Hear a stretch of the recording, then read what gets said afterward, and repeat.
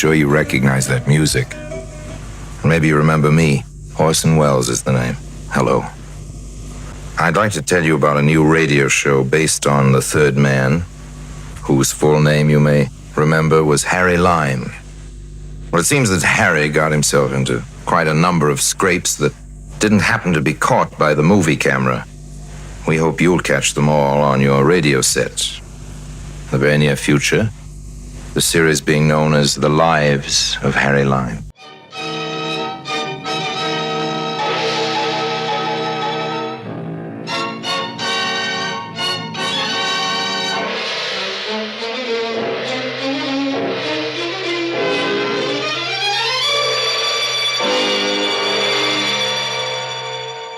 Presenting Orson Welles as the third man.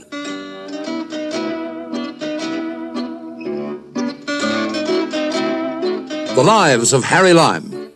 The fabulous stories of the immortal character, originally created in the motion picture The Third Man, with zither music by Anton Karas.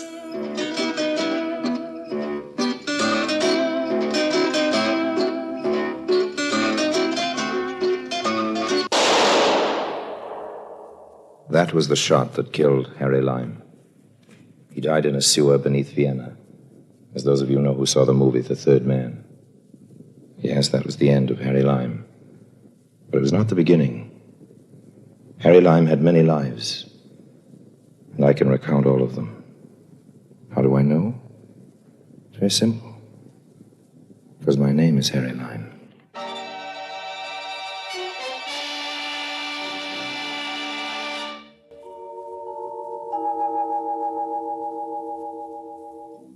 Don't get me wrong, I love Budapest.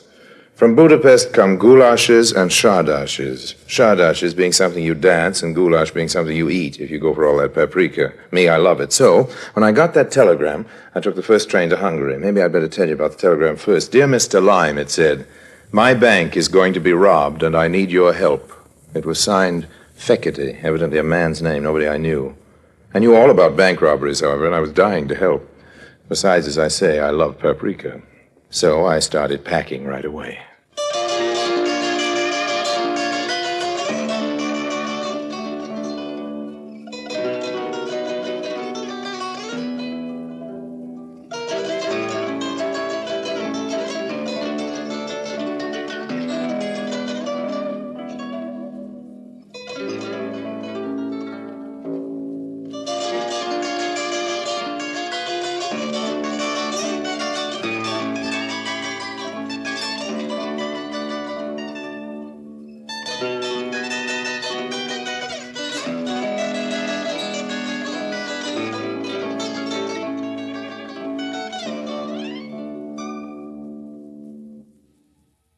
And now Orson Welles as Harry Lime, the third man, in today's story, Too Many Crooks. Before calling in at the bank, I stopped at a cute little flower shop I happened to notice across the way. Good morning. Would you give me something for my buttonhole? Why, Lily. Lily, what are you doing here? We have some very pretty pink gardenias. Oh, come on, Lily. Don't tell me you don't remember me. And how are all the Corellis? The who? Don't give me that, Lily. My name is Lulu. Well, it used to be Lily, and you used to be a blonde. And the Corellis, as you know perfectly well, because you used to work for them, are the best bank robbers in Central Europe. Well, what about it, honey? Here are your gardenias, Harry. Now get out of here. Okay, honey, okay. No need to get in a hassle. I'm telling you, Harry, get out. I never was one to argue, so I took my gardenia across the street and wore it into the bank. Mr. Fekete will see Mr. Harry Lime. You can go in now, Mr. Lime. Oh, thank you. Mr. Fekete will see you. Yes, that's what I gathered. This way, please. And, thank you. Oh, Mr. Lime, Yes. will you please extinguish your cigarette? Mr. Fekete does not approve of smoking. Thanks, I'll bear that in mind. Mr. Lime. Come in and shut the door. There's a drape. Do you mind if I sit down, Mr. Fekete, or is there a rule against that? Sit down. You're a very impertinent young man, but I don't mind that. I am an impertinent older man. We ought to get along together very nicely. What's your proposition, Mr. Fekete? Yeah. What do you mean? Just what I said. What's your proposition? Listen to me, Lime. I don't make propositions. I consider them. Have it your own way, Feggerty. I'm a big boy now, and I'm not so easily impressed. What do you mean, impressed? All this big desk, double secretary, Mr. Feggerty will see you now. Mr. Feggerty doesn't approve of smoking, busy executive hoopla. May go down very well with the bumpkins who give you their money to invest. But it doesn't mean a thing to me. You sent for me, didn't you? I crossed 3 national borders to get here and lost a lot of time, so don't ask me what's my proposition. What's yours, Mr. Feckerty? Very good indeed. You're just the man I hoped you were. Have a cigar. Wouldn't that be breaking the rules? I make the rules, Mr. Lime, and I don't like cheap tobacco smoke. Nor do I enjoy being forced to distribute these very costly custom-made Havanas to every, what is it you call them, bumpkin, who comes into my office. I think you'll enjoy these. Thanks. Light? Thanks. Good. Now that we're a little more at ease, suppose you tell me something about yourself. Why? What do you mean, why? I wish you'd stop asking me what I mean by everything I say, Feckerty. I said why, and I meant why. You put private detectives on my trail. You found me. You made me a very substantial down payment on services to be rendered. And now, when I get here, you want me to tell you about myself. That's just plain silly, old man. It's obvious that if you went to all that trouble and expense to get me here, you knew about me already. I'm the one to ask the questions, not you. Better and better. Mr. Lime, if you were just a little less notorious as a crook, I'd offer you a vice presidency in my bank. I forgive the insult, Mr. Feckerty. What do you mean, insult? There you go asking me what I mean again. I meant insult. Now, don't you get pompous on me, Lime. You are a crook, a well-famous one. You don't want to deny that? What I don't want is very simple, Mr. Feckerty. I don't want to be a vice president of your bank. Huh? Oh, I follow you now.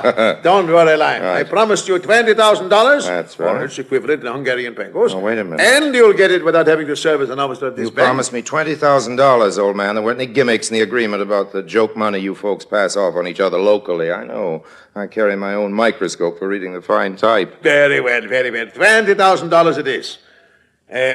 Don't you want to know what I expect you to do for it? Mr. Feckerty, you keep making me repeat myself. I told you before that I'm a big boy now. If you're giving me $20,000, I can relax, not worry about asking you silly questions. You're going to get around eventually to telling me what you expect me to do for it. Did you ever hear of a bank giving a reward? Yes, but only after a bank robbery. Exactly. Exactly. Only after a bank has been robbed. I'm reversing the procedure, Line.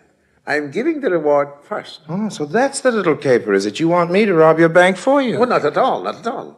A reward is usually given for apprehending the thieves who have robbed the bank. What I want you to do, Harry, I may call you Harry? Maybe? Certainly, old man. Call me Harry if it gives you any fun. Well, Harry, what I want you to do is to apprehend the robbers before the robbery is committed. Very clever, don't you think so? Have another cigar. In my business, I may get in the way of an awful lot of screwy deals, but I can tell you that never in a long career have I been offered in complete seriousness a loopier proposition than Mr. Feckerty's. It seems the key to the whole affair was Mr. Feckerty's junior officer in the bank, a certain Mr. Fodor. Ladislaus Fodor is the full name, Harry. He's one of our vice presidents. I see. And I tell you this right now, the man is an unprincipled criminal. Oh? Come here, and I'll show him to you. Come this way. You can see him through the glass panel. Yes.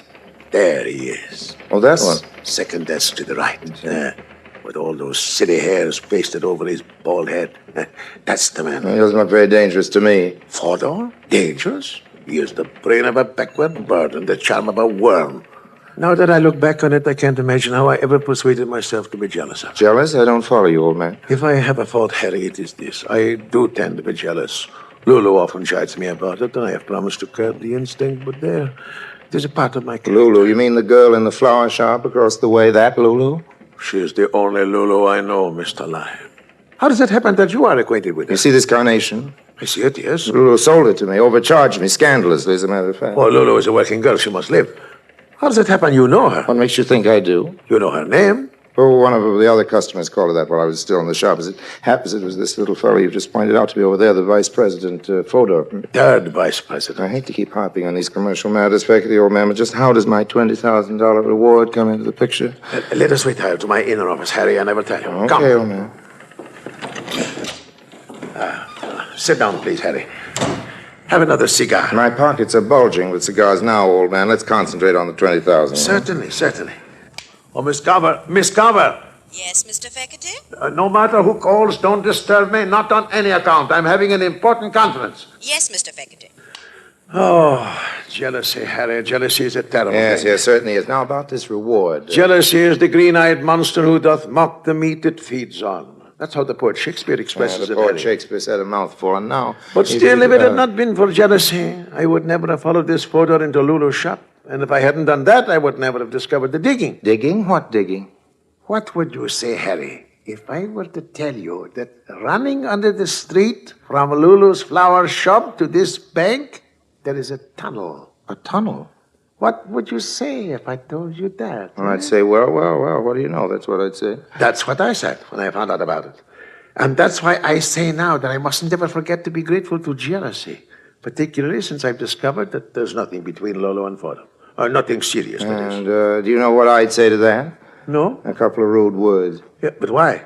Why? You find them scrabbling away together like a couple of chubby moles, digging away in the general direction of your bank vault, and you say there's nothing serious between them? There isn't, I'm sure of that. I have Lulu's file. And besides, what could she possibly see in a fat little nonentity like Fodor? No, the only one who thinks it's serious is Fodor. And that's the whole point. Fodor is a dupe, a mere cat's paw in the conspiracy. Oh, yes? And who's the mastermind? I am. Uh-huh. And what does Fodor think about that? He languishes in ignorance. He knows nothing. And to think that he aspires, he dares to aspire to my position in the bank. And how does Lulu fit in? I must tell you that Lulu has given me some reason to hope that she will someday make me the happiest man in the world. And how would she do that? By giving up Fodor or sending you a big bouquet of roses? Let's get down to cases, old man. Wedding bells can ring out from Buddha to Pest and back again, but I won't be there to throw any rice unless I get paid. What is it exactly you want from me? Lessons on how to help Fodor and Lulu rob your bank? Fodor's going to do the robbing, and besides, it isn't my bank. I'm only a salaried And officer. then Fodor gives you the money to give to Lulu, is Certainly that it? not. Certainly not. That would be silly. That's just what I was thinking. No, every day Fodor is supposed to take the paper money from the various cages and place it in the vault. Yeah? This is his responsibility. Yeah. Tonight, however, he will not do this. He will leave the money outside the vault, hidden in a large filing cabinet. Oh, the entire plan has been carefully worked out, I can assure you. All I can say is this Fodor of yours is a very cooperative type of cat's paw. Don't call him this Fodor of yours. He isn't. He's no Fodor of mine. Have it your own way, old man. What comes next? You, I suppose. You come a half hour later with a dark lantern and a gunny sack. You wrap up the money, join Lulu, who's been waiting for you across the street in the flower shop, and the two of you, hand in hand, move off down the road into the sunrise and also into the very choicest Hungarian huskau. What is a huskau? A jail or prison, a place of forcible incarceration, a lockup for bad little bank robbers. Not at all, not at all. It is Fodor who goes to prison. Oh, yes? And how do you work that? That is one of the things I want you to arrange. Oh, I see. I'm going to have to earn that $20,000. I think we'll start by having it deposited in my name and in somebody else's bank, old man. Why now? And why another bank? Well, every bank in Budapest isn't going to be robbed tonight, so I think I'd prefer one of the others. And I'll take it now because I know you wouldn't want me to go to the police with what is, after all, a fairly sordid little story. Go to the police, but that's blackmail. Oh, watch your language, old man. Blackmail's a nasty word. You know, all I want is protection for my poor little $20,000. I'll give you service for it, too, but I want to be absolutely positive that you're ready to meet your payroll. Very well. You'll have your money, but you will help me. I'm going to need a few more solid facts, old man. Well, it all began with this insane jealousy of mine for Fodor. Oh, yeah? I took to following him. He used to go into Lulu's flower shop at night long after it was closed. And one time he left the shutter unfastened and I went in. There were no lights in the shop itself, but I could hear voices from the basement below. I opened the trapdoor very carefully so as not to be heard. And what do you think I saw? You saw Lulu, Fodor, and three men all hard at work digging a tunnel. Yeah. How did you know? I didn't, I guess. After all, you told me there was a tunnel. But the three men, how did you know about them? Still guessing. It's pretty obvious that Mr. Fodor and Lulu couldn't dig much of a hole without getting some help. Tell me this. It was Lulu who persuaded you to call me in on this deal, wasn't it? How did you know that? Still just guessing, old man, just guessing. Now, let me guess on for a minute and stop me when I'm wrong. When you saw what Lulu and Fodor were doing, you went home and brooded for a while, and then a few days afterwards, you confronted her. It was the next day. Okay, it was the next day. And Lulu admitted she was planning to rob the bank, but said she was just using Fodor, and you were the only one she really cared about. And if you joined the party, it's you she'd run off with, leaving Mr. Fodor holding the bag. An empty bag. How am I doing? Oh, you're a clever man. Sure I am. That's why Lulu had you send for me. You see, the idea is that Fodor will hide the money outside the vault and leave. Then, according to the arrangement, as he understands it, Lulu will come through the tunnel at night with her helpers and take the money back under the street through the tunnel. Who did she tell Fodor these helpers were? She said one of them is her brother and the other two are cousins. And what did she tell you? That's what she told me. Why? Nothing, old man. Nothing at all. Just Give me one more guess, Oh, go ahead. After Fodor leaves the money, what you do is crawl back through the tunnel with a sack of currency clenched in your teeth. But no, that wouldn't make any sense, would it? You'd run into a couple of brothers crawling in the opposite direction. I'm not to have anything to do with the tunnel. You see, Fodor leaves the money out just before closing time. That way, he's implicated, and we have a scapegoat. So there's nothing to stop me from letting myself in with my tea at night and walking away with the money. Who could suspect me? It's a perfect crime, Harry. Wouldn't you say so? Yes, it's quite a crime if you look at it in one way. But tell me about the brothers. What are they supposed to think about all this? Oh, they don't know about it. Lulu hasn't told them. But the news will reach them eventually, and what then? They must be implicated somehow, along with Fodor. But I must be protected, and Lulu. That's what you're here for, Harry. Have another cigar.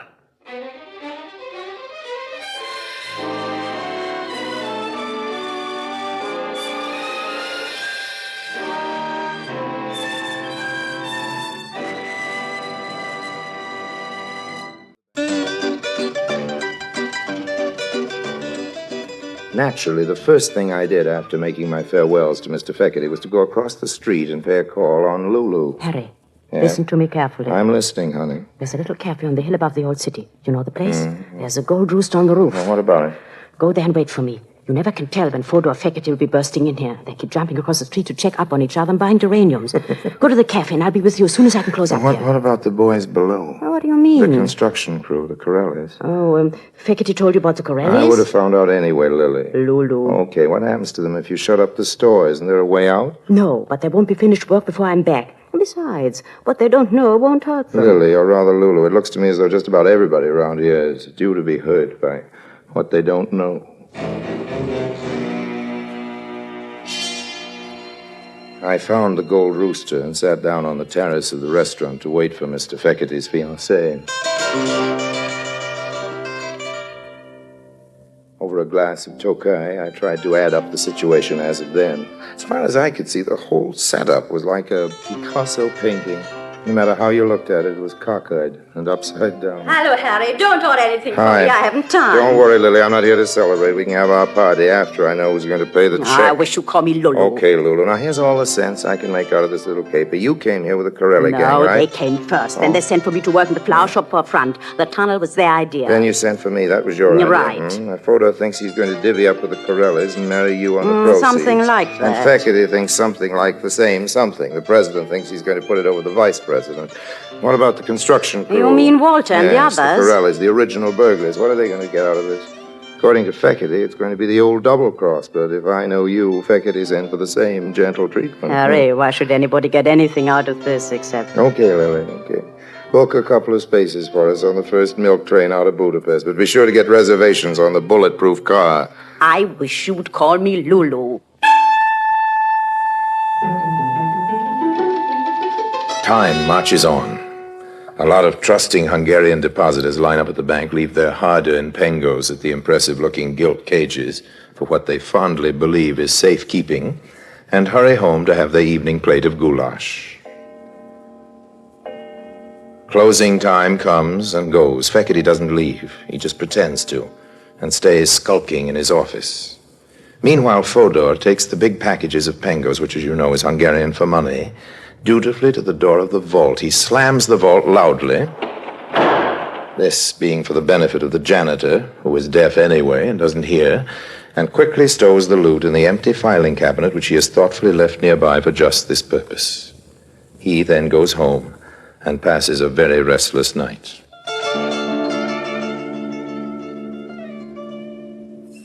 The moon rises over the city and winks at its own reflection in the Danube. A lot of good Hungarians are in their beds. The others are all in a nightclub called the Arizona, dancing the Shardash. They do not come into this story, so we'll leave them dancing.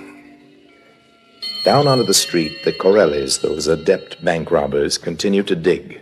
They are putting the finishing touches on their tunnel, and we will not listen in on them because their conversation is very vulgar indeed. In his luxurious office, Mr. Feckerty sits biting his nails and dreaming of a long West Indian cruise with Lulu in an adjoining deck chair.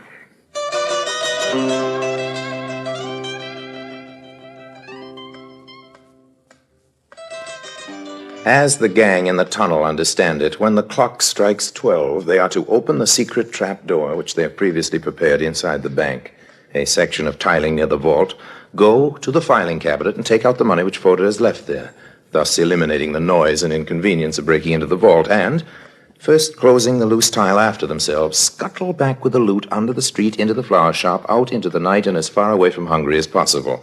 As I say, that's the way the gang in the tunnel understand it. This is also the arrangement as Mr. Fodor understands it, with a trifling difference that he expects Lulu to stop by for him with his share of the profits. Like Mr. Fekete, he is biting his nails and dreaming of tropical cruises. And what of Lulu? What of Lulu indeed? It is Lulu's little plan to foozle everybody, Corelli, Fodor, and Fekete. She's led them all on to just this point. It is the point of departure. Lulu's departure. Lulu and all those neatly wrapped packages of Pengoes. The trouble is, it's all just a little bit too much for one little girl to handle alone, so Harry Lime's been sent for.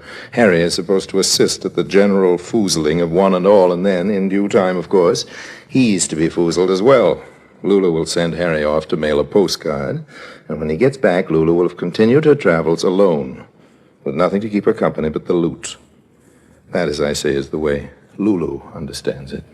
The clock, high in the steeple of San Stefano, strikes 12. This is the signal. Mr. Corelli, that celebrated expert, with his two able assistants, starts toward the bank. The tunnel was not built for comfort, and the going on hands and feet is a trifle rough. There's a bit of genteel cursing, but hearts are high.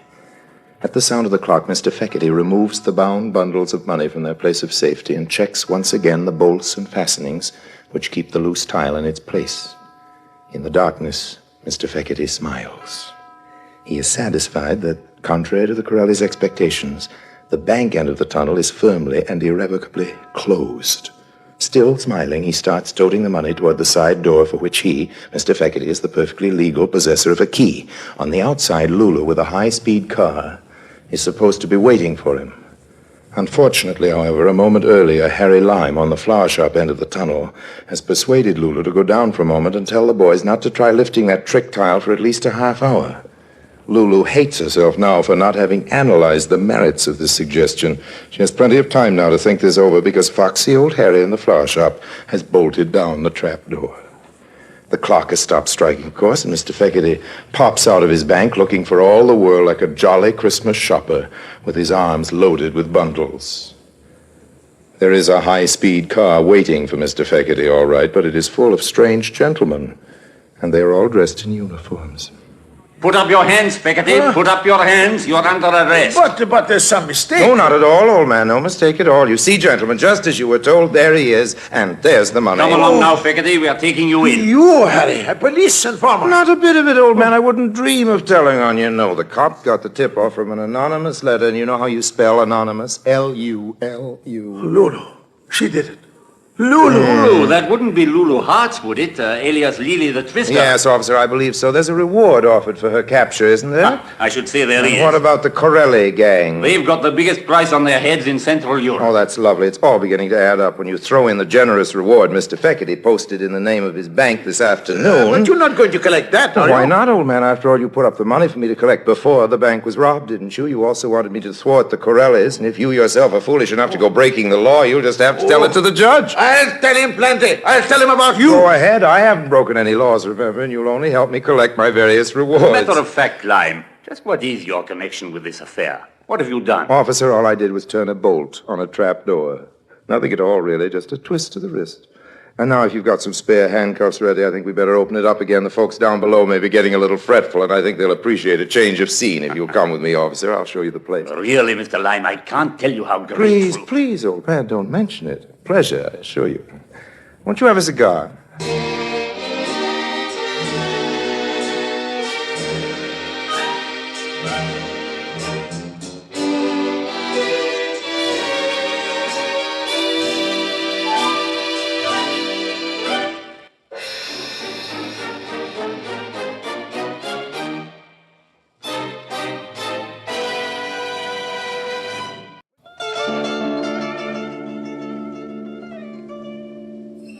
You know, friends, I had thought of substituting those fat packages of Pengoes for the same weight of old newspapers. But the rate of exchange wasn't so good on the Pengo just then, so I resisted the temptation. After all, as Mother always said, too many crooks spoil the goulash.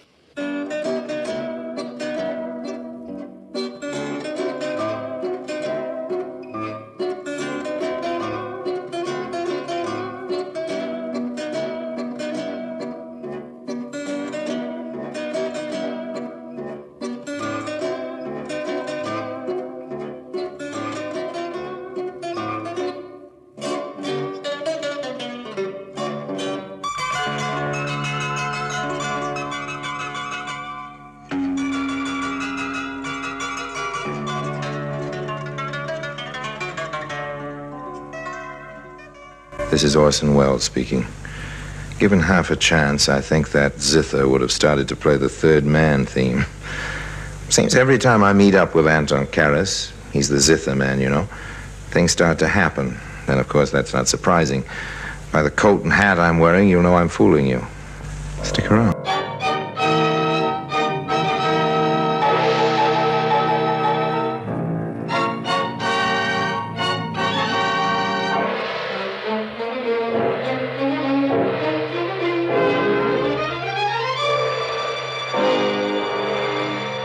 Presenting Orson Welles as the Third Man.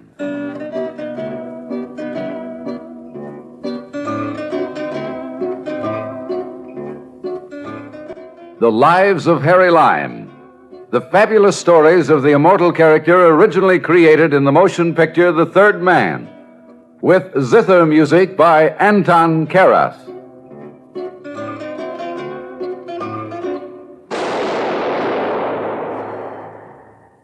That was the shot that killed Harry Lime. He died in a sewer beneath Vienna, as those of you know who saw the movie The Third Man. Yes, that was the end of Harry Lime. But it was not the beginning. Harry Lime had many lives, and I can recount all of them. How do I know? It's very simple. Because my name is Harry Lime.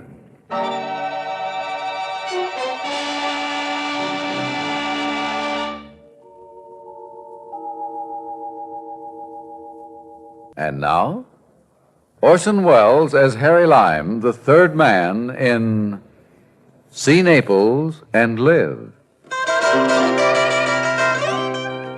Once upon a time, there was an exquisite and huge emerald locket which spent most of its life looking out of the world from the rather fleshy neck of a Mrs. Donaldson as she waddled like a golden duck across the international social horizon. I had a rather strong desire to change the habitat of this particular locket from the neck of this particular lady to my own particular itching palm. It was Naples before the war. Enter. You kept me impatient for an hour, Mr. Lime. I'm sorry, Signor Rubio. I just flew in from London, forgot to move my watch ahead. It is my knowledge that you have been in Naples for 3 days now, but it does not matter. I am a man with a skill for waiting. I'm going to be very brief. I won't waste any more of your time, old man. Bueno. At first, I must tell you that I have made all the arrangements to dispose of the Donaldson Emerald. Oh, yes? As soon as we possess it, of course. There's a small item I forgot to tell you about, Signor Rubio. I have decided to include you out. I do not think I understand. To be brief and simple, I've decided to dissolve our partnership, old man. Oh, you're disposing of me? Perhaps that's a nicer way of saying it. I do not prefer to be disposed. Naturally you don't, but sometimes we get disposed whether we like it or not. Mr. Lime, we began this enterprise together, and I think we shall finish it together. You have never been more in error, old man. Now you must forgive me for running off my... A moment, Mr. Lime. Yes? You recall Carlos? I do. And that young man from Innsbruck, I forget his name. You mean Mannheimer? Yes, if it were possible, they would be very sorry they were rude to me. I'm now the most well-threatened man in Europe, and you have joined an innumerable caravan. Arrivederci. Don't farewell me yet, Mr. Lime. Sorry, but I really must. Do not force me to shoot you. If you take one more step toward the door, I will fire. Now, don't be a complete fool, old man. If they found a dead man in your room, they'd hang you. I will be easy with you. Just tell me where Mrs. Donaldson is, and I will forgive you your ungratefulness. Rubio, I'm on my way out. If you fire that gun, the police will be here before you can get out of the hotel. Buongiorno. There's a saying in this city, see Naples and die. It only proves that life is very short and uncertain for us all. Goodbye, old man. Believe me, I am not a professional hero. But I was not at all concerned about Signor Rubio putting a bullet in me, not in his hotel room. I hurried to the pier where the Arcturus was about to dock. She was carrying precious freight, Mrs. Donaldson.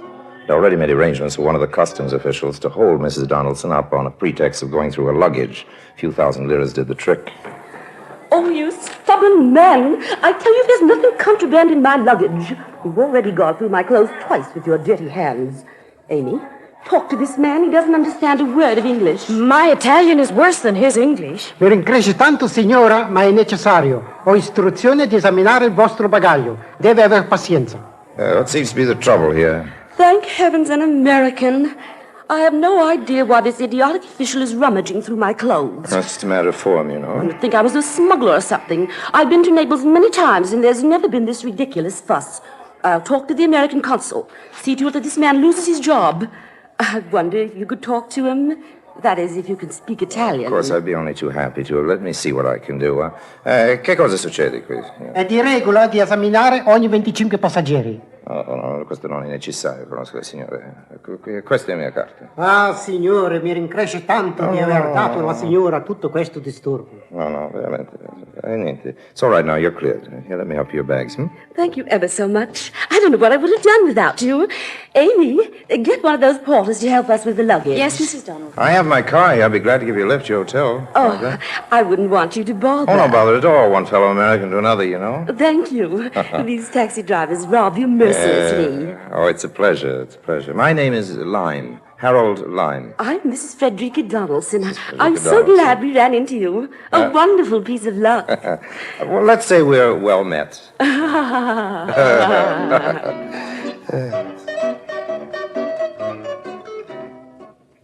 Loveliness was gracing my car.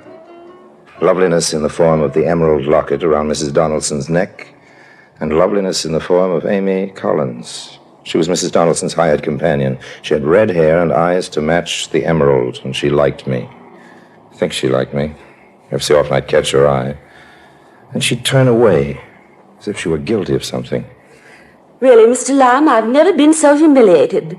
Just standing there with that man poking away at my underthings, messing up all my clothes. Absolutely no regard for our feelings. Something should be done about this. He was only following instructions. I don't think he He wasn't meant... doing anything of the sort. He was just being malicious and perverse. If it weren't for Mr. Lime, I don't know what would have happened.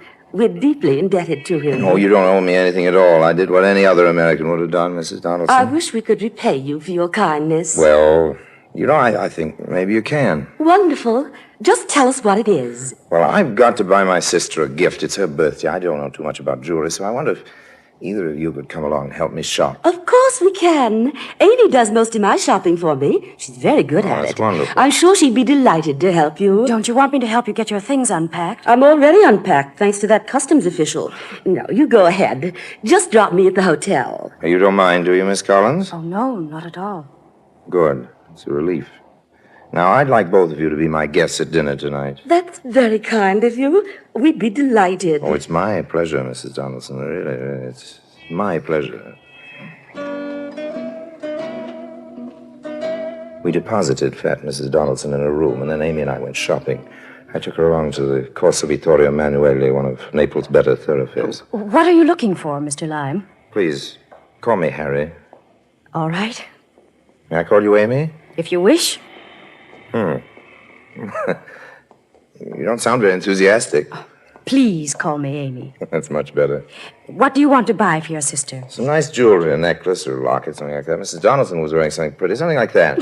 You don't know much about jewelry, do you? Well, I know what I like. Most of the time, the things I like you can find in a dime store. You won't find Mrs. Donaldson's locket in a dime store. It costs about $20,000. $20,000? You're kidding. No, that's a real emerald she has set in the locket. Well, she must be crazy traveling with a thing like that flashing on her neck. Oh, well, it's not very wise, but she's very sentimental about it. Her husband gave it to her just before he died. She swore to wear it every day of her life. She was very devoted to him. Well, I suppose you think I'm pretty much of a chump about jewelry. You have good taste. I also have good luck meeting you. Life is very strange, isn't it? No, why? Well, just half an hour ago, you and I were total strangers.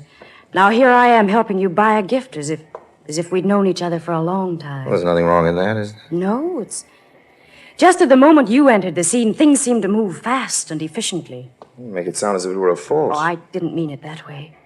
I can go away and come back again and do it more slowly. I suppose I sound foolish.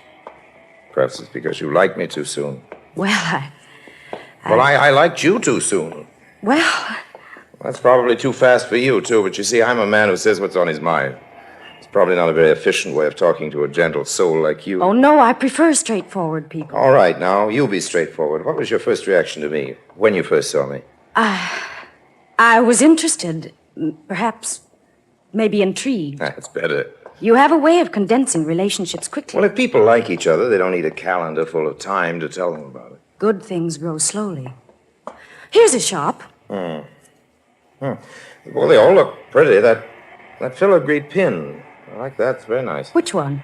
The one near the large cameo. Oh, yes, it is very pretty. Shall we go in? Wait, let's look at the other things in the window. I'm begging your pardon. I heard you conversing English. We were talking American, a totally different language. I am trying to reach Via Salvatore Rosa. Could you inform me how to get there? Sure, old man. Turn right the next corner and go straight for 3 squares. I'm much grateful. That's right, all Perhaps right. you would like to... you like a cigarette? No, thank you very much. Just turn right at the next corner. Oh, I'm unhappy to trouble you further, Oh, but that's, do you have a match? I'm sorry, but I don't have any matches with me. I have a light. Mademoiselle is most generous. 1,000 thanks. Turn right at the next corner. And 3 squares And down, 3 squares down. Good day That's to a you all. good Perhaps day. we will meet again, eh? Good day. He seemed most reluctant to leave. Yeah. An odd fellow. Why did you refuse to give him a I light? didn't like his face. Did you ever see him before? Why do you ask that? We acted as if he knew you. Well, I didn't care to know him. I think you gave him the wrong direction. Well, it could be. It seems that if he followed your directions, he would find himself in the Bay of Naples. I'm sure it won't dampen his spirits. Shall we go in now? Yes, of course. There's just one thing I'd like to ask you. I'll answer anything you want. What do you do for a living? For a living? Oh, I'm a dealer in objets d'art. I wander through the world, collecting the best things. It sounds very interesting. It is. It's often quite exciting. Now, let's go in and buy that filigree pin.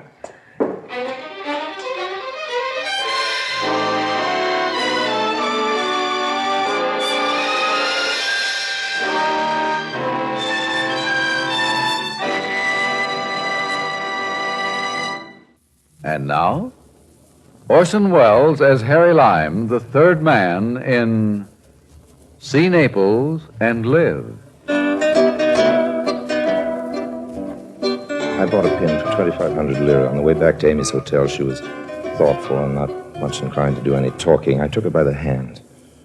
She didn't object to that, but she didn't react to the touch. Put it simply, she just let me hold her hand, nothing more. I suspected that Signor Rubio had made too strong an impression. It was essential now that I work fast. The emerald would have to be in my pocket tonight or not at all. However, I wasn't worried about Rubio. Strange enough, it was Amy. It bothered me. I was beginning to be a little too fond of her. And that was bad. I always make it a point not to be too fond of anyone in this world. This is a lovely romantic restaurant. Well, I'm glad How you did like you it. discover it, Mr. Lime? You just ask the porter in the hotel. They know everything in Italy. The portiers are the best informed people in the country. It's simply delightful. Oh, good. Don't you think so, Amy? Yes, I do. It's charming. Won't you have some more spumante? Well, just a drop. I declare, it's just like champagne. Yes, it's the Italian version. It's so kind of you to give so much time to us, Mr. Lime. Really, it is. Amy, isn't Mr. Lime just a dear? I think he's most generous. I'm having such a delicious time. I feel so happy. Happier than I've been since... I wish poor Benjamin were here with us. You would have liked him, Mr. Lime. Oh, I'm sure I would. Poor Benjamin. No, Mrs. Donaldson. Let's not be sad here. Just have a little more spumante. Oh, I really don't think we should. I'm afraid you're going to make us all drunk, Mr. Lime. Oh, Amy, I don't think another drop will hurt us. After all...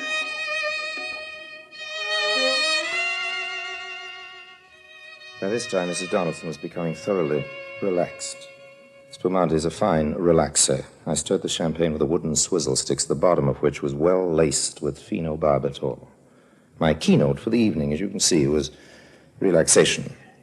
Before the evening was over, my emeralded guest was going to be the most relaxed woman in all Italy. The spumante bubbled and frothed over as I stirred it. I know I shouldn't have another glass, but... Perhaps you had better stop, Mrs. Donald. Never. I just feel so wonderful. How about you, Amy? All right. A toast to us. May we always be as happy as we are now. A toast to you, Mr. Lime. You wonderful, wonderful man. I patted her neck. I wanted her to get used to the touch of my hand against her neck. She withdrew a little. Her neck had become super sensitive about the locket. So we drank. I studied the clasp on the locket. It was a simple device. You turned a tiny wheel, and it released the catch.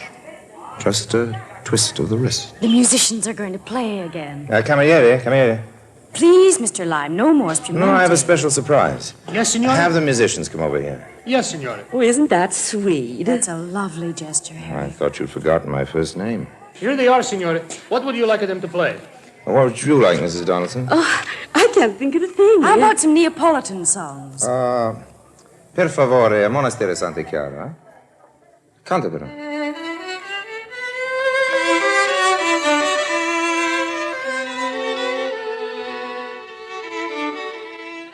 It was going to be very easy. They were completely at ease, and they trusted me. Amy stole her hand into mine as they played. It was really quite pleasant. I leaned back and relaxed.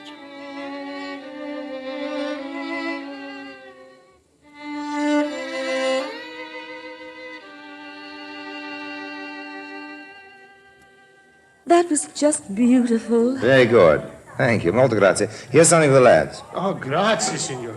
Did you enjoy it, Mrs. Donaldson? They played divinely. I have a wonderful idea. How would you all like to go for a drive to Pompeii? At this hour? Yeah, it's only 10 o'clock. It's a full moon. It'd be quite a thrill. I'd adore to go. Fascinating place. I've been there many times. Well, you have to see it at night. That's Isn't the it sign. closed? Of course it is. We can go in through the back way near the arena. I'm willing if Mrs. Donaldson is. Try and stop me. What a marvelous idea. It's just one thing. What is it? Amy told me about your emerald locket. I think it'd be safer if you left it at your hotel. In the safe at the hotel. Don't you worry about it. I never take it off No, but my really. neck. Except when I retire. Don't worry about it. It's perfectly safe. Besides, we won't find any criminals in Pompeii. No, I'm sure not. But all the same, I'd feel better if you left the Oh, locket. no, I can't do that. Please don't fret about it. All right, if you're sure. Let's go right now. Just let me pay the bill. Cameriere? Yes, signore. Conto, per favore. Check. Si, signore. It was less than an hour's ride to the ancient, extinct city of Pompeii, lying like a corpse at the foot of its killer, Vesuvius. We entered through the gardens of an ancient home. The moon shone down hard and white, lighting up the empty city. Isn't it thrilling? Beautiful and frightening. A chap by the name of Trebio Valenti used to live here. He hasn't been home for nearly 2,000 years. Here we are in Abbondanza Street. It's in perfect condition. Isn't it exciting? It's unbelievable. Look at the gutter. You can see where the chariot wheels made deep ruts in the stone. What a narrow street. We can walk in the gutter. I don't think we'll be run over by any chariots tonight. Where does this street lead to? To the Forum. What about those lovely buildings? Oh, they're old mansions. Belong to a couple of rich fellows. See the sign on the wall? What does it say? Post no bills. In Latin. And the sign alongside of it? Down with such and such a tyrant. Time has worn away the name. It's just amazing. It's all beginning to make me feel faint. Now, don't you feel well, Mrs. Donaldson? I feel fine. Just sleepy. I don't know why I should feel sleepy when I'm so excited. Don't you want to sit down? Maybe I'd better. We'll just rest for a moment. I think we'd better go back. We will, but first we'll let Mrs. Donaldson catch a few minutes' rest. There's a marble bench in the atrium of the Casa de Ceriali. He used to be an arrogant rich man who didn't like the strangers visiting his palatial home, but I don't think he'll mind now. Oh, it's lovely in Here we are. You sit down, Mrs. Donaldson. Rest your shoulder against mine. There you are. You're a darling, Mr. Lime. Amy, if you walk into the other room to your right, you'll see some excellent frescoes. They're beautifully preserved. May I have the flashlight? Yes, here. Mrs. Donaldson was sleeping softly. I pressed my fingers against her neck to test her responses. There was no reaction. Tried it again so that even in her sleep she would feel no alarm, become accustomed to the feel of fingers around her throat. She slept peacefully on. I quickly unloosed the catch and with slow care, not to slide the locket, picked it gently off her neck. At the same time, I held her hand to divert a sensation of touch. It was done quickly. I was ready to make my silent departure, gently propped her against a pillar. Then I heard a sound that froze me. Footsteps. Footsteps, and they weren't Amy's. Who's there? Oh, the matter? I caught a glimpse of him. It was one of the guards. There was only one thing to do, run. Started Stabione, I turned the corner and ran into one of the old Roman baths. I made one of the rooms, expecting it to have another exit. It was dark, and I fumbled around. I had a very unpleasant feeling when I became aware that the only way out was the way I came in. I reined back. It was too late. My pursuer was standing at the entrance with a flashlight in one hand and a gun in the other. It was not a guard. It was Rubio. You see, Harry, fate has thrown us together again. It's still around her neck. The locket, please. I just told you it's I'm not in my hotel now. This time I will kill you. Give me the locket. I'm not a usually reckless fellow, but this time I did a very rash thing. I rushed him. He fired. The bullet tore a hole in my shoulder, barely touching my skin. I wrestled with him. He fell on the marble floor. He was wiry and very strong. In a few seconds, it was clear that he was in far better shape than I. Then he hit me a very rude blow on the head with a gun. And I abandoned the fight. For a moment, I just lay there thinking what a very evil moment of my life this was. Now, the locket. Okay. Thank you. And now I think I will dispose of you for having caused me all this trouble. Halt! Al momento! Getta il revolver, signore, altrimenti tiro. That's the police, Rubio, old man. You're caught. Momento. Caught red-handed. But the emerald. It doesn't belong to you, old man. Better go along quietly with the police. God, Look, there's some more of them coming through the door. No use putting up a fight. Remember what I've always told you, old man. Crime doesn't pay.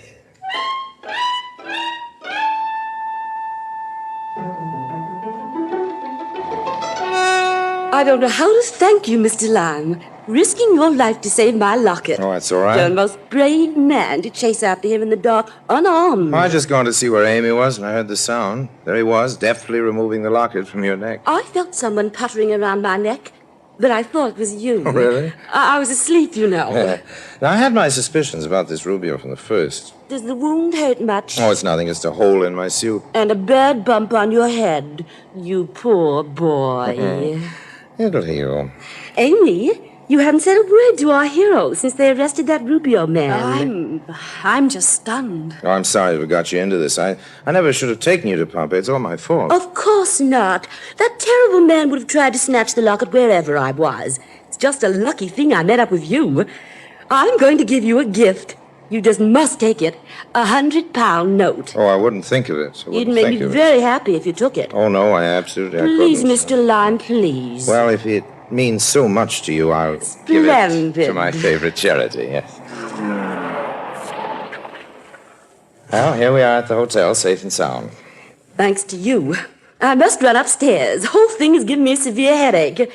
You will call me in the morning, won't you, Mr. Lime? Indeed, I will, Mrs. Donaldson. Good night. Good night. Oh, Amy, can I have a word with you? I'll be up in a moment, Mrs. Donaldson. Of course, dear. Good night again. And bless you, Mr. Lime. I'm sorry about this evening, Amy. So am I. Let's meet for lunch tomorrow. No, Harry. Why not? I never saw the frescoes on the wall. You didn't? No, I didn't find them, and I walked all the way around. I saw you from the front entrance. Oh. Besides, a man who deals in fine arts would know an emerald locket from a dime store trinket. Yes. Should have thought of that. I was beginning to like you very much, Harry. Well, I'm sorry I'm not the kind of man you'd like to begin to like a little more. It's a pity. You want to see me again, ever? It'll never be any good. Well, you might as well have the filigree pin. What about your sister? I haven't spoken to my sister in 10 years. She doesn't approve of me.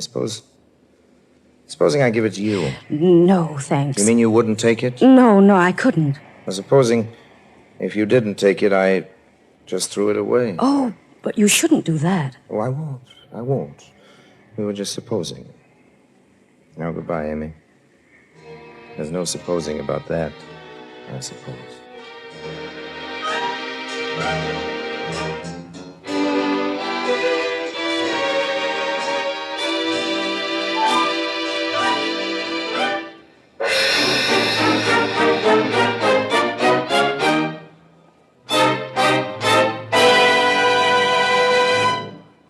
And now, Harry Lime. As I walked to my hotel, I thought about La Fair Emerald. It cost me about $100 to bribe the custom official, the champagne, and the gold filigree pin. The reward left me with a profit of $270 plus a bump on the head and a hole in my suit. I'd lost the lovely green emerald and the lovely green eyes of Amy. The emerald didn't bother me too much, but Amy. Oh. Amy. She nearly interfered with the great romance of my life, my love for Harry Lime.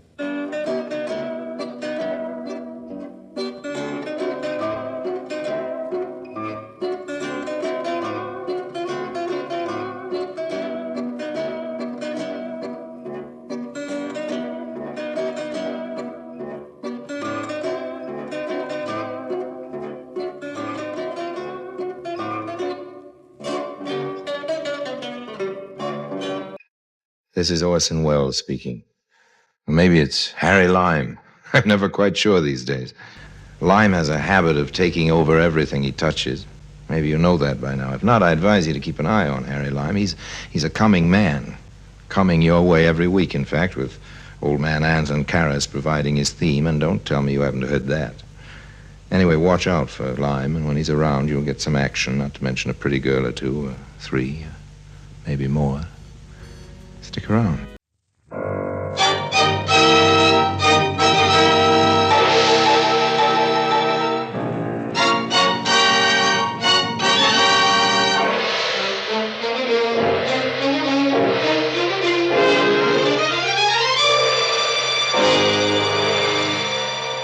Presenting Orson Welles as the third man.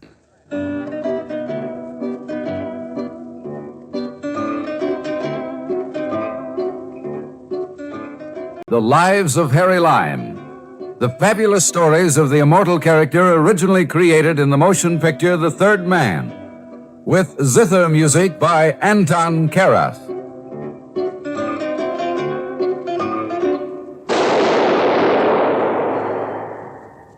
That was the shot that killed Harry Lime. He died in a sewer beneath Vienna, as those of you know who saw the movie The Third Man. Yes, that was the end of Harry Lime. But it was not the beginning. Harry Lime had many lives, and I can recount all of them. How do I know? Very simple. Because my name is Harry Lime.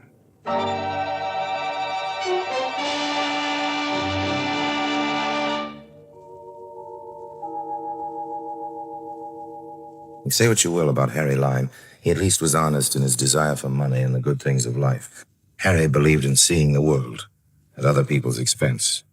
Sometimes the cost ran high as a man's life. Let me tell you about it. I know what I'm talking about.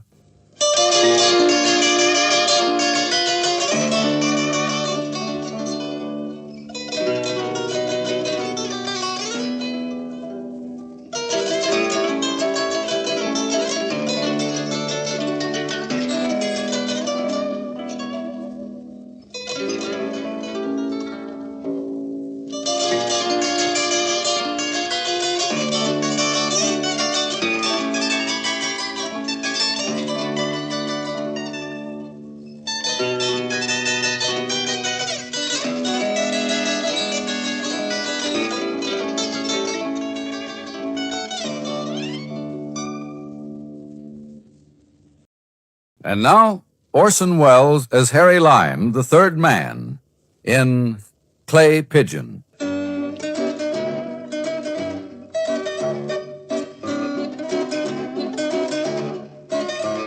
1942, my fortunes being for the moment at ebb tide, it pleased me to return to America, to New York specifically, because I'd heard that an old and important enemy of mine was in difficulties and wished to see me. I went to the hotel where he was staying, supposedly incognito, and made myself available at the bar. But nothing happened. I ran up quite a bar bill and things were looking serious. So I ordered another drink. And then... Mr. Lime? Mr. Harry Lime? Yes, indeed. I'm sorry to bother you. Bother? If all bothersome things were as attractively packaged, I'd gladly be the most burdened of men. Won't you join me? I didn't come here for that reason, Mr. Lime. I know, it's a friendly gesture, and I have a hunch we're going to see a lot of each other. Now, since you know my name, why don't you tell me yours? That's unimportant. Well, that's a matter of opinion. Will you please come with me? Well, I say, now, isn't that approach a little bold. After all, an establishment like this frowns on such an obvious... Please, Mr. Lime, come with me. You're the only one who can save him. He? Save anybody? You've come to the wrong Harry Lime. Please, you must, even though you hate him. Hate him? Now you interest me now. Just which antagonist do you mean? I've got an awful lot of enemies. We're wasting time. He'll pay you a great deal of money. Money? You can name your own price. The price of my hatred comes pretty high. But for money and hate, Lime goes anywhere. Lovely lady, lead on.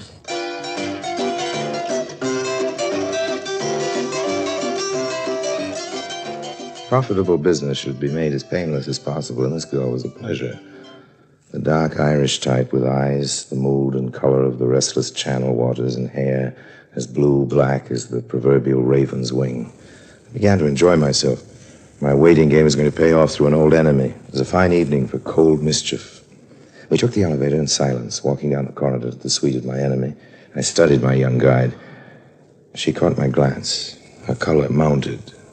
I smiled. We're almost there.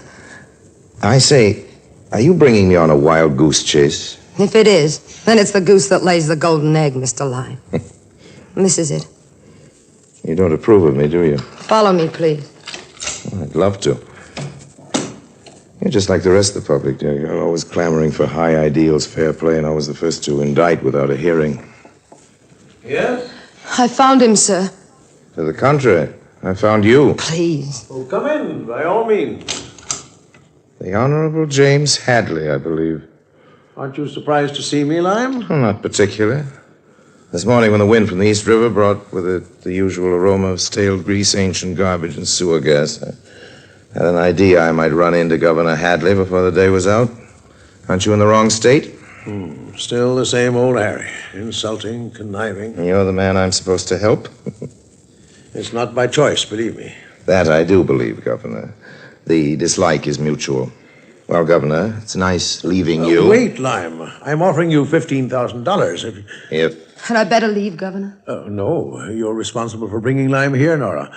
Perhaps my only hope of keeping him here. You're quite wrong, sir. There are 15,000 reasons holding me here for the time being. How long I remain depends on you. Talk. I know how you hate me. I also know your capabilities, Lime. You're the only man to accomplish the job I have in mind. I've already told you what I'd pay.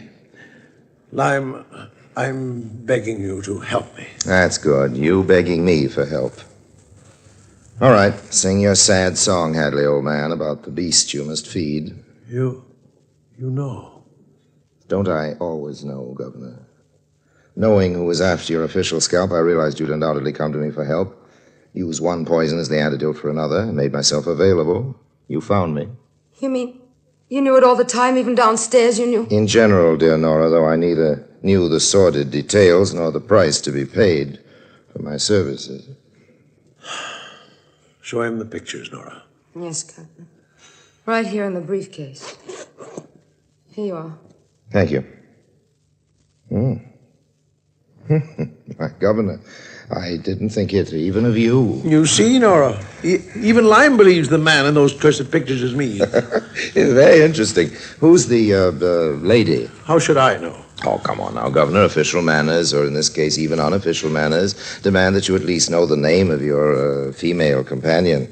Has American etiquette deteriorated to the point that you summon such creatures with a, hey, you? Mr. Lime, I'll have you know that Governor Hadley is not the man in those pictures. And good little girls should never, never tell lies, Nora. Oh, hang it all, she's telling the truth, Lime. I never frequent such clubs as those pictures show. And here, look at this one. You recognize a newcomer to the party. Oh, yes, Cato. Cato, the robber baron. I admire his instincts, but not always his performance. He's a bit clumsy. Trubus Cato. Gambler, ward healer, grafter. Such dear, nostalgic words. You almost make me homesick, Governor. Be sensible, Lime. Can you imagine me in such company at any time? Particularly with an election coming up next month? Not unless you're even more stupid than you used to be, James. But then everything is possible. Really, Mr. Lime, this is the... But cameras don't lie. You, above anyone else, should know better than that, Lime. How many times have you faked a picture to gain your ends? Touché, Governor, but then I always do things the hard way. You told Nora that yourself. Yeah, hard for your victims. Oh, but this isn't getting us anyplace. No matter what else you may choose to think of me, Lime, you know my term in office has been clean. Insofar as proof is concerned, the incorruptible Governor Hadley. However, these pictures could prove extremely embarrassing, old man. The untouchable Hadley seems to have been taken. I don't know much about you, Mr. Lime, except that you hate Governor Hadley. But now he's asking for your help. No matter what happened in the past between you, please help him. He's willing to pay. He said your hatred came high. Wasn't his offer high enough? But Nora... That's quite all right, Governor. I admire honesty and loyalty, even though I don't approve of it or believe in it. Come here, Nora. What? Come here. I want you to stand right before me. Look right into my eyes, straight in my eyes. Answer a question. But Well, Mr. Lime, what is it? If I were the governor and you were my secretary, would you be as honest, as loyal? As honest? Yes. As loyal? No. I see. Well, why the great concern about these pictures, Hadley? Surely your indiscretions aren't that important. Then you are going to help me. I'm considering it. Then you know those pictures are important, Lime. Cato's going to use them to ruin me. Why? He wants control of my state. Either his crooked syndicate moves in, or he sends these pictures to every newspaper in the state on the eve of the election. Truth is, Cato has improved with the years. This is almost worthy of me. I never expected you to understand, Lime. But I thought the fee might make it worth your while. Re-election means a great deal to me. I worked hard for my office. I don't want to win or lose because of a hoodlum like Cato. And I don't want my wife, my family, to be subjugated to this kind of smear campaign. They don't deserve it. Spoken like a true family man, an American and a politician. Governor Hadley, there must be some other way to get the negatives than this man. Please, Nora. Elaine, the fair Elaine, the lovable Elaine, the lily maid of Astolat. High in her chamber, up a tower to the east, guarded the sacred shield. I'll get the negatives and the rest of these pictures from Cato for $15,000. Oh, thank heaven. And dismissal of all charges against me in your state, old man. What? The price is cheap, Governor, for your career and your family. But, Governor, you can't. Just a moment, Nora. Very well, Lime. You get me those negatives and you'll receive your money and full pardon. I'll take the money now. I expected that. Pay him, Nora. How do you know you can trust him, sir? The only man I know who can outwit Cato. I've got to trust him. My fee, Miss Peyton? Here it is. You'd better count it, Mr. Lime. But why? I trust you. Oh. Just how do you plan to contact Cato? Well, that's easy enough. Easy to find a man like Cato. The hard part is in avoiding him.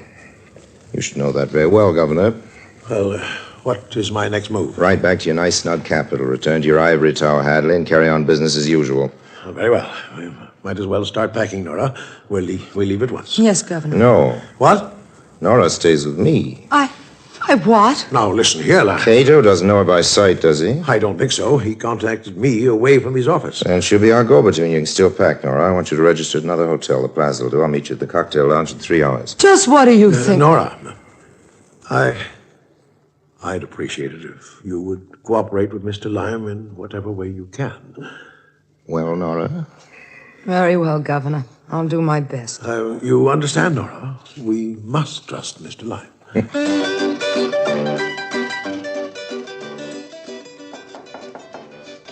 Well? Who wants to talk in the hall, Cato? Let me in. Come in, then. Well? Well, what have you found out, Izzy?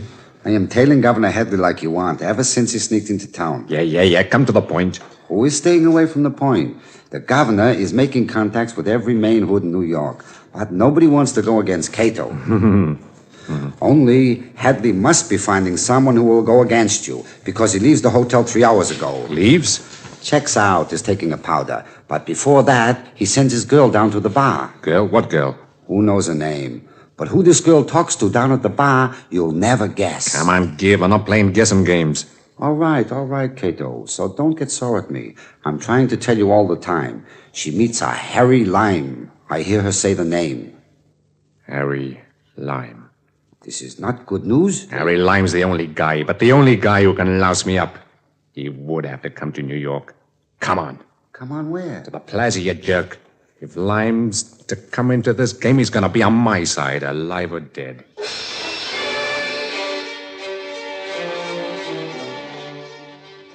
Mr. Lime, Mr. Lime. Nora, I never dared hope you'd be this eager to see me. It's Cato over at the bar. Oh, have a drink. What are you going to do about Cato? Careful, here comes the waiter. Yes, sir. What will you have? What's your pleasure, honey? Nothing. Anything. Well, that offers a pretty wide choice, waiter. Scotch and water for two. 2 Scotch and water, it is. Thank you. I want you to smile, Nora. Look relaxed. Listen very carefully to what I have to say. I'll try. Glad you blessed me once before I die. What? Your smile.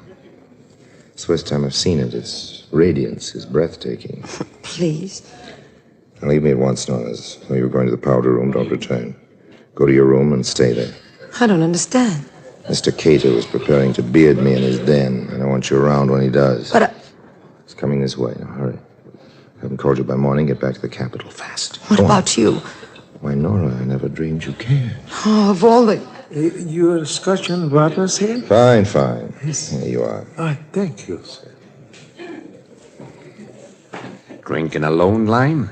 That can turn into a bad habit. True is Cato in the flesh. It is flesh, isn't it, old boy? Same old Harry. How about buying me the next round, Harry? At my place. Why, Trubus, old man.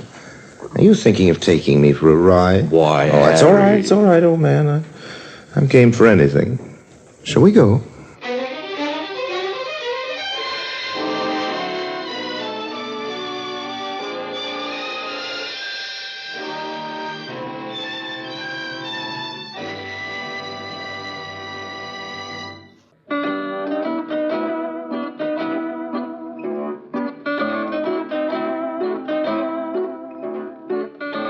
I know it sounds funny, but it's true. I was being taken for a ride.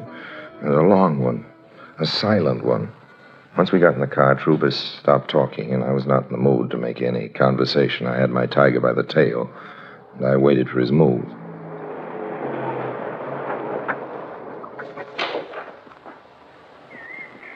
Wait in the car, Easy. This won't take long. Okay, boss. I am waiting.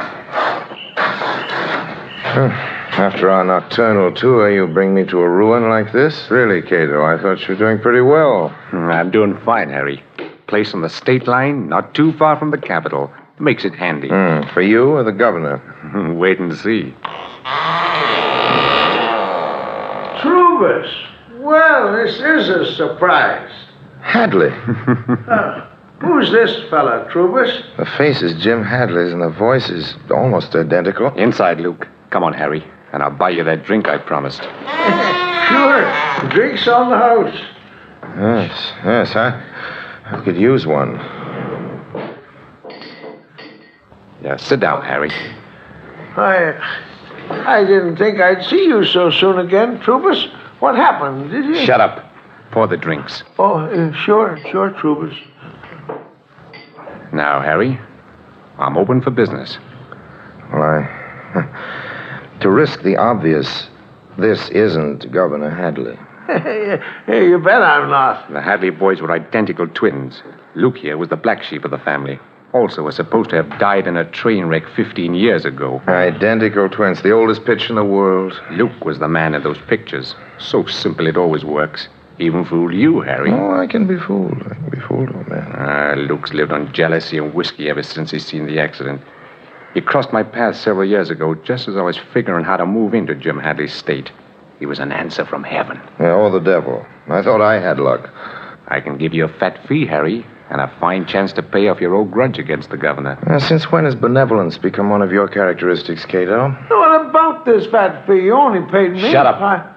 As you know, I've already made the first contact with the governor. How do you know I know? Takes one to catch one, Harry. As I said, I got Jim over a barrel. I know he's bought you to get the pictures from me, but if you come into my deal, you not only make yourself some money, but you can put the final squeeze on the good governor. Planning to set me up as a clay pigeon, are you, old man? Sending me to make the actual transaction so you can move your syndicate into the state while I'm caught with my blackmail down. No, Harry, you know I wouldn't do that. To coin a cliche about thieves, Cato. I know. How much is the governor paying you to get these negatives? 15,000 and a full pardon. 15,000? Why, Troubish, you only gave me $500 to pose in those pictures. I'll give you 25,000 to come in with me, Harry. 25. In advance? Half of it. The rest when the deal is clinched. Listen here, Troubish. If you're so quick to throw money around, toss some my way. I've been And cheated. a percentage of my gross to take when I'm in the state. It'll be like an annuity, Harry.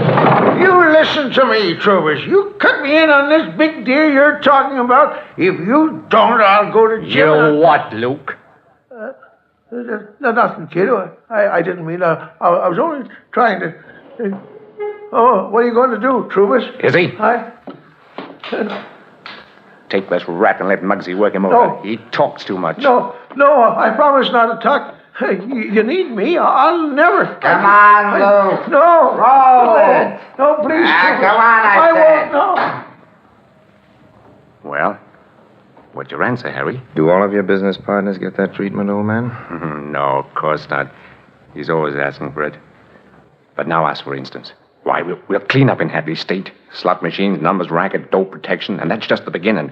Harry, give us 5 years and we'll be making money from every man, woman, and child in the United States. Compared to you, Joe Stalin is an amateur. I don't think I'll settle for a mere percentage, Cato, no. Our deal's got to be 50-50, or I won't come over and slide down your cellar door. 50-50, why you... Do you think you'll get away with this? I'm certain of it, no, because the young lady was with me at the plaza. What about her? She's Hadley's secretary. I spent a great deal of time and effort on getting a complete file of your misdemeanors, Cato. If I fail to contact her, copies of said file will immediately be sent to all state and federal law enforcement officers.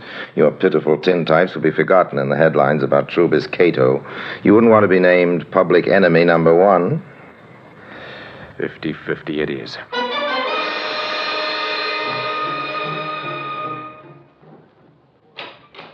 Governor Hadley. Nora. Good heavens, girl. What's happened? Harry Lime, he's with Cato now, or at least he talked with him last night. By this time, he might be dead. Dead? Why don't you call the police or the FBI? You're the governor. Do something. You too, Nora. What do you mean? The notorious Lime charm. The man's brutal, merciless, vindictive. Lives only for himself. Yet when he wishes, he can hide all this with a cloak of magnetism. Great fascination. He's blinded you, Nora. No, I hate him. He's a horrible man. I don't know what he is. It's been terrible, all of it. Seeing Cato waiting all night for Harry's call, not hearing, coming here. I know, my dear. Believe me, I'm sorry. Yes?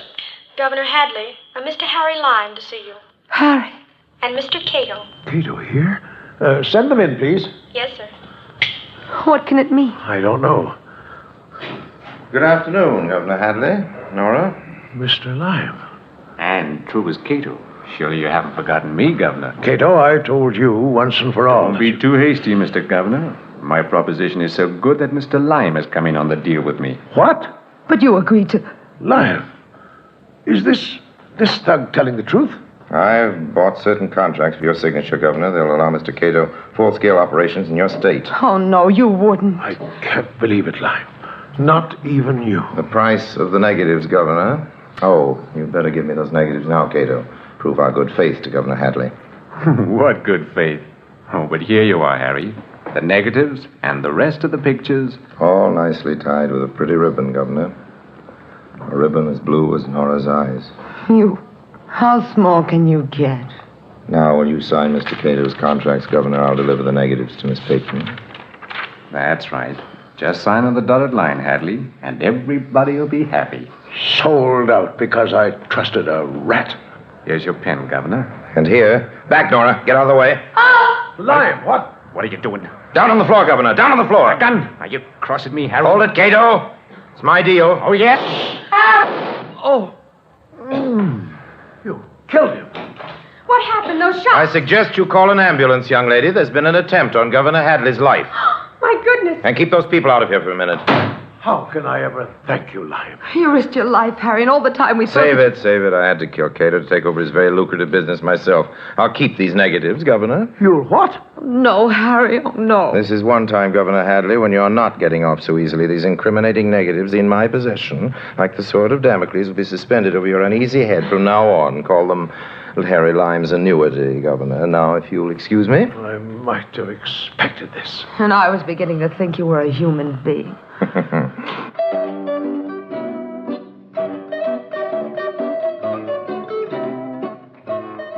By the time I left the Capitol building, the stars were out.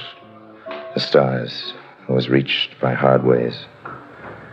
I searched for a likely alley that was dark enough, lonely enough. This one will do well enough. Better remove the ribbon. Blue ribbon. Better to burn them. Oh, another voyager of the night. Greetings, cat. Mutually. Come closer. Seem to be ablaze. First the negatives. My candle burns at both ends. It will not last the night, but are my friends and all my foes. It gives a lovely light. Oh. Thank you, friend. Your applause is deeply appreciated. I will add the pictures. Does that warm you, cat? Gilbert, what do you think you're doing in this alley? Isn't it fairly obvious, officer? I'm making a fire. How are you now? Burning some love letters. Girl named Nora. Nora, huh? Well, that's a good Irish name. She had the bluest eyes this side of heaven. I'll leave the ashes to you, officer. Hey, by the saints, you're Harry Lime. Come back here. So long.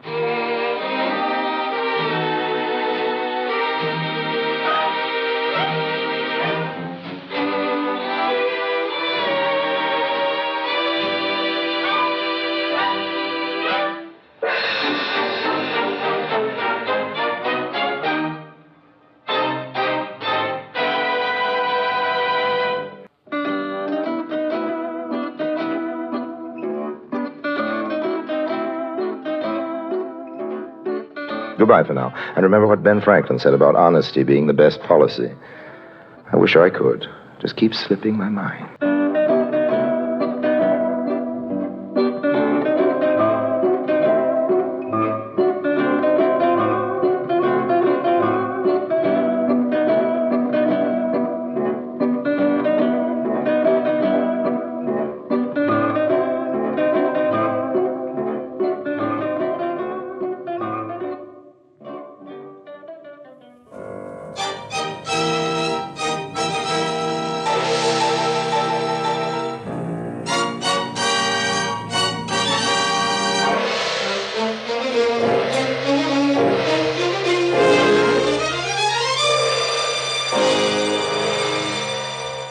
Presenting Orson Welles as the third man.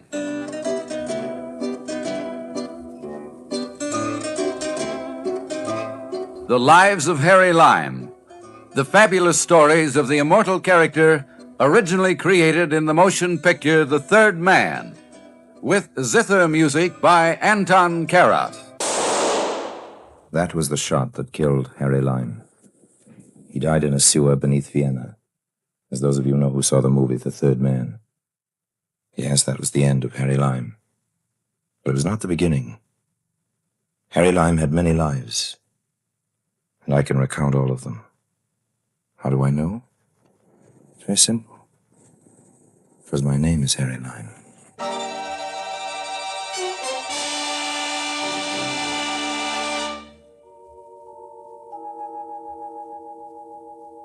I've known many places and left them, made many friends and lost them, won many fortunes and spent them. My fate seems to be linked to a cosmic yo-yo. This is a story of a low point on one of the yo-yo trips down. This particular low point is known on the map as the island of Haiti. I arrived there as a sort of political refugee, a small revolution I'd been promoting in a nearby banana republic. It fizzled out on me, and the general I'd been backing backed out. I found myself holding the bag. The bag, luckily, just happened to contain a few rolls of the U.S. Treasury's best lettuce, so when I descended on Haiti, I did it with style. Then, after a while, I spent the style. Don't let anybody tell you about the easy life on these tropical islands. You need dough in paradise, too. Of course, I still had my friends among the natives, but even they had become devoted students of the Rubaiyat. That is, they took the cash and let the credit go.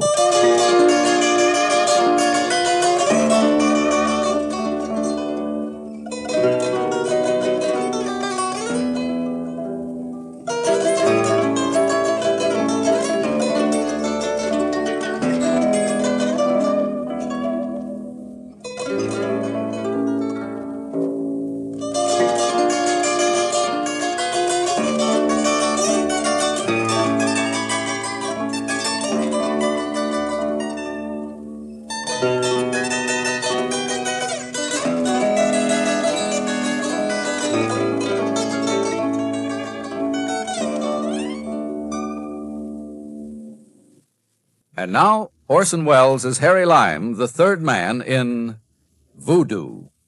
I am sorry, Monsieur Harry, no more. Oh, come on now, George. You've got a clean white cuff there, even for a bartender. Monsieur Harry, please understand. My boss, he supply my cuff. I cannot mark it up any further. George, are you trying to tell me that money makes that much difference to you? Do you prefer that sort of customer to me, that ambassador of ill will over there?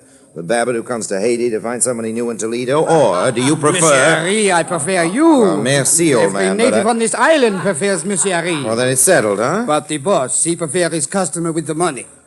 Oh, I should have known. Somehow, George, it never occurred to me that you'd sell out like the rest, go commercial, but...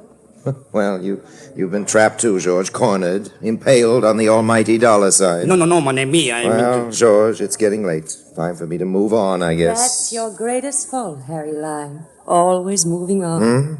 What? And it's always getting so late. Dorna. Hello, Harry, darling. Dorna, you beautiful, wonderful witch. Oh. What are you doing? Let's not be trite, Harry. I could ask you the same question. Okay, then. Whom are you doing here? Harry, darling. 3 years haven't changed you a bit. Well, who is he? That one? No. Over there. The seersucker suit. Oh, no, Dorna. Oh, he's really quite charming, Harry. Charming, eh? He's an oaf. I don't like the way he laughs. Oh, you'd adore him, darling. He pinches waitresses, collects souvenirs, collects money, too. Ah, I might have known. He's with you. Well, let's meet him. Now, Harry. After you, mademoiselle. Oh, and, Georges, you might tell your boss that Harry Lime is on the preferred list again.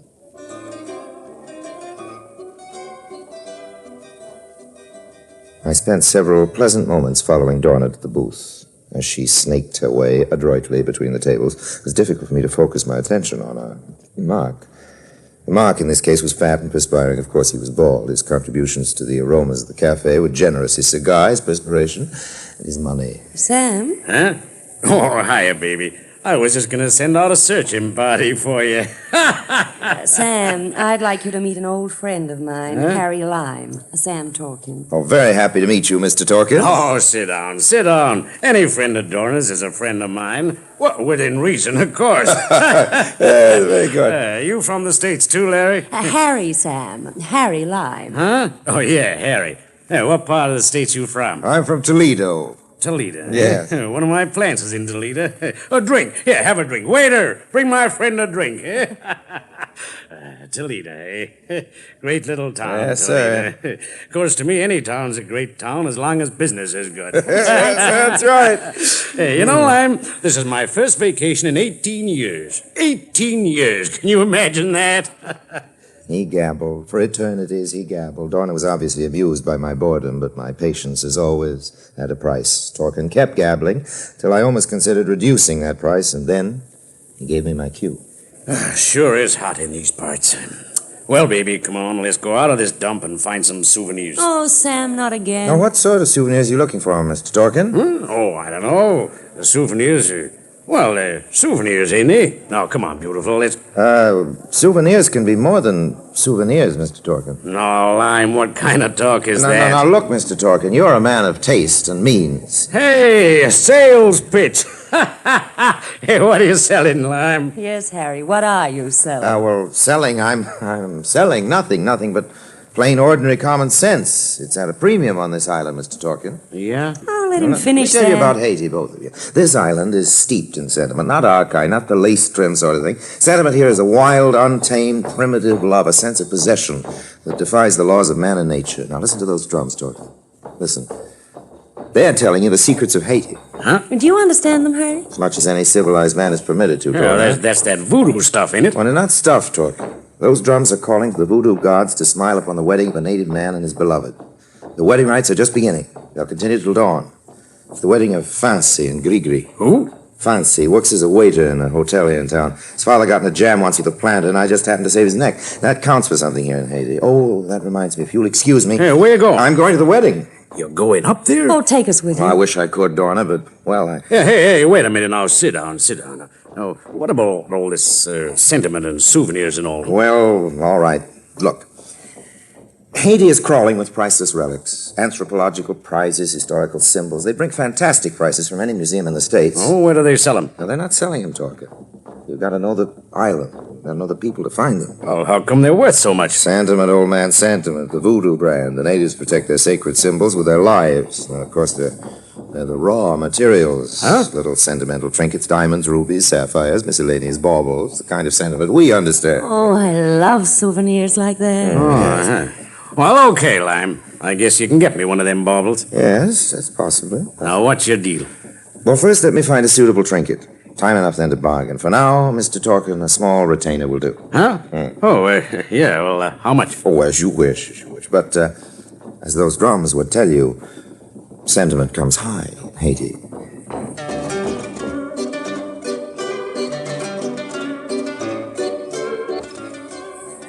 I had a feeling that Dorna would keep Sam Torkin well occupied for the present. The future, of course, I'd handle in my own way. And in the meantime, there's nothing to worry about except keeping a date with 2 old friends.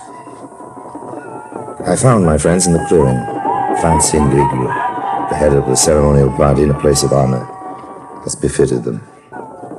Ah, Monsieur Harry, we don't think you ever come. Oh, I wouldn't have missed it, Fancy. You and Grigri are my favorite people. Oh, thank you. You are kind. You say that so often, Grigri, I almost believe it. Seriously, I wish you both much happiness. Merci, merci. We will be happy always when we have friends like Harry Lime. You have done so much for us. Our family, we cannot forget you. Fancy, old man, you go far with a wife like this. She says all the right things. It is the time. Oh, the marriage ceremony? Oh, no, we are married already. It is the moment to pledge ourselves to the authority. Authority? It is a tribal custom. Fancy. Please, Harry, these are tribal secrets. Oh, you don't trust your old friend with secrets? We can trust no one with his secrets.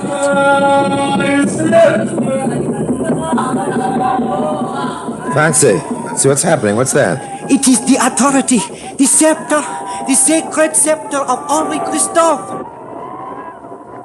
The scepter of Henri Christophe. Well, here was the souvenir for Torkin.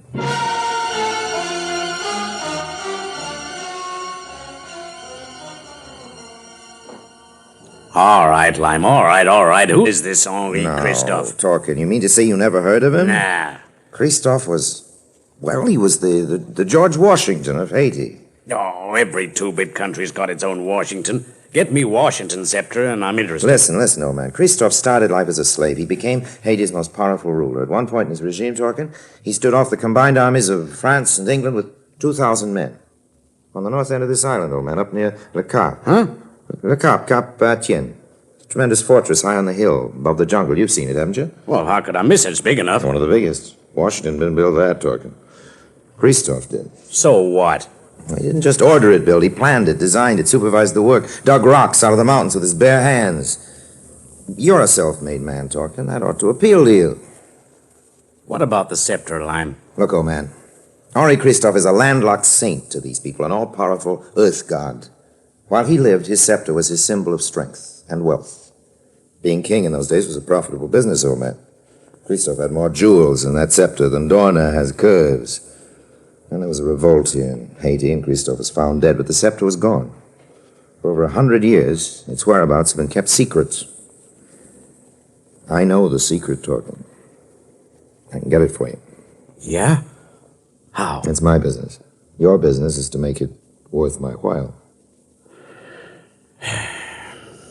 Okay, Lime. How much this time? Oh, plenty, old man.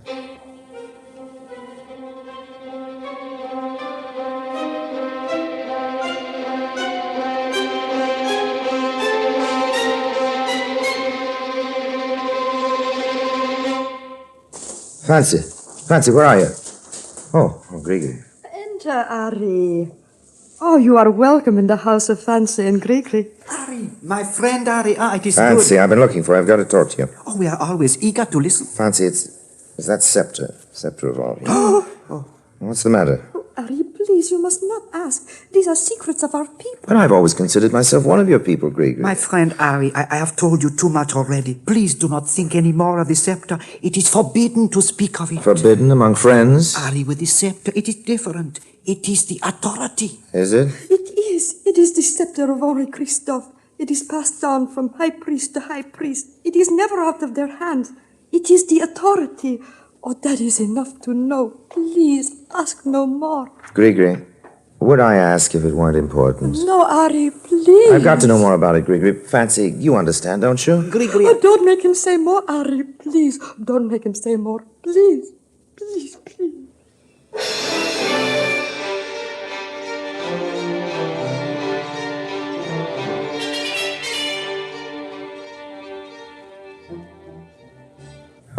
Yeah, come in. Fancy, come in, old man, come in. Ari, you do not mind that I come here? Oh, of course not, anytime. What's the trouble? I do not know. It is not my trouble. Eh? When you are at my house today, I see you have great trouble. I try to tell Grigri, but she do not understand. Trouble, me? No, wait a minute. I am tell her you must have great trouble, or you would not ask for tribal secrets. Well... It is all right, Ari. You are my friend. When you are in trouble, I help you. Oh, well... Oh, good. That's the spirit, old man. You have done much for me and Grigri. This is for you. Oh? It is the scepter of Henri Christophe. It's... Fancy. It is yours. I could do no less. Fancy, it's... Now... It's... You will have no more trouble, Ari. Well, now, wait a minute. Well, what about you? How did you get this thing, anyway? It is no matter. You stole it from the high priest. What if they find out you took it? They won't go to the police. No. They won't put you in jail? No. Well, what will they do? They will not put me in jail. They will not go to the police. The priest will be my judge. Fancy, what will they do? They will punish me. I will die.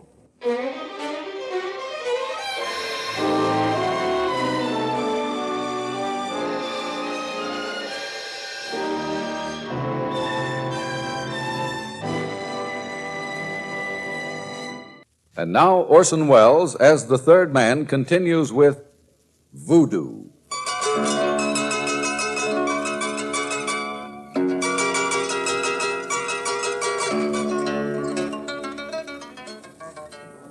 Had I known a man like Fancy earlier in my life, my ideas about all men might just possibly be a little different today. Here was the truest kind of friend. True in the real sense of the word true. He was staking his life, literally. Staking his life on his faith in Harry Lime. If I rejected his offer of the sacred scepter, I'd have shattered his faith in me. Fancy lived by his faith in his friends. And I did need the scepter. As for friends, well, there are many kinds of friendship. Harry, tell the truth. Oh, sure. Dora, my love, you're ravishing. Oh, no, not that. About the scepter. Oh, You got a cigarette? Here. Thanks. Is it really the scepter of Henri Christophe? Think Sam will buy it? Why not? Why is it so valuable? Historical significance, cluster of rubies, big fat sapphire in the middle. Harry. What's it really worth? Oh, 20,000, maybe 25. Move the ashtray over. Bet Talkin would give me 35,000 for it. Think so? I'm prettier than you. Right. But I have Christophe's scepter. Oh, but darling, if you let me peddle it to Talkin... Dorna, my sweet, I lost you 3 years ago in Madagascar.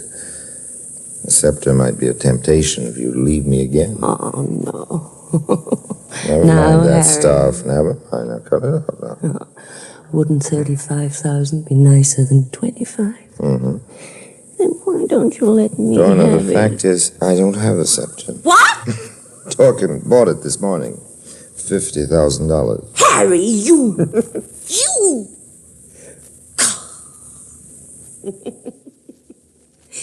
That's why you lost me in Madagascar. Guess I've got to work on talking again. Good old Sam. Yeah, good old Sam.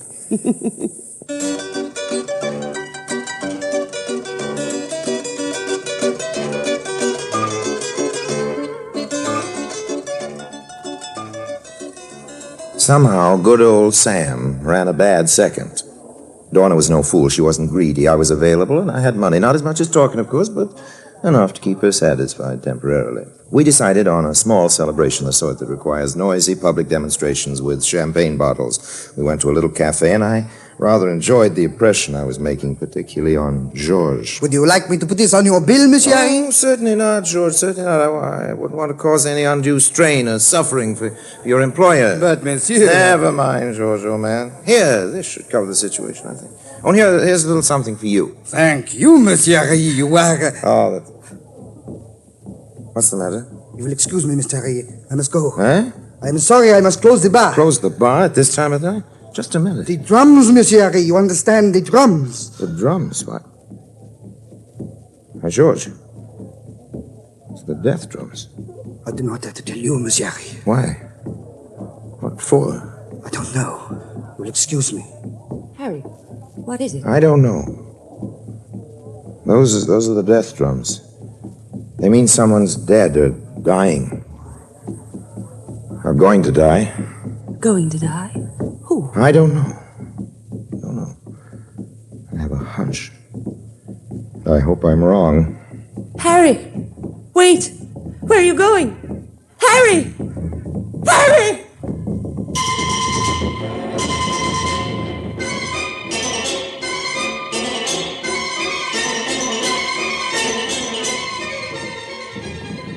When I got to the ceremonial grounds, I saw a frenzied sight. Hundreds of natives, still dressed in the tattered dungarees of the cane fields, dancing, shrieking, half hypnotized. And the drums. They were the drums of death, all right. I'm mistaking it. As I crashed through the brush surrounding the clearing, I saw that they'd already taken a life. There was a body, a dead body, strapped to a post in the center of the circle. Sam Torkin. The voodoo priest danced up and back in front of it, waving curses over it, screaming through the slits in a hideous mask. And in his hand, he held the scepter of Henri Christophe. The scepter that had cost Torkin more than he'd bargained for. I'd had enough. I turned to leave.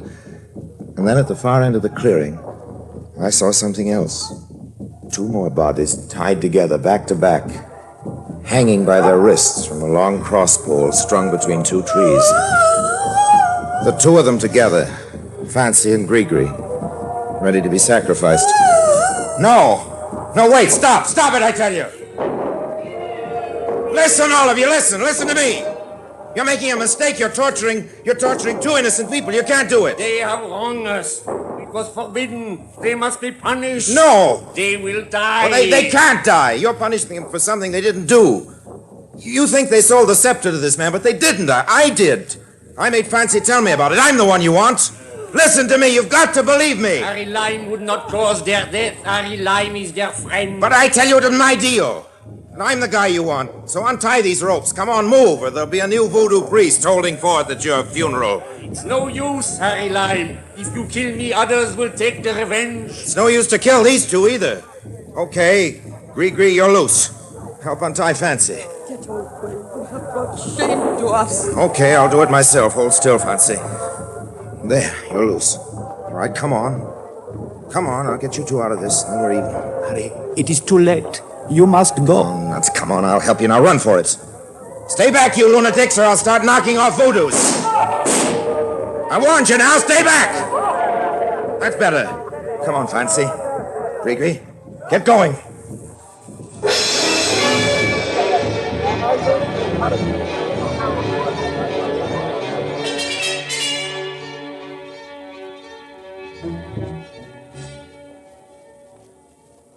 Well, there goes Haiti, Dorna. Another corner of the world chipped off. You'll be back, Harry. No. Fancy and Grigri are going to Cuba. And time people will learn the truth about me. Haiti's through with Harry Lime. You're really taking this seriously, aren't you? After my fashion. Guess I messed up your meal ticket too, didn't I? Sam talking? Poor Sam. Don't worry, Harry. You'll take care of me. Until the 50,000 is gone. Well? That's what I thought. Right. Let's have a drink.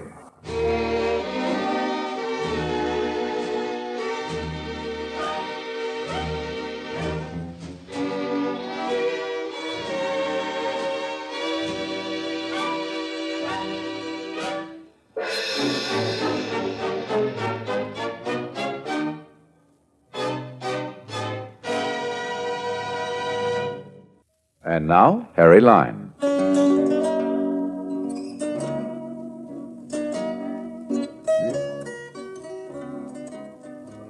I know what you're saying. You're saying that wasn't Harry Lime at all. You're saying the noble hero that pulled off that fancy rescue party wasn't the third man. He was a couple of other guys. Just goes to show how I misjudged. Well, ask Fancy and Grigri, now happily keeping house in a suburb of Havana. They'll tell you it really was Harry Lime that got them out of that whole voodoo mess. Of course, they'll also remind you that I got them into it.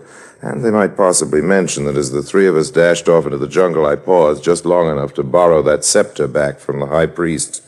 Got a nice price for it, too, from a collector in Brussels. But that's another story. So long now, and if anybody should run into Dorna anywhere, in Timbuktu, for example, or the Store Club, give her my love. And remind her she owes me about 15,000 hard-earned American bucks, which seem to have slipped out of a hole in my pocket or something.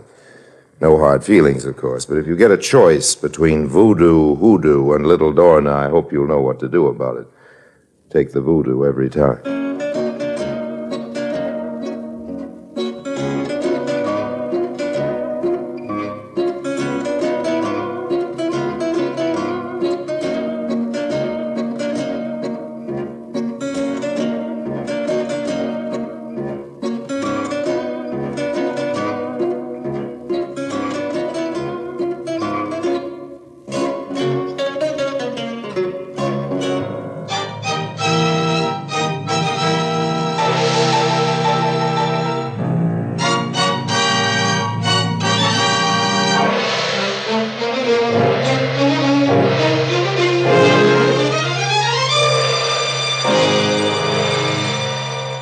Presenting Orson Welles as the Third Man.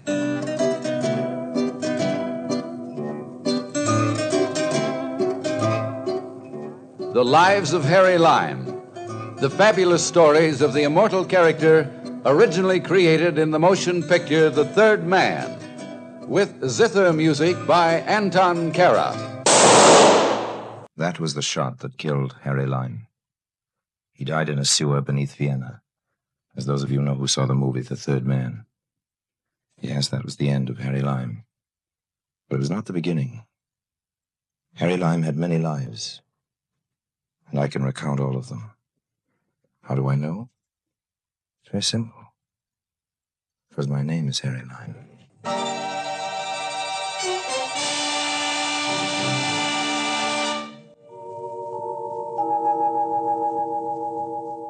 A diamond as big as a hen's egg. Change that to a duck's egg. And I held it right here in my hand. Not that I had any idea of keeping it, you understand. I was merely recovering it to return it to its rightful owner. Do I hear hollow laughter? All right. You don't have to take my word for it. Ask Scotland Yard. Get them to show you the files. What do you think I am? A crook?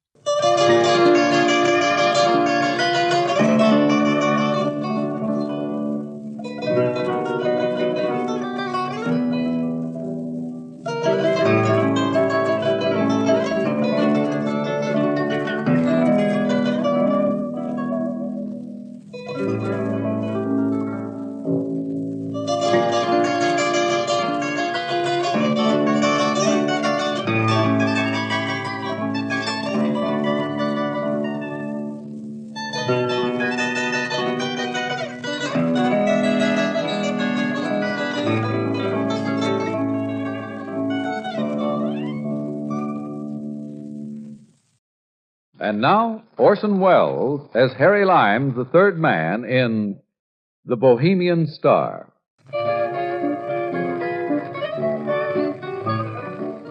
London, 1938. One of those quaint old English pubs, you know, with cubicles around the walls. Seated together, a boy and a girl. Not hard to look at either, the girl. Peaches and cream, that wonderful English type. In the next cubicle, a handsome, distinguished-looking American. Harry Lime. Me. Not eavesdropping, of course, just interested. In a casual sort of way. You mean to say you have to work? Yeah. But you promised to take me to the pictures. I'm sorry, dear. I didn't know this was going to turn up. Look, Terry, if it's just that you're broke as usual and can't afford a cinema, let's walk in Hyde Park or feed the pigeons in Trafalgar Square or something. There's no need to spoil our evening altogether. No, it's not that, Pat. Honestly, I have got a job. The news editor wished it on me just as I was leaving. What do you have to do? It's an interview. Some South American Johnny called Senor Alvarez. I've got an appointment with him at the Hotel Splendid at 8:30. What is it you have to see him about? Well, ever heard of Bocanovia? One of those little Balkan states. That's right. Well, 3 years ago, there was a revolution, and the monarchy was deposed, and what's ironically known as a People's Republic took its place. On the last plane out, some of the royal family escaped to London with the crown jewels, and they've been here in the safe deposit ever since. What, the royal family? Oh, fathead, no, the jewels. Incidentally, the pièce de résistance, as they say, is the Bohemian Star. Oh, I thought that was an opera. Look, the Bohemian Star is the centerpiece of the scepter. A huge single diamond, almost as big as the Cullinan. Makes my engagement ring look a bit silly, doesn't it? I always had a suspicion you were getting me on the cheap. Well, I like cheap. Why, that cost me a week's salary at Hatton Garden. Well, you better demand an increase at once, darling. Anyway, what does Senor What's-His-Name fit into all this? Senor Alvarez is a leading jeweler of Buenos Aires. It seems the National Museum of the Argentine wants a replica of the Bocanovian crown jewels for an exhibition of some sort. So the senor's been sent to take photographs, sketches, measurements and so on. When he gets home, he'll reproduce the whole collection in paste. Well, it sounds awfully dull to me. And for that, I have to miss Don Amici. Well, who cares about him? I have to miss Betty Grable. There's no justice in the world. Can't you get out of it somehow? No, I'm sorry, darling. Not a chance.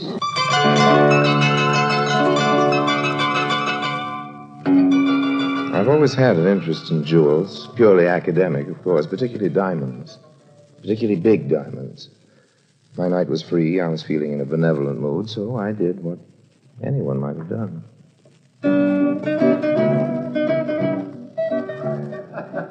Hey, excuse me. I hope you'll forgive my rudeness, but I couldn't help overhearing your conversation. I thought maybe I could help you out if you'd let me. Oh? Perhaps I'd better introduce myself first. My name's Paul Atkinson. Paul Atkinson? Not the Paul Atkinson of American Associated Press. Well, I do an occasional stint for the AAP. Oh, gosh, I read your articles every week. I'm Terry Freeman of the Clarion. Glad to know you, Terry. This is my fiancée, Miss Pat Weston. Hello, Pat. How do you do? Look, won't you sit down? Oh, thanks. This interview you have to do is sort of spoiling your evening together. I understand. Oh, just one of those things, you know. There's nothing we can do about it, I'm afraid. When do you have to turn your copy in? 10 o'clock tomorrow morning. 10?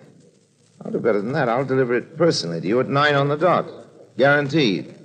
I don't follow. Well, you two kids go off to your movie. I'll interview this guy, Alvarez, and write your story for you. Yes, but... Why should you do a thing like that? Well, why not? I haven't any girlfriends to take out. A pretty poor newspaper man who won't help a colleague when the chance turns up. Oh, it's kind of you, but I couldn't dream of imposing on you like that, Mr. Atkinson. Well, for the record, my friends call me Paul. Oh. I assure you it's no imposition. Of course, if you're scared, I won't turn in a story up to standard. Oh, gosh, look, it's not that. Why, you couldn't write a bad story if you tried, but look, what would my editor say if he found out? Who's going to tell him? You, or me, or Pat here? Of course, there's another way out. Oh, what's that? You go off to your interview, and I'll take Pat to the movies. Thanks. I wouldn't trust even a newspaper man as far as that. Okay, then. The Splendid, then. 8:30? Yes?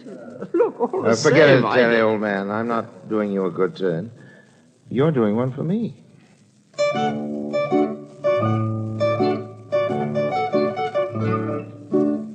On the dot of 8:30, I pressed the bell to Suite C, 3rd floor, Hotel Splendid. I hadn't figured out any plan of campaign, you understand. This was just a sort of preliminary survey. Smooth South American type introduced himself as Alvarez and invited me in. We drank each other's health, and then we settled down to business. I am not very accustomed to be interviewed, Senor Freeman. What is the procedure? Oh, it's easy. It's easy. I ask the questions, and you answer them. I will do my best. Well, now, your job is to work out the precise measurements, as I understand it, of the jewels and their settings, so you can make exact replicas for the museum. Is that right? Partly.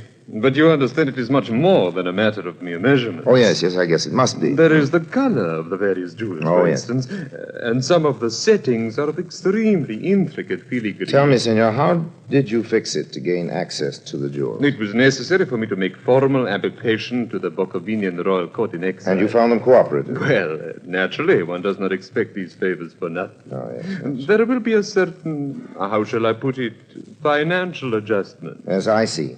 Well, how long do you figure the job will take you? I hope to complete it in a month. How long have you been on it now? Just a week. What's the routine? The routine? Well, I dare say there's an armed guard and so on. Oh, but of course, that is inevitable. The Bohemian Star alone is worth £500,000. Yes, that's $2 million. Who provides this guard? The insurance company. There is a room at the safe deposit, and each morning the item I require is taken in there, and I work them. Under observation? Yes. There are 2 detectives who never take their eyes off me or my secretary. So you have a secretary, too? Yes, Manuel Arizza. He should be here soon, so perhaps you will meet him. That's fine. Now, tell me, senor, could it be arranged for me to come along one day and watch you actually at work? I cannot say as to that. Make a much better story, you know. Perhaps so. But it would be a matter for the Bohemian authorities. Okay. I'll put in an application tomorrow. Will you support it? Naturally. Fine, that's settled then. And now I guess... that must be my secretary now. I am in here, Manuel. Good, everything is fixed, Pedro. That very obliging gentleman, Senor Meyerson, has finished the paste copy of the Bohemian Star, and I have it with me now. Regard it, my friend, is it not that? Manuel. Tomorrow, when the right moment comes, I will distract the attention of the detectives, and you will remove the real jewel and slip this one in its place. Manuel, we have company. You fool! To talk like that. But how was I to know? Who is this man? One of Meyerson's? This is a gentleman named Freeman, a reporter from the Evening Clarion. A reporter? Well, thanks very much for the interview, senor. Now, if you don't mind, I think What is your hurry? Well, I have to go on back to the office. You can wait a little while. Let me pour you a drink. Oh, no, thanks very much, Roman. I think Sorry, I can't stay. I think you'd better, senor. This gun is loaded. Well, what's the big idea? You do not think we could let you go after what you've heard, eh? Well, now, wait a minute. I'm not the sort of guy who goes around shooting off his mouth. I can keep quiet. It is my intention to see you do keep quiet. What is? There are ways. Well, how? Such as we could kill you. Yes. I suppose you could, but you won't. What makes you so sure? Well, these walls aren't very soundproof. The shot would be heard. I have a knife. Okay, you could kill me with your little knife. Then what? How do you mean? Having an odd body lying about the place might prove to be a little embarrassing, don't you think? You could never conceal one in here. You couldn't risk getting it out without being caught. There would be certain difficulties, I admit. So it looks as though you'll have to trust me after all. Doesn't it? Good night, gentlemen. One moment, senor. There are other ways. Oh? What, for instance? Well, this. What? Manuel, I have told you before, I detest violence. That should keep him quiet for a little while.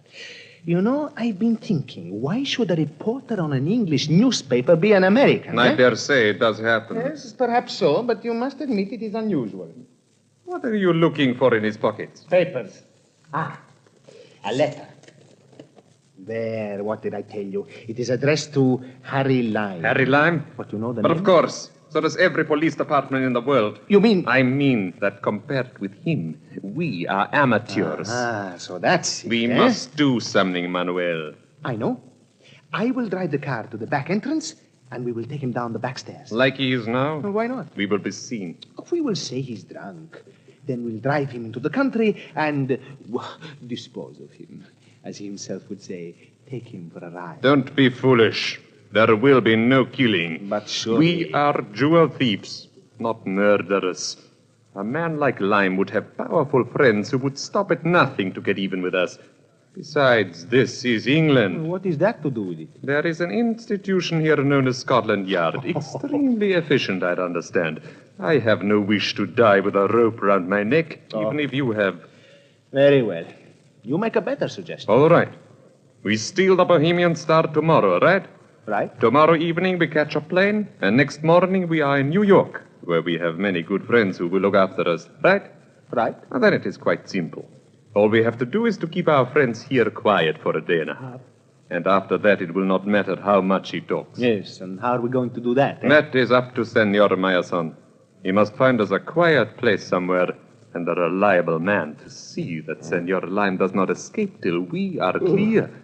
I will telephone him now. You are waking up, senor. Eh? We are going to take a little journey soon, but I do not think it wise you should appear in public like this. Do you? That's better. Pleasant dreams, senor.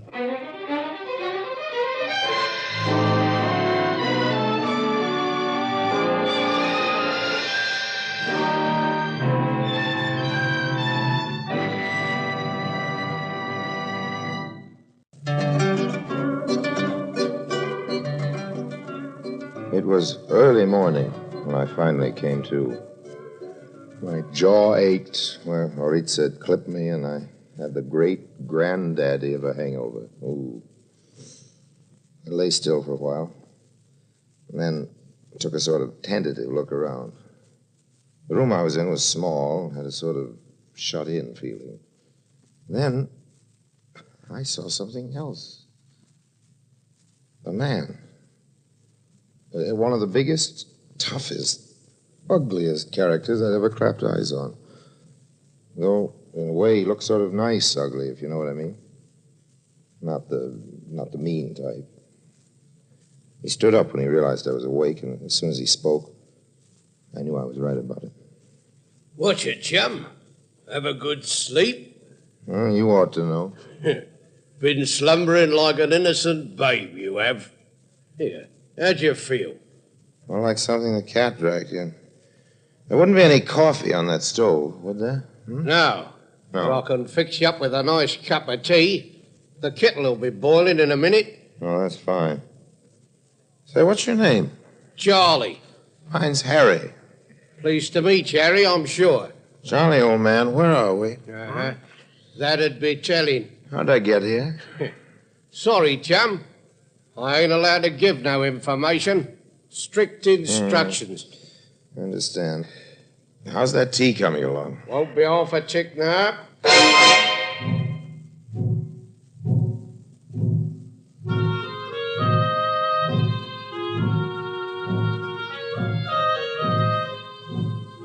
I slept again afterwards. It was going on for midday when I woke.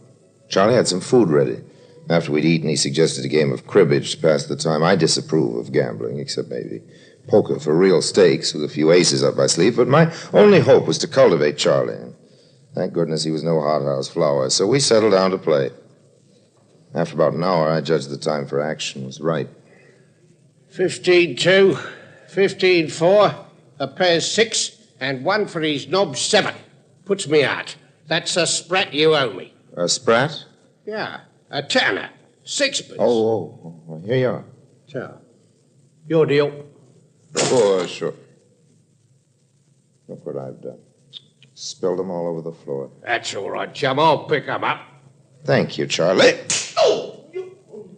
Thank you. One more for luck. Sorry, Charlie, old man. You're a nice guy.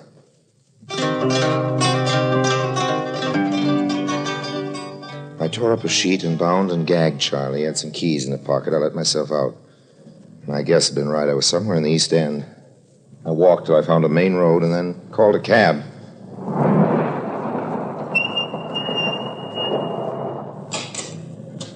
Where to, Governor? Hotel Splendide, and I'll double your fare if you get me there in 15 minutes. Right, hang on.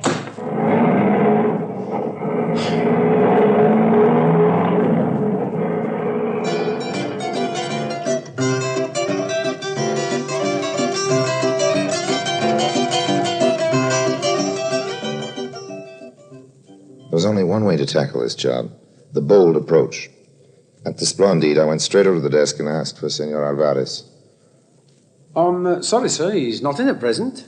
Well, how about his secretary? Well, he's not in either, sir. They haven't checked out, have they? They're still staying here. They leave by plane for New York this evening, I understand, sir. Is there any message? No, thanks. That's okay.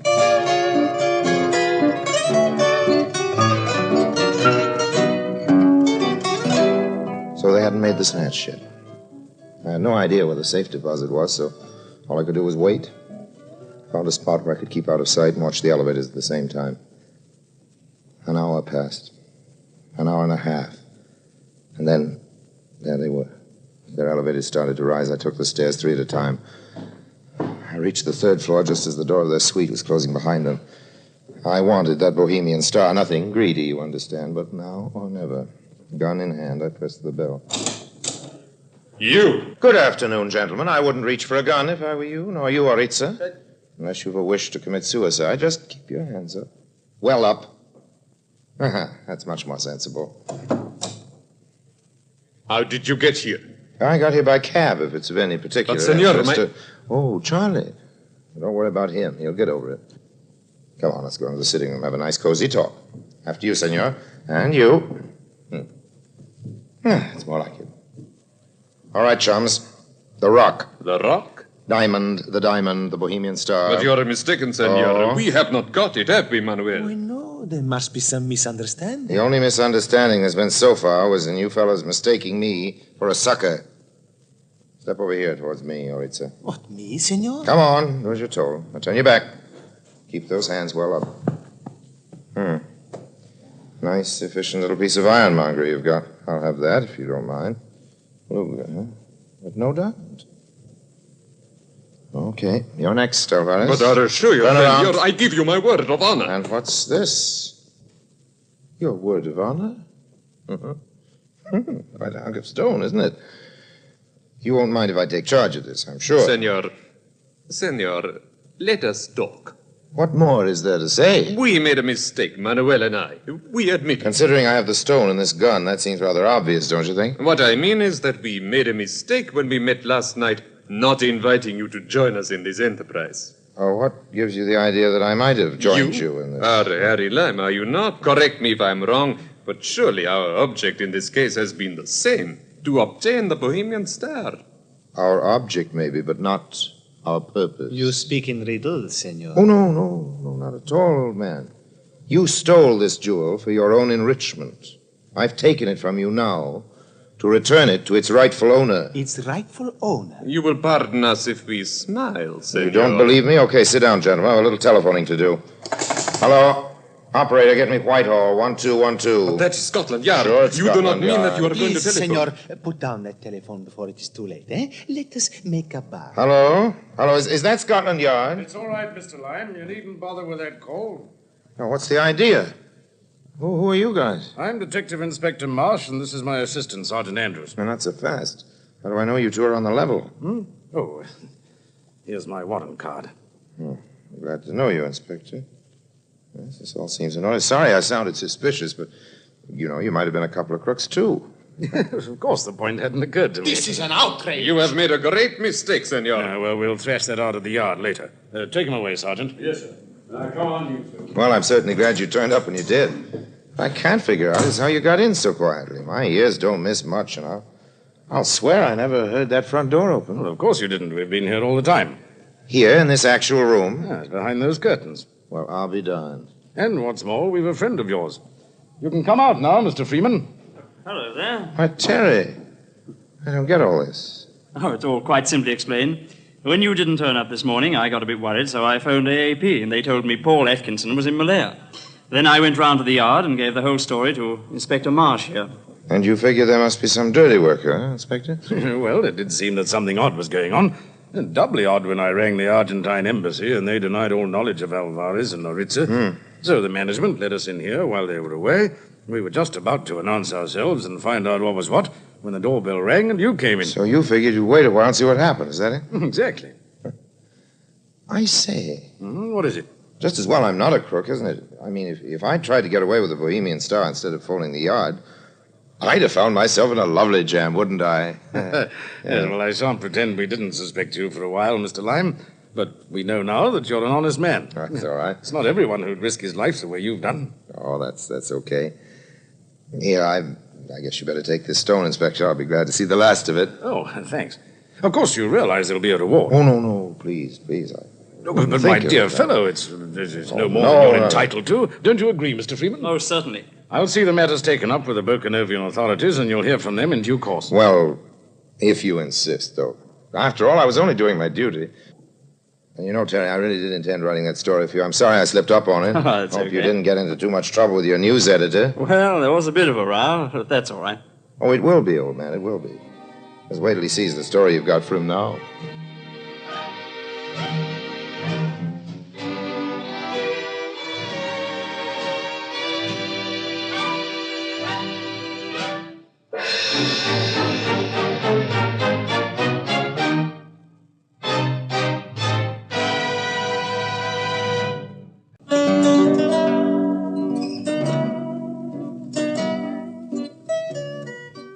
Right here, maybe I'd better hand in a little explanation. You're wondering what particular stroke of luck or lunacy led your old friend Harry to settle for just the reward, not to try for the diamond itself, at least while the going was good. Well, first of all, It was a very tidy little reward. And secondly, when I first came into that room, I just happened to notice the tip of what was unmistakably the shoe of a policeman sticking out of the curtains. Now, you may think that knowing I wasn't alone with a couple of crooks, that the realization that Scotland Yard was tuned in on our conversation had something to do with my decision to, shall we say, play it straight. That's what you may think. In fact, you'd be silly not to.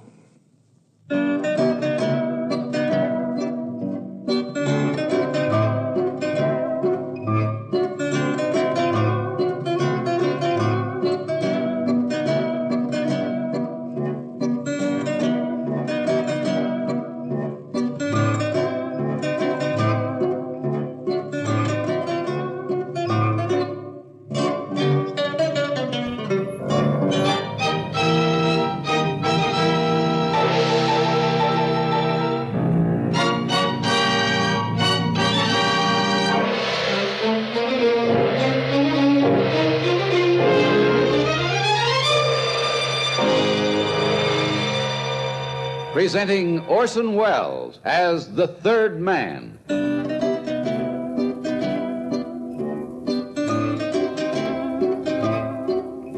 The Lives of Harry Lime. The fabulous stories of the immortal character originally created in the motion picture The Third Man, with zither music by Anton Karas.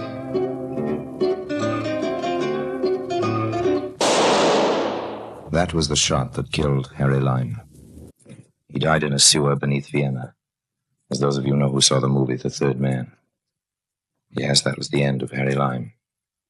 But it was not the beginning.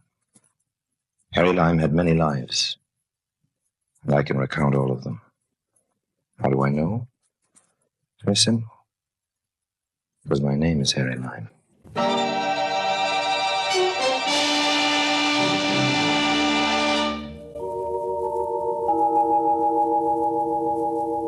Friends, the story of my marriage, my first marriage, and believe you me, my last. It all began in the funny little city of Beccarata.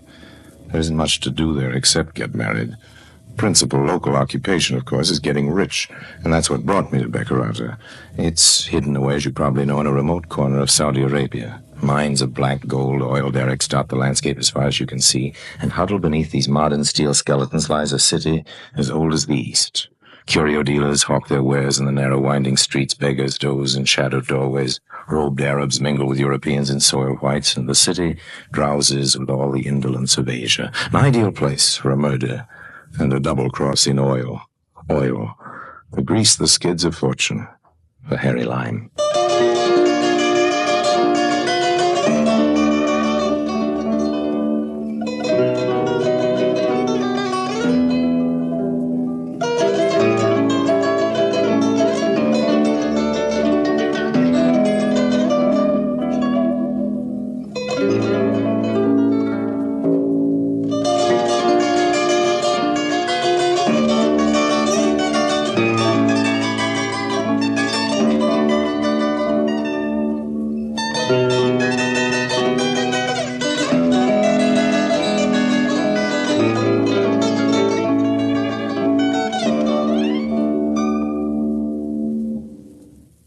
And now, Orson Welles as Harry Lime, the third man in Love Affair.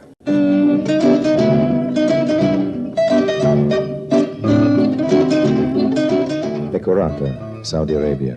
Harry Lime, that's me. A happy young bachelor strolling along the narrow street that led from the Grand Hotel to the native bazaar. Oh, noble one, a moment of your time. I'm sorry, friend. I am not a beggar, O heaven-born. I am teller of fortune. Yes, but The past, the present, the future. I see all, Yes, I tell all. very interesting, I'm Oh, sure. greatest of great lords, may your back never bend. Oh, thank you. May your beard never grow white. Well, I'll try not to. Thank A you. little backsheesh, and I read your fortune. Thanks very much, old man. I'm busy making my fortune. I don't need to have it told. Show me your palm, noble one. Let me but see the line of your destiny. Okay, friend, but make it snappy.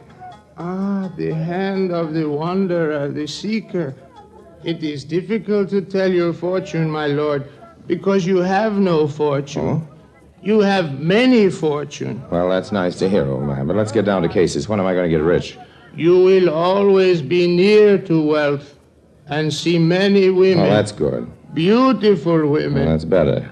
Dark women. I like blondes, too. But only one wife. Also redheads. What's that about a wife? Noble one, you will only be married once. And once is too much.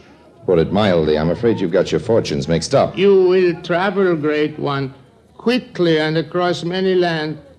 And you travel with a wife. Okay, now you've had your fun. I'll say goodbye. Wait, you have not paid me. Why should I, friend? I'm Harry Lime. But you don't know about me. It'd fill a book, and nobody's going to write it without paying me royalties. So long, old man. Still the same sweet, generous Harry Lime. Schweig, what are you doing in Beccarata? Just exactly what you think I'm doing. Checking up on you. The same sweet, lovable Carl Schweig. Where can we talk, eh? Almost anywhere. It's the time for salat. No one will bother us. Come on. Go into this cafe here. It doesn't look very clean. It'll answer your needs, don't you think? You follow me? Well, there doesn't seem to be anyone around.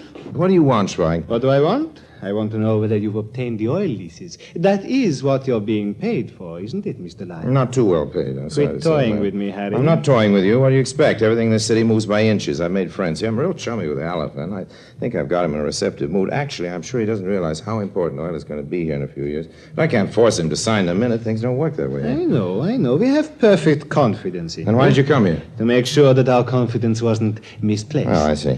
And you think you might be able to settle the matter of the oil leases? I have an appointment with the Elephant late this afternoon. He's out at his summer palace now. It's about 40 miles from the city. When I get back, I'll get in touch with you. You'll be at the Grand Hotel, I guess. I'll be gone by this afternoon, Harry, but I do have others working for me. I'll know it if you try to double-cross me. Your government will get the leases, Schweig. Now, about the money. I brought you a draft to pay for your services to date. Here. And thank you. Oh, hey, what's this? This hardly covers my hotel bill. My fare getting here. You're trying to... Your final payment will be waiting for you at the Bank International when you have concluded negotiations. But how will anyone at the bank know when I... They'll know, Harry. They'll know. I was still burning about the size of the check as I left Schweig and headed for the Bank International. I hadn't been surprised to learn that Schweig's government had other agents in Beccarata, but I wondered how it was possible for someone employed by the bank to know when the Elephant had acceded to my requests. As I entered the shabby monument to finance, I searched the bland, inscrutable faces behind the cages, but they told me nothing. Well, I'd come to cash the check, not play charades. I slid the infuriating little piece of engraved paper through the opening in the window of the chief teller, a lovely-looking lad, if you care for the pockmarked, beady-eyed, murderous type. He glanced down at the check and then up at me. You are Harry Lyon? Yes, I have my credentials here. That won't be necessary. You are already well known in this city. That's very flattering. How did you want this, Mr. Lyon? I don't care about the denominations, but I wanted American money. American money? Yeah, you see, I'm an American. I'm sentimental about American money. Very well, Mr. Lyon. Here you are, sir. 1, 2, 3, 4, $500. Thank you. However, with the current rate of exchange, I might advise you to... Pardon me, Mr. Lime. Huh? I apologize for approaching you on the street, but I must speak to you at once. Who are you? My name would not mean anything to you, but I can tell you this. I am no friend of Karl Schweig. Oh, that's good. Any enemy of Karl Schweig's is a friend of mine. What can I do for you? It is a matter of what I can do for you. To begin with, may I drive you back to your hotel? I have my own car. You do not own a car, Mr. Lime, and the Citroën you have rented you did not use today. You left it in the hotel garage to be serviced. You want it in good running order for your trip to the Alafin Summer Palace later in the day. Mm-hmm. I'd be delighted to accept a lift back to the hotel. That's your car there? Yes. Gregory?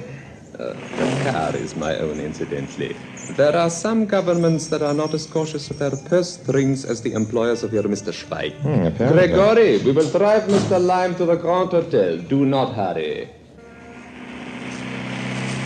Well, old man, you know all about my car, my engagement this afternoon, apparently my business here in Beccarata.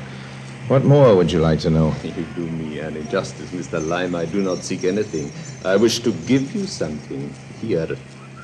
What do you want kidnapped for this kind of money? Mr. Lime, we are both here in Beccarata for the same thing, but there are two major differences. You want the oil leases for the country who gave you that check you just cashed at the bank. I want the leases for another power. Mm-hmm, yes. To date, you have been successful, and I have not been. I have no signed agreements, You old man. will have. Authoritative sources tell me that it has become a personal thing between you and the Alafin. You have exercised great charm on him. He will sign the leases made out by you to whatever power you select. Maybe. I want you to make out the contracts for my country. Yeah, but Schweig's already given me several payments. Payments? How do they compare with the money you now hold in your hand? Well, they don't compare, but I can't accept this money. I've already assured Schweig. Look, Harry Lime, I know you. I know how your mind works. I have worked with men like you for years. Your loyalties belong to the highest bidder. In your hand, you hold the largest price yet offered for your services. When you present the contracts to the Alafin tomorrow, I am sure they will contain the name of the right country. A minute later, I was walking toward the bar of the hotel. I wasn't clutching the money the Baron had offered me in my tight little fist anymore. No, it was making a comforting bulge in my wallet. The long mahogany gate to forgetfulness was deserted except for George Harris. George is a sort of glorified tourist guide who sometimes brought parties of American travelers to see the quaint charm of ancient Beccurata. Quaint yet. I'm not crowding you, am I, Lime?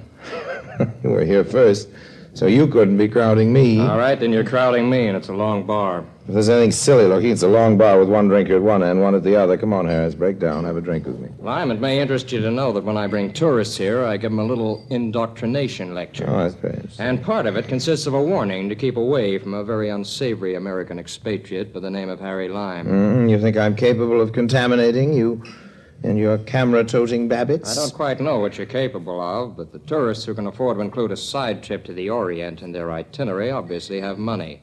There's no sense in waving a branch of honeysuckle in front of a bee. Well, I guess that's my cue to buzz off, Mr. Harris. Don't worry about my trying to get even with you for all the nasty things you said. I'd much rather have my revenge when you're not prepared for it. I wasn't hungry, but I walked into the dining saloon. George Harris followed me, headed for a table festooned with his party of tourists. Usually his party consisted of bicarbonate of soda addicts, fugitives from board of directors meetings, and generously proportioned dowagers enjoying the money their late husbands had worked themselves to death accumulating. But this time, there was a new note.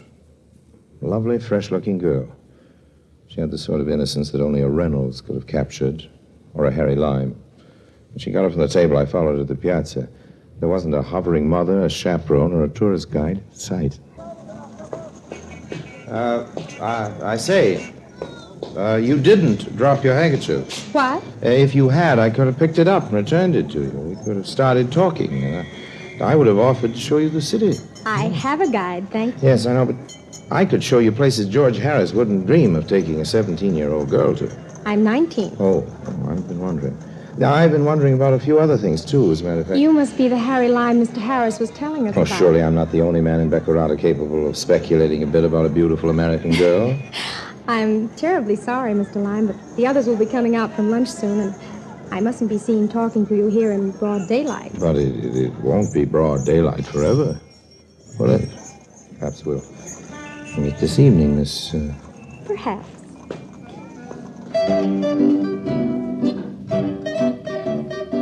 The girl was a real looker. But with all the looks, she was pushed to the back of my mind as I got to the summer palace of the Elephant later that afternoon. I rented Citroën. I was behaving nicely, and I guess I wasn't watching the road too carefully because suddenly the ordinarily deserted strip of pavement became crowded, and I had to pull to a stop. Arabs riding burros crowded about the car. There were some half-castes on foot climbing on the running boards. In front of the car were 3 or 4 Bedouins, pretty fierce-looking customers with old-fashioned muskets slung over their shoulders. Hey, what's all this about? I'm on my way to see your ruler. If I'm detained, you'll be very angry. I say, isn't there somebody here who speaks English? I speak English, Mr. Well, you're the chief teller from the Bank International. That's one of my occupations. Move over, Mr. Lime. We have many things to talk about before you have your meeting with the Alafin.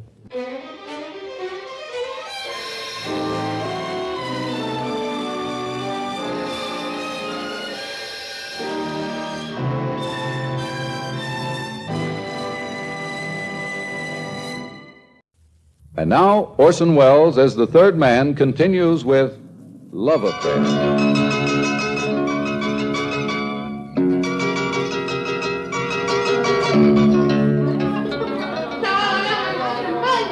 The beady-eyed, pockmarked Arab was sitting next to me on the front seat of my rented Citroën. The near equatorial afternoon was growing cold. The leather of the car's upholstery damp and clammy under my hand.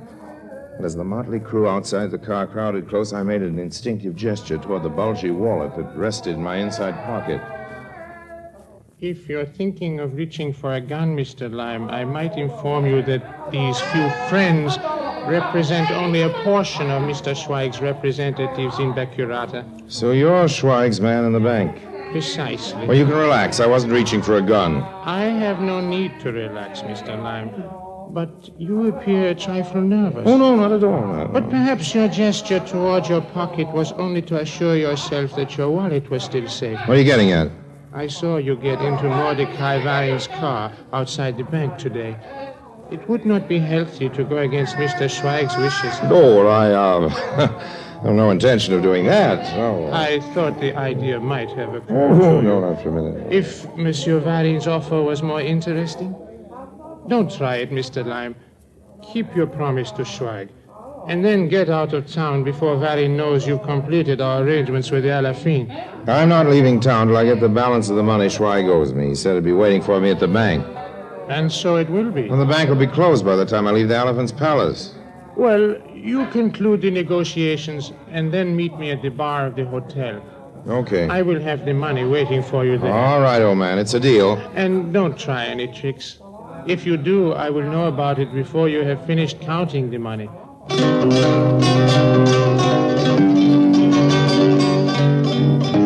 My meeting with the high potentate of Bacurata was an infuriating ordeal of delay. Somehow or other, the granting of oil rights seemed to be inexorably tied up with native dances and ceremonies and rituals, but the best I could manage was to leave the contracts with him and get in exchange a half promise that he would sign them. I wondered if Schweig's fascinating messenger boy would be content with the arrangements. He was waiting for me there, all right. I came prepared, but I have been informed that the Alafin did not sign the contracts. Look, if you know they weren't signed, you also know I made them out the way you wanted them, in favor of the Pa Schweigen you represent. My job here is finished. Even if I wanted to stick in Bacurata until the old Dodo gets around to signing them, I couldn't. Not with Varin in town. I want the money. I've got it coming to me. Now, do you understand? Now. I'm not sure Schweig would approve. You've got the money in your side pocket. I can see the bulge. Now pull it out and start... Watch out, Lime. Varin knows.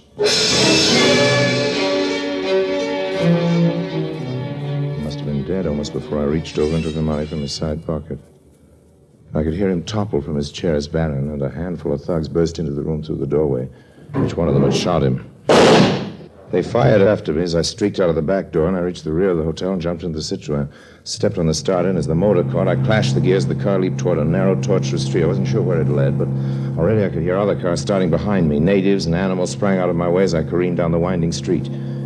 Cars were further away now, but ahead of me I could see people milling about near a dimly lit cafe. There was a figure in white. Suddenly I could see there was the girl, the American girl from the hotel.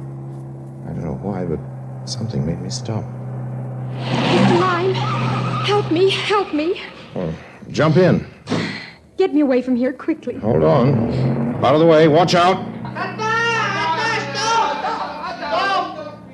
What were you doing in the native quarter? George Harris wouldn't take me where I wanted to go, and I wanted to see the places you spoke about this afternoon. So I slipped out of the hotel after dinner, and I went to that native cafe back there. A horrible place. 2 natives came up to my table, and I started to sneak out, and they followed me. Oh, I was never so happy to see anyone in my life. That's all right, honey. I'll take care of you. It'll be all right. But I can't call you 19 years old, American girl. Well, my name's Marion Lawrence. Hello, Marion. I'm an orphan, and a distant relative of mine died a few months ago and left me a little money. So I quit my job and decided to take a world cruise. Enter George Harris? No, I didn't take one of those planned cruises. I just happened to join the conducted tour to Bacurata last weekend, and I wish I'd never come now. You better send a wire to Harris, though. He might notify your relative to someone if you don't show up back at the hotel. Well, there's no one to notify. I have no relatives or friends over here. Mm-hmm. Have your passport with you? No, I haven't. Well, I know someone near the border who's very talented as an engraver. However, we might obviate a lot of trouble by having him make out your passports with some new names. Say, Mr. and Mrs. Joe Smith of Cleveland, Ohio. That might do for both of us. How's that sound to you? Sounds real exciting. Like we were spies or espionage agents or something. It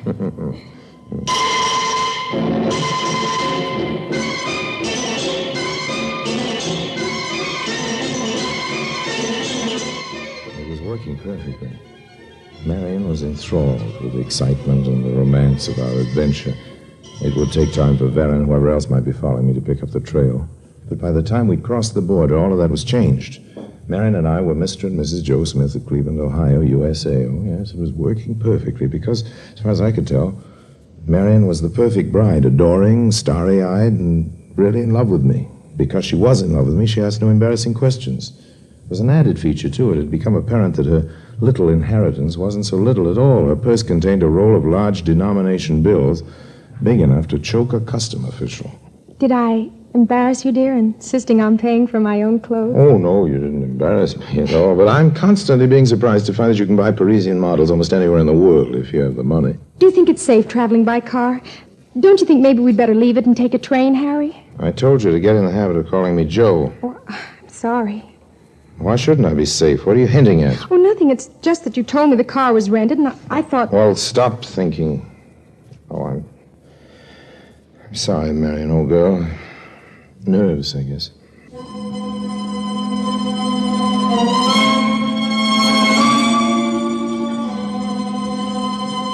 The nerves lasted all that week as we crossed border after border.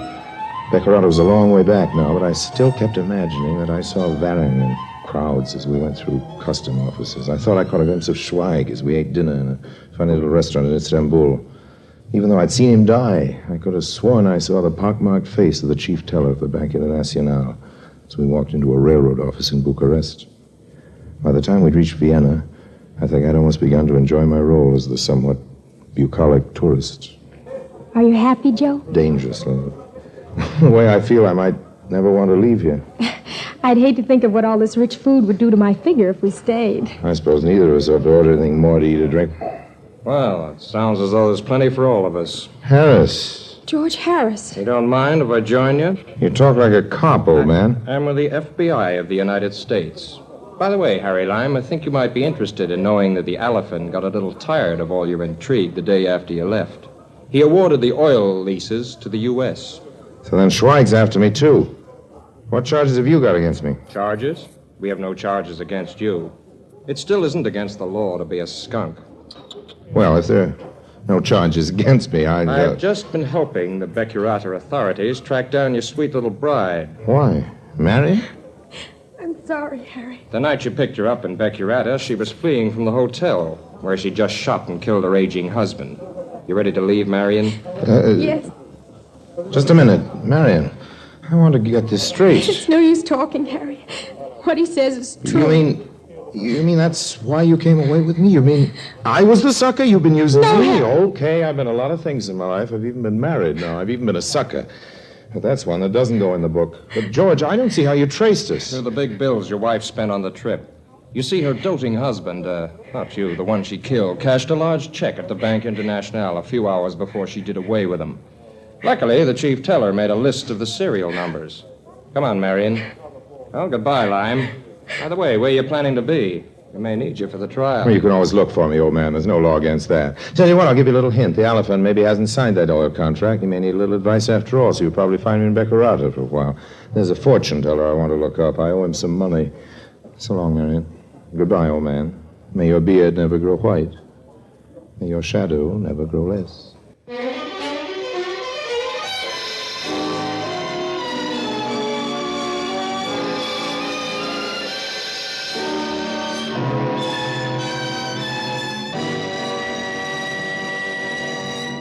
Harry Lime returns in just a moment.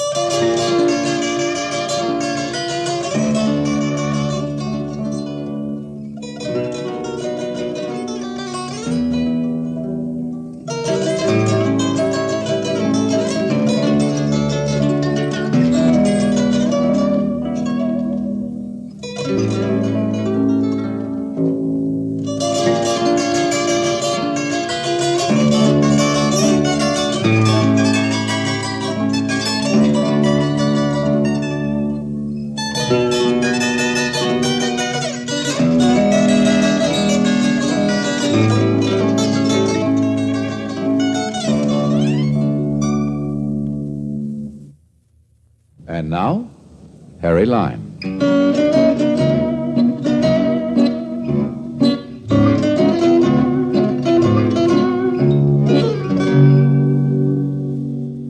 Well, friends, it was a short marriage, but a very pleasant one. And if you should settle down somewhere and start enjoying easy living, rich food, and fine liquor, don't worry about what it'll do to your figure. Just about the fat it tends to develop between the ears.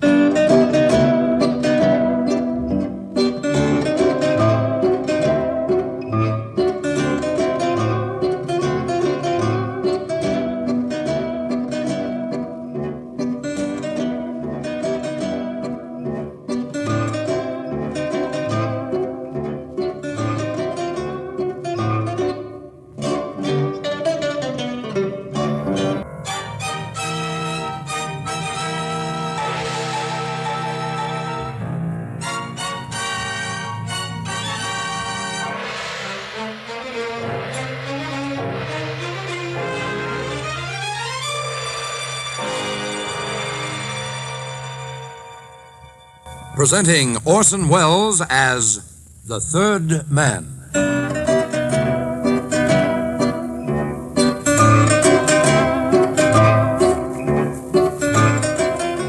The Lives of Harry Lime. The fabulous stories of the immortal character, originally created in the motion picture The Third Man, with zither music by Anton Karas.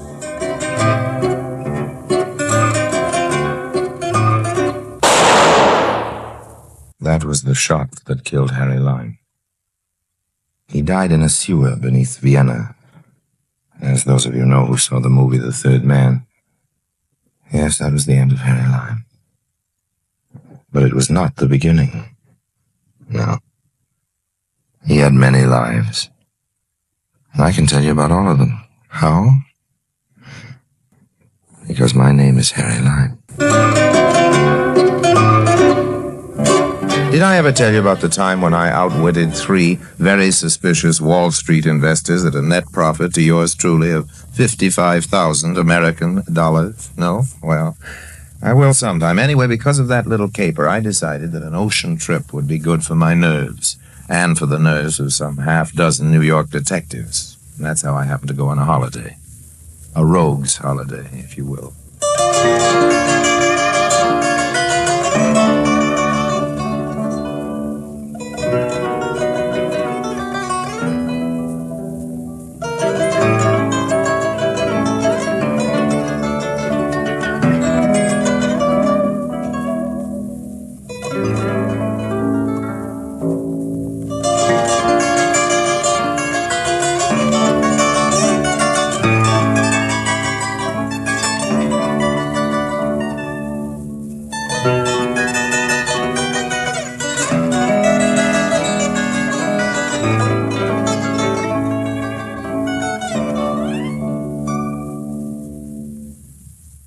And now, Orson Welles as Harry Lime, the third man in Rogue's Holiday.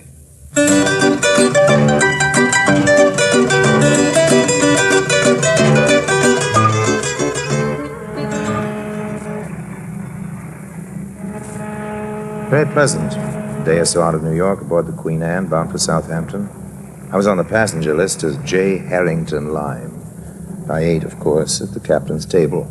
Remembering how I'd put the investments of those 3 Wall Street brokers in my own personal piggy bank, whenever I was asked, "And what business are you in, Mr. Lime?" I would smile to myself and answer, "I'm an investment broker, Lady Barbara. It is the Lady Barbara Folliot, isn't it?" "Yes, of course." "I thought we'd met. Aren't you also sitting at the captain's table?" "Yes, that's right." "And I seem to remember that there's an empty chair at the table next to yours. You're not traveling alone." It's of no importance. You are on a holiday, Mr. Lime?" "A holiday? Well, after a manner of speaking, yes." "I don't understand." "I'm so interested in my work, Lady Barbara, that I'm seldom able to keep from mixing pleasure and business." "Oh, you seem so young to be engaged in so complex a business. Investment banker. I always thought all bankers were portly men in their 50s. Well, every banker must be able to inspire confidence in his clients, Lady Barbara. The incompetent banker relies on his appearance and his maturity. And you? I rely on my record of success, ma'am.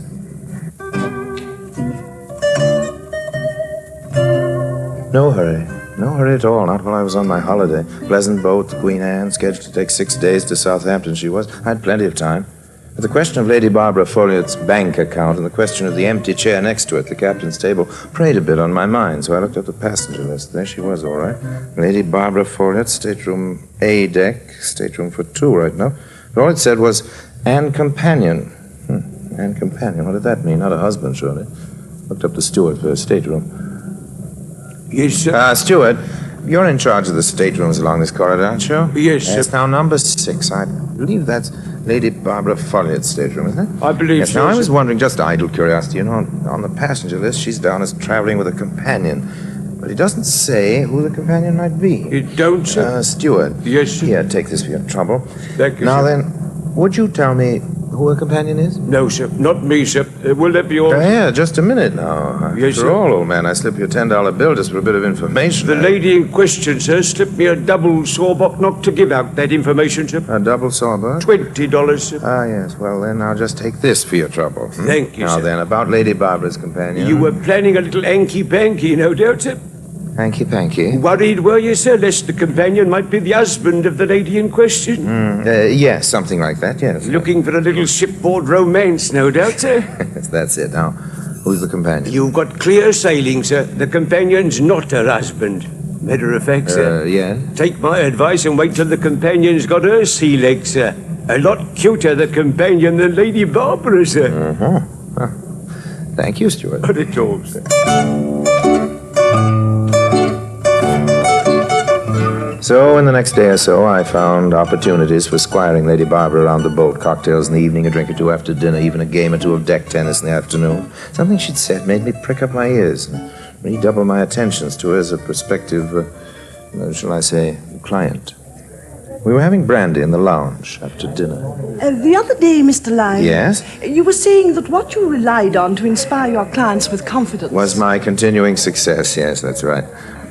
I must say, you inspire me with confidence. Well, that's half the battle for an investment banker like me. Have you some problem with your own investments? To be frank, yes, I have, Mr. Lyme. We must talk of it further tomorrow. Well, why not now? Thank you, I should like to, but the truth is, I must spend... Your companion. The reason for the empty chair next to you at the table. Yes, She hasn't her sea legs yet, How did you know it was she, not he?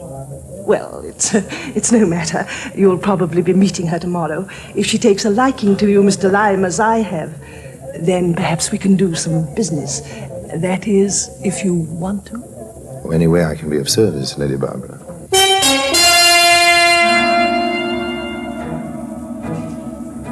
Next morning, I ran into their steward, and he told me that both ladies were out promenading. With some caution, I went looking for them. True, I was on holiday, but still, if I could turn my hand to a piece of business. Besides, I was curious about this mysterious companion whose name was not even carried on the passenger list. Turning a corner on the promenade deck, I nearly bumped into them. Quickly, I ducked back behind a bulkhead as they passed. Courage père. C'était drôle, hein? Twee rigolos, ma princesse. Ma princesse. So, her companion was a princess. For the rest, I'd seen that she wore a veil close over her hair and face, but no veil could conceal that beauty. And I'd seen something else that interested me, too. A string of pearls, matched pearls. I maneuvered into position for the next round on the promenade. Lady Barbara. Oh, good morning, Mr. Lyme. Anne, this is the nice man I've told you about who's been so kind to me. Mr. Lyme, this is Miss Jones. How do you do, Mr. Lyme? I am pleased to meet you. Miss Jones? Such an ordinary name for such an extraordinary young lady. He makes nice speeches, Barbara, just as you said he did. Perhaps you'll permit me to join you? Oh, I'm so sorry. We were just going in, Mr. Lyme, weren't we, Barbara? Well, then at least, Miss Jones, maybe you will join me and Lady Barbara this evening before dinner. Mr. Lyme insists on the practice of buying me a cocktail before dinner, Anne. Why, I should like that. Only as to cocktails, the ship's doctor told me that perhaps until I am stronger, I should drink champagne. Perfect. I'll make sure there's a bottle of ice for you, Miss Jones.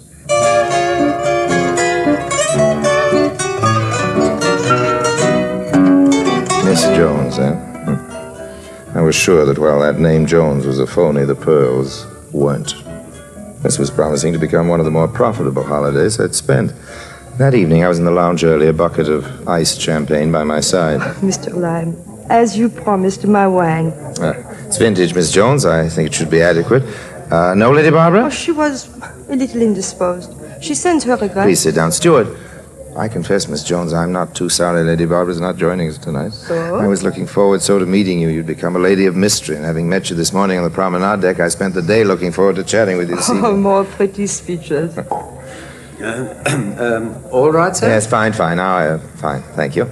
If the wine meets with Miss Jones' approval. Miss Jones knows little of wines, Mr. Lime. She is content to leave such matters to you. You have won Lady Barbara's confidence, and that means that you have won mine, too. Then a toast to your improved health, Miss Jones. Now, why do you always pause, as if you do not remember my name? Oh, my apologies. Very rude of me. I'm awfully sorry. I accept your... Oh! What is it? Oh, my string of necklaces. It broke. Oh, my pearls. Oh, Here, look out. Just hold still. You know how many of them there were? Now, don't move. Yes, there were 64. Just so we can make sure none of them have rolled under the... Here. Yeah, here's another. Oh, such a stupid thing. No, I really must apologize. Please. Here's another. Steward. No, it is all right. I think that's all of them. Let me see. Quickly, that's 5, 10, 15. Yes, sir. Just hang on a second, will you? The lady's string of pearls broke, and maybe that one or two are still missing First time somewhere. I have don't never know. done such a betise, such a foolish thing. 55 and 5 is 60, and 1, 2, 3, 4. Yes, that is the whole lot of them. Thank you, Stuart. Lucky thing, ma'am. Oh, Mr. Lime, do me a great favor. Anything at all. I say you're sure they're all here. Oh, yes, sure. Take them, will you? You have an envelope, perhaps, or a safe pocket? Take them for me to the little jewelry shop. You know the one right on the stairs. Oh, sure, I know the shop, but... Maybe it's still open. You can have the man restring them properly on a Pressure. strong new string. Or would you do that? Well, I'm not sure I like the idea, really, of wandering around the ship with a handful of loose pearls. These look like the real thing. Oh, no. They will be perfectly safe. Now, won't you? For me, such a little favor. If the shop should still be open, please? Leave you? Oh, I shall sit here quite quietly, just thinking how lucky I am that you were with me when the string broke, till you return. All right? All right. I'll be back as soon as I can.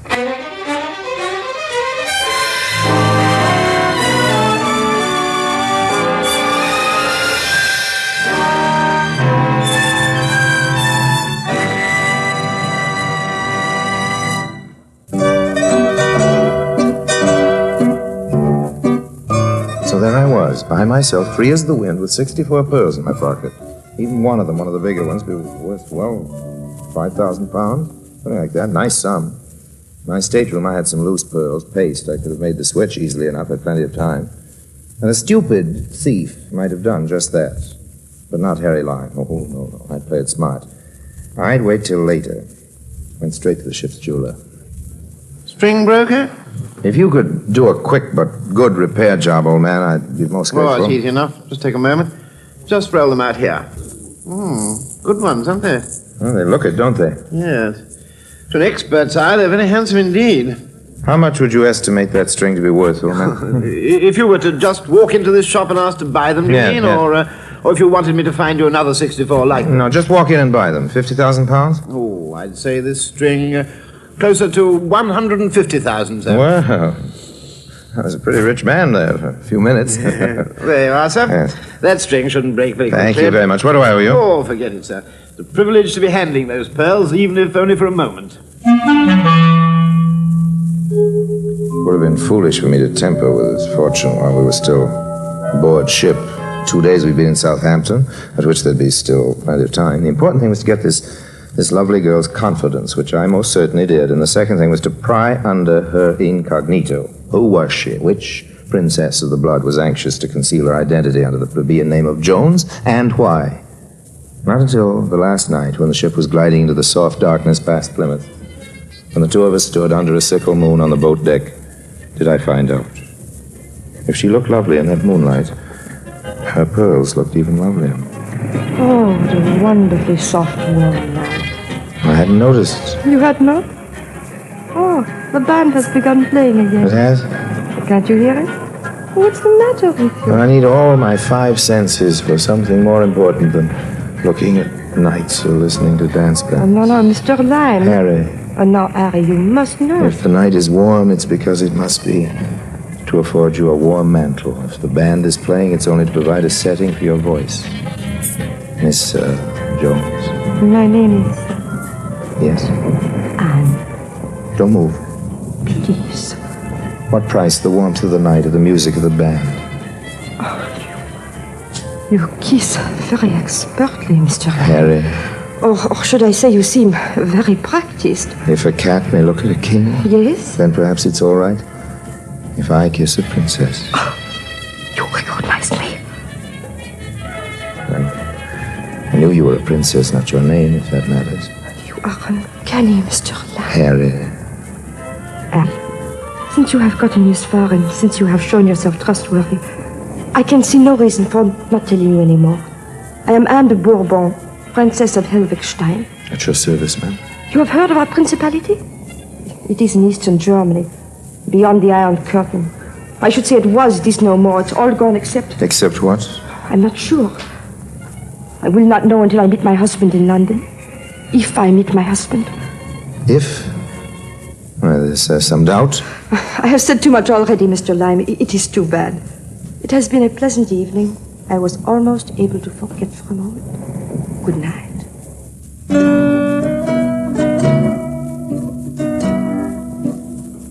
She was gone, just like that. At least I knew now who she was. Whether I'd be able to find her again in London, whether I'd frightened her away and with her my chance at that string of pearls by letting her know that I knew she was a princess, all these things I was a little nervous about. Till next day, just as I was getting ready to disembark in Southampton, Lady Barbara came up to me rather quickly. Mr. Lyme, here, a note. A note from... read it, please. After last night, I've been worried for fear I might just possibly have said something which, might have offended your friend, Miss Jones. Offended her? Oh, read the note. The notepaper bore a crest, a coronet. It was one sheet of heavy paper folded once. There was no salutation. The note said, "As you said, a cat may look at a king. It might be interesting and fun to experiment once more with your other statement, the one about a princess." There was no signature, but none was necessary. Do you feel better? Yes, but... She asked me to tell you that we would be stopping at the Carlton. We'll hope to see you then.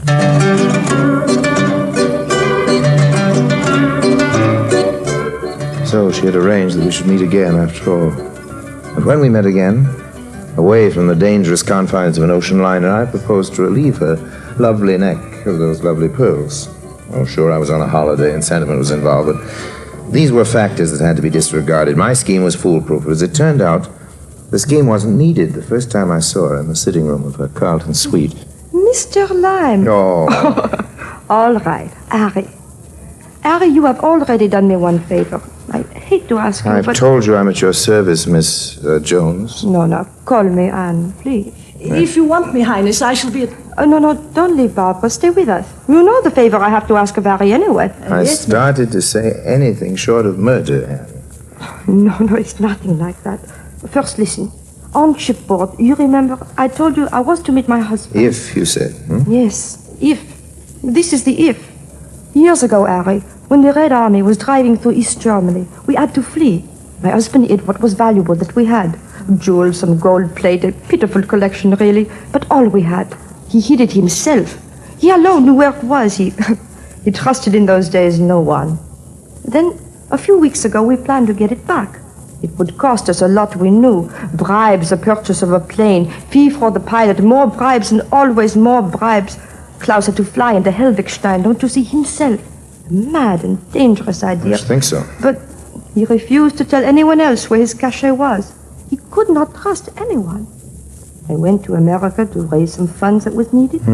Lady Barbara has been good enough to lend us more. But just today, I have learned that even more is needed. More money? Mr. Lyme, say no quickly if you cannot do me this favor. But I have exhausted all my other resources. If you knew how much it costs to bribe these officials over here. Oh, I'll bet. How much do you need? Oh, you will do it? It's just a loan, mind you. It's a pleasure. Lady Barbara's investment will bring her all we need at the first of the next quarter, and then I can repay you with Please, how much do you need? 10,000 American dollars. It is too much? No, I don't think so. No, certainly not. And see, for security, Oh, no. on your loan, here, you will take this, my pearls. You have already once guarded them well. Oh, please, I wouldn't dream of... Yes, I insist. Otherwise, I will not even ask you for the loan of the 10,000 American dollars. Oh, Oh, well, if you insist. Here, take them. Now, how can we arrange to get the money? Well, I have more than that here in the hotel safe in American dollars, too. Just let me ring the desk.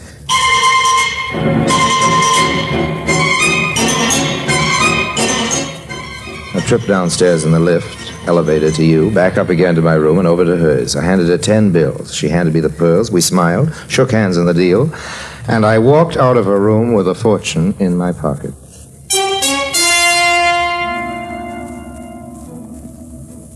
Called for a celebration. Pal of mine runs a pub saloon to you in London. I use it as a sort of message sender. I have letters sent me there. My pal knows all the gossip who's in town, who swindled whom, all the news I need in my business, so I went straight to him.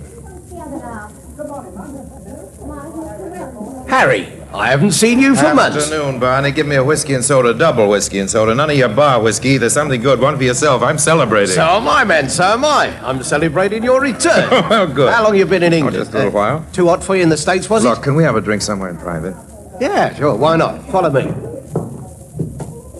Got onto something good, have you? I'll be leaving London pretty quick, Barney. I have to go to Europe, France, I guess maybe Italy. Well, you've only just got here. I pulled a quick one. They may be looking for me in London sooner than I like to think. Uh-huh. What for? Unless it's something you think I should know about. Look, Barney. Well, now, aren't they beauties? Real thing, aren't they? I had them priced by a jeweler who said he'd ask £150,000 for them. Oh, that should keep you in cigarettes for a week or two. Not bad. Not bad at all. Not half bad. Not, in fact, a quarter better. Let me have a look. Do you mind? Well, come over all you want, Barney. I'll fence them in Paris somewhere. This is your last look, old man. Uh-huh. Where did you say you got them? Off a German princess. She gave them to me as a security on a loan. Mm-hmm. German princess, is it? Yes, French-born, I think. French-born, you think? Yeah. Name of what? Anne de Bourbon, Princess of Elvigstein. Yes, very good. What's so funny? What's so very funny? Anne de Bourbon. Princess de Elvigstein. All right, old man, all right. Better let me in on the joke.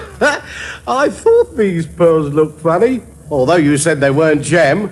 You're crazy. Well, Barney, I had them priced myself. Maybe you had some pearls priced, but not these, my boy. You've been had. The oldest trick in the world.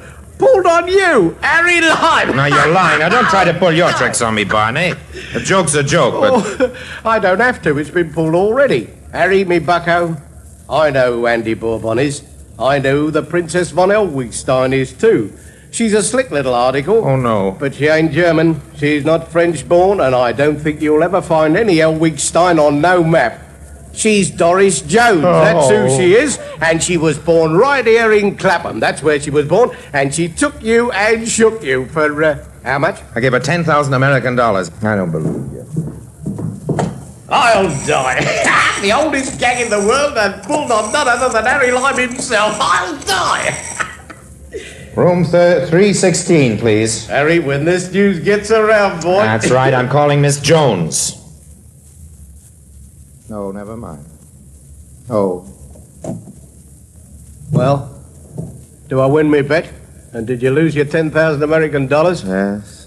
All I've got are these pearls. Oh, better than nothing, Gary. It's a good imitation. Must be worth £50. £50? Well, I'm on my holiday. I come out ahead after all. What?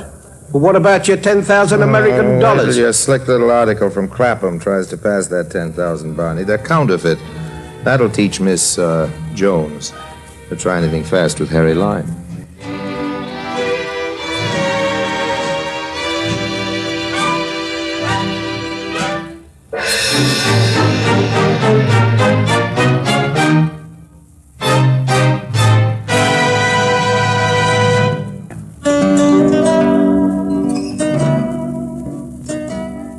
Well, it seems that Miss Jones found herself a legitimate prince, one of those exiles in Portugal, and settled down with him in Lisbon. I ran into her at Estoril a couple of seasons later. She was a real princess now.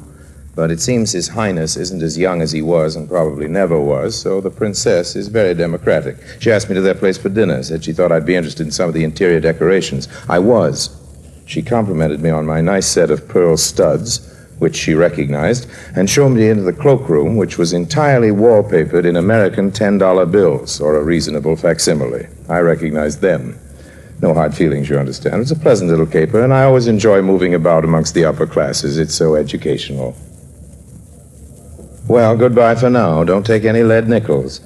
And remember, if you can't manage to resist temptation, be sure you get it appraised.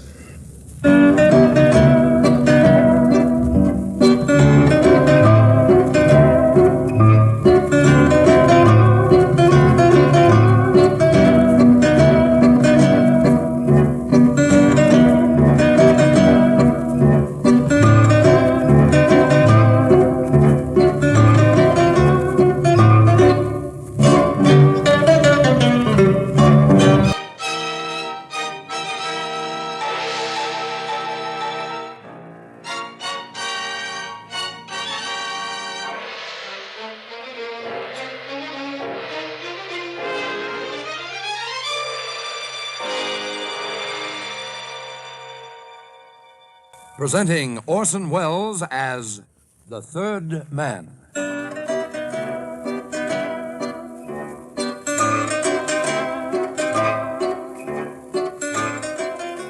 The Lives of Harry Lime.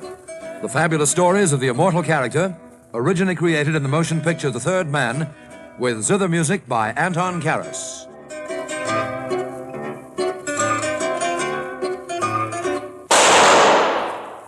That was the shot that killed Harry Lime. He died in a sewer beneath Vienna. As those of you know who saw the movie The Third Man. Yes, that was the end of Harry Lime. But it was not the beginning. No. He had many lives. And I can tell you about all of them. How? Because my name is Harry Lime.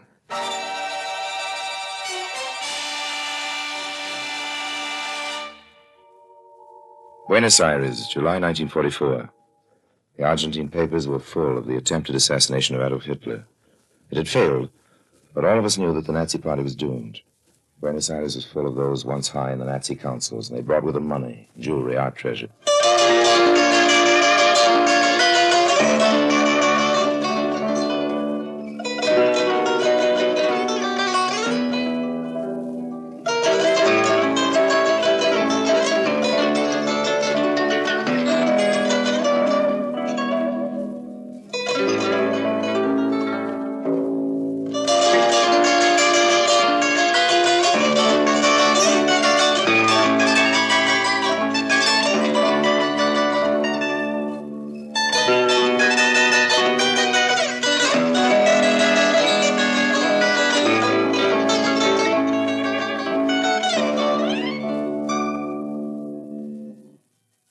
And now Orson Welles is Harry Lime, the third man in Work of Art.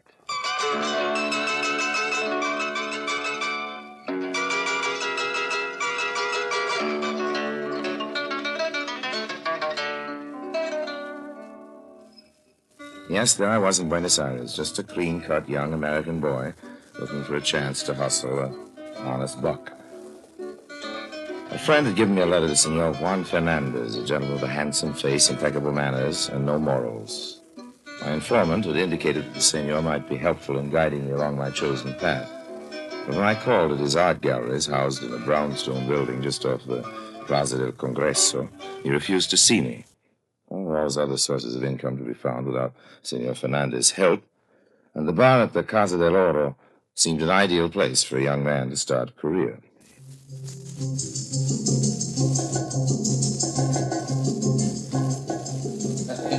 Bartender. Si, senor. Dispense to the tomorrow. I beg pardon, I don't understand much Spanish. I would make the apology for being so long. See the supply of rum behind the bar, she was finished, and I go to the stockroom to bring some more. Okay. Skip it. No le entiendo, senor. What is skip it? Only let it go, never mind, there's no harm done. I'll have a scotch. Gracias, senor. In Buenos Aires, we use much rum, the speciality of the house. She's a drink I make myself invented, made from 4 different kinds of rum. The juice of the pineapple, the dash of curacao, a sprinkling of... Fine, I'll have a scotch and soda.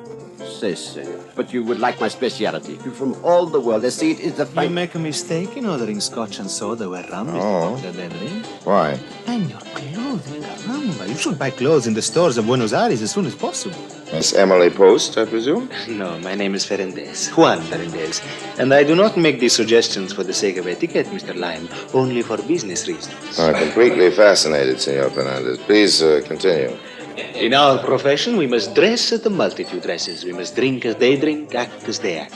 We must never call special attention to ourselves, but must seemingly melt into the background. Yeah, but I melt so badly. I'm serious. I tell you these things for your own good. Isn't this concern for me a little sudden, old man? This morning you wouldn't even see me. Your drinks, senor. Oh, thank you. Thank you very much. And you, senor. I'll have one of your specials, Gerardo. We'll be over the little table in the corner. But of course, senor.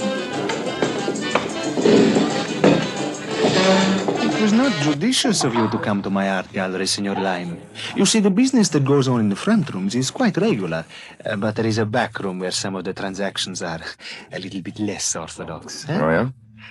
My backroom friends must not be seen coming into my establishment by my front room friends. You do understand? Well, of course. It's perfectly clear. Lime, you come to Buenos Aires to reap some of the wealth here, huh? You are not the type to do it honestly, and that is all right with me. I will help you. But we must remain casual acquaintances who meet in bars, not business associates. You must not come to my galleries. Okay, old man. You are not giving me your full attention. Well, how could I? Did you see what came through that door? The beautiful senorita with the off-the-shoulder dress. You don't miss anything either, do you, old man? Not very much, I assure you, senor. Who should you know? If you and I come to terms, senor, she is the first assignment.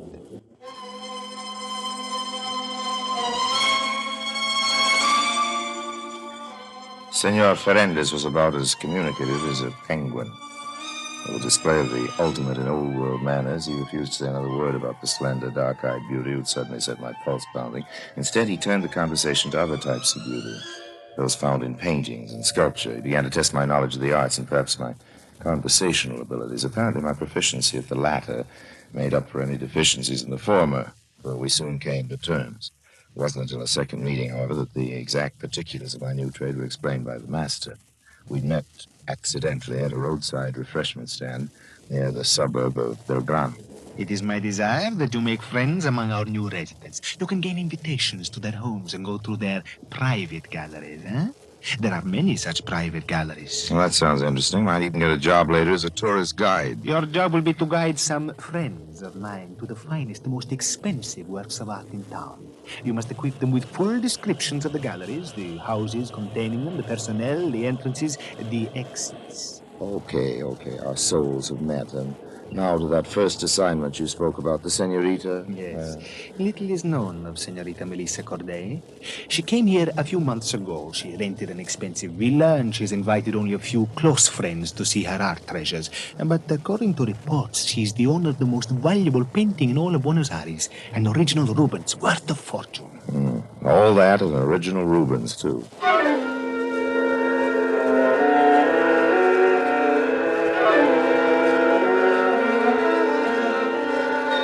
I don't know what Juan Fernandez was worried about. What could happen to me? I wasn't going to be doing any of the stealing. My job consisted of being charming and observant. During the next few weeks, I managed to exercise my charm on half a dozen of the local gentry. I was invited to their homes, and I made polite compliments to my hosts, extravagant ones to my hostesses. You know, it's amazing how much information you can get if you say the right things about a woman's choice of dresses or a man's choice of wines. And Senor Fernandez paid me handsomely for the information, but both of us were still primarily concerned with Senorita Melissa Corday. And she proved as elusive as the olive at the bottom of a martini.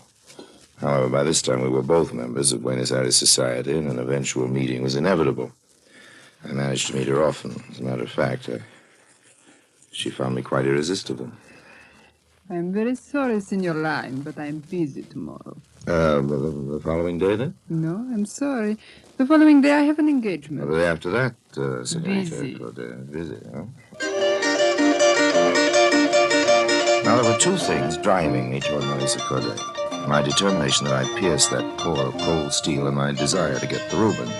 Oh, I've known women like her before. Women with cash registers where their hearts were supposed to be, but it wasn't going to defeat me.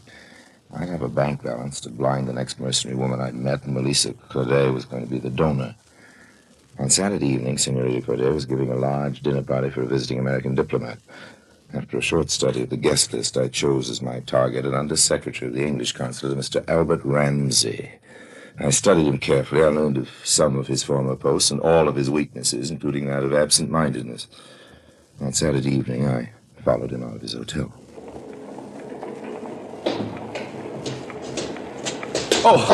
Sorry, Sam, I'm sorry, awfully sorry. I wasn't looking... Bertie, Albert Ramsey in the flesh. Oh, yes, in the flesh, as you say. But, How have you been, old boy? I heard you were connected with the concert over here, but I haven't had a chance to look you up. It is good seeing you well, again, yes, it's old nice man. seeing you. Imagine bumping into good old Bert Ramsey right in the middle of Buenos Aires. It's been a long time, hasn't it, old Well, man? I hope you'll forgive me, a frightful memory, but I don't seem to remember quite where it was. Oh, you're joking, last time. of course. You remember. It was at the Shoreham Hotel in Washington. Oh, yes, of course. How frightfully stupid of me. Washington, eh? Yes, Washington. Must have been about 40. 1940 it was, but exactly. And you say you have a bad memory. This is really a break bumping into you on my first free evening since I got here. You've got to have dinner with me, old man. Well, fact of the matter is, I have a dinner engagement. Charming girl. Having a bit of a party tonight. Promised I'd go. Well, I'm certainly not going to say goodbye after having been lucky enough to run into you. I hate these dinner parties myself, but then maybe you couldn't take me along even if you wanted to. Oh, I dare say it'd be all right. Well, as long as you say it'd be all right, you're sure I wouldn't be intruding? Oh, no, of course not. No, a pretty girl like that'll be delighted to have me bring a handsome young chap around. Probably only invited an old duffer like me because she needed an extra man. Well, if you're positive, it's all right. Oh, I do have a confession to make, though. That rotten memory of mine, I remember our meetings in Washington plain as though they occurred yesterday, but your name slipped right out of my mind. Didn't you imagine that? Well, don't apologize, It's Lime. Harry Lime.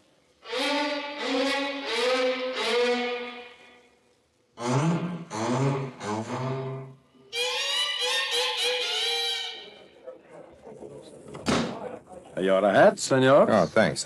Here, take my stick, too. I've got a stalwart companion with me now. I won't need a stick if I'm attacked by rogues. That's a good one, Bert. That's a good one. Here comes our hostess. Good evening, Mr. You look simply ravishing, my dear. Look, I want you to meet an old and very dear friend of mine, Mr. Harry Lime. I've had the pleasure. Oh, don't say I didn't know. Oh, I'm terribly sorry, Melissa. I didn't know Mr. Ramsey was coming here. I bumped into him. Oh, it's all my fault, my dear. Harry and I met accidentally, and I hadn't seen him for years. I simply insisted that he come along. I suppose I was so busy chatting about old times, I didn't get round to telling him who our hostess was. I see. I hope you'll pardon an old duffer. Yes, of course, Mr. Ramsey. Of course, you could call the police or have your servants throw me out. I say he's droll, isn't he, my dear? Very. Well, come in and have a drink. The others are a little ahead of you already. Oh, we'll catch up, won't we, Harry? Oh, I don't think I'll have a drink tonight. I don't want a chance dulling my senses. I understand Melissa has an art collection that's really worthwhile seeing. You're interested in art? Oh. Somehow I didn't think you would be. I'm very, very, very interested. Perhaps I've been wrong in my estimate of you, Mr. Lime. I'll be happy to show you my gallery, if you really think you'd enjoy it. Well, honestly, Miss Corday, nothing could fascinate me more.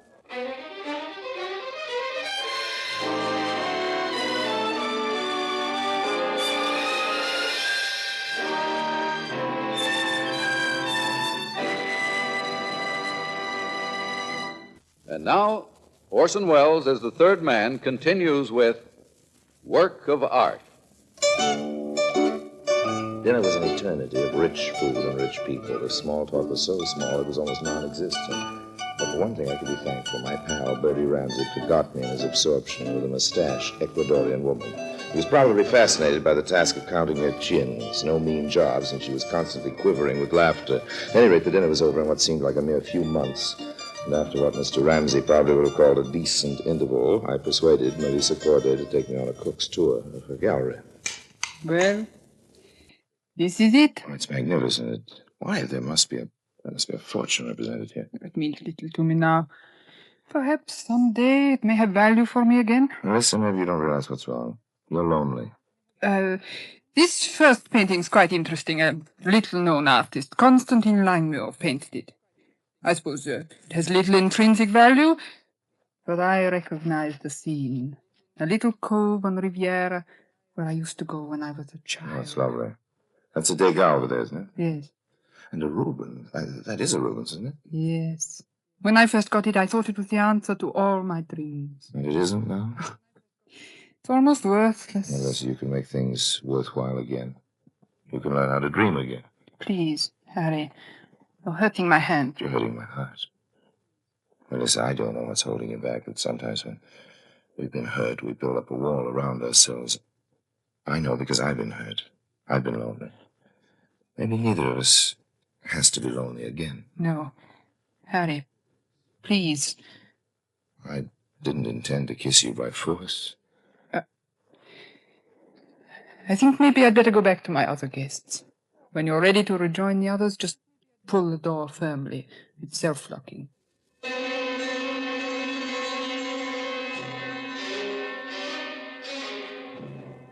The gallery was in a separate wing of the house, connected to a small sitting room with only the self-locking door between.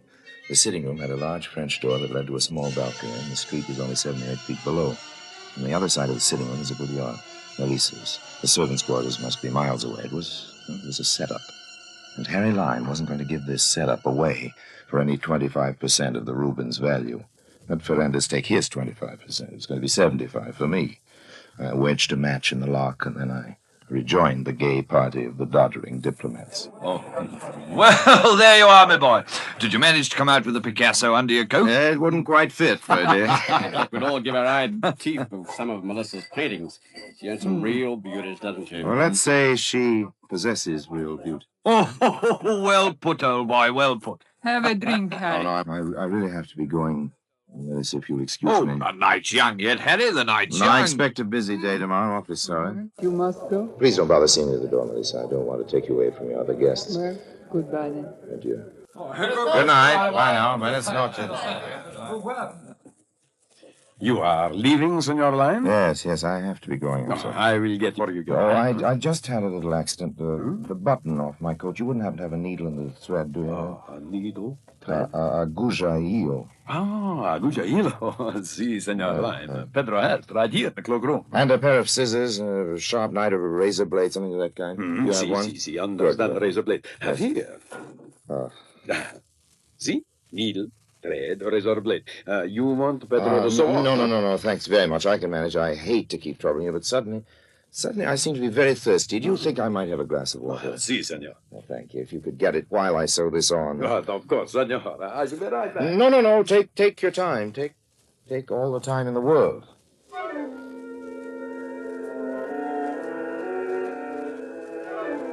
This was the one dangerous element in the whole scheme, my being seen now.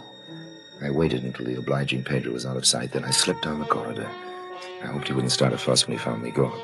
The guests and the servants were all busy, thank heavens. I reached the gallery wing and slipped through the little sitting room into the room containing my Rubens, took the little matchstick out and heard the lock click reassuringly. But just in case someone should come in, I took a position behind a heavy velvet drape. Hours later, I could hear the other guests take their departure. The servants locking windows and doors. Someone rattled the doorknob of the gallery and then went away. I heard Melissa's door open and close. But still I remained motionless. I waited until almost dawn, till the silence was thick and heavy.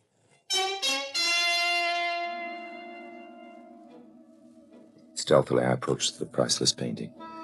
I took the razor and slipped the canvas limply from the frame. I rolled it up and slipped it into the lining of my coat. A few hurried stitches took care of the rip I'd made for it. I held my breath as I tiptoed to the door and opened it gently. Crossed to the French door that led to the balcony. Below was the street and safety. The latch worked easily.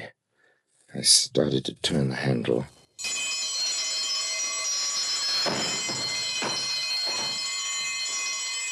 Oh, my ankle. Stop! Oh, my ankle. No, don't shoot. So we've got a ladron, eh? It's on the alarm. Get to your feet. Stand up. My ankle's killing me, Pedro. Pedro, you call me by name. Oh. Carlos, flash your light in his face. Huh? No. Pedro, Carlos, what in the world is going on? We have caught for you a burglar, senorita. A burglar. He is Senor Lime. I call the policia. No, senorita? Wait just a minute, Carlos. Harry, what is the meaning of this? Yes, What sir. were you doing in my gallery? Well, I wasn't in the gallery. What? I could explain the whole thing very easily if we were alone. Not leave you alone with him, senorita. You don't think I'd try to harm you? No, Harry, I don't. It's all right, Pedro. Carlos, wait outside. We have our guns ready. You call if you need us, huh? And no funny business, Senor Lime.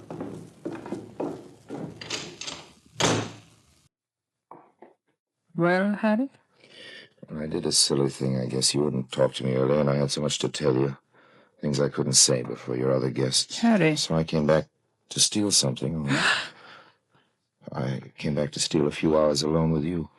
Oh, So I tried to sneak out, and, well, you know the rest. Oh, you're going to make Carlos and Pedro very unhappy. They thought they'd go to Ladrone. Oh, poor Harry. Your ankle hurts you very much. Well, when you look at me like that, I can't feel any pain. Oh, you'd better go back to your hotel and rest. Yes, I guess I'd better. Could I phone for a cab? Oh, I'll send you home in my car. Pedro can take you. You're very kind, Melissa. Monday morning came, with it the newspapers, probably carrying my description. But no, there was no mention of the robbery. For some reason, Melissa Corday had not reported the theft. Maybe the old lime charm had been more effective than I thought. Still, wasn't taking any chances. I made my way most carefully to the galleries of Senor Farthings. And this time I insisted on seeing him.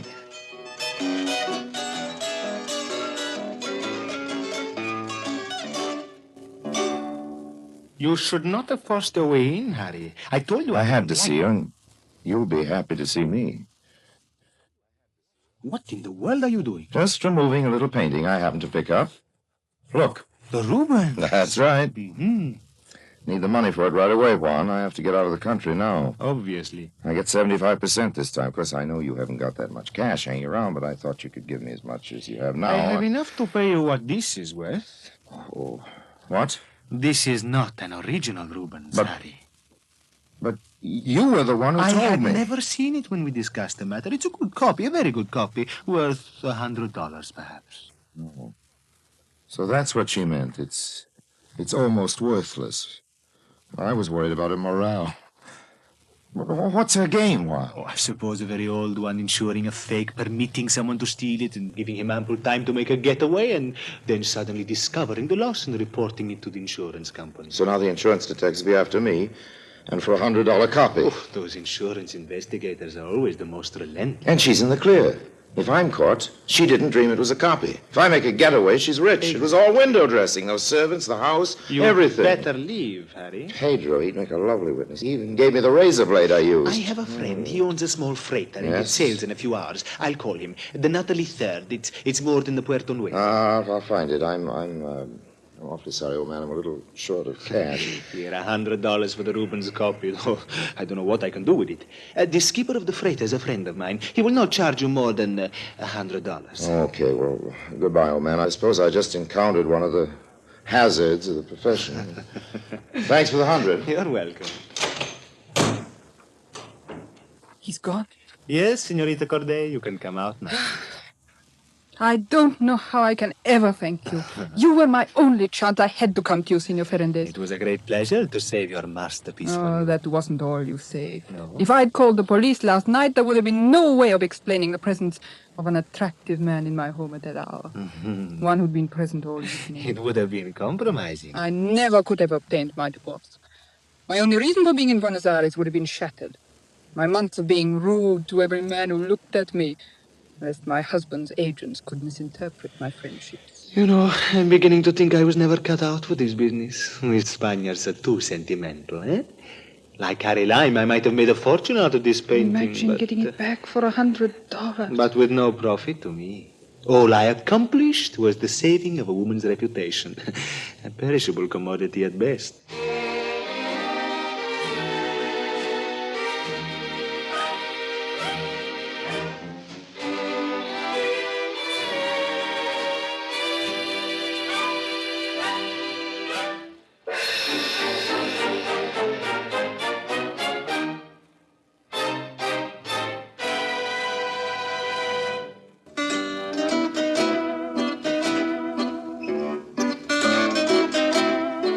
Of course, I hadn't witnessed that last scene. I reconstructed it later from a few newspaper clippings. One reported the final divorce of Melissa Corday, former wife of a Nazi munitions manufacturer. Another reported her marriage to Senor Juan Fernández, well-known Argentinian art dealer. And a third, which must have been released to the press in anticipation of my reading it somewhere, told how a priceless work of art had been recovered for a $100 reward. Oh, it had been a work of art, all right.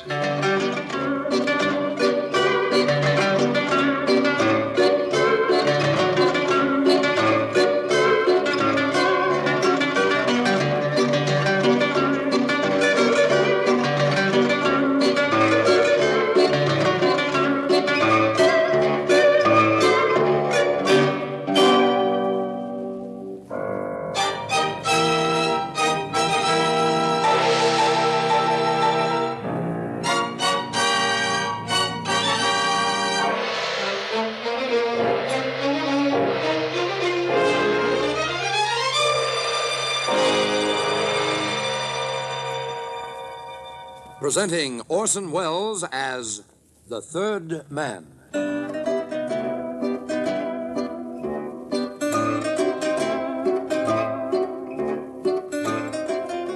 The Lives of Harry Lime. The fabulous stories of the immortal character, originally created in the motion picture The Third Man, with zither music by Anton Karas.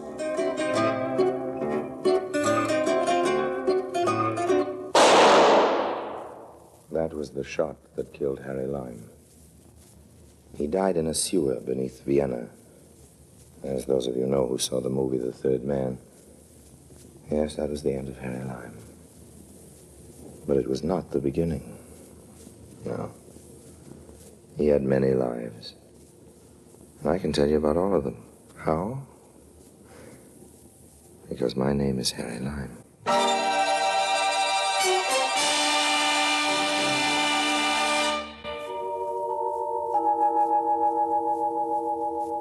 Now, Kiddies, London, which is the capital of England, is noted for a number of curious historical events. King Charles was beheaded in London. They had a fire there and a plague. And it is also the place where Harry Lime broke 3 music boxes and founded an orphan asylum. Please don't ever say I'm not a music lover and a philanthropist, because I'm not.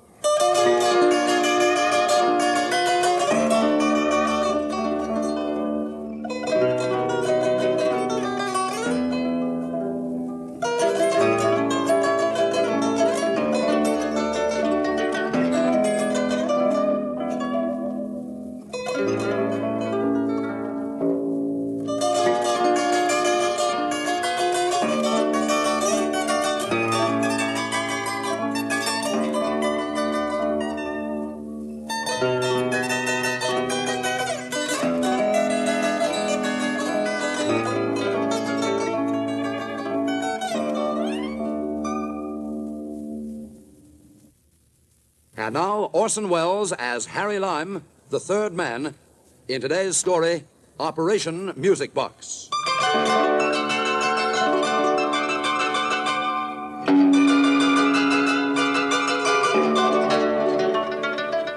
Good afternoon, Mr. Dowdley. That's right, madam. I'm interested in a music box. Certainly, madam. We have a number. I'll go and get them. Just a moment, though, Mr. Dowdley. I'm only interested... He didn't hear you. I think he must be a little deaf. I guess so. You know, you make me homesick. What do you mean? Don't you know what it is to be homesick? Sure do. I've only been away a few weeks, and I'd certainly like to be back. But why do I make you homesick? Well, you make me think of Central Park and the fountain by the plaza, Fifth Avenue in the morning in May, and the sound of roller skating on the sidewalk downtown, hoot of shipping on the East River. Everything, in fact. How do you know I come from New York? I just guessed. Here's your check, Mr. Lime. Oh, thank you, Mr. Entwistle. Here we are, madam. These are all the music boxes we have. These 2 are 17th century, and this one 18th century. This one works.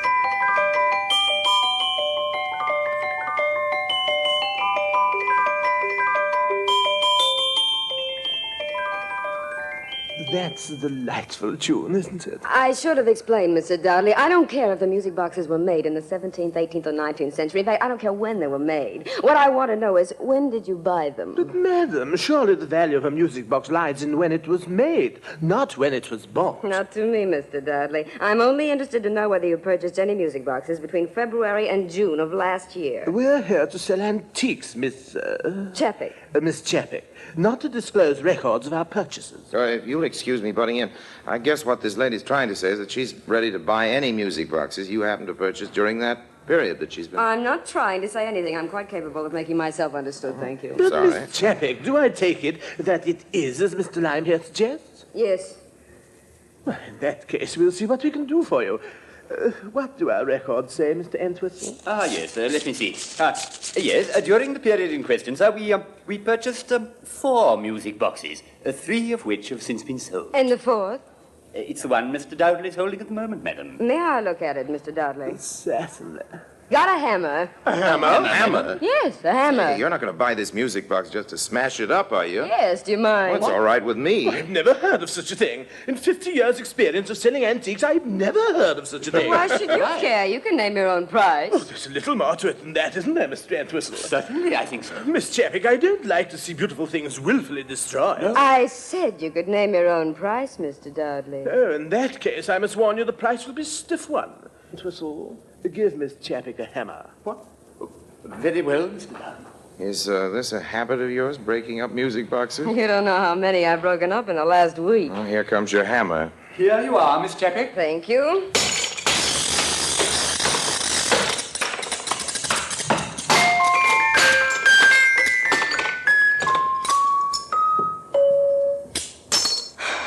No good. And that little act of wanton destruction, Miss Chapek, will cost you exactly £35. It's okay, Mr. Dudley, but I'd like you to do one thing more for me, if you will. I'd like you to let me have the names and addresses of the people who bought those other 3 music boxes. I'll pay a stiff price for that, too. Oh.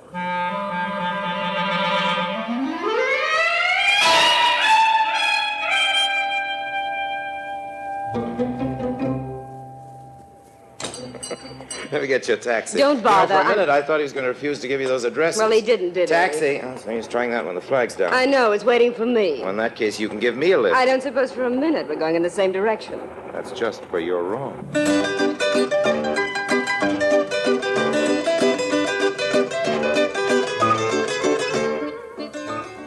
And that's how I met Myrna Chapek. My interest in this girl was twofold. First of all, she definitely started where the petty girls left off. And secondly, there's this little matter of the music boxes. My left little toe was twitching. Could have been the damp weather, of course, but with me it's usually a sign that money is in the air. Anyway, an hour later, we were on our 4th martini, and Myrna was beginning to unbend. Now, come on, Myrna. What is all this? What's the idea of busting up all those music boxes? Have you heard of Jan Chapek? You mean the Czechoslovakian guy, the politician? Yeah. What's he got to do with it? The day before he died, he wrote me a letter from London. Hand me my purse, will you? Yeah, here you are. Here, you can read it.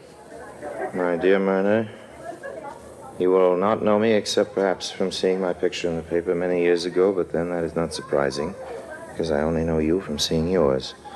The other day I happened to see in an old issue of the American magazine Esquire a colored photograph of Myrna Chapek. I couldn't help remarking the resemblance to your mother, my sister, who left for America some 25 years ago. Had you ever heard of this guy? Did your mother ever mention him? No, not that I remember. Well, how come you took your mother's name, not your father's? My father's name was Chapek. He was a coal miner in Pennsylvania. It's a funny thing, your mother marrying a man of the same name, wasn't it? Well, as a matter of fact, it wasn't. She was an Italian. And the man who wrote this letter wasn't your uncle? No, it couldn't have been it. You know, I'm talking too much. I don't know whether it's you or the martinis. It's both. Well, go ahead, read the rest of it. Okay, now, my dear niece, this is a painful task which I have before me, but really there is no possible choice. You must know that when the communists seized control in my country, a price was put on my head, and I only managed to escape at the very last moment by concealing myself in the tail of an American airliner which was leaving Prague that night. Like many others in Europe in those terrible last years, I managed only to take away with me the meagerest of possessions, a small traveling case light enough for me to carry, for I was ailing and feeble even then. I have said that the purpose of this letter is a painful one, but perhaps you will not find it so, because after all you do not know me, and surely will not receive the news of my death with any sorrow. But the fact is that I will be gone by the time you read these words, which are not intended so much for a farewell. People who don't know each other can't very well say goodbye, can they? But as a last will and testament. I'm leaving you the contents of my little suitcase, Myrna. A few shirts, a necktie, and the unfinished manuscript of my last book. These you will not find very exciting, I'm afraid, and I can't imagine you're traveling across the ocean to claim such an inheritance. But there is a music box, Myrna. It's the only thing of value I could take away with me on my flight. I want you to have it, and I give you my word that it will be worth your trouble to come after it. The landlady, who is not a sympathetic woman, has not been entrusted with the secret, and unluckily she has not been paid for the rent of this attic room for several weeks. By the time you come to London, she will have sold it, and you must find out where and to whom, and you must buy it back. And now my hand is very tired, and I cannot go on pushing this pen across the paper for many more words. I send my blessing to the child of my sister, who has inherited her wonderful green eyes, and also something else almost as wonderful and almost as green. Your Uncle Yan. Almost as wonderful, almost as green. That could be emeralds. I'm sure that's what it is. And you think the emeralds are concealed in the music box? In a false bottom or something? I don't think it, I know it. And I'm going to get those emeralds if I have to break up every music box in London.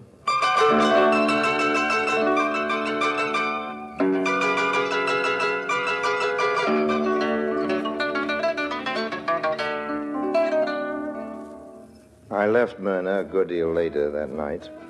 We'd had a wonderful time. I had her promise that we'd meet the next evening. I also had something else. I had that list from Dowdley's antique shop. Oh, yes, I know what you're thinking. You're thinking I pinched it out of her purse. And you're right. That's what I did.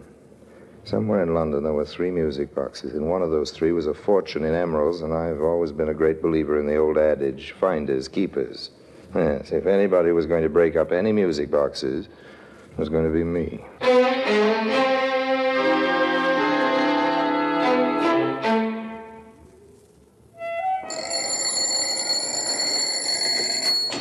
Good morning. Is Miss Moira Corkbottle at home? No, she's out. Well, have you any idea where she's gone? Well, I wouldn't like to say for sure, but, well, you could try the Velvet Penguin. All right. The Velvet, the what? There's a nightclub. Velvet Penguin? But a nightclub? This is 10 o'clock in the morning. Well, if she's anywhere, that's where she'll be.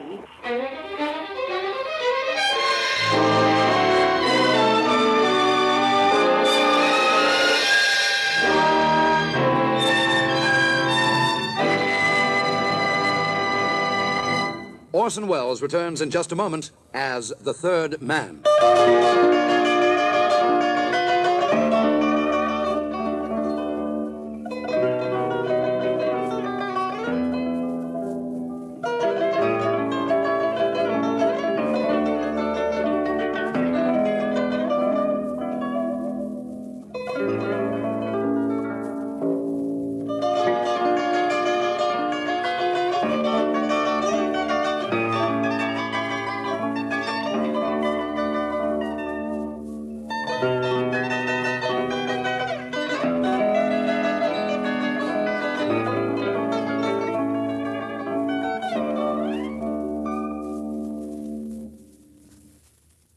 And now, Orson Welles, as the third man, continues with today's story, Operation Music Box.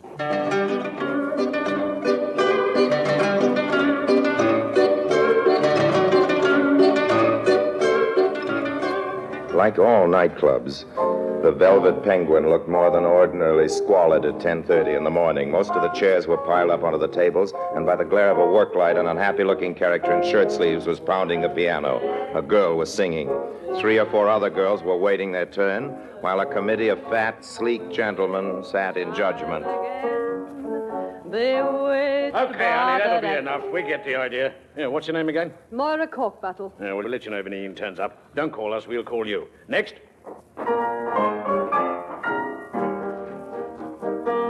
Pardon me, Miss Corkbottle.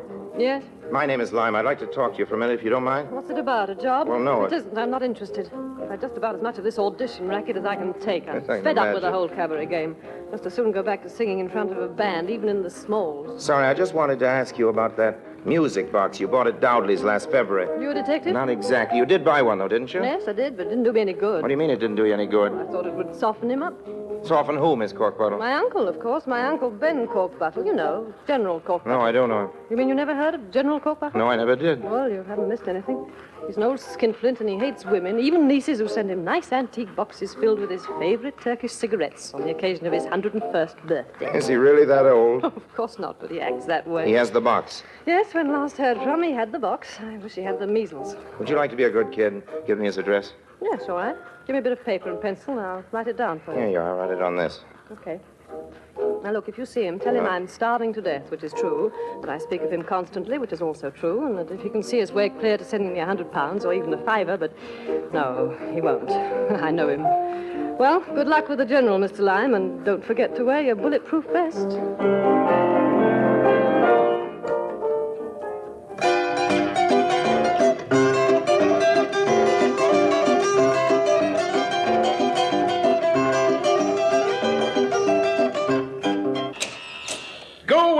Take my stick to you. Wait a minute. You don't look like a peddler. Oh, no, sir, I'm not. I'm a collector. Dust collector? Garbage collector? Oh, what kind of collector? Well, speak up. Music boxes. Oh, another one. By gad, the thing's turning into a positive plague. Well, come in.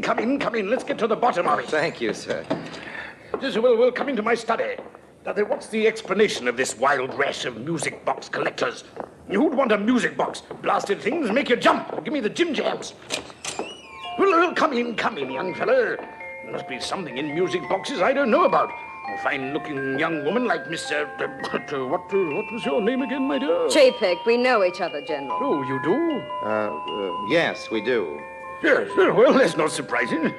After all, you music box bugs probably have some kind of club or other.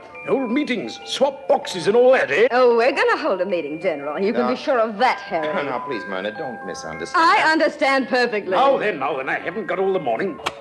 Here we are now. Now then, before this young fellow interrupted us, you were making me an offer. Yes, for your music box, General. That is if you're willing to sell, General. What's your price? £2. £3. £4. £10. 15 guineas. 25 guineas. This is as high as I'll go. Well, that's the highest bid. Well, going? Gone. No, don't write a check, young fella. I'll take it in cash.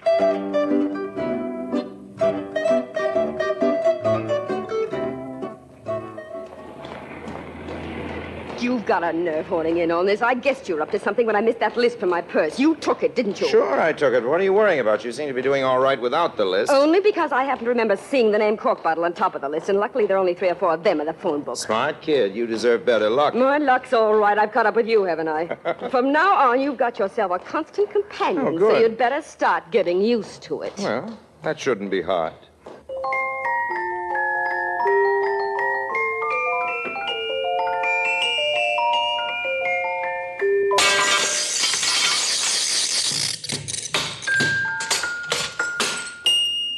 Myrna, Yes? give me that hammer.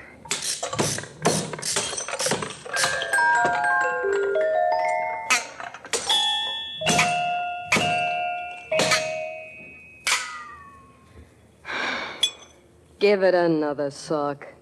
No use, Myrna, no use. It isn't this one.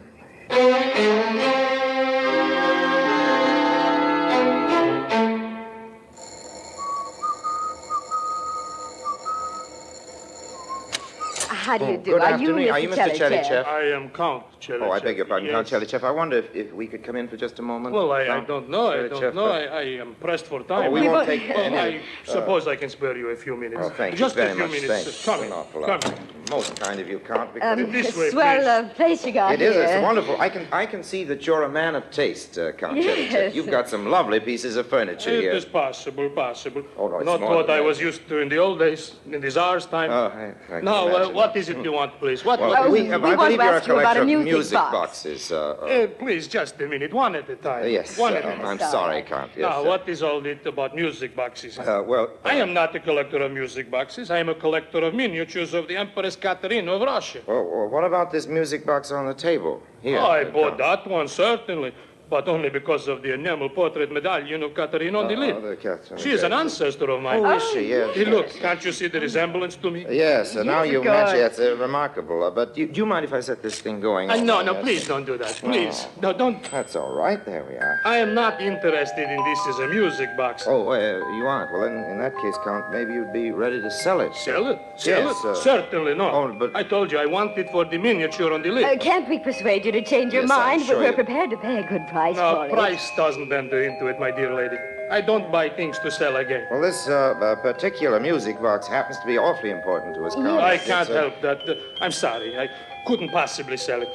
No use talking. No use arguing.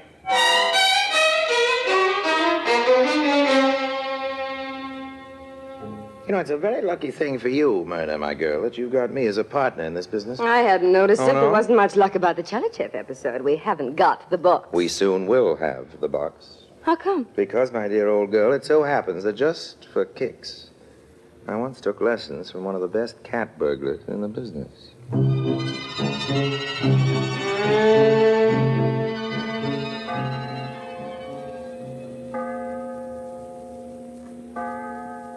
The Count lived in what was once a big private house that had been turned into 3 or 4 flats. There was a garden and a big wall. That night I got over the wall, crept through the garden, climbed up to the 2nd floor, and got through the window into the Count's drawing room. I worked quickly and quietly. I cut a small section out of the crystal cabinet with my diamond cutter that contained the Count's objet d'art, got through to the latch, unlocked it, and seized the music box. And then, at that moment...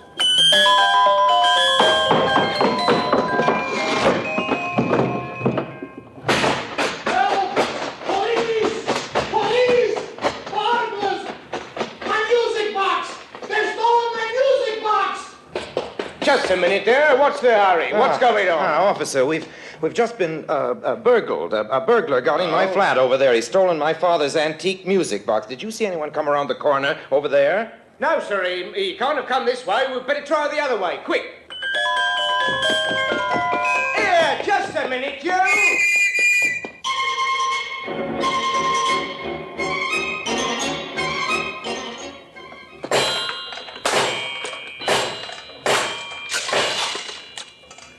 Well, there were no emeralds on that one. No. It was a pleasure breaking it up.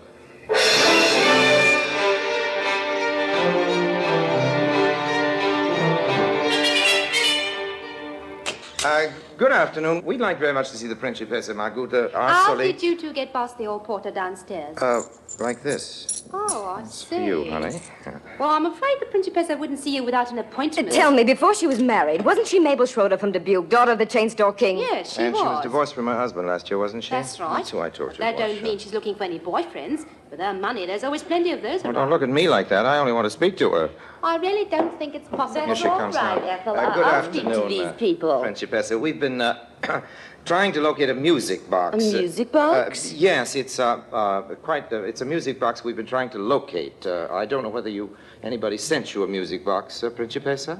Yes, we certainly did have a music box. Mr. Lime. Lime. Yes. A gentleman friend of mine gave it to my little daughter, Shirley. Oh? We haven't got it now. Oh. We gave it away to some charity or other. What? I believe it was the St. Andrew's Foundling Home and Orphanage down in the East End here. Shirley sure hated that music box. Why was that, Principessa? She couldn't stand that tune. What tune? Oh, you know, that awful tune.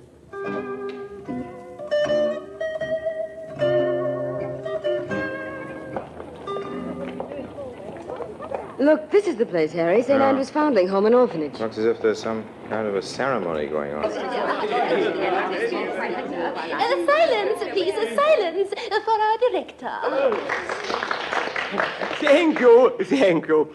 Ladies and gentlemen and children, a little while ago, some kindly soul sent to us anonymously, amongst other gifts, a music box. A few days later, little Billy Gubbins, whom you all know, whilst playing with the box, stumbled and dropped it.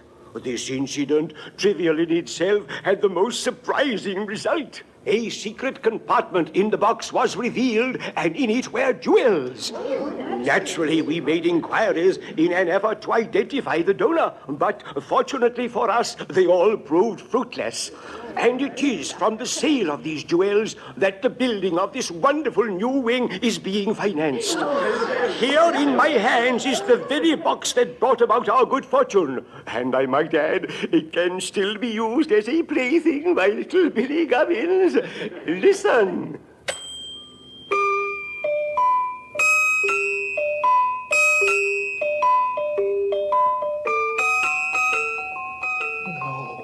No.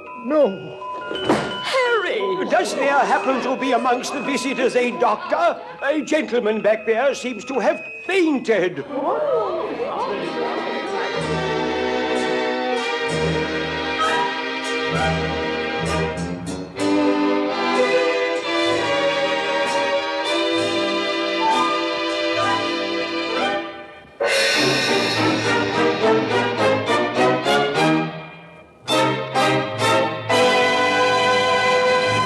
Harry Lime returns in just a moment.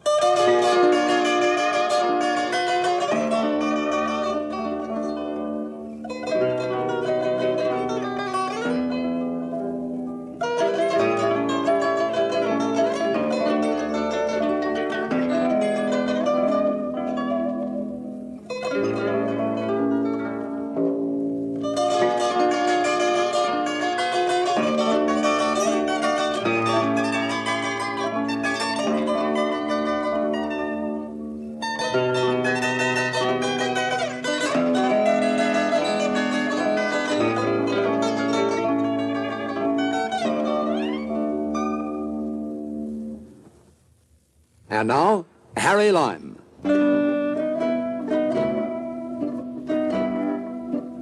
Goodbye for now. And remember what Ben Franklin said about honesty being the best policy. I wish I could.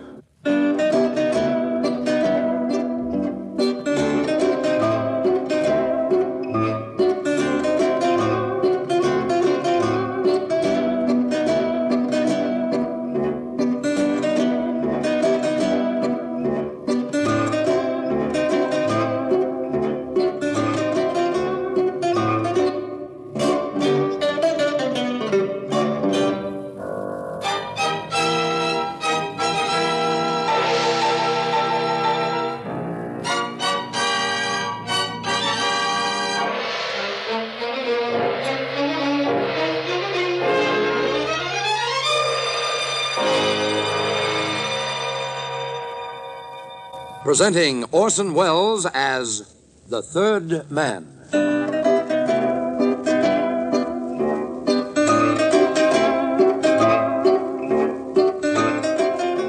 The Lives of Harry Lime.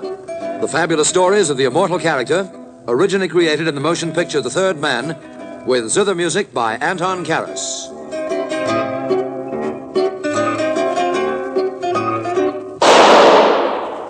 That was the shot that killed Harry Lime. He died in a sewer beneath Vienna. As those of you know who saw the movie The Third Man. Yes, that was the end of Harry Lime. But it was not the beginning. No.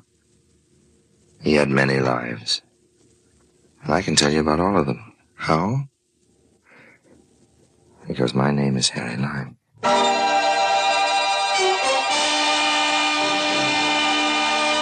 And now, Orson Welles as Harry Lime, the Third Man, in today's story, The Golden Fleece.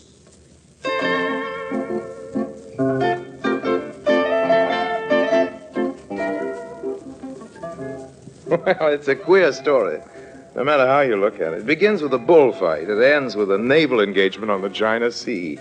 There's a woman in it, of course. Have another drink? All right, if you are. 2 gin slings, boy. Yes, sir. 2 gin slings.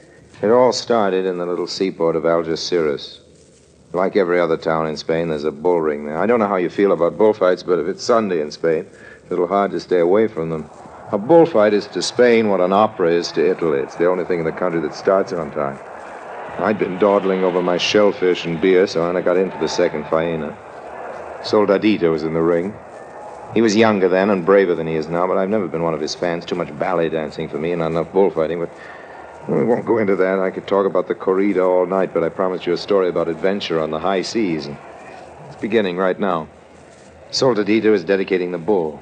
He is paying this compliment to the lady who is seated next to me. For the first time, I glance at her, and the glance freezes into a stare. She has very dark red hair, very pale ivory skin, and very bright yellow eyes. I mean, really yellow, like a cat's. I won't dwell on her. I'd like to, but I won't. Suffice to say that this kid could stop traffic on the Indianapolis Speedway. The bullfighter turns, tosses his hat to her in the classical gesture over the shoulder, and moves out into the sunlight toward the bull. But as far as I'm concerned, the bullfight is over. You must watch the ring, senor. I beg your pardon? It is very pleasant to feel your eyes upon me. I adore being stared at, but just now, don't you think it's a bit disrespectful to our friend Soldadito? He's no friend of mine. He's a good friend of yours, senorita. Permit me to inform you that he is my enemy.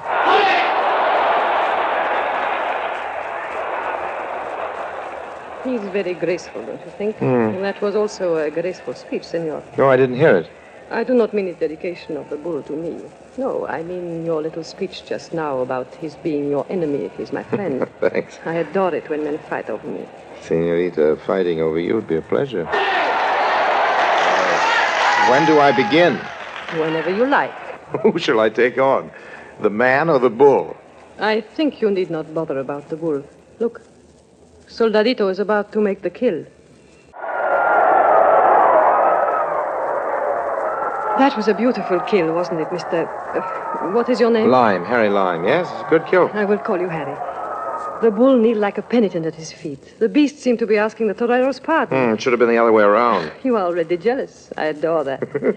Still, you must admit it was a glorious kill. Great kill. Tell me, Harry, what are you doing in Algeciras? No, I'm just looking around. And what are you looking for? Well, no need to look any longer. I found it. You make very pretty little speeches. I adore that. What is your profession? Oh, export, import, mostly. I dabble in a lot of things. What a pity. Why? I had allowed myself to hope you were a sailor. Well, I have been a sailor. Will that help? You have to have master's papers. I'm here with my yacht. Perhaps you have seen it in the harbor. Oh, that big three-master with the black hole? It's mine. We've lost our captain. Oh? It happened quite suddenly. I'm very sorry you're not a ship's captain. I would like to see you in the blue jacket with the gold buttons. Would you believe it? I was a ship's captain. I do not believe it. But I have master's papers. And where are they? Oh, in Barcelona. Oh, that is a bore, because we are leaving tomorrow. Okay, I'll have somebody bring him down by train tonight. In other words, you want the job? In other words, I've got the job.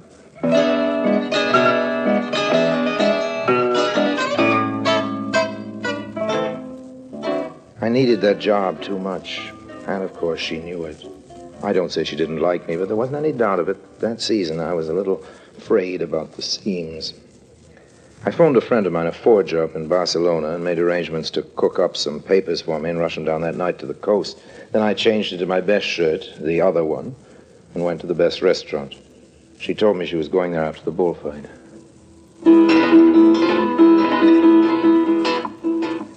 Good evening. Good evening. I'm sorry, but I just realized something. I don't know your name. You do not know the lady's name? You know Soldadito. Of course he knows me. All Spain knows me.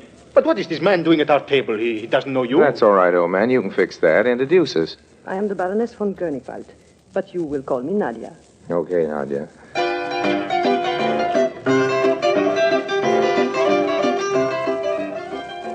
The next morning, I had the forged papers and the captain's job safely in my pocket. The truth was, of course, that I'd never been a sailor in my life. Unless you count the work I had to do as a deckhand when they found me stowed away on a short trip from Alexandria to Naples. But I needed that job bad. And after one look into those huge cat's yellow eyes of hers, I would have jumped at any job she offered, whether I needed it or not. You like the ship, Harry? She's a beauty. The steward will take your luggage to your cabin. Right now, you'll be needed on deck to superintend our departure. By the way, where are we going? To China.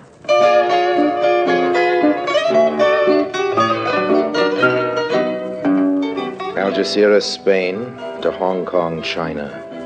That's quite a run for an old salt, whose only experience as a navigator consisted of piloting a canoe around the shallow end of Lake Winnebago, Wisconsin. Luckily, I thought to bring along a little help. The help's name, of all things in the world, was Sidney Carton. He was an ex-smuggler, or rather an unemployed smuggler. I'd run into Sidney occasionally on various little capers in and around the Mediterranean. I figured he was crooked enough so I could trust him. His main attraction, besides a shock of dirty, carrot-colored hair and a glass eye, was a set of teeth like a rotten rake.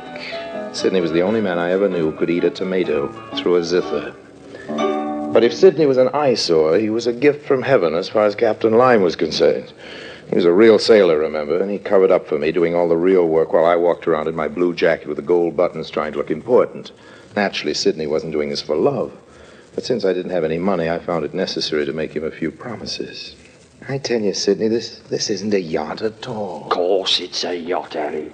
This is a pleasure trip, pure and simple, and there's nothing in it for us. I told you we were carrying contraband, old man, and I'll prove it. What kind of contraband? Dope? Don't be a fool, Harry. Nobody smuggles dope into China. We're going half around the world just for the fun of it, and that ain't any fun.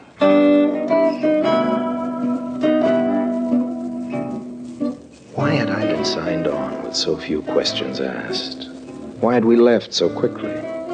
Above all, what had happened to the original captain? It was queer enough, all right.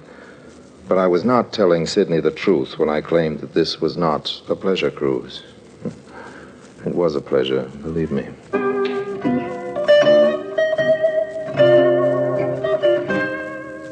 Then, one night, quite late it must have been, because I remember the moon was down, I was up on deck finishing a cigarette. Harry? Harry? You still up, old man? I want to talk to you, Harry. Why don't you get some sleep, old man? I found After all, it, one of us Harry. up. You found it? What did you find? That contraband. Under the floorboards.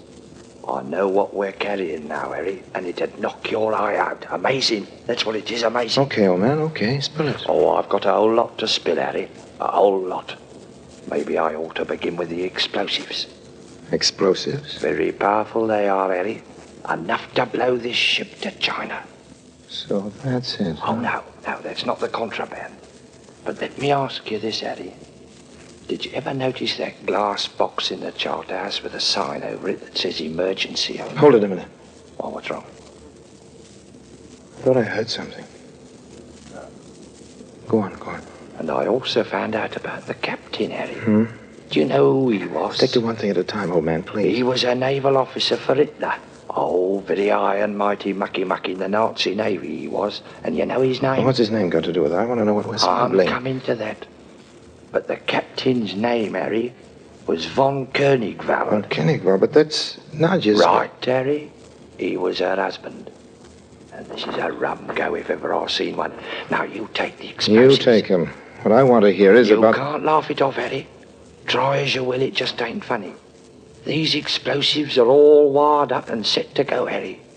This isn't a ship. It's a bomb. Shh. And as for what we're smuggling... Shut up. There is somebody listening. Stay there. I'll be back in a second. Right. Hello. Hello, Nadia. It's too hot to sleep, isn't it? It's pretty hot, all right. Keep me company, Harry. I'm lonely.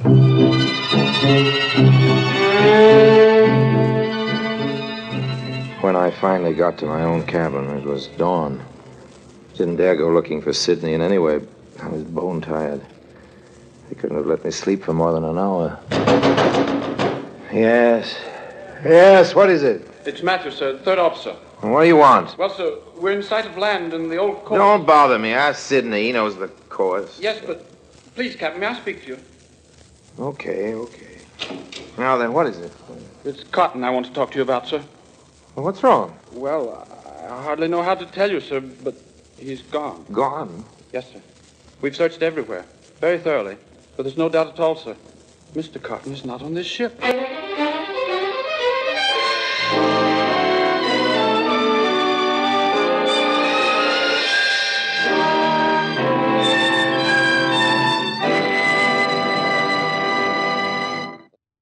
And now, Orson Welles, as the third man, continues with today's story, The Golden Fleece.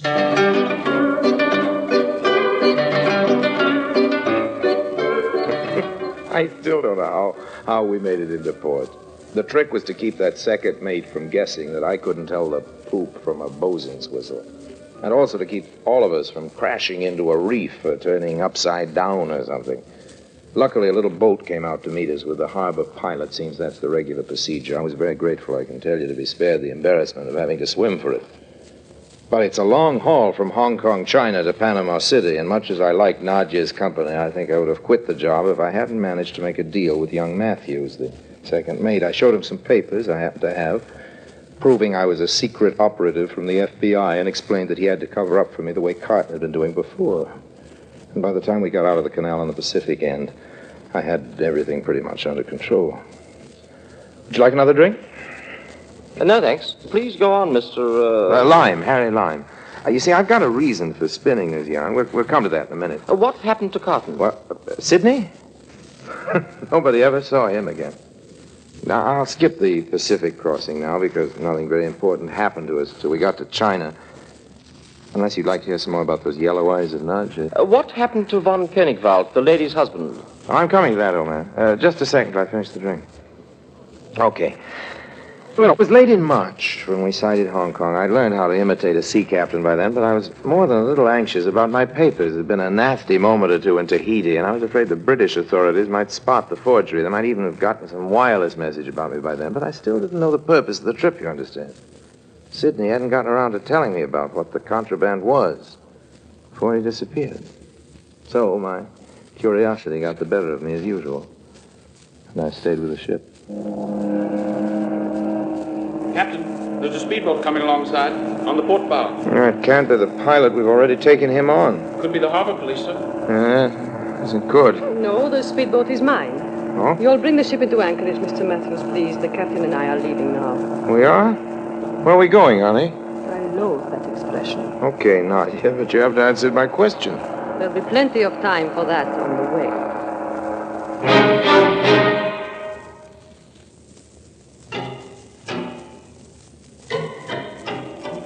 We'd been riding upriver from Hong Kong for a good half hour before Nadia took it into her beautiful head to start talking. I'm taking you to meet a very important man, Harry. Huh? You'd better know his name. It's General Wei. A Chinaman? He is Chinese, yes. General Wei was governor of one of the largest southern provinces, but of course that was... Where are we meeting him? I think the mainland would be too hot for him now. The general will be waiting for us on the junk. A what? A Chinese boat. I hope you're hungry, because there's bound to be quite a feast. You mean to say we've come halfway around the world to keep a dinner engagement with a Chinese warlord? Ours has been a very serious mission, Harry. And before you meet the general, I think you should know the truth. So do I. The general is planning to retrieve the lost provinces. Luckily, he is a wealthy man and had many investments in Tangiers. It was my mission to bring him some of his wealth, which will be needed in the coming war. I think you have guessed what happened to the Baron von Koenigwald. Yes, I think so. I think the Baron had a wife, and I think his wife bumped him off. Am I right, honey? Please call me Nadia. Okay, I think Nadia bumped him off. He was a greedy man. I had reason to suspect that he planned to take part of the gold for himself. Gold? Yes, Harry. Gold bars purchased in Tangiers. That's why I couldn't tell you earlier. It would have been too much of a temptation. The ship is lined with gold.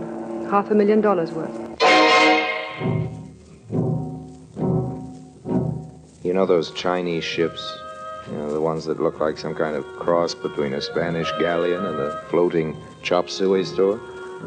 Well, pretty soon we came up to the biggest and gaudiest on the river. We were helped on board with a whole lot of Oriental fanfare, and I gathered that in a minute we were going to be presented to his nibs, the warlord himself. Nadia. Yes? There's just one thing I don't understand. No matter what price the old boy pays for that gold you brought him, I can't see why you bothered to cart it all the way across the Pacific. If you just told me before, I could have made a very nice deal for you in Mexico. I did not bring the gold here for the profit, Harry. Here he comes. Nadia, 1,000 welcomes. Welcome to you, great one. All my gratitude. This is General Wei, Mr. Harry Lime. Harry, may I present my father? I know you've heard about shark's fins and bird's nest soup, but I'll bet you never knew a Chinese banquet can last 7.5 hours. Well, this one did. With eating all the way. May I offer you some more ice wine, Captain Lime? I'm afraid I've had too much already, General. I know this may sound a little rude, but I can't help wondering, is Nadia really your daughter? She is my only child. That's funny. She doesn't look very Chinese. No, Nadia's mother was a white Russian refugee. I met her in Chifu and made the mistake of marrying her. Nadia, however, is no mistake. She is my very precious jewel, Mr. Lime. And I thank you for taking such good care of her. Father, it's gone. Get the speedboat! What's happened? What's the happened? boat, Harry, our boat with all the gold on it. It has vanished.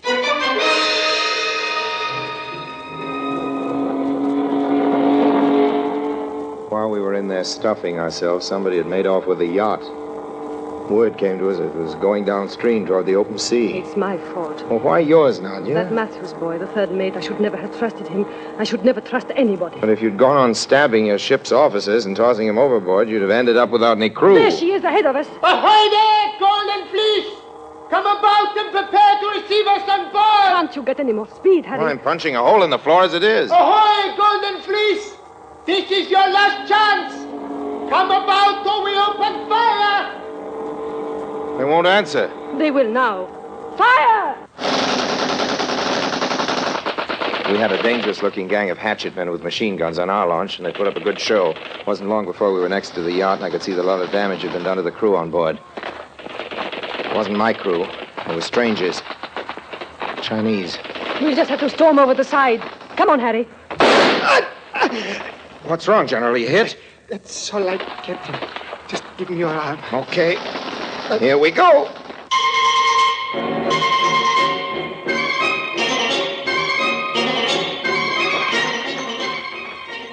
No sooner were we on deck than a mean-looking Mongol I hadn't noticed before, high up in the shrouds, bit off the end of a grenade and threw it smack into our launch.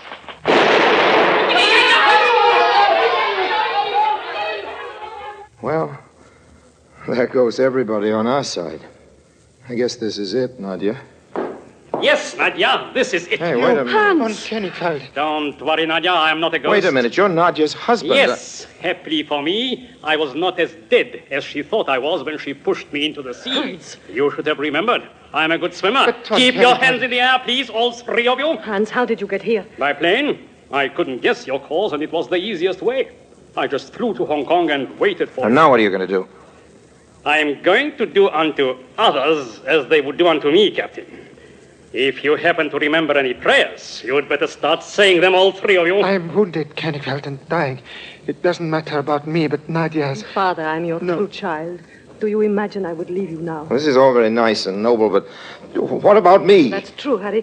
Hans, this man has done nothing to harm you. Let him swim for He it. knows about the gold, Nadia, and I prefer to keep that as my own secret. He also knows about something else, don't you, Harry? Carton told me about it the night I killed him. What do you mean? There's a tiny glass window here by my hand. Carton explained it to you. I heard him. The sign says for emergency only. Yes? Remember what he said, Harry. This isn't a ship. It's a bomb. Thanks, Nadia. God bless you. Shoot that man! It's no use, Hans. He's a good swimmer, too. Goodbye, Harry. Child. You gave me a ring, Father, with the seal of our family.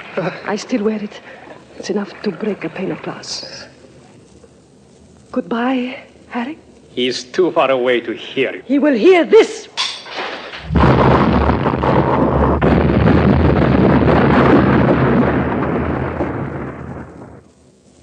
Sampan picked me up, but I almost drowned myself first, thinking about all that gold. $500,000 worth of it going down to the bottom of the sea. Have another gin sling? Thanks again, Mr. Lime. Well, that's the story. Here's why I told it to you. I know the spot where this happened. I've got it marked exactly on the map. Cost about £20,000 to do the salvage, but that still leaves a pretty big margin of profit. And I just wondered if you'd be interested, sir, in investing. Mr. Lime, I wonder if you know who I am. Well, no, not exactly. I'm the Lord Constable and Chief of Police in this colony.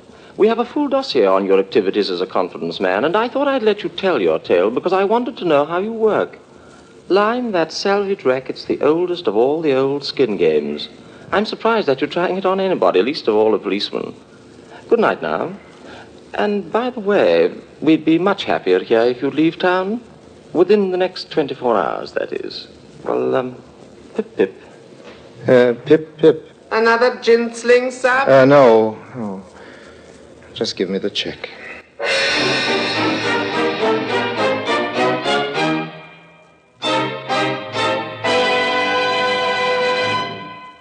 And now, Harry Lime.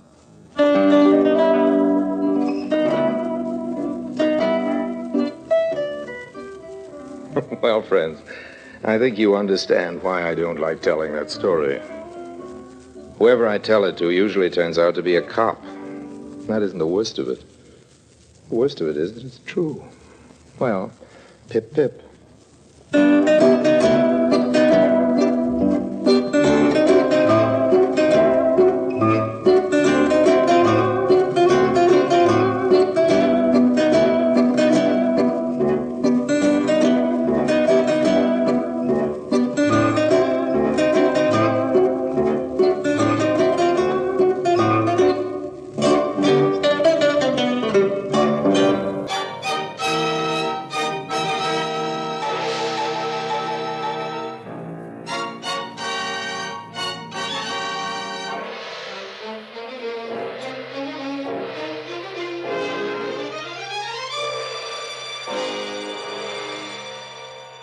Presenting Orson Welles as the third man.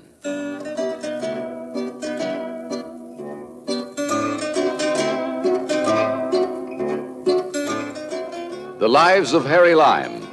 The fabulous stories of the immortal character originally created in the motion picture The Third Man, with zither music by Anton Karas.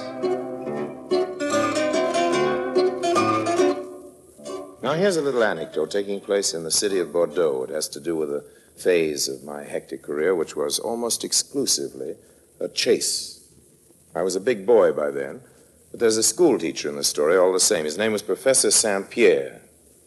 He didn't mean any harm, but he caused me plenty before it was over.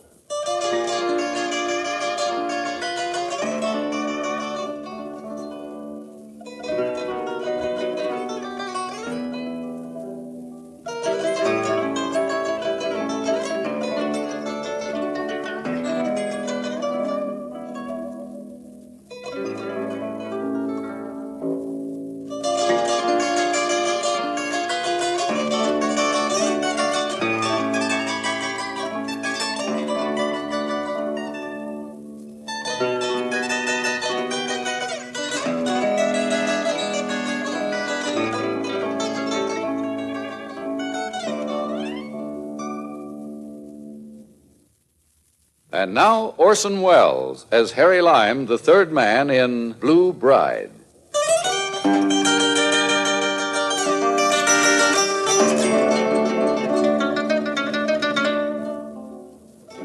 Now, this little cautionary tale took place a couple of years ago in the French port of Bordeaux.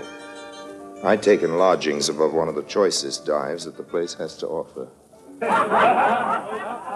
The proprietress was an enormous woman called affectionately by the sailors La Grosse Fifi, a formidable female if I ever saw one. I found the location a convenient base for certain of my business transactions. I'd circulated a rumor that I was writing a book about the waterfront. Unfortunately, Saint-Pierre got wind of it. Evidently, La Grosse Fifi mistook the little teacher for one of my clients and let him up. I was going over some accounts when there was a knock on my door. Who is it?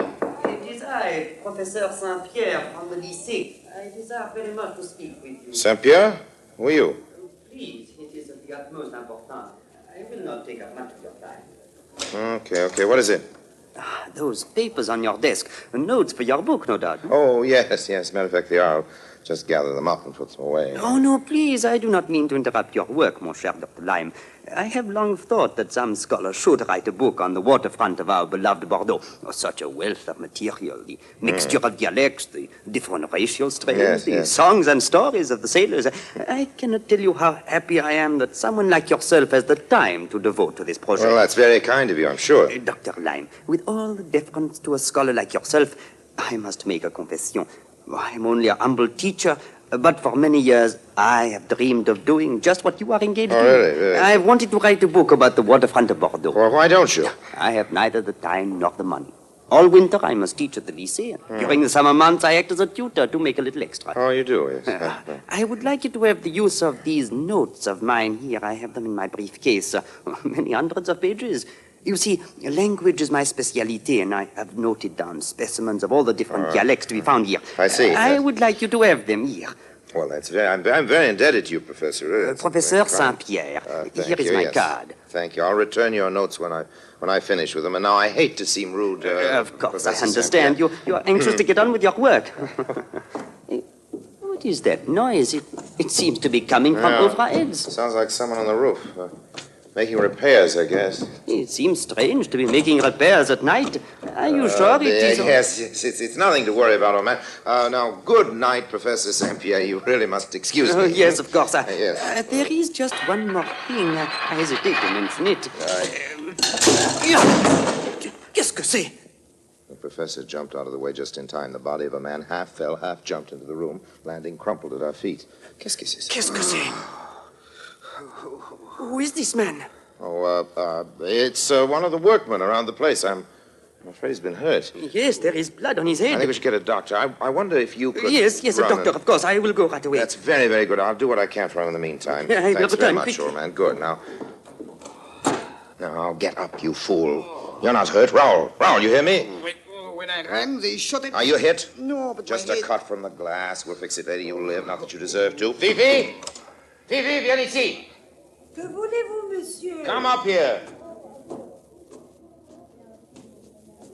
Oui, chérie. Raoul's in here. Had a little accident. But how did he? Oh, the skylight. You will pay for the glass. Yes, I'll pay for the glass. He's dead? No, he's not dead, only resting. Now, here's what I want you to do for me. You know that little man who just left here? Oui, the little one. Yeah, he's coming back in a few minutes, and you are not to let him in here. Do you understand? Oui, monsieur, I understand. Good. If he tries to come up again, I will crack a bottle over his head. Fifi, I adore you. All right, Raoul, now tell me what this is all about. Did anyone follow you? Yes, but I lost them 6 blocks away. I was afraid of the street, so I took to the roofs. I had to hide somewhere, so I came here. You picked a fine time. What happened? Did you get into another fight? I told you, old man, any more brawling, and our deal is off. This time it was no fight. Barras knows about us. Barras? Commissar of Police. How could he know? Talk, you fool. Talk! Please, monsieur, do not shake me, my head. You'll be worse off if you don't tell me. How do you know Barras knows? Are you sure? Oui, I'm sure. I passed 45,000 franc notes myself. We have so many. Oh, no, please. It's that little Marianne. She kept wanting me to buy her. Idiot, I gave you orders that none of that money was to be used in France. But for a man to carry that much money around and not to be able to use just a little, I never thought. And today the shopkeeper turned in an alarm, and before I knew it, I am being chased. Listen, old man, another stunt like this, and the police won't have to chase you. Now get out. I'll call you when I want you. Go over and wash the blood off. Barras, the only man I really was scared of in the whole city of Bordeaux. Barras, the young, dynamic commissar of police. He had a reputation for tenacity and integrity, which made jobs like mine very far from easy. You see, I was in competition with the French government. We were both printing money. I was selling my currency to sailors and traders on the way to French West Africa, where chances of detection were much less. In a few days, I had an appointment with a trader on his way down there, which promised to be my biggest deal. But how much did this man Barras know? I had to find out. I made some inquiries.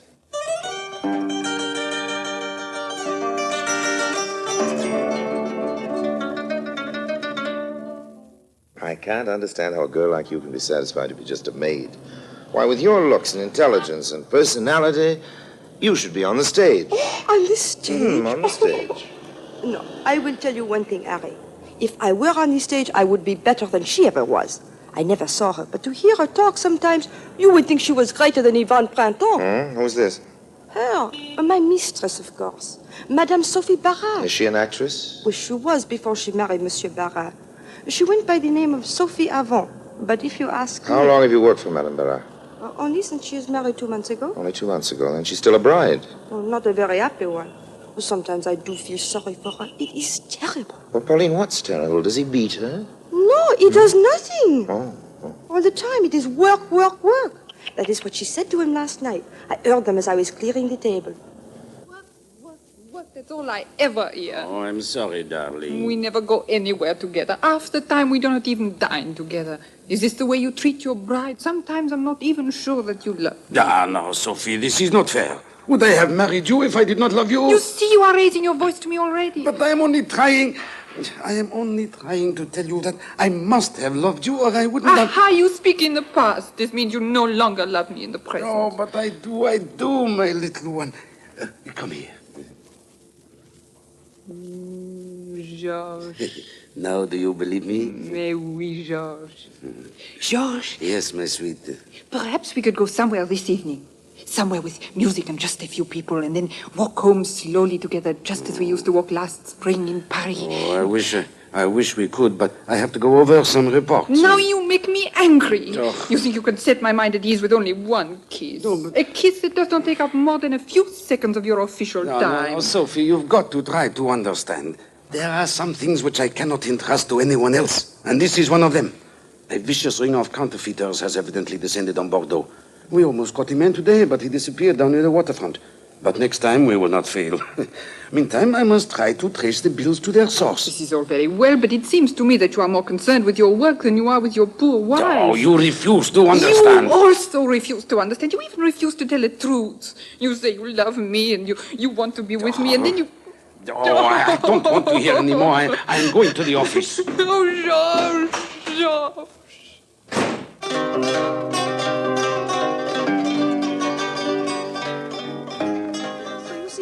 Harry. I hope you never treat me like this. Don't worry about that, Jolie.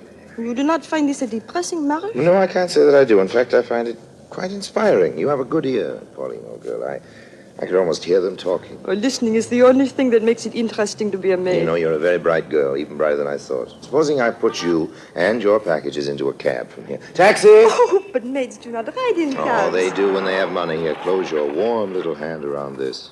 Ooh, so much. Not as much as you deserve. Au revoir, my dear. Keep those pink little ears open, and tomorrow, if you have some information for me, I'll give each one of those pink little ears a little kiss. Oh, Harry.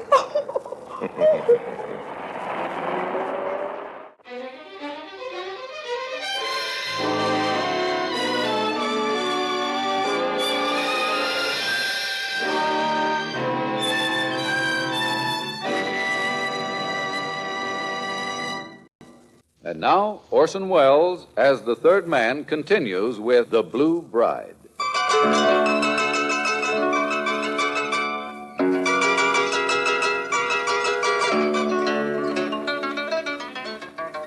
Back at Le Trois Rois, Fifi told me that a gentleman was waiting in the back room. This proved to be the venerable blackguard who went by the aristocratic name of Captain Dominique de Chateaubriand. The captain was engaged in trade with the natives of French West Africa.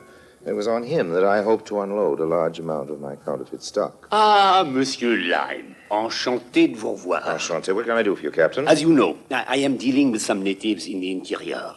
Some missionaries have told them the value of their merchandise, which I used to buy for next to nothing.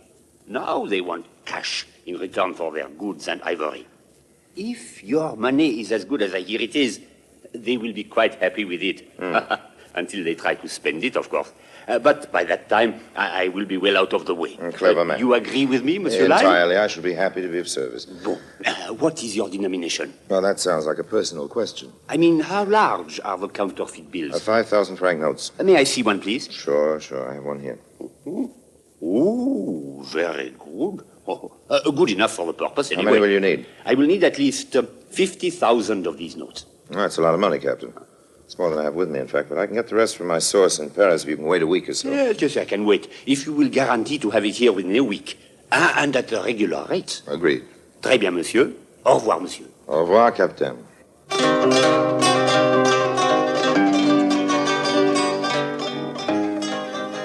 With this big deal in the offing, it became necessary to throw Barras off the trail for at least a week or so.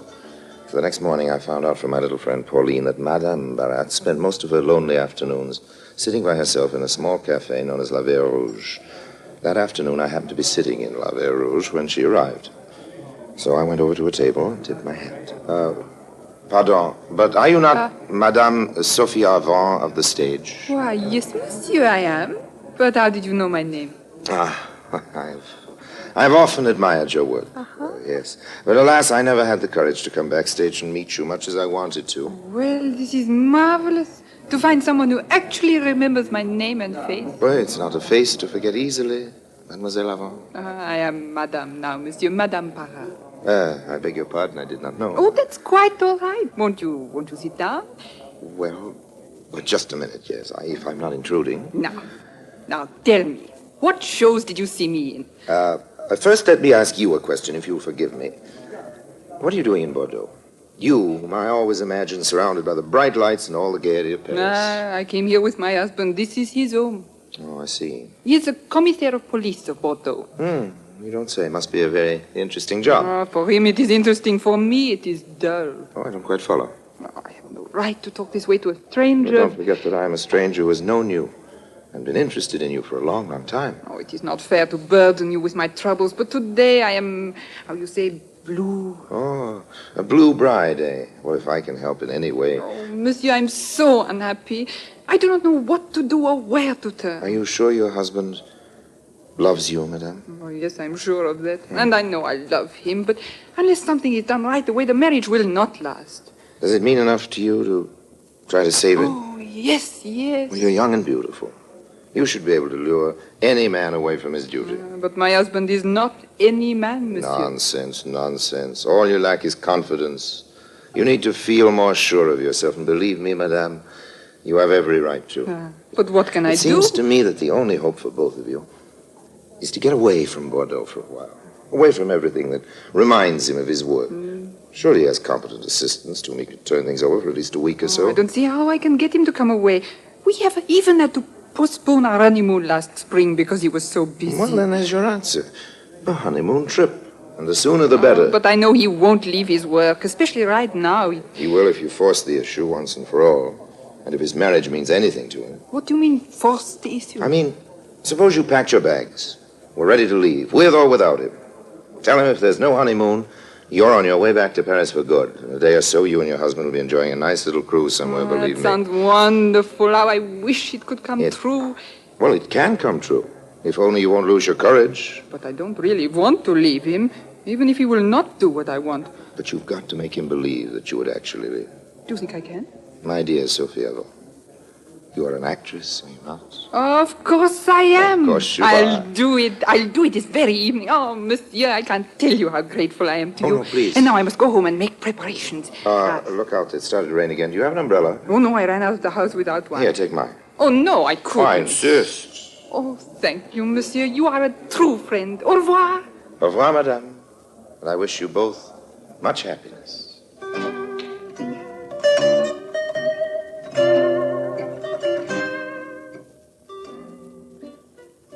My plans were going well.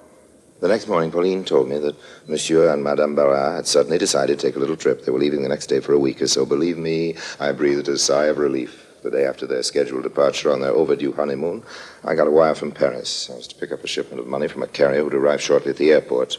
So I met the carrier, picked up the suitcase full of phony 5,000-franc notes, and hailed a cab. Sailed past. I tried another, no luck. I started to walk back toward the city. I didn't know at the time that in a black police limousine not far away, a conversation something like this was going on. Oh, Georges, I'm so happy. Soon we'll really be alone together. I must confess, I am not sorry you forced me into this position. I am happy myself. This little vacation will be so good for us both. Oh, there he is. There who is? It is he, the kind gentleman from the cafe. I don't even know his name, but we owe everything to him. But I have no idea what you're talking about. Oh, please, George, let's stop. I must speak to him for just a moment. Oh, you mean the man with the suitcase? Yes. But he's going in the other direction. Oh, only take a minute. We have time. Oh, please, George, it means so much to me. Have the driver turn around and follow him. Oh, I don't know what feminine madness this is, but today I can refuse you nothing. Oh, it's not madness. I just want to say a few words with him and return a piece of his property. Pauline put it among your things by mistake. All right. Duclos, turn around and follow the man with the suitcase. Call him. Maybe he'll stop. Hey, you with the suitcase, stop. Oh, he's only walking faster. Oh, can't we get through this traffic somehow? The sooner the better. Duclos, turn on the siren. When I heard the voice shouting at me to stop, I could only think of getting away, naturally. And then when I heard the siren, that was the end. I turned a corner quickly and started to run. After all, when one is carrying a fortune and counterfeit bills in a police car with a siren is close behind, I cut across a little park. To get to the other side in time, I might be able to throw them off. But just then, I ran smack into a little man in a white suit. The heavy bag I was carrying threw me off balance for a minute, long enough for him to grab me by the lapels. With a broad smile, I saw to my dismay that it was the ever-helpful Professor St. Pierre. Ah, Dr. Lime, how fortunate that I should run into you. Yes, Although it was really you who ran into me, huh? That is a joke. Yes, a very funny joke. I'm in a hurry. I'm awfully But sorry. I want to ask you about that poor workman who fell through the roof the other night. How is he? It's what about fine. his family? If I could be of any Thank financial help to them, or No, if there is anything I can do for you. You can get out of my way. Dr. Lime, I am surprised at you. I know you are a busy man, but... I pushed him roughly out of my way and ran on. But valuable seconds had been lost. I reached the other side of the parking. I called, "Taxi! Taxi!" A long black car rounded the corner. I recognized it in time and started to run again. I ran up the steps of a large building. I realized it was the public library and decided to seek refuge there, but the weight I was carrying made me trip on one of the stone steps, and I lost my balance, and the suitcase went flying. Skinned my knee, and my palms of my hands were all bruised. An old man insisted on helping me to my feet, fussing over me. The suitcase had rolled down the steps. The old man chased it. I couldn't wait. The only thing in my mind at the moment was escape. I have an aversion to French jails. I ran up to the big brass doors at the top of the steps. Just as I reached the entrance, a uniformed guard was stretching a metal grill work across it. He was most polite. Sorry, monsieur, but library hours are over for today. You will have to wait until tomorrow. I ran down the steps again. In a cold sweat, I hurried into the street, heard the shriek of brakes, and realized that I'd been narrowly missed by a truck. I hurried on, ran smack into the arms of a traffic policeman. The gendarme held my arm firmly and stopped the truck to bawl out the driver. What's the matter with you? Didn't you see this man? You almost killed him. But officer, His signals were against you, not against him. You're a menace to pedestrians. This poor man here. Let me see your license. Please, officer, it's quite all right. Begging your pardon, monsieur, but I am here to protect your rights. very These kind of fellows you. must be taught a lesson. So I was forced to stand there with a policeman in the middle of the busy street while he upbraided the driver. The siren grew closer and closer. When the gendarme finally released me and I reached the other side of the street, another whistle blew. Hey, hold that man. Monsieur Barras. In a flash, I felt the gendarme's hand on my arm again, and we were standing beside the big black police car. Well, sir, you gave us a merry chase. What was all the hurry? Why did you run away, monsieur? You? Yes, it is I whom you advised in the cafe, you remember? Oh. I saw you from the car and I wanted to say thank you and give you this, your umbrella. My umbrella? Yes, you lent it to me that day. Oh. Now perhaps you will explain your anxiety to avoid us, Well, this is very embarrassing, really, especially since this is a police car. You see, it was the siren. I have a phobia about sirens. Ever since I was a child and had to run from a burning house, I've had this same unreasoning fear. No matter how much I analyze it, it's something I just can't control. I have to run. Yes, I feel like a fool, but that's the way it is. Every time there's a fire in the neighborhood, I have one of these same running fits. All sirens sound alike to me, you see. I see. How unfortunate. What is this? What happens here?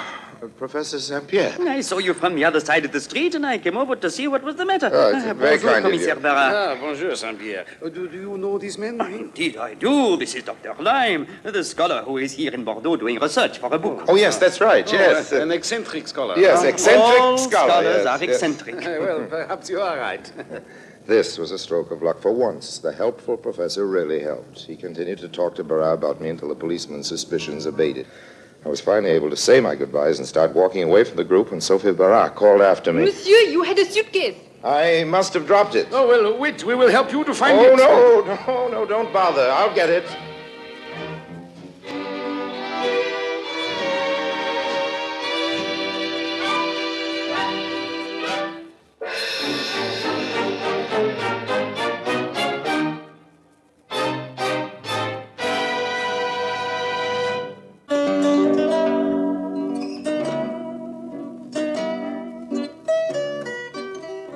By this time, I was running again. I glanced back over my shoulder just in time to see the old man gesticulating excitedly over the suitcase and holding up a fat packet of franc notes.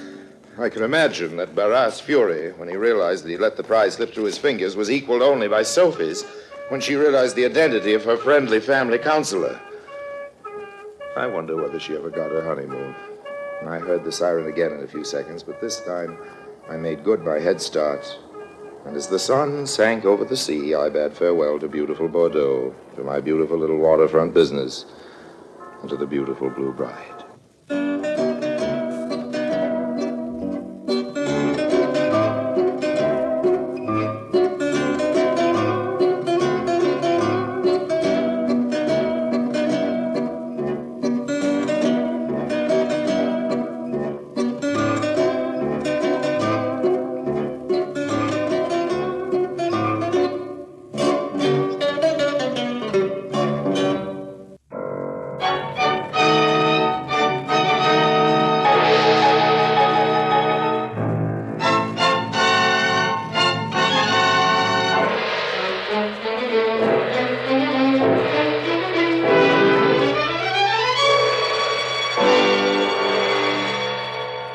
Presenting Orson Welles as the third man.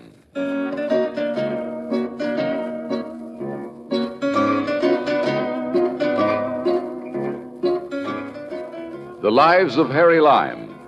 The fabulous stories of the immortal character originally created in the motion picture The Third Man, with zither music by Anton Karas.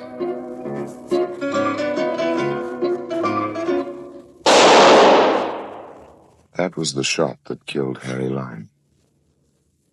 He died in a sewer beneath Vienna. As those of you know who saw the movie The Third Man. Yes, that was the end of Harry Lime. But it was not the beginning. No. He had many lives. And I can tell you about all of them. How do I know? Because my name is Harry Lime.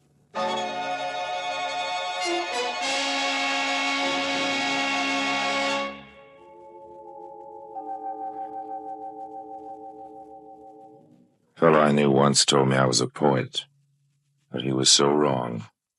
Poets are always singing about daffodils and brooks and skylarks and the women they're faithful to in their fashion, a sort of merry widow waltz. I, if I sang at all, would sing about money and the women I've known, but in an offbeat rhythm. Money and women. Oh, they go together. Neither's much use without the other, is it? At least that's the stuff that Harry Lime sings about. Those are the themes to which he dances in life's ballet. Sometimes pleasant, occasionally a little painful. Like that time in Tehran.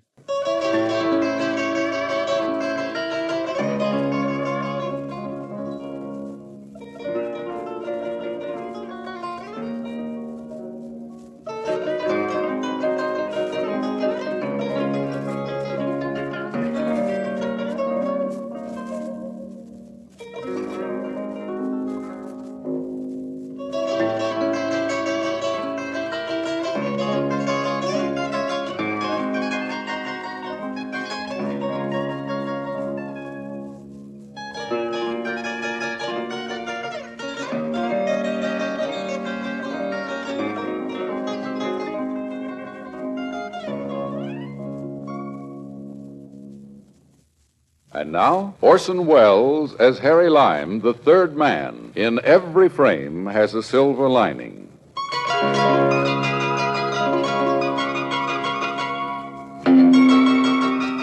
It was in Tehran. That was some years ago. I'd just come there, and I was pretty sure that in a country with all that oil and all that intrigue, with so many people playing the game of empire building and empire busting, I could promote something that suited my special talents. I was walking along a street when I heard some shouting. A small, frightened man, out of breath and frantic, came wheeling around the corner and piled into me head on. Hey there! Where's the fire? Out of my way. Hey, not so fast. Papas, don't you recognize me? Harry Lime. Right. Who's after you, the devil? The police are chasing me. Here, take this. Okay, what is it? $50,000 worth of opium. What's that? Opium. $50,000 worth. Take it. What am I going to do with it? Then if they catch me, they'll have to let me go. Tonight at 7:30, bring it to the Grand Hotel. My principals will be there, and we'll cut you in. Okay, I'm with you. Beat it now. Duck down this alley. Thank you, Harry. Tonight at 7:30. Tonight at 7:30.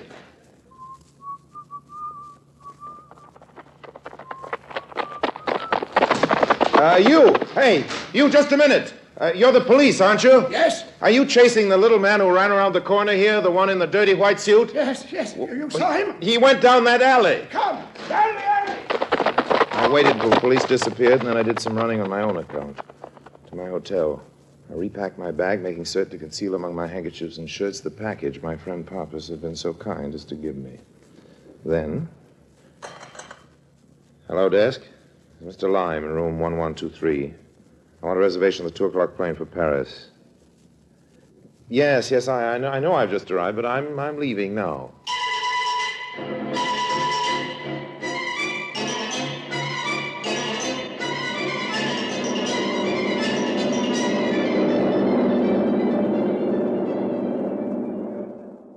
I was now the sole owner of $50,000 worth of opium. In Paris, I could protect myself to some extent because of connections. And the other problem I had was how to smuggle it into America, where I knew I'd be able to get the best price for it. In Paris, I set about to find some likely tourist into whose luggage I'd be able to put my package. It took me 3 days to find my American. Very lovely-looking American, outside a cafe. A lovely, fresh, unspoiled girl sat watching the Parisian scene. Some men would merely have looked at her hungrily until the cafe closed. Not Harry Lime. Hello? Do I know you? My name is Harry Lime. I don't know you. Why? I just introduced myself. Perhaps I should warn you that I'm waiting for my parents. Oh, good. Fine. I'd very much like to meet your parents. You are rude, aren't you? You don't really believe that. You know, a man can see a girl and know that this is the girl. One they've always felt must be somewhere on earth, the one they've never met and always wanted to meet. But he doesn't speak, and she goes away, and he never sees her again. So is it rudeness if he speaks to her? Or is it wisdom? You're very bold. Well, I hope I'm also convincing. I very much want to be. Can I sit down? Well, since my parents are coming. Thank you. It's better. Now, maybe I ought to know your name. Helen Bow. How do you do? American? Of course. I'm from New York, but you're not. How can you tell? Because you're unself-conscious, because you're direct and simple in the best sense of that word. You're not from a large city, but you're not a farm girl either. You're from a small city. Probably the Midwest, right? I'm from Youngstown. See? You're very clever. No. I'm interested, that's all. So interested that I can't be satisfied with anything less than a close and complete study of you. Oh, you make me sound like a picture in the Louvre. You're much too natural for that. I hope you're going to be in Paris for a while. No, we're leaving in about a week, I think. Doesn't give me much time. Tell me, are your parents due here any minute? No, I'm supposed to meet them here in an hour, but I didn't know where else to go. Good. We have an hour then. At least an hour. For what? For me to show you Paris. Come on. Well, really. Let's make it more than an hour. Let's leave a note for them. We can meet them later at your hotel, and I'll take you all to dinner. Goodness, you're so sudden, so abrupt. I haven't much time with you, you know. Only a week. Garçon.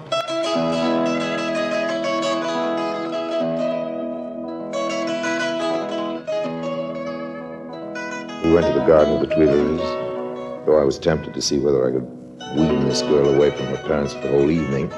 I for once acted the perfect gentleman. Refinement is one of my many skills. Boring but useful in my trade. This girl and her Midwestern parents were perfect to smuggle the opium into the U.S. for me, so I questioned her with real interest about herself and her family. My brother Jack was killed in the war. We came over here to see his grave. I was very solicitous.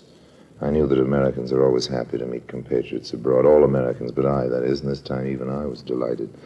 I took her back to her hotel, met her parents, took them all to dinner. Yes, sir, Mr. Lime. I tell you, there's no place like Youngstown. Isn't that right, Mother? It's a nice town. I mean, it's nice. And you, Helen? Do you like your hometown, too? Why, Of course she does. Why shouldn't she? She was born there. Oh, Daddy, that's no reason for liking a place. I do like it, though. Helen's had some of the nicest times back home, Mr. Lime. I mean, she's really enjoyed herself with the young folks and all, I mean. Hey, I'm getting jealous. You come to Youngstown, Mr. Lime. We'll show you what living can be. I mean, among real folks, Mr. Lime.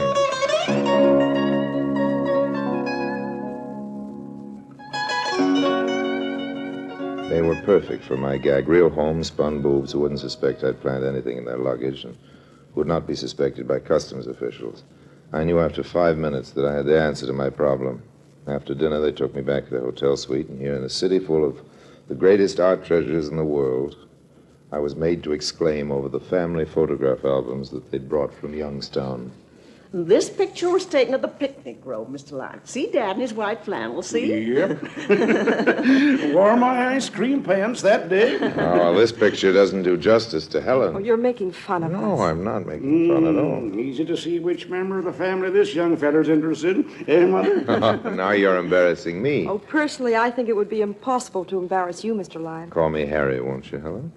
That's an example of what I mean. Oh, Mr. Lime, here's a picture of our poor dead boy. Jack. Oh, he was a fine-looking boy. But it's a wonderful picture. Why haven't you had it framed? It would look nice in a frame, wouldn't it? I sure would. Say, maybe I could get one for you. Oh, no. Why not? I know where I can get a beauty, and over here things don't cost like they do in the States. So we don't have to settle that now, do we? Right now, all I'd like to do is to have you all agree to be my guests on a tour of the city tomorrow. I'd like that first rate. And one other thing, with your permission and with Helen's consent, of course, I'd like to take Helen to the Folie Bergère right now. Well, that's up to Helen. Oh, I'd like it very much. Oh, that's great. Let's go.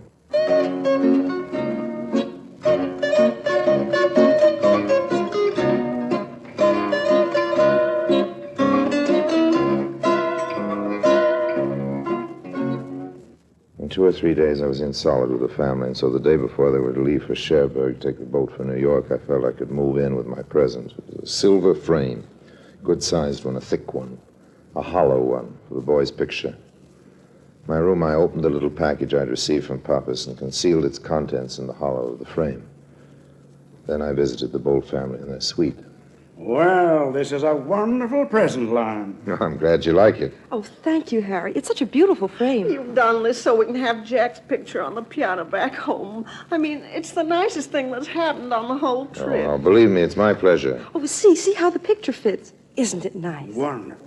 Jim Dandy. Oh. Now, what time do you leave for Cherbourg? Bright and early tomorrow morning. I've been thinking I'd like to go with you, if I may. Oh, no. See you all. No, there's no need. Oh, you'll be seeing us in Youngstown when you come back to America, Harry. Of course. We don't want to put you out. You'd rather stay in Oh, Paris. but my dear people, I'd rather not stay in Paris. I'd rather be with you. I want to wave goodbye to you as you sail. Well, it's very nice of you, Harry, but I I insist. Well... Oh, Mother, I think if he insists, well, that is a compliment to us. If Harry insists... And I do. Then we've got to let him come. Don't you see that? Don't you agree, Father? Well, I guess I do. Okay, young feller. Gee, thanks.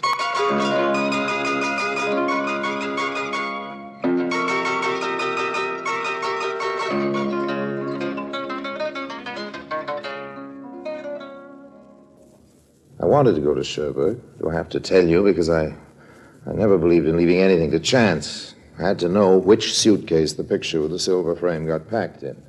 I was determined to put them on the boat. So I went to Cherbourg the night before they were to sail. I walked with Helen down by the wharves. It's so still tonight.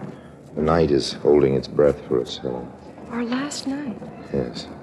Our last night is sad, of course, but there is something beautiful about it, too, isn't it?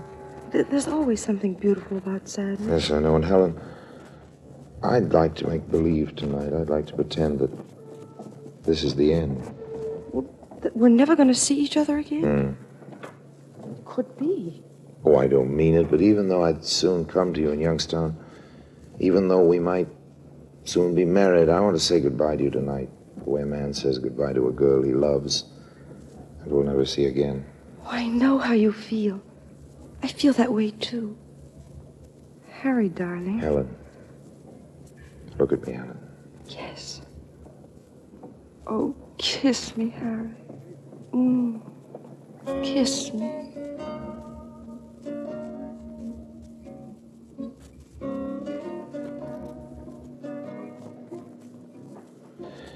I delivered her fine into the hands of her parents, and before we had a nightcap together, I helped them pack, helped them put the frame I'd bought them and the opium they didn't know about to a certain suitcase. Tomorrow I'd put them on the boat. Then I'd take the plane to America, and before they arrived, I'd have certain friends of mine ready to hijack that suitcase as soon as they got it through the customs.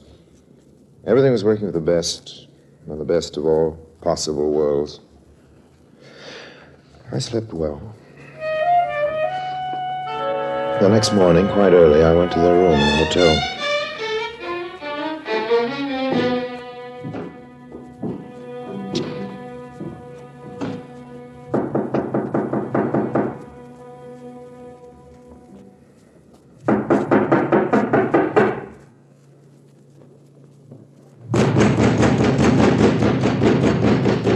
Monsieur, you must not make so much noise. Well, I'm trying to rouse my friends. But, monsieur, that room is vacant. Nonsense. The Bolts are staying here. No, monsieur. They have left at 2 o'clock this morning. See?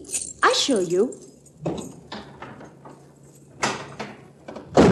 Vacant. Oui, they have gone. I stood there in the doorway looking into the room vacated by my erstwhile friends. And in my mind's ear, I heard the voice of Pappas. My principals will meet you tonight in the Grand Hotel. They met me, all right.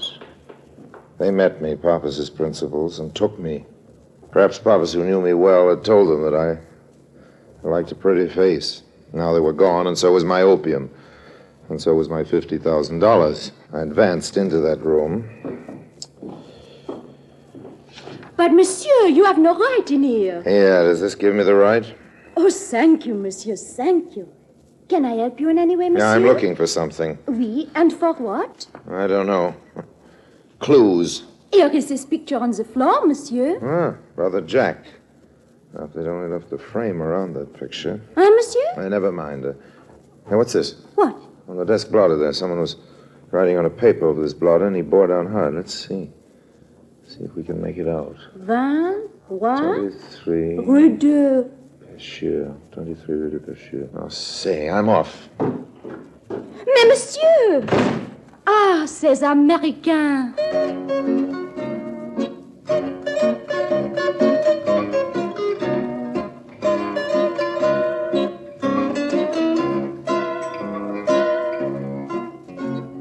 The Rue de Pêcheur in Marseille is a short and quiet street, quiet to the point of being suspicious. The street with more vacant lots than dilapidated frame houses in need of paint. Number 23 was there. A house with streaked windows, a house seemingly deserted. No one was watching, so I mounted the steps of the porch with my automatic in my hand.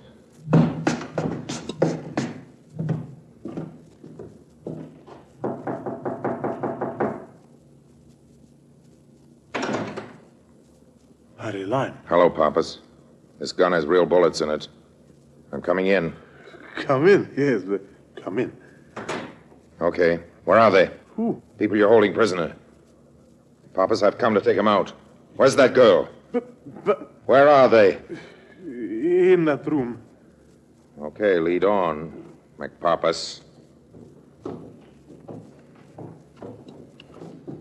Open the door. Harry! Hello, darling. Hello, Mother and Father. Lime, now, wait a minute. We'll make a deal with you. Over to the corner, Pappas. We always intended to cut you in. Oh, that's a silly thing to say. Grace, he knows better. Grace, huh? Not Mother. I'm relieved. Lime, listen to me. And there's the opium right on the table, still in the frame. Well, thank you, one and all. Oh, now, wait a minute. There's a man coming to pick up that opium and give us the money for it. He's due here any minute. When you knocked, we thought he'd come. He's paying American prices, Lime. Yes, and we'll cut you in. We always intended to. What do you say, Lime? It's a good deal for you, Harry. Yeah, sounds like a good deal. Ah. For me. What do you mean? Open the door of that next room, Helen. That's fine. I think it'd be nice to tie you people up in here. Oh, no, you don't realize. Lime, you're not serious. Oh, Harry, please. It's no use to argue with Harry. I know him. He's not an honest man. Come on, all of you, in here. I knew we should have taken that plane. All right, now all of you set to work tearing down these drapes. Come on, hop to it. Helen, Well, you're going to tie them up. and then you'll tie me up? How'd you like to come with me? Do you mean it? I mean it. We could be an excellent team. Nobody more innocent looking than you, and nobody more full of excellent ideas for making use of your innocent appearance than I. What do you say? All right, Harry, it's a deal. Oh, it's a dirty double cross. Picked you up off of the street of really. Shut up! Shut up! All right, Helen, tie him up. Gag him. All right, darling. Glad to.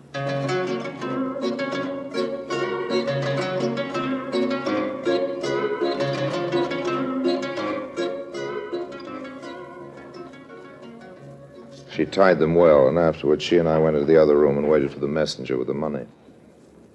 Oh, it's going to be a merry life. Oh, it is that.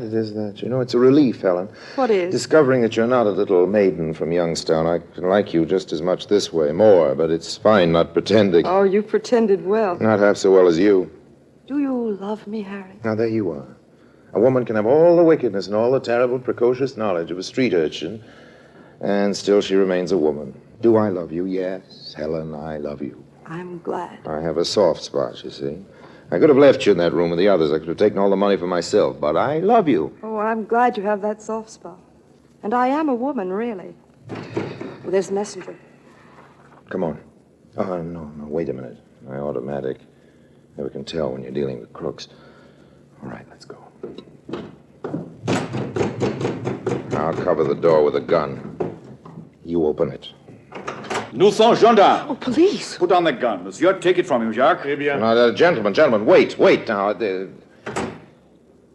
will be no waiting, monsieur. We know you have opium here. We've been watching the house. We have also got the man who was here with the money. Oh, Harry, what can we do? Now, there, gentlemen, there is a clever girl. What do you mean, Harry? Do you hear her? She's making it sound as though I was one of them. Harry! What are you saying, monsieur? Well, you saw me with the gun trained on her. I made her open the door, and I was going to take the messenger. Did not realize, of course, that you, the so efficient policeman, had already taken him. I made this girl confess to me where the opium was hidden. He's lying. He lured me here. He's been making love to me. I want the truth, mademoiselle. You won't get it from her, gentlemen. You said you loved me. You said we were to be married. Gentlemen, this is a most wicked liar. In the back room, you will find the rest of her gang, tied up as I tied them myself. You can easily trace this girl to these people. She's gone everywhere on the continent with them, pretending to be the daughter of the two of them. Is that a lie, young lady? You... Monsieur, if your story is true, France will be most great. No, it's quite all right. It's quite all right. You'll find the gang back there. Jacques, you stay here with these people. I myself will go and see. Oh, by the way, Captain. Yes? Just in case you're wondering about my angle in this, I believe your so gracious country offers a reward in cases like this. That is true. I do hope you'll be able to put it through for me quite speedily, Captain. I really shouldn't stay in Marseille much longer. I will do my best, monsieur. Thank you very much. Dirty, dirty swine, Harry. Oh, now, easy does it, darling. I'm a realist. You know, my sweet, though you are so beautiful, I'm afraid I cannot undertake to wait for you to get out of whatever Bastille is about to embrace you. After all, there's a time for everything. There's a time for seeing Paris. There's a time for making love, a time for sentiment. There's time for you. In about 10 years, I should think. So long, dear.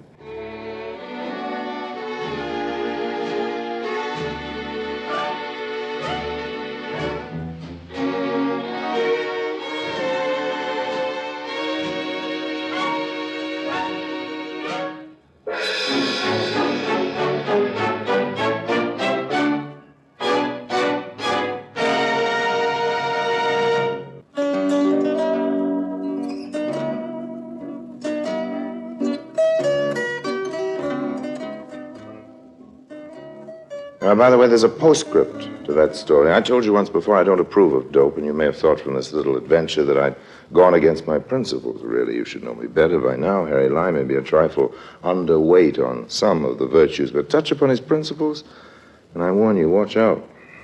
The police, of course, got the dope. But even if they hadn't arrived at that rather dramatic moment, I'll let you in on a secret. I'd already come to a decision. I was going to claim that police reward anyway. Of course, I may have been influenced by reading about the size of the reward and also by the size of the risk. You know, the way things are going, it may pay to be honest, which all goes to prove that even Harry Lime may not be incorruptible, if you see what I mean.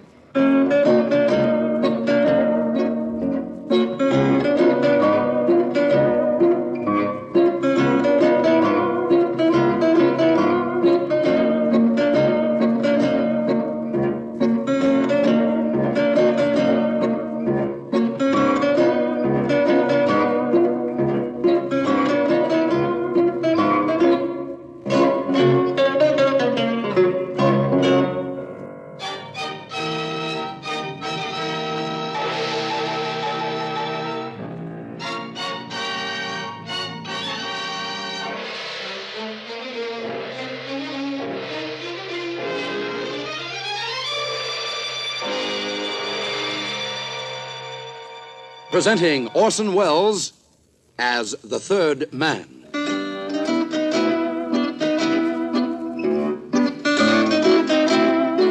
Lives of Harry Lime.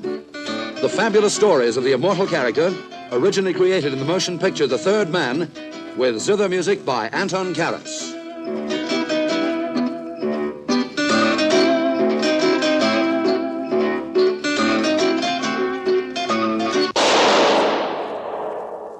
That was the shot that killed Harry Lime. He died in a sewer beneath Vienna, as those of you know who saw the movie The Third Man. Yes, that was the end of Harry Lime. But it was not the beginning. Harry Lime had many lives, and I can recount all of them. How do I know? It's very simple. Because my name is Harry Lime.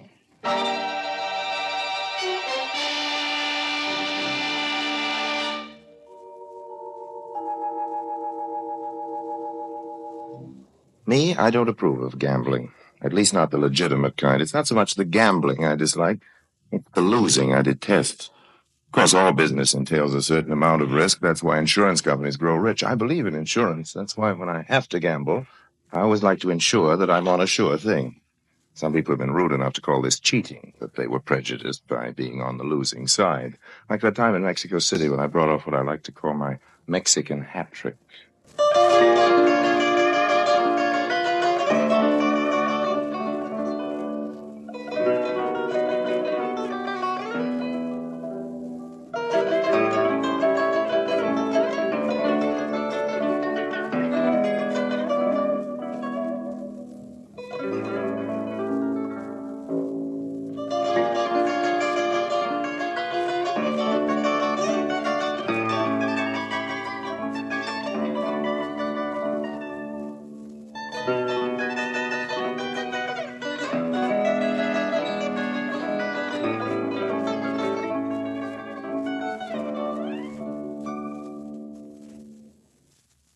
And now Orson Welles as Harry Lime, the third man in Mexican Hat Trick.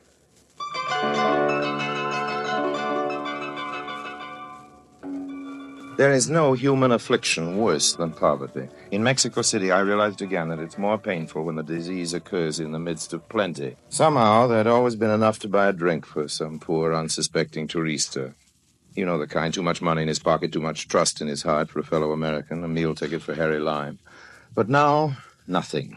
Harry Lime, soldier of many fortunes, good and bad, was down to his last borrowed cigarette, sitting in a crummy dive in a fourth-rate district of the city, checking a mental roster of friends, contacts, and local suckers.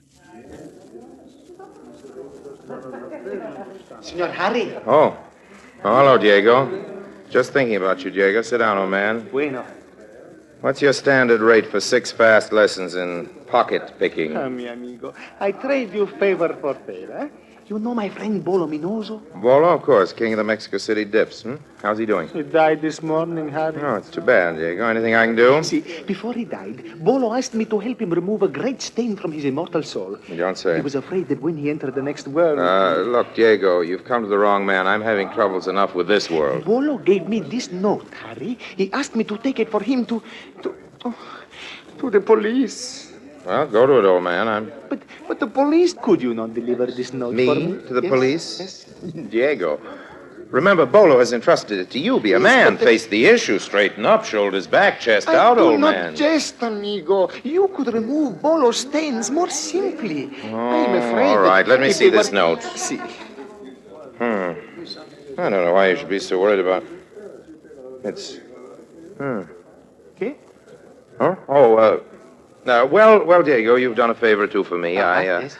I guess I'll take care of Bolo's note for you. Amigo. Sure. Gracias, amigo, gracias. You will take it to the police, eh? Don't worry about a thing, old man. No, I'll take care of the note.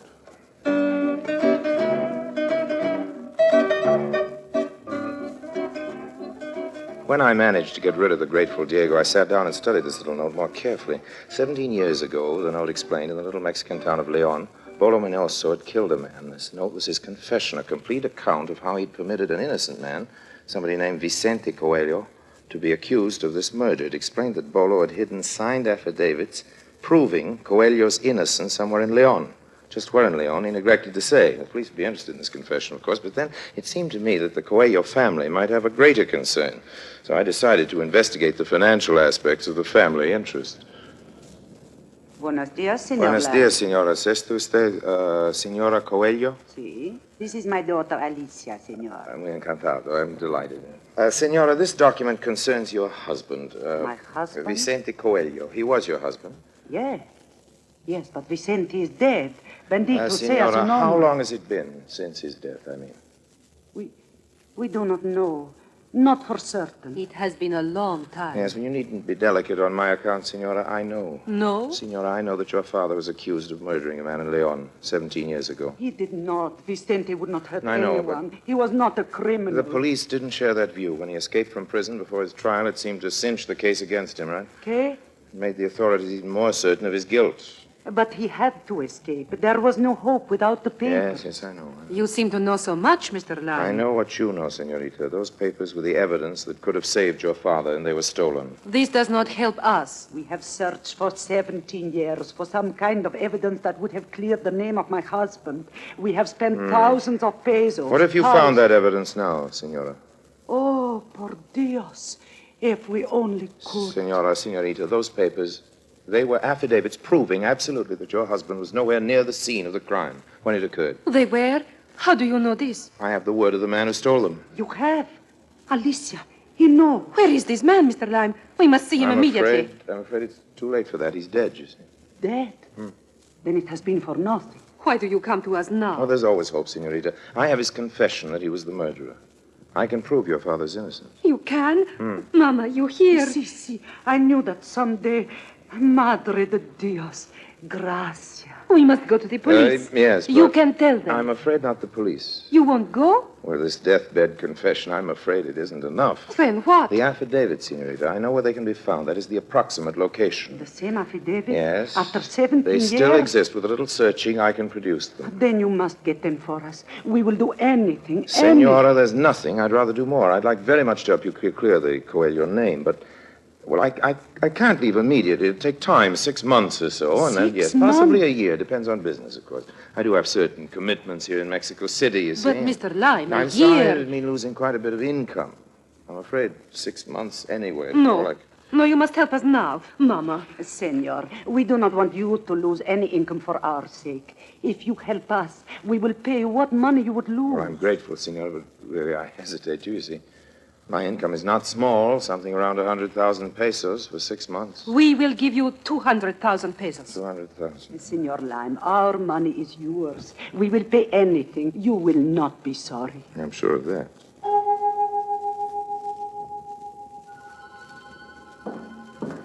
Take back your gold. Gold will never buy me.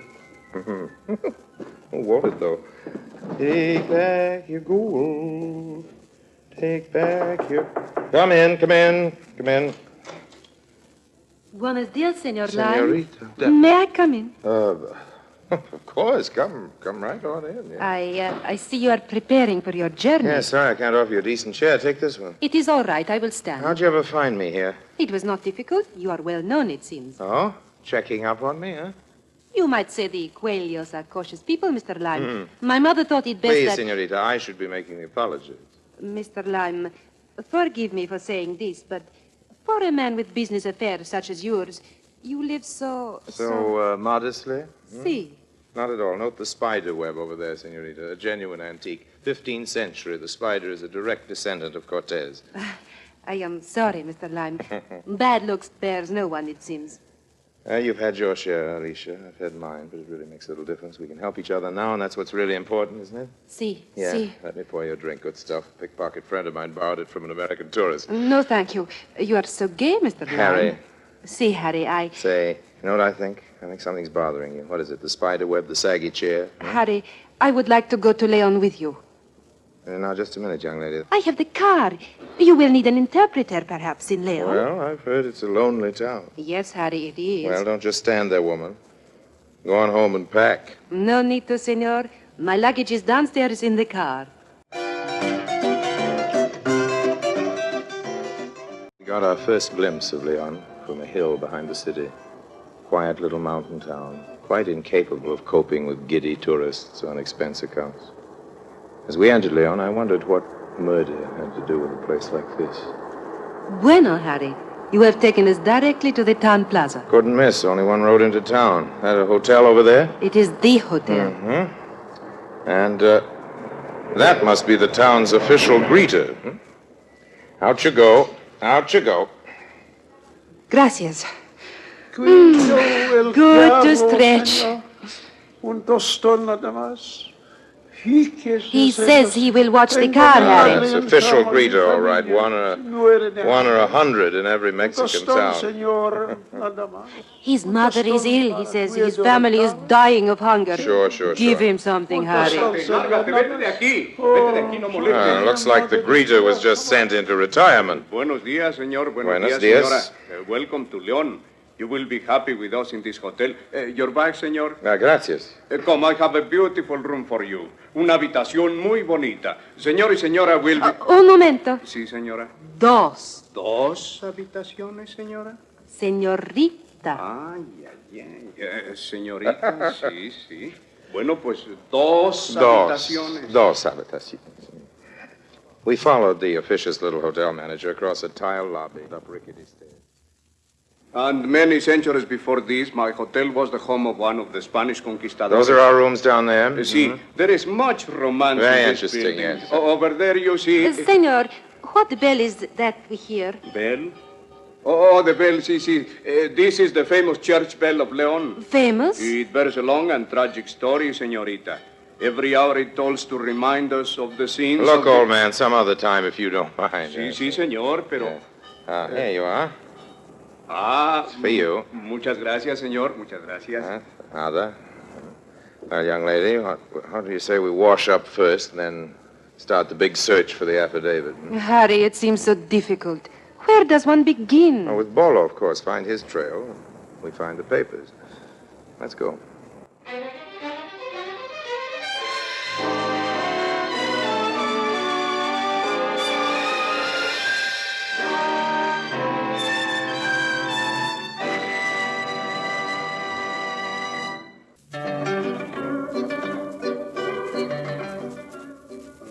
León was even sleepier than most Mexican towns. Only the bell disturbed it. After the midday siesta, when you'd expect things to come to life, everything just went on sleeping as before. Good for the nerves, of course. Unless you were trying to wake up a memory 17 years old. Perhaps he will know this man. Let's hope so. I'm a little tired of asking. You speak English? Sí, I That's speak well. good English. I want some information. Información. ¿Qué información, señor?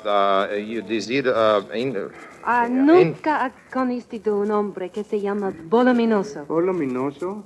Sí, vivía aquí hace muchos años. No, señorita, no le conozco. I understood that. Okay. What now, Harry? Another bar. Gracias, amigo.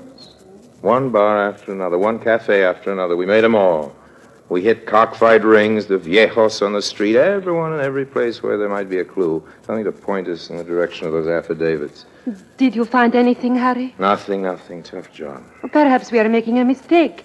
What about my father? It would be easier to find someone who remembers him. We can start from there. Out of your mind, mention your father's name. Just mention it around here. You have not only the police down on us, we'll have every chief confidence man in Mexico on our hands, trying to find out what we want. But we have to start somewhere. And we have to rest somewhere, too. My feet are killing me. Let's go back to the hotel. Harry, it is not right for me to be What? in your room. Oh, for the love. Come on. There's no time to worry about propriety. But it is not... Oh, we're both tired. We've got to rest. We might as well talk while we're doing it. Go on. I'll order up a couple of drinks. Hey, Alicia, there's nothing to cry about. I am sorry. I cannot help it. Come here. Come on. Oh, you should not kiss me. Oh, I'd be pretty silly if I didn't. Harry, please, no. You're a great kid, Alicia. Oh, Harry. You know what? I kind of hope this search of ours isn't too successful. Too soon. Things were considerably more bearable during the next few days. The warm Mexican evenings and Alicia. But during the days, long, tedious days, we searched and searched and searched, and we found nothing. After one of our better evenings together, I left Alicia at her door and headed for my room. When I opened the door, there was a surprise waiting for me. I had a guest. The weazened old beggar who'd been the first to greet us on our arrival in Leon. This time his greeting was a little violent. Hey! Tim! Hey, why you? Maria! No, you don't. You try to kill me. Oh, you try to kill me. I die. What are you doing here? Come on, what do you want? Panhandle business falling off, robbing hotel rooms now? Well, we'll see what the police have to say about it. No, not the police. Okay, let's have it. What's it all about? You come to kill me. What are you babbling about? Who wants to kill you? Bolo, you look for Bolo. You come to kill Bolo? me. What's he got to do with it? Hey, come back here. Bolo?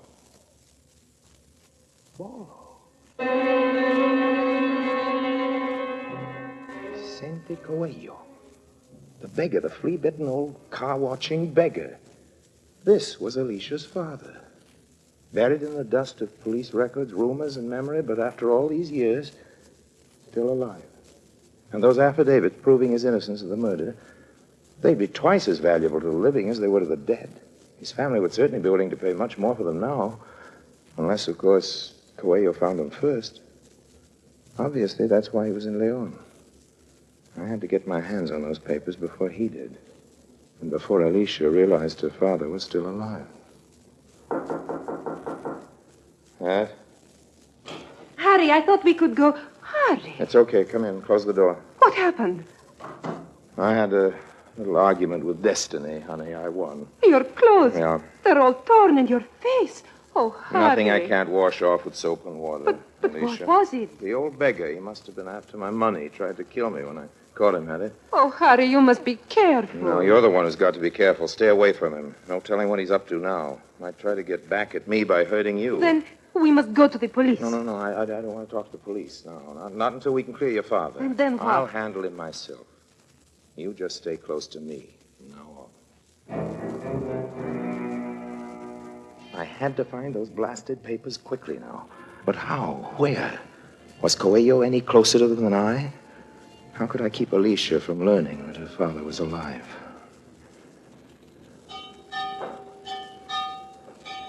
Add to these nagging thoughts the incessant clanging of that church bell just outside my window. You can well understand my reaction to the hotel manager's typical good morning greeting. Buenos dias, senor. Yeah, buenos sleep well, dias. of course. I did not sleep well. Senor, your bed is not comfortable. I will see to it. Where's Alicia? ¿Quién? The senorita. She come down yet? The senorita, she's at the church. Church? Si, senor. This is a great holiday in our city. At midnight, the bell begins to toll and does not stop until the sun sets tonight. You mean to tell me it's going to keep up that racket till sundown, that horrible clankety-clank? This clank, senor, it is the will of the Lord. Yeah, well, I need some coffee. Our punishment, senor. We atone on this day for the great sin of Leon. The great sin of Leon. That must have been a whopper. A terrible sin, senor. On this day, 17 years ago, a good man was killed in Leon. For this, the Lord removed the music from the bell. Wait a minute. What happened 17 years ago? There was murder in our city. And the bell? Senor. A miracle, senor. On this Never day, mind the bell. What's it got to do with the murder? Please, senor, do not shout. Will you please, por favor, get the blasted point? Senor, you must hear me. This bell was once of glorious musical tone. Yes, Then but... there came this terrible scene, this killing. Go on. One of the men of Leon was taken by the police for this murder. Then there occurred this miracle. What miracle? The music left the tone of the bell, and this man was never seen again. Wait a minute. It changed its tone overnight, huh? Before the man was brought to trial? The will of the Lord, senor. Our punishment for permitting violent death in our city. Each year on this day, we pray that the music be restored to our bell. You say you wish coffee, senor? No, not now. When the senorita returns, tell her to see me. Pronto. Right away is too late.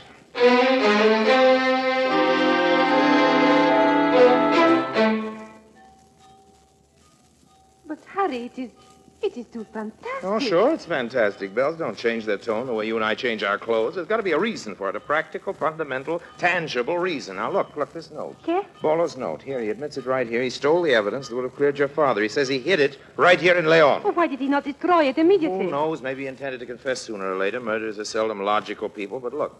Now we learn that just before your father escaped from the police, the tone of this bell suddenly, mysteriously, miraculously changed from a melodious ring to that clank we hear out there. Listen to it, Alicia, listen. What makes a bell sound like that? I do not know, Harry. It may be. I do not know. Well, neither do I, but tonight I'm going to find out. And you're going to help. It was midnight before the streets were empty. Alicia and I entered the little church and climbed up the ancient flight of stairs to the campanile.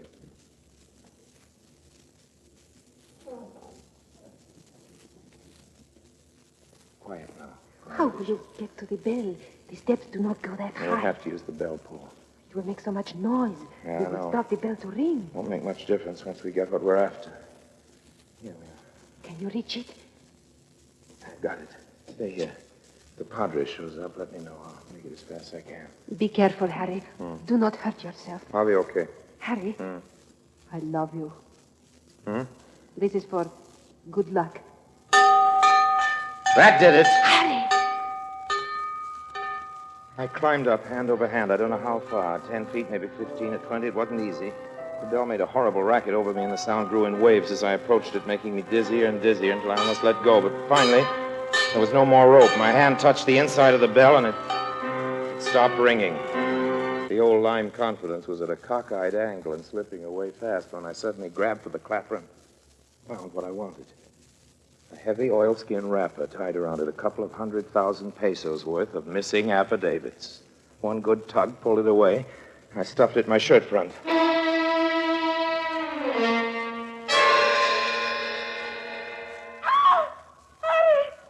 Alicia! The rope burned chunks of flesh right out of my hands as I slid down. Below me, I saw another figure struggling with Alicia, trying to get past her. The two of them were wrestling on the narrow ledge at the top of the steps, leading to the bell tower. I caught one moonlit glimpse of their faces as I swung onto the ledge. It was the beggar, Coelho, Alicia's father. I kill you. Before I could reach him, she got one arm free and hit him as hard as she could. Then she shoved, and he went over. Alicia! Alicia! Harry, oh, Harry, he tried to kill me. Oh, it's tried all to right. kill me. It's all right, honey. It's all I right. killed him. It was not my fault. No, you killed didn't, him. kid. Look, he's getting up. He's all right. Glad. I am glad. Come on, Alicia. Let's go down. After all, we got what we came for.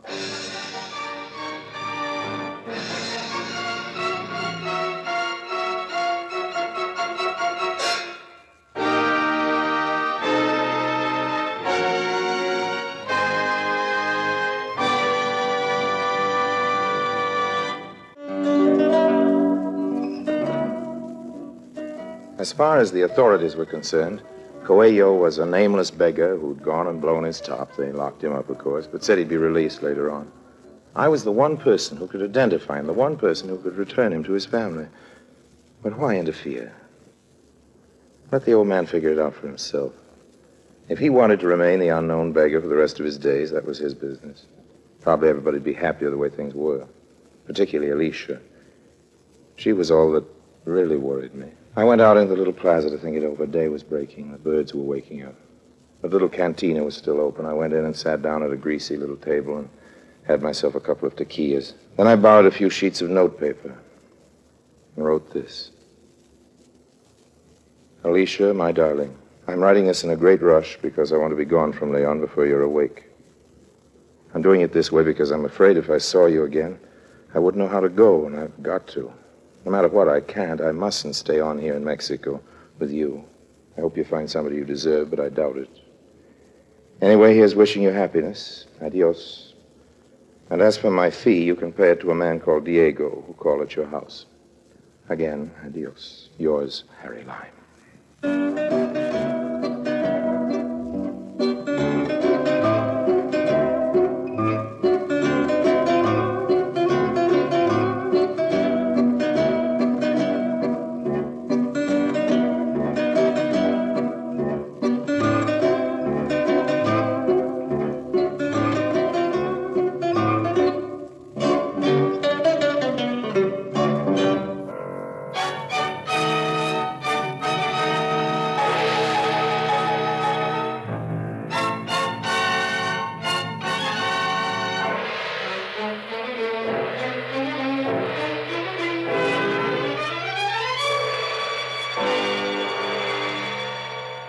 Presenting Orson Welles as the third man.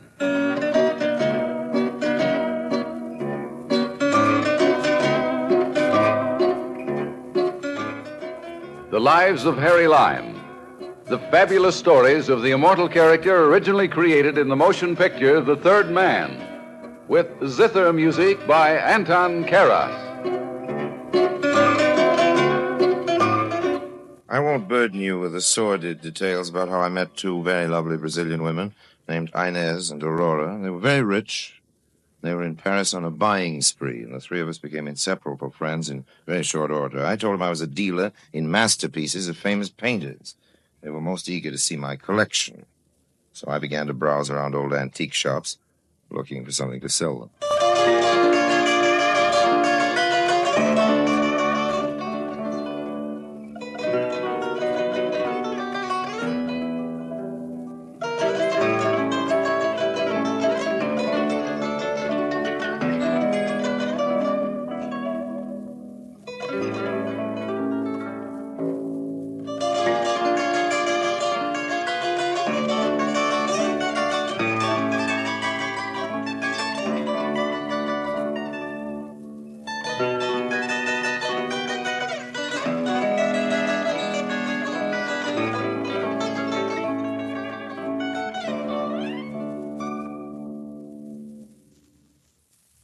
And now, Orson Welles as Harry Lime, the third man, in today's story, Art is Long and Lime is Fleeting.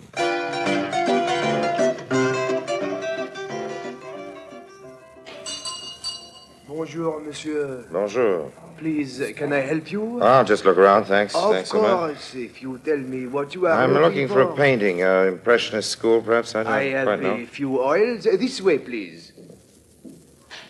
Here they are. They are very cheap. Yeah, not very good either. I have one that is a little more expensive if you would step this way. Huh? Now, this one is very good. There's a picture of a bather.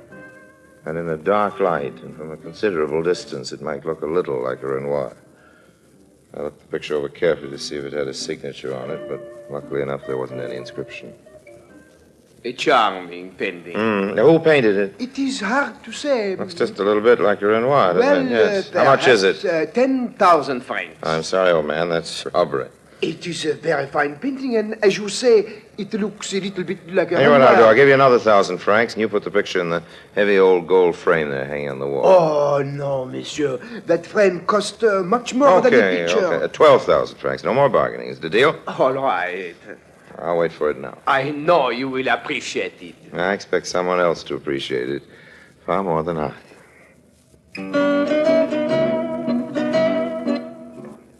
I took a suite at the elegant George Sank Hotel and hung the picture on the wall with a tiny spotlight over it. Underneath, I had a small brass plaque which read simply, Renoir. Then I invited Inez and Aurora to have cocktails with me in my suite. That was a very funny story, Monsieur Harry. My dear Inez, it's true, every word of it. I do not believe it. You make it up to keep us in smiles. I'd do anything to keep you both in smiles, as you put it. You're very charming to us, Harry. I am most enthusiastic to see the painting. We'll get to Mr. Renoir by and by. How about another drink? Not for me, one is enough. Me for two. I mean, two for me. I am mixed up. I understand you perfectly. Here is me for two. Shall we not see the picture now? All right. Step this way, lovely Inez. Beautiful Aurora. Thank you for your compliment. Oh, I don't compliment you. I merely told the truth. It is over dark in here. I'll put the light on in a minute. I'd like you to stand here as the best distance. Oh, it is so exciting to me to see a real Renoir. It's exciting to me every time I look at it. Now I'll switch on the overhead light. Magnificent, isn't it, Inez? Oh, it is beautiful. I've looked at this picture 1,000 times. Just can't part with it. Look at the form of the bather, so chaste, so full of feeling.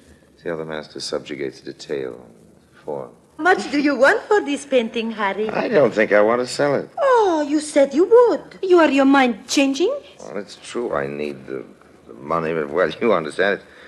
It's the one beautiful thing in my life. I But hate to you are part with a it. dealer. You must not go backwards on your word. Let me think about it. There's no hurry, after all. But we must have Let's have lunch tomorrow. We'll decide then, If you do decide, how much do you want for it? I'd never sell it under 4 million francs. 4 million? Too much money for you and too hard for me to part with it, so we'll just remain friends, shall we? I do not care how much money. I must buy it. We'll meet tomorrow at the usual place for lunch and talk it over. In the meantime, you think about it, and I'll think about it. All right, Harry. 1:30 tomorrow. Good. I'll be there.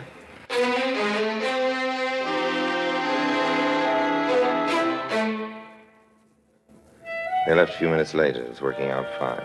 They were on the hook. All I had to do was to carefully reel them in. Then came a knock on the door. Yes? Hello, Harry. Paul Bazin.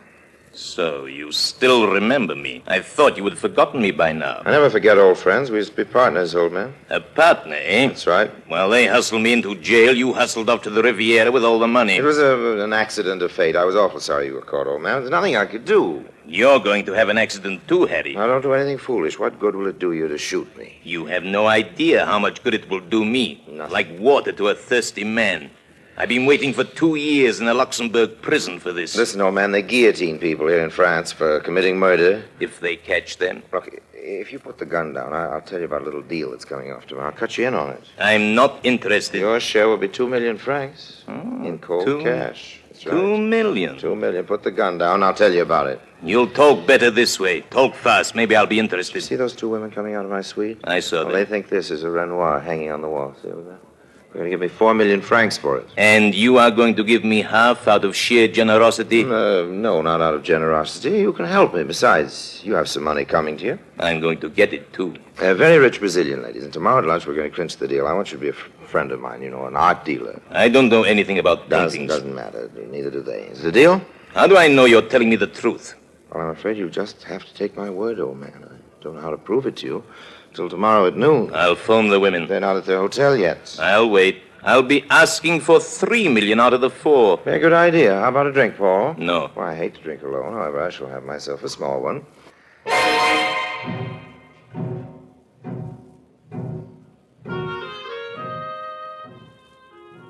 We waited an hour until Inez and Aurora returned to their hotel.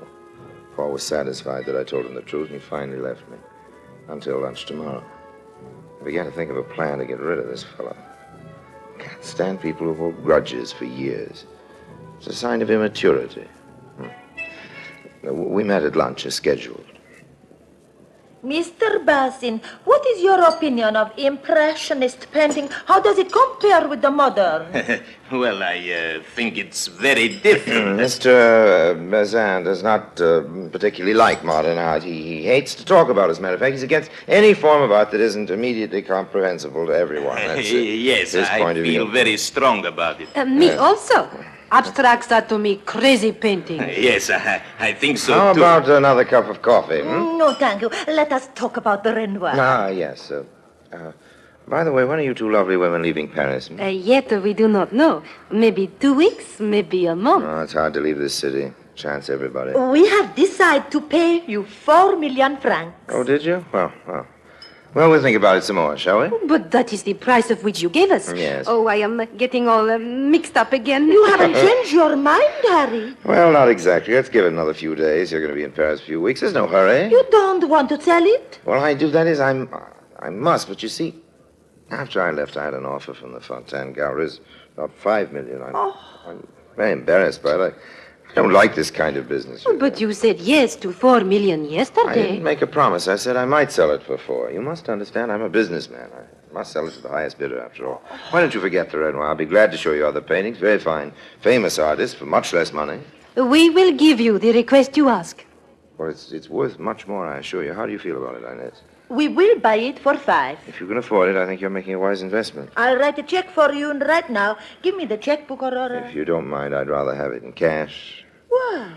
Well, I have some very urgent bills to pay. It'd take a week or so to clear through the bank. I can wait until this evening. You can get the check cashed at your bank. We can meet for dinner. We'll have a real big celebration, A party. Yeah. You will be guest to us. Oh, no. You're my guest, please. You come too, Monsieur Bézin? With pleasure, mademoiselle. Where should we meet? Shall we go to my favorite restaurant, Tour d'Argent? I know where it is. Oh, it's one of the best in Paris. Now, I must go. Garçon, addition.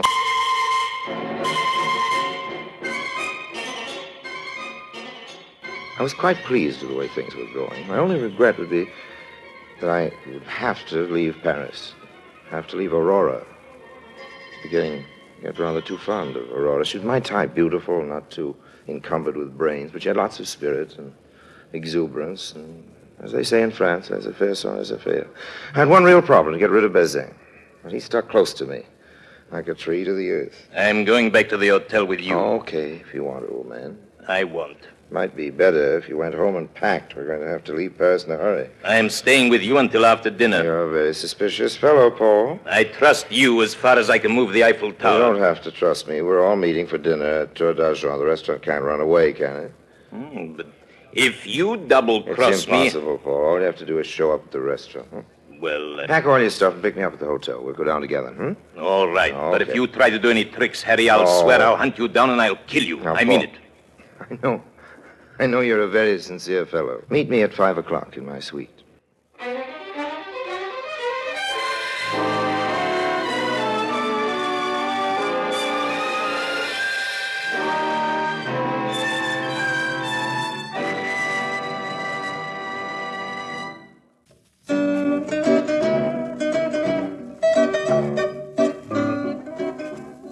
had to work fast now that I was rid of Bazin.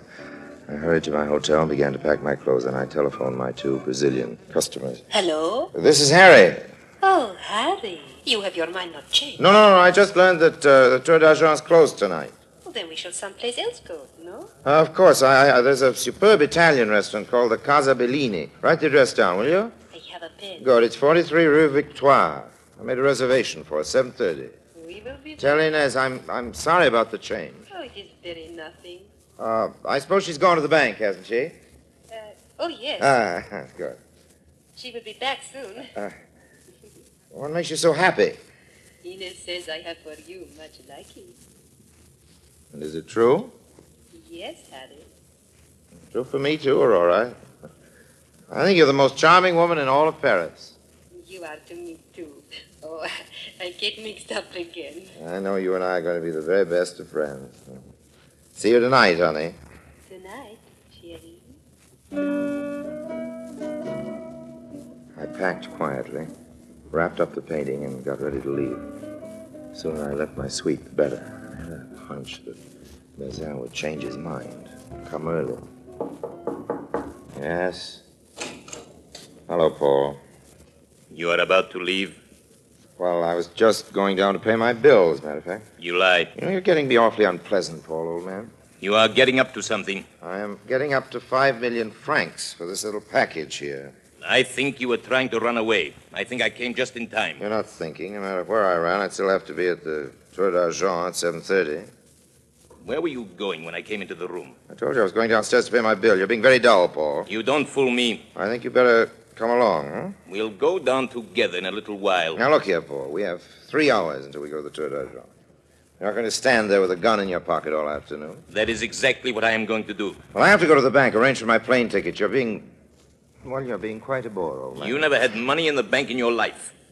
So happens that you are cruelly wrong. Show me your bank book. It's downstairs in the hotel safe with all my other valuables. You are lying. A partnership based on suspicion and mistrust can never be successful, old man, really. We are going to be Siamese twins for the next few hours. It's no use arguing with me. Well, if that's your decision, you might as well sit down. You get very tired standing up there for 3 hours. You worry about me a lot, don't you? I was brought up very carefully. It's ingrained in me to be a hospitable host. Now, I'm glad you're taking my advice. Like some refreshments. A drink, perhaps? No. Just want to sit, That's right, just sit. Well, don't doze off now. You think you're funny. No point in being grim about it. Want some cards? No. I have a set of dice somewhere just to while away the time. I don't want to do anything. You just want to sit. That's right.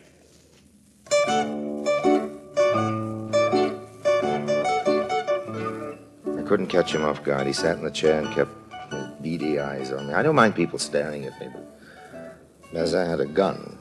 When he discovered my defection, he would become peeved, I thought. And that gun might go off. He just sat there for a long time, and then even he became bored, just sitting. Tilted his chair against the wall, rocking himself back and forth, the pressure of his toes against the floor. A sudden kick on the back legs of the chair when he was tilted would certainly give me an advantage. As he fell backwards, I hurled myself at him, pinioning his arms. He managed to get the gun out of his pocket, but I rolled the chair over his arm, and he let go of the gun. I seized the gun and placed it against the back of his head with a good deal of force. The fight was over in less than a minute. He lay there quietly. I figured he'd be out for an hour at least. Yes. Mr. Bazin was out of the picture. Forgive us for being late, Harry. Oh, please. It was the fault of me. I took too much time to seem beautiful. You don't seem beautiful. You are, both of you. Monsieur Bazin is not coming. He won't be here. He wanted to come very much, but he was suddenly taken ill. Oh, that's too bad. Yes, he'll be all right, I think. I am much hungry. You make this election for us. We do not know the French word. Oh, I'd be delighted. Perhaps we better settle our business first, though. Business before pleasure, you know. Oh, let's eat first. There's no hurry. We have all the night. Didn't like this. They didn't seem to be so eager for the painting as they were at lunch. Maybe they were only hungry. Maybe. I didn't like their attitude at all. How do you like your peche melba, Aurora? It is superbly. It will make me fat, and then you will not like me anymore. It'll make you fat, and I will adore you even more, darling. We must thank you for a very fine dinner. The best we eat in Paris. I'm very pleased that you're pleased. And now that we've eaten, shall we finish our business? You know, the Renoir is all wrapped up. Oh, hurry. We haven't had our brandy yet. But we can negotiate while we wait for the brandy, Oh, you Americanos so impatient. Americanos like very much. Impatience in men is very nice. It's a custom in our country to get our business over with first. Very droll in that respect. Then we can all relax and enjoy ourselves, shall we? Oh, Harry, you do not say a word all evening about my frock, the which I wear for you especially. It's a beautiful dress, perfectly beautiful. I must say that if you've changed your mind about the painting, it's perfectly all right. You don't have to be embarrassed. Oh, no, Harry. We have not changed our mind. Good. Let's have the brandy and then we settle the business. Okay. Garçon. There was definitely something wrong. They were obviously stalling. But stalling for what? I was getting very uneasy. The waiter brought the cognac, and they sipped it a drop at a time. For 15 minutes, they dawdled over it. I decided not to wait any longer. I forced the issue. Tell us something about yourself, Harry. Oh. About America, I mean, when you lived Really, there. there's nothing much to tell. I grew up like any average American boy. I got interested in art, but I learned soon enough that I'd never be a good painter. You were an artist? Well, not much of one. Now, if you'll forgive me for bringing this up again, I will give you the painting in exchange for 5 million francs. I'm afraid that we'll have to do it now or not at all. But, Harry... I mean it, Inez. We'll all feel better once it's done. Well, here's the money. You can count it. Oh, I trust you. Oh, please. I won't even open the envelope. And here's your Renoir. I hope you'll enjoy it as I have. We will. Mademoiselle, oh, I am sorry. I am late. I just couldn't get away. Oh, Monsieur Bordet, this is Harry Lime. Now, how do you do? I am pleased to meet you. Monsieur Bordet is an expert on Renoir's painting. He's from the Louvre Museum. Oh, the Louvre. Now, if you'll just excuse me for a minute. Just a minute, Monsieur Lime. I have got to leave. I'll just take a quick look. Wait, please sit down. I'll unwrap it. I began to figure the distance to the door. Looked like this might be one of the times to run and fight another day. Monsieur Bordet motioned the gendarme, who had evidently accompanied him, to come into the room, close the door. Well, I took care of that. I just have to bluff it out. The expert slowly unrolled the picture, held it this way and that. How much did you agree to pay this man, mademoiselle? 5 million francs, monsieur. Is it too much? Too much or not enough? I don't like your tone. Just what do you mean by that, sir? The light in here is too dim for me to make a definite opinion, but It could be Renoir. There is a painting of his with this same general composition. The figure is not bad.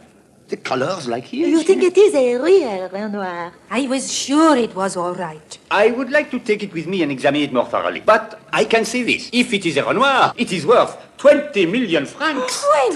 20 million! Qu'est-ce qui arrive, hein? Que voulez-vous, monsieur? De quoi s'agit-il, hein? You are not going to arrest anybody. Keep your hands high. Yeah, better do as he says. He looks dangerous. So the picture's worth 20 million, eh? I'll take it with me. Just a fact. Now stay as you are or you'll get a bullet. And don't follow me.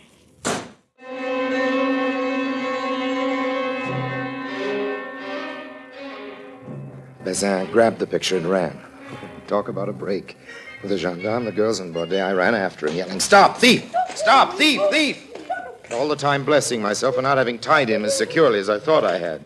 All I had to do was to follow him away and then get lost. As I tore along in his wake, I noticed a couple of street Arabs huddled around a small fire. They scattered in panic. I sprinted, tackled. He hit the sidewalk. The picture flew out of his hand. I shoved it into the fire. "I've caught you, you rogue. Now I'll teach you to steal, thief." Let me go. No, monsieur, no. Do not attack him. We will take care of him. It is not wise to beat a police officer at Paris. I'll kill you for this, Slime. I'm afraid all you'll do for a while is a nice stretch in the Bastille, my friend. Take him away. Come along, mon petit. I think we walk to the station. I have a few suggestions to make to you on the way. My wonderful Goodbye, Harry. old man. You have the bandit captured. Yes. You are so brave, so wonderful. You are not hurt. You are all right. A wonderful action, Monsieur Lime. An heroic deed. But where is the picture? The picture, it must be right here. It flew out of his hand when I tackled him. Oh, the picture, it is burning. It will be destroyed. Get it, Harry, it is burning. I'll get it. Ouch. I'm afraid it's completely gone. Of course, I made sure the picture was burned. I managed to grab a corner of it, but I had to drop it back into the flames. What a pity. The girls in Baudet were very concerned over my hand, but what's a few burns compared to a term in the local hoosegow and 5 million francs, not to mention getting rid of Bazin. Baudet and I saw the girls home, and then after making a date for the next evening with Aurora, I offered to drop him at the Louvre, where he still had to make his report. There is only one thing remaining to say, Monsieur Lime. Yes? What is that? I would not want you to think that I am such a bad expert that I really had any doubts about the picture. You mean that it was an original? No, I mean that it was not. Oh, I see. Well, how much do you want, Baudet? Nothing. Nothing? I don't get it. Monsieur Lime, if I had everyone arrested who tries to sell a fake picture, the prisons of Paris would be full. I wanted only to give you a chance to get away without embarrassment. I hope this will be a lesson to you, and that you won't try it again. Monsieur Baudet, I can't tell you how much I appreciate your courtesy. You're a wonderful fellow. I must tell you, I want you to know what an inspiration people like you are to people like me.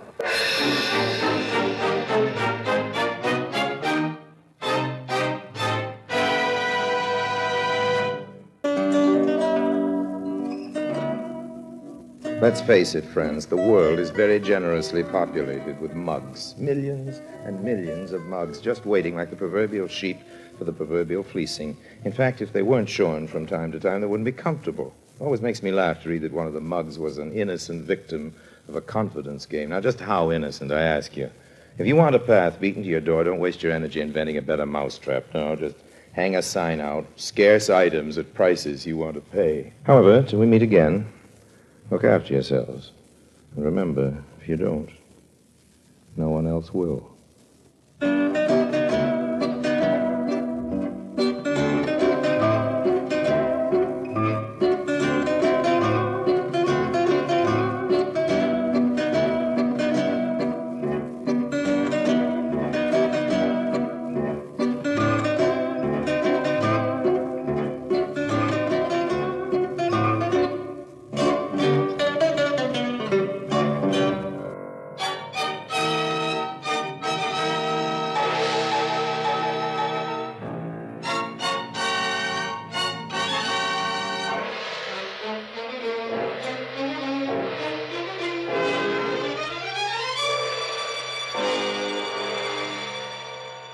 Presenting Orson Welles as the third man.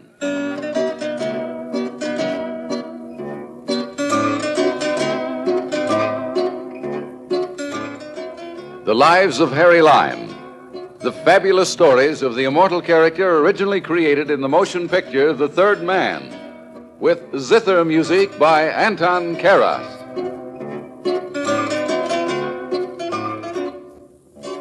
You come in the theater just as the curtain's going up. The band's playing something exciting, Latin American. The stage is alive with color and dancing against the background of a marketplace in Central America. Suddenly, someone with a Spanish accent as broad as the East River shouts, El General, and everything comes to a halt. El General sweeps in wearing a broad sash, handlebar mustache, and a big menacing frown that scares nobody. He mutters something about La Revolucion. A couple of shots ring out, a few chorus boys drop gracefully to the ground, and the entire company breaks into the first big production number. But revolutions aren't like that. There's no music playing, no scantily clad dances, no comics. The guns have real bullets in them. I know, because I was mixed up in one of them. I'll tell you about it.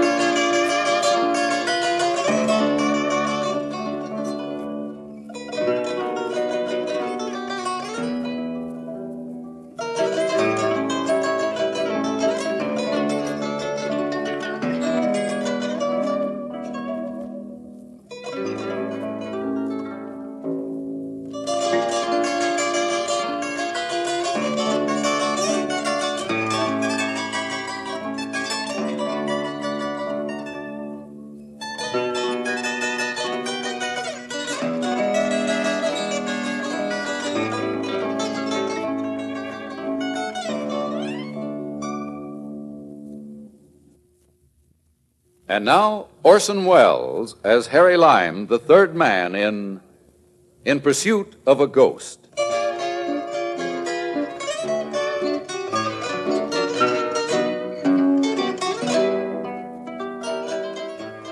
There's no sense in identifying the Central American country where I found myself in the fall of '45. Many of those who were involved in the revolution are still alive, of course. I've caused enough trouble. Anyway, I was in a waterfront cafe in the tiny country's capital, and there were only two of us at the bar, yours truly, Harry Lime, and a derby-hatted little Englishman who looked about as much at home as a burlesque queen at a church picnic. How about having a little drink with me, Governor? Oh, thanks. I don't like drinking alone either. Oh, American, eh? Yeah. I thought for a mo you were English. Sorry to disappoint you. Oh, it don't make no difference. Thought thou was hoping for a word about home. What'll it be, Governor? No, scotch, if I have any more. Hi there, matey. How about finding a little scotch for the gentleman here? Scotch para el caballero. Sí, señor. Scotch para el norteamericano. Pronto, señor. Ah, gracias, amigo. You never learned that lingo in Petticoat Lane, old man. You're right there, you are. I've been in this blooming country for 10 years now. There's plenty of brass here, I can tell you that, I can. Funny, I've heard of this stuff. It's been a long time since I had my hands on it. Oh, down on your uppers a bit, eh, Governor? You said it, man. You said it. Scotch, señor. Thanks, gracias. No trouble was it, señor. No trouble. Well, here's to your increased fortunes, And Governor. to yours. You've been here a long time. You might be able to steer a fellow onto a good thing. There's no way of making an easy living here, there ain't. The blinking government controls all the gambling, the lotteries, the casinos, everything. And if the revolution succeeds, it'll be worse. Revolution? Oh, maybe I shouldn't have let that little bit of information It's slip. all right. I don't go around talking. How'll it be worse? Well, it's this way, Governor. For a long time now, a bloke they calls General Valdez has been brewing a spot of trouble. He's a rough customer, he is. But up till now, he ain't had the money to buy arms and ammunition and hire soldiers. And now he's got the money. No, that he has. A gent from the States is financing him. American financing revolution? One of them blokes you call gangsters up in the States. He'll have a good thing, he will. Still, he's taking an awful chance. If the revolution fails, he'll be facing a firing squad. Not bloody likely. He's too smart for that. The way I hears it, he comes down here, he makes his deal with General Valdez, and then he hightails it out of the country, goes to Havana someplace to wait it out until Valdez is sitting in the driver's seat. He's left the country, eh? That's right, Governor. I suppose he stands pretty well with the revolutionists. You know, I used to know a few guys who got mixed up in the rackets back in the States. I wonder if I happen to know the general's friend. The one who's financing the revolution? Yeah, do you happen to know his name? No, that I don't. Down here, they just call him El Sorrow. It means the fox, and he's that all right, I guess.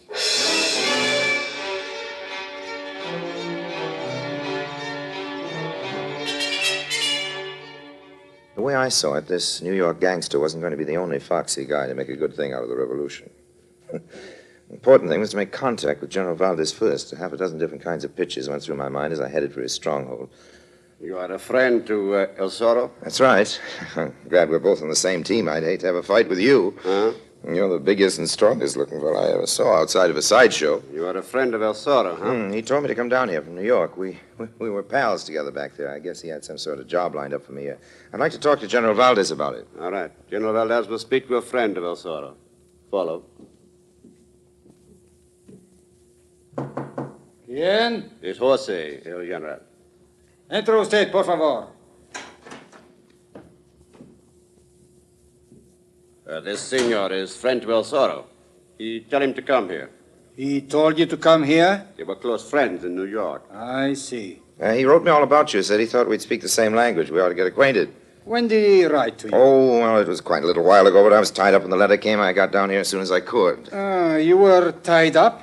Well, the truth of the matter is I was broke. I had a hard time raising the price of the passage, but I figured if there was anything I could do to help a friend of El Zorro, You're still broke? Stony, old man. Yeah. Jose, get $200 from the safe. Give it to Senor... Lime, Harry Lime, and I certainly appreciate the... We will not mention it, though money is very scarce with us just now. Scarce? I thought El Zorro gave you all the money you needed before he left for Havana. So, it is to Havana he's gone. Yeah, sent me a postcard from there. It was forwarded here. Great guy. We do not think he's such a great guy. What? Here's the money, senor. Well, thanks. What's the trouble between you and El Zorro? He's a very clever man. We made an agreement. Perhaps one you knew about. Oh, sure. He was to finance half of the revolutions, my compatriots the rest. Yeah, sure, I knew all about that. He was to handle the fighting, he was to take care of the finances, the procurement of guns and ammunition. $1 million that we have collect, we turn over to him. And by morning, he had disappeared.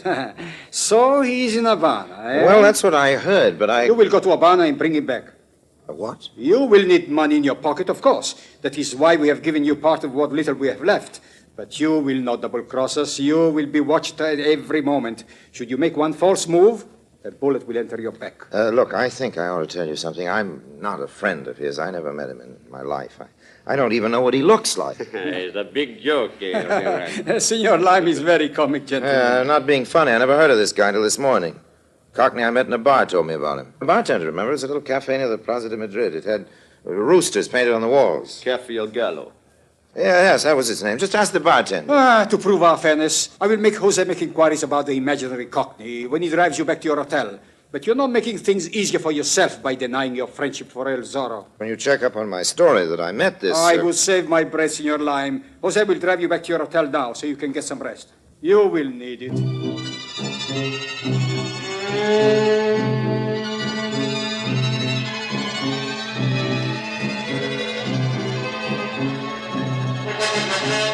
When the gargantuan Jose dropped me at the hotel, I went in one door and out the other, and then I hurried to the railway depot, bought a ticket on the first train out, which wasn't until 3 a.m. Wandered for a few blocks until I saw the reassuring sign, Polizia. Never had any love for the police, but now they represented some protection from General Valdez. After all, he was a revolutionist, an outlaw. Thought gave me a little comfort. I headed into a nightclub across the street and sat down amidst chattering cocktail drinkers. Hadn't been there long when my eyes were suddenly drawn to one of the most seductively beautiful women I've ever seen. She was a tall, slender brunette. She was sitting alone. There was invitation in her eyes. I armed myself with a couple of glasses of champagne, one in each hand. Walked over to a table.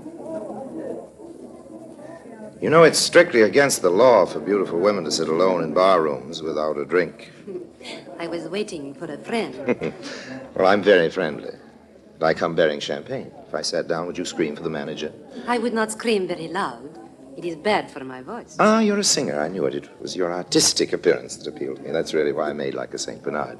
Well, I would like a drink, but you look more like El Lobo to me than a St. Bernard.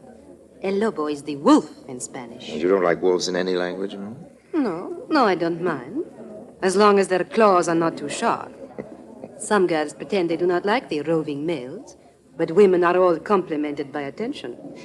I like wolves like you. I love your frankness. What's your name? I am Consuelo. And you? Harry. To Consuela and Harry. You're wonderful, Consuelo. If I didn't have quite so much on my mind, Oh, poor Harry. You big American businessmen are all alike. All the time you must worry about money matters. There are other things in life. And anyway, Worry does no good. Oh, you're right. All the worry in the world can't change a thing. We'll have another drink. No. Consuela? No, I'm afraid to drink any more on, how you say, an empty stomach. I might lose my head. Well, let's have dinner together first, and then both lose our heads. Are you a good sport, Harry? What's up? You come with me to my little apartamento, and I will cook for you a real Spanish dinner. Something you cannot get in a restaurant.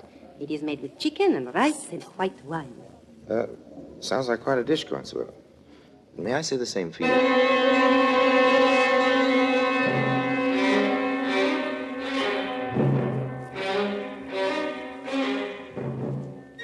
When she'd given the cab driver her address, Consuela slithered back in the seat and melted in my arms.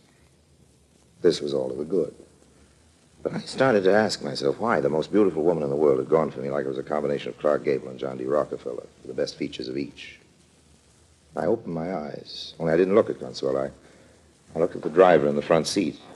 Even from the back, I recognized him. Driver! Oh, what is the matter, darling? I want to see what the driver looks like. Turn your face around this way, driver. Si, Senor Lime. Anything to oblige. Jose, it's like I thought. You should have begun to think before you bought the ticket at the railway station. Taken in by the oldest dodge in the world, Harry Lime. Now, do not let us forget our manners, darling. I walked right up to you. You didn't even have to wiggle your little finger. Where are you taking me in this rattletrap, Jose? Oh, not far in this, Senor Lime. But this is only the first leg of your journey to Havana. Still the same old record, huh? Did you find out at the cafe that I was telling the truth about the Cockney? I made inquiries all over concerning a Cockney. General Valdez is right. There is none in town. The bartender, what did he say? Didn't he remember me? See, he remembered you well. He said you drink scotch. Yes, I drink scotch, but... He said you were in there all alone. You'd not talk to anyone in the cafe. Well, the whole thing's a dirty frame. I'm not taking it. I'm going to... Oh, Jose, you hit him so hard. This time it was with my fist. Perhaps next time it will be with a bullet. We see how he behaved in Havana.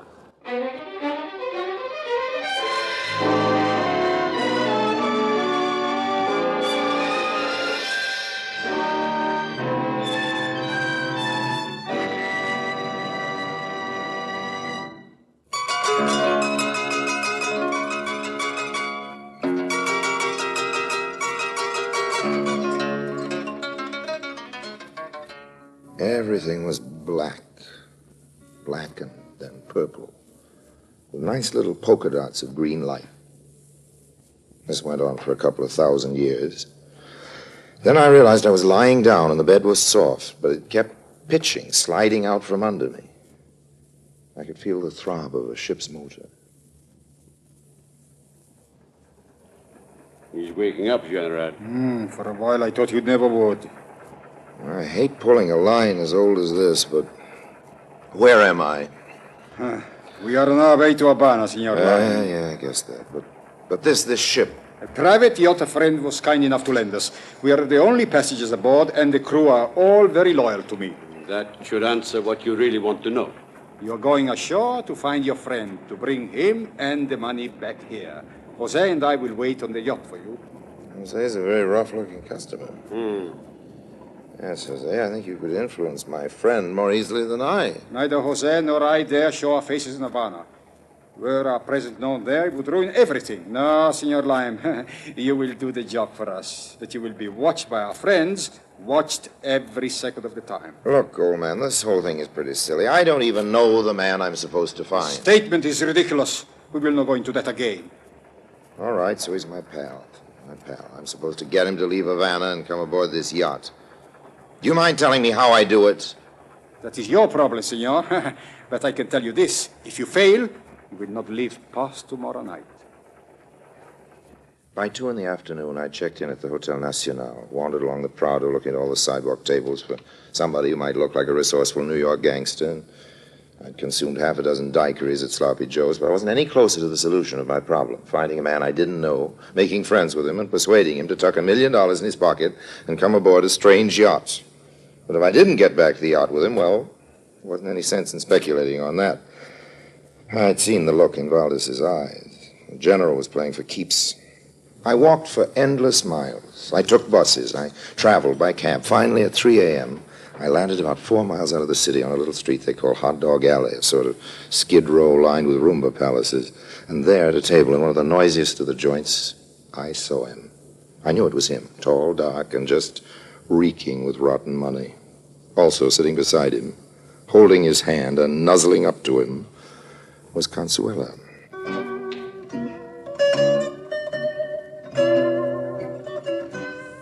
She was looking straight at me and not making any sign of recognition, so I took my cue from her, wandered over to the table, ignored Consuela, and stood looking down at him. Hi there. Yeah? Oh, I thought for a minute there I recognized you. Ah. Maybe I've seen you someplace. Do you happen to be from New York? Go away. Can't you see I'm busy with a lady? Funny, you sound like a New Yorker. Okay, so I'm a New Yorker. A scram. Anything you say, El Zorro. Huh? Where'd you get that name? We can talk about where I got it if you really want to be a little friendly. Okay, so we'll talk. Only this ain't the place. I'll get rid of the babe and meet you somewhere where we can be alone. Where you stopping? Nacional. Go back there and go to your room. I'll call you in an hour or so. Who do I ask for? Harry Lime. Be waiting for your call, pal.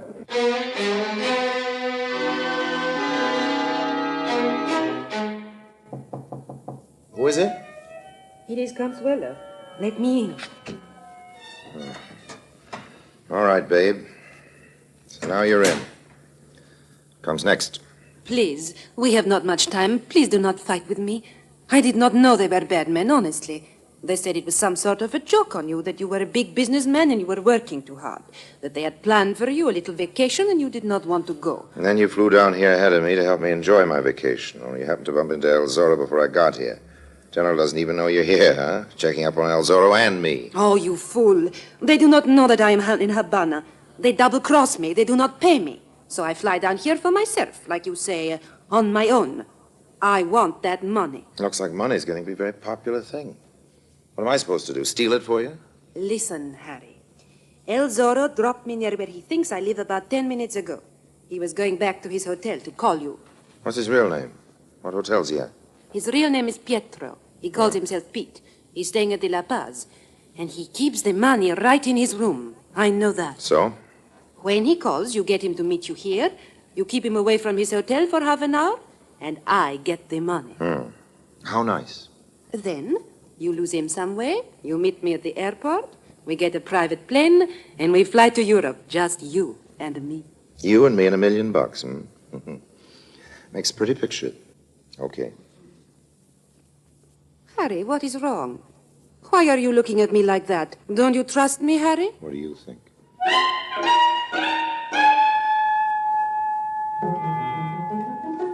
Of course I trusted her. About as far as I could throw the Hotel Nacional. Consuelo's a beautiful girl, but nobody's that beautiful. I have a very good nose for a frame-up. I could smell this one a mile away. You may think I'm fussy, but I don't like being played for a sucker. Twice. So I gave the lady time to get started, and then I put in a call. Hello? Hello, Pete? Yeah? Harry Lime speaking. What do you want? $100,000, Pete. Quit your kidding. What's all this about? Oh, we're fellow Americans, Pete. I want to do you a favor. For $100,000? I know about the $1 million, Pete. I also know that General Valdez and his boys have followed you down here. Yeah? They know where you've got the dough, Pete. Is this on a level? Not only that, they've got every means of escape all corked up. You're not getting out of here, Pete. Not without my help. What can you do, Lime? I can get you out of Cuba alive. I want a fast answer, old man. Let's not quibble over money. You're getting a bargain, $100,000. I slip you out of Cuba into some spot where you'll be safe. I have my own yacht and a crew I can trust. How do I know you're telling the truth? Easy, because I'm giving you my first tip off for free. That girl you were with tonight. Yeah? Well, old man, she's one of the gang. She's on her way to your place now. Wait 10 minutes, then leave your hotel, give her a chance to get in, then go back. You'll find her going through your things. Dirty little... I'll give you a chance to settle things with her, and then I'll call for you. Have your things with you, including my $100,000. It's a deal, Harry Lime. You're a pal.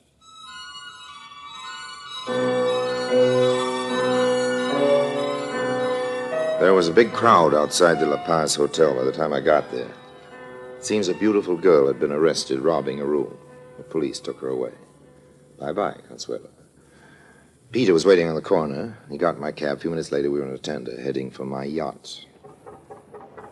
I appreciate this, Harry. Oh, that's all right. There ain't many guys that do this, not even for 100 G's. Here, want to count it?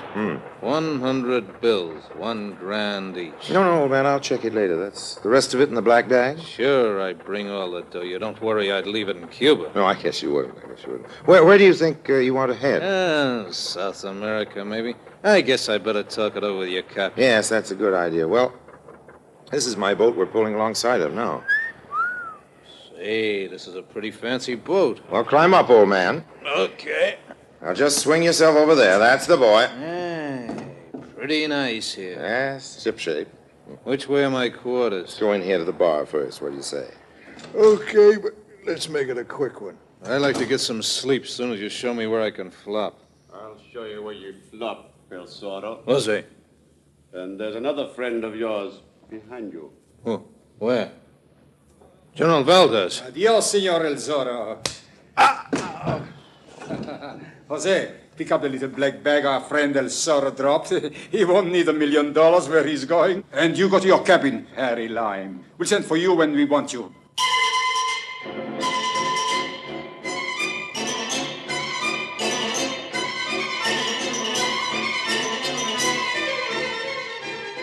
I've never been very fond of unnecessary arguments, so I went down to my cabin, threw myself on my bunk. I hadn't eaten since I landed in Havana and had too much to drink, but it wasn't only the liquor, I was tired, too. Dead tired. Dimly, I could hear the anchor being raised and engine starting up. And then suddenly, all Hades broke loose. Now,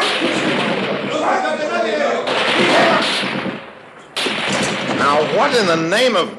There is another of the revolutionists. Kill him, too. But I'm not one of the revolutionists, I swear. Please. Ready. Aim. No. Do not fire. He's not one of them. As you say, El Capitan, the general and the others are all dead, and we can now see to the running of the ship. Well, Harry Lime, I hope you're proud of your role in the thwarted revolution.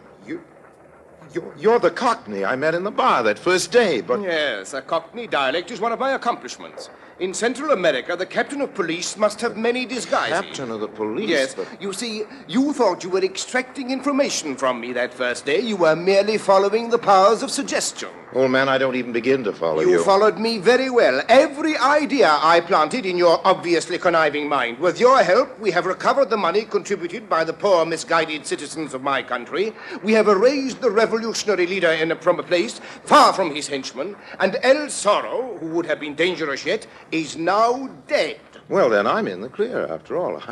I saved your government for you. Yes, that you have, Governor. But then part of the money... You will be permitted to leave our country with every cent you entered with. Yes, but old man, I was broke when I arrived. Yes. You see what I mean, Senor Lime? Yes, I begin to. I just begin to.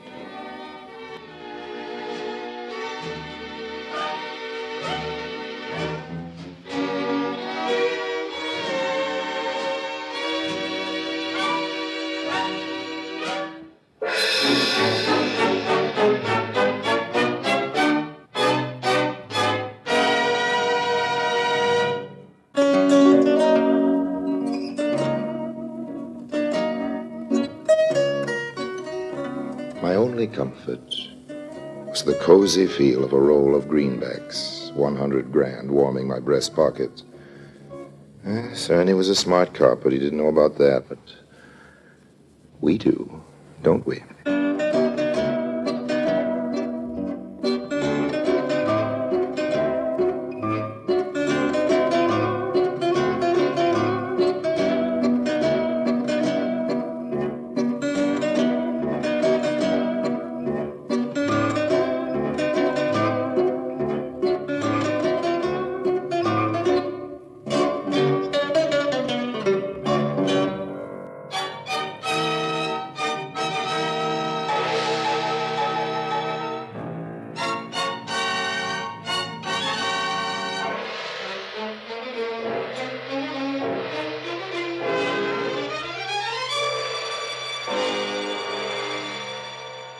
Presenting Orson Welles as the third man.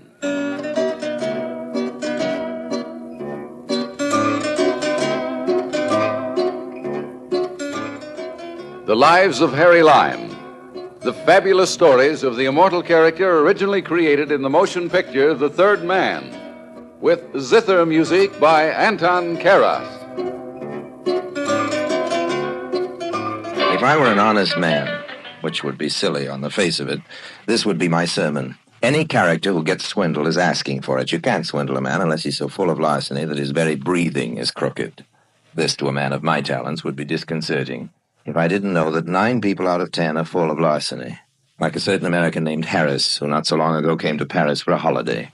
Strictly in Mr. Harris's honor, I concocted a juicy little swindle called horseplay.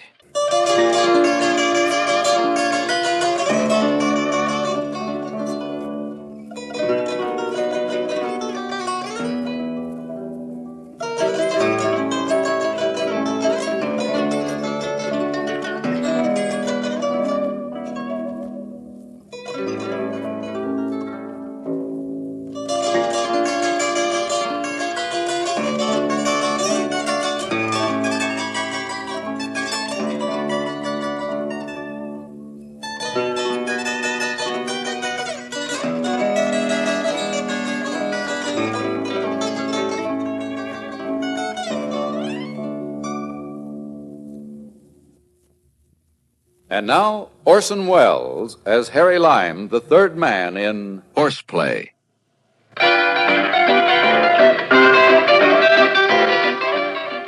My game of horseplay began in the bar of the Creon. To start it, I had to call on a French pal of mine, André Janin. Say it to me again, Harry. The big man, over there sitting at the corner table. See him? Yes, but... Look, André, all I want you to do is to get into conversation with him. Easy enough? Why not? Then, when you're talking, you find this billfold under the table. Under the table? Where you will have dropped it first. Aha! Yes. And in the billfold there are papers which will identify it as yours. You return it to me, simple? Be sure to bring this man with me when I return. Let him return it. I'll be in a room here at the hotel. And all these hocus-pocus are to accomplish what? All these hocus-pocus, my friend, will result in Mr. Harris, that big man at the corner table, giving me thousands and thousands of American dollars, as you will see.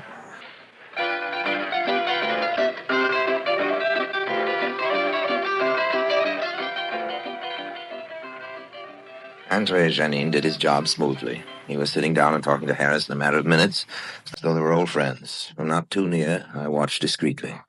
They were just getting up to go, when suddenly... Oh, I'm sorry, Monsieur Janin. What? Your foot, I must have kicked it. Excuse me. My foot? But you did not. Let's see what... Oh, it's a billfold. You must have dropped it. Billfold?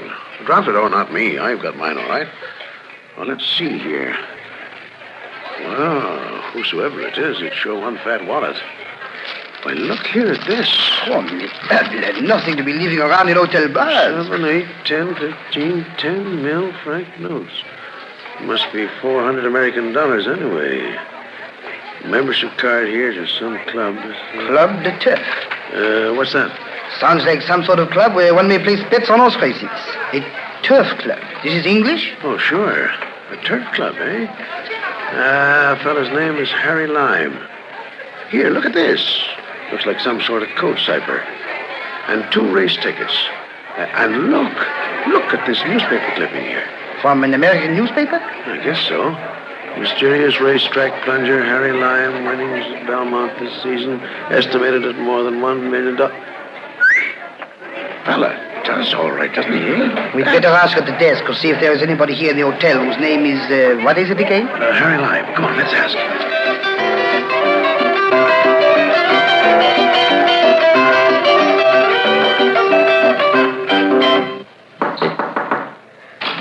Yes, what do you want? Are you Mr. Harry Lime? You a newspaper man? If you're, I don't want to see you. No interviews. Simply will not be bothered by a lot of... One moment, sir, please. We simply called by to ask if you had lost anything. Lost anything? Certainly not. Good day, gentlemen. You sure you have your wallet, your billfold? It's where? Now, just a second. I think we have found it, Mr. Oh, come in, gentlemen. I'm sure you know how sorry I am. If I seem to be rude, it's just that these reporters, even here in Paris, all handle my suppose position. You can identify the billfold. Oh, I certainly can. Now, let's see. Some cash, maybe 400 or 500 in French-American money, a membership card, and Club de Turf, a code cipher I use in my business, and, let's see, a couple of cablegrams. Yours, all right. Well, can't tell you how grateful I am, sir. You would have put me in Here, why don't you take this cash and have yourselves a good time? Oh, nonsense. Don't be No, foolish. Please me very much if you take it. Seriously, these papers here, they're what's of value, although only to me. You're sure I can't repay you by... Non, mille merci. Well, then, at the very least, you must both be my guests for an evening while you're in Paris. Drinks, dinner, make the rounds of the hottest spots, maybe some girlfriends, huh? Meanwhile, let me place a bet for you just to cover your hotel bill while you're in town. A bet? I'm afraid I do not exactly see what you are... He means on the horse races, don't you? Hola, you mean you have some, let me see, some odd tips? Well, in a way, yes, tips. You see, I represent a large syndicate which, shall we say, is beginning to regulate the winning of races at French tracks. I'm merely the agent, placing the syndicate money to the considerable disadvantage of French bookmakers and gambling clubs until they fall into line. Actually, this is all confidential. Not by me. That's why I was so curt with you when you first came to the door, you understand. I thought maybe you might be newspapermen. Occasionally they come embarrassingly close to realizing what the syndicate is up to. And naturally, any publicity would... Excuse me. Yes? Cablegram, monsieur. Merci, tiens, garçon. Oh, merci bien, monsieur. So the point is, gentlemen, I'm sent my instructions by coded cablegram, so you can see what a spot I'd be in without my cipher. So, I'm grateful to you both. I most certainly am. You mean the bets you place, the races have been fixed in advance? Well, now, fixed is a very unpleasant word, but that's about the size of it. That's why it occurred to me that perhaps I could show my gratitude by placing a small bet for both of you, which with good odds would at least make you some cigarette money while you're here in Paris. Excuse me just a moment, will you? What a thing to happen in on, eh, Janet? What do you mean? Why, don't you get it? Fixed races. An absolutely sure thing.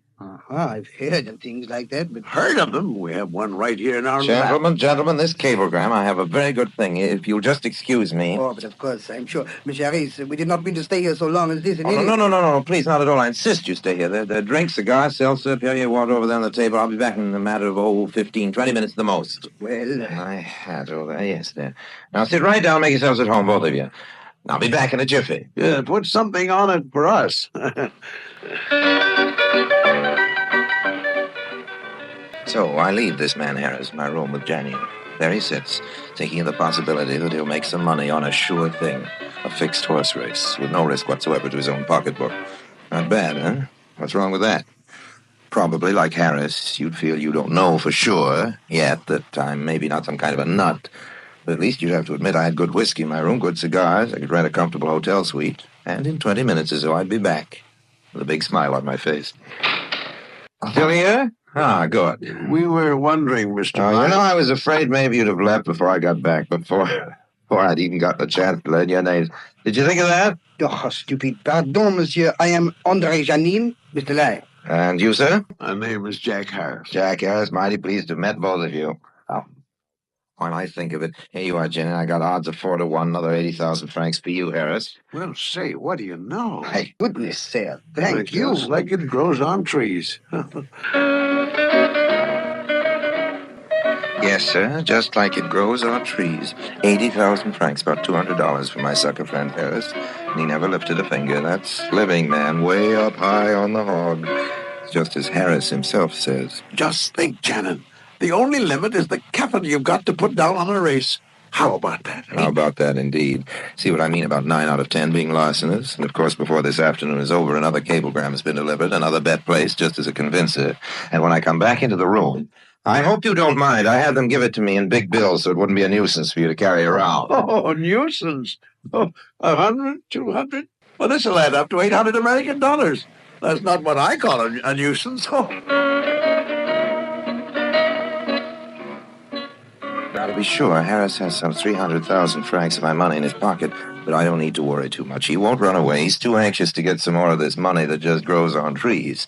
Overnight, I leave him in the company of my friend Janine, for I have work to do to prepare the appearance of the Club de Turf. It's all a phony, of course. Staffed by my pals, all set up just to put Mr. Harris, just to separate him from some of his nice little old American greenbacks. And sure enough, as expected, next morning, he's back knocking at my hotel room door. Ah, come in. I was hoping you fellas show up. Drinks? I think not for me, thank you. For me, I can use one. Oh, after last night. I was celebrating my winnings in those fixed races. Help yourself, Harris. Yes, I'm glad to see you. I need someone I can trust. And after the way you two returned my wallet yesterday, I know you're both dependable. Well, anything I can do. You can do me a favor. Pick yourself up a little change at the same time. Here's my problem. The manager over at the Club de Turf is getting suspicious of me, I'm afraid. He's just before telling me I'll have to place my bets somewhere else. I should think, after all the money you must have taken away from So, now, if you two would take this guest card, it'll get you into the club, okay, and place a bet for me. I've got a horse in the 5th race. Bet him to win. And I'll give you a blank check. Blank check? On credit, my credit, of course. Besides, you still have the few 100,000 francs you won yesterday. Yes. Harris, you got your 300,000? Right here. Okay, here. You give yours to Jan in here. That makes 600,000 for the two of you. Now, are you listening? Yeah, sure. This right. is very important. Do exactly as I tell you, Jan. When it comes time to bet, you make out and sign this check for 15 million francs. Don't let these figures unsettle you, Harris. It just sounds like a lot of money. Translated, that means only about 50,000 American dollars. Place the check together with your cash on Dancing Cloud in the 4th race at Chantier. The odds should be about 4-1. That would net you, let's see.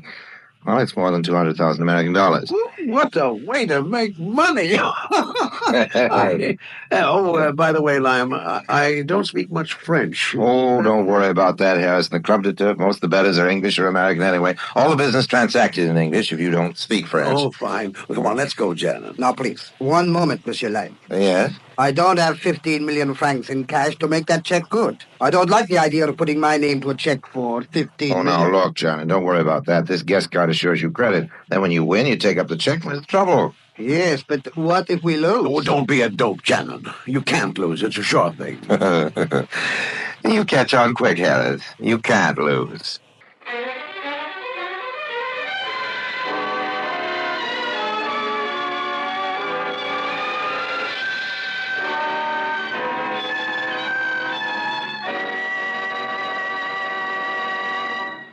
And now Orson Welles, as the third man, continues with Horseplay.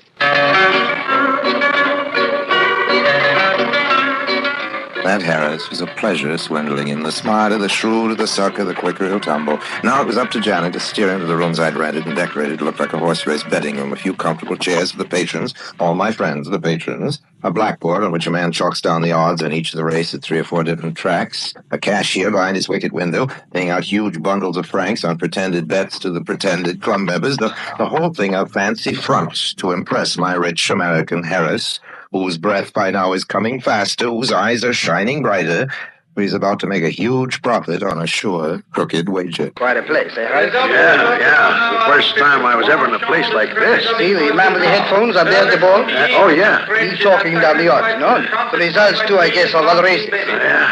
There's the cashier's window. Yeah. Do you think we should make the bet now? But are the odds right? Oh, over there, see? Oh, sure. Well, I guess... Yeah, you got that blank check? Right here, only it's not blank anymore. Well, come on, let's get up that window.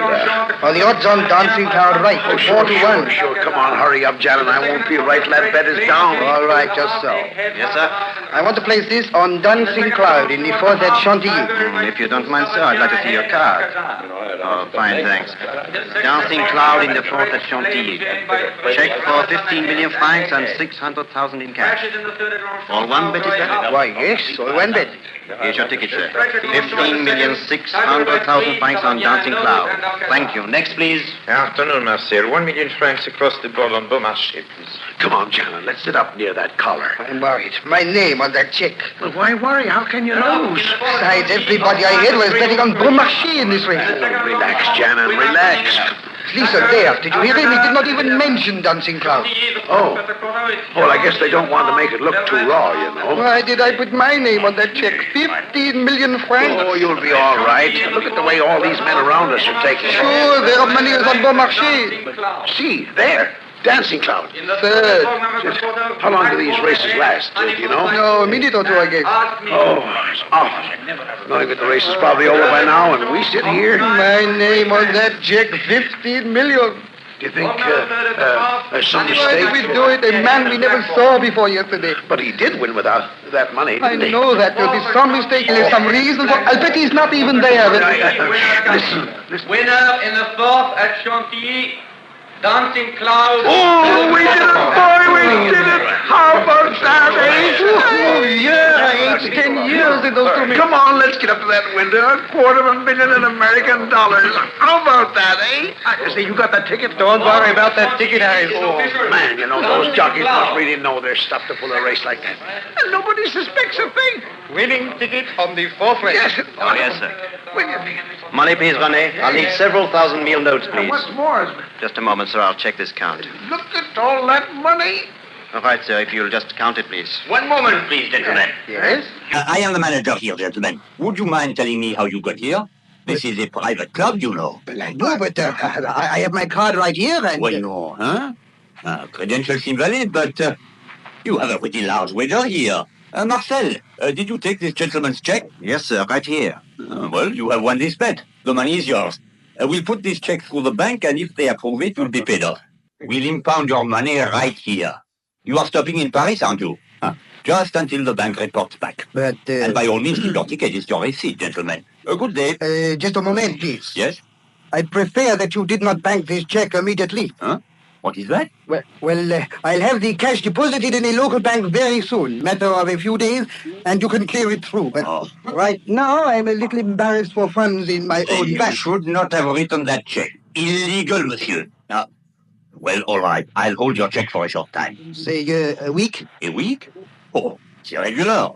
But, all right. You either deposit the 15 million francs in our bank or bring it here to the club within the week. That will show you could have paid the bet in the event you lost. Good day, gentlemen.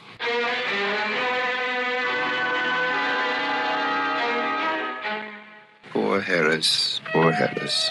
I wish I could have been there to see him, how his face must have fallen to see all that money, real money, too, right in front of him, be reaching out to take it. Not yet.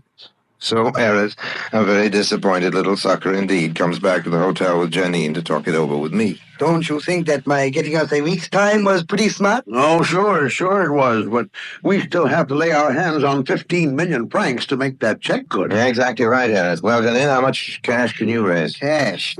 Yes, cash. Yeah, let's see. I have about 3.5 million francs in government bonds. I can cash those on short notice. Oh, how about you, Harris? Could you raise the other 11.5 million? That's only about 37,000 American dollars. I've been thinking about it, Lime. Worrying. On the way over. You know, most of my money back in the States is tied up in real estate. As far as I figure it, I can't raise more than 28,000 in a hurry. Now, that leaves us stuck for 9,000. Yeah, well, I'll tell you, I have a bank account here in Paris. I just hope my principals back in the States never hear about this, but I guess I can take the chance of letting you have the other 9,000 until this thing is cleared up. Shouldn't take long. Oh, it'd be wonderful if you would. This next day or so is crucial. Until Harris's cash can be cabled from the States, I've got to be sure that he's kept on ice. $28,000. It's worth all the time and effort. 2 days, 3, and his money arrives. Janine, Harris, and I walk to the Club de Turf together, Janine carrying the 15 million francs. So we get to the club. I look up from decoding a cablegram which was handed to me as I left the hotel.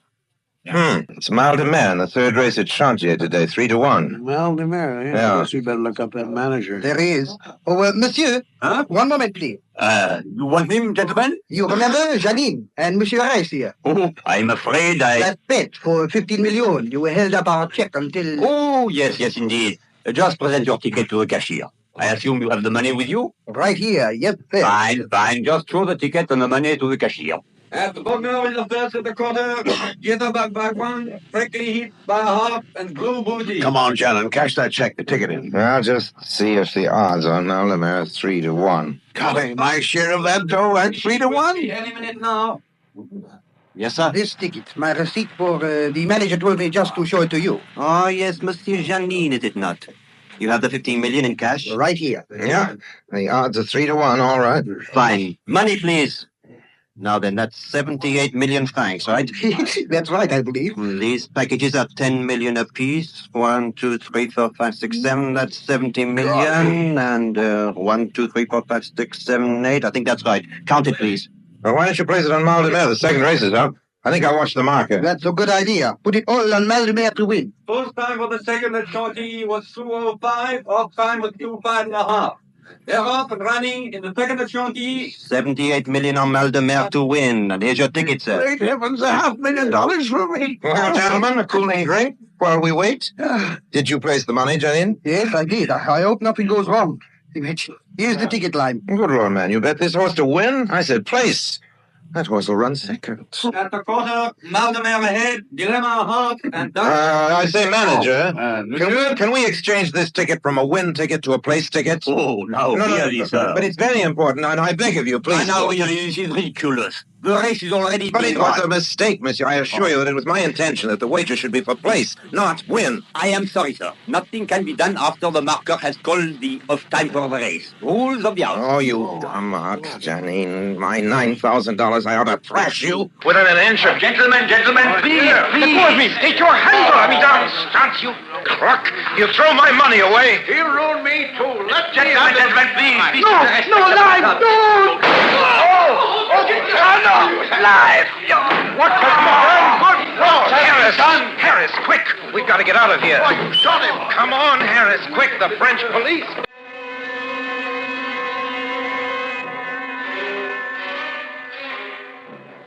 Of course, we left my specially rigged club as quickly as we could. Janin was sprawled in a welter of blood, and Harris, you may be sure, was stark, sheer, 100% terrified. But don't you worry. This was all just fun for the kiddies, just horseplay. The bullets I fired were blanks. The blood all over Janin's handsome Gallic profile was chicken blood, spurting out of a punctured bladder at the opportune moment.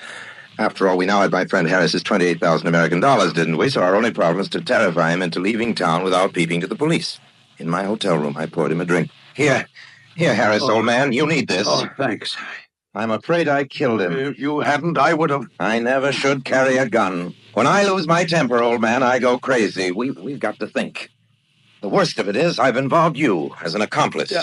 Good Lord, that's right. The one thing, it was a private club. Now, look, you better pack, old man. Got an Italian visa? No, well, yes, go to Italy. Try and get rid of that suit somewhere. There's blood spattered on it. Throw it off the train, perhaps. Yes, but where in Italy? Oh, in Italy. There's my wife, my business. Can't you lie low for a while, just a week or so, until we find out whether that fool Janine dies or not? I'll tell you. Go to the Hotel Splendide in Rome. I'll wire you there. I'll get you out of this. Oh, yes, I'll get you out of this, old man. I feel, after all, that I am partially responsible for all this. No, it's awfully good. Nonsense, old man. You do the same for me. Now then, into the bathroom. Go on, wash up. Right. There's a train to Rome in 30 minutes. Yes. And you've got to be on it. I will. He was, too. And I sat back, quietly savoring a highball, mentally spending my lion's share of his $28,000. My expenses weren't more than $8,000 tops. What a wonderful horseplay it had been, to be sure. This would be Janine with the loot. Yeah? Ah, Janine, my sweet, my lovely, my dove, my pigeon. Where's the dough? Hey, the Fleece, the French cops, they raided your club right after you left. No, you're kidding. All the guys they can lay their hands on arrested Louis and Bertrand, René, and the whole crowd. Truth be here, which is all I could grab before How much did you get? Our original stake, Harry, and a small profit. How much profit? 2 mille-franc notes, Harry. One apiece. $2.50.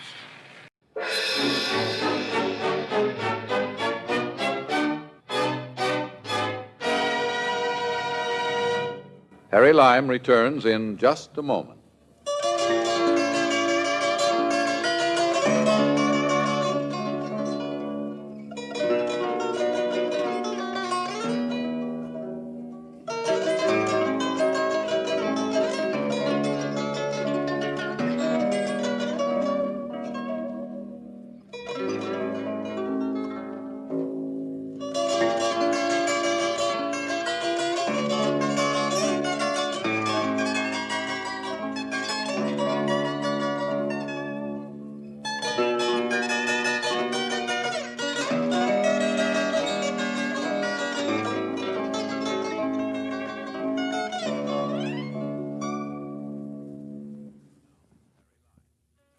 And now, Harry Lime.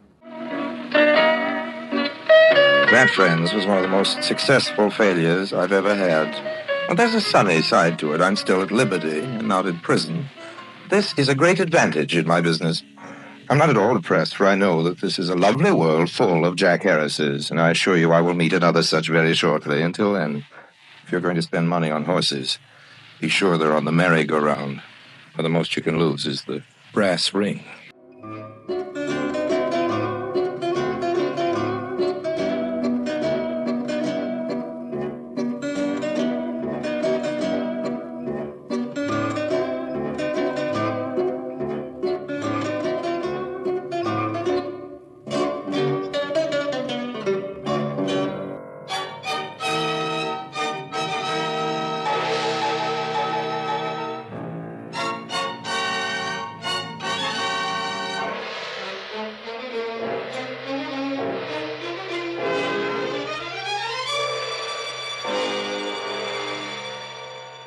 Presenting Orson Welles as the third man.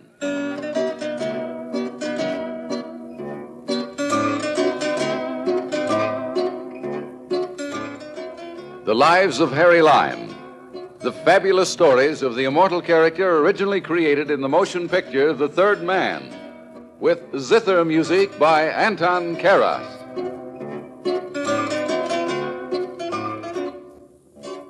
I have in my hand here a farthing. This is the smallest of small coins. In England, which is where they come from, a farthing won't buy you the second section of day before yesterday's newspaper. In fact, you could hardly describe a farthing as money at all. Once upon a time, however, there was a farthing that was worth 20,000 pounds. It happened this way. You see, I have a girlfriend, beautiful and mad as the moon, called Lady Fortune. We're on fairly intimate terms, the lady and I. I know her by her maiden name, Miss Fortune. She had a lot to do with a particular farthing I've been talking about. I haven't forgiven her yet. I think it's mutual. Stick around if you're interested. I'll tell you about it.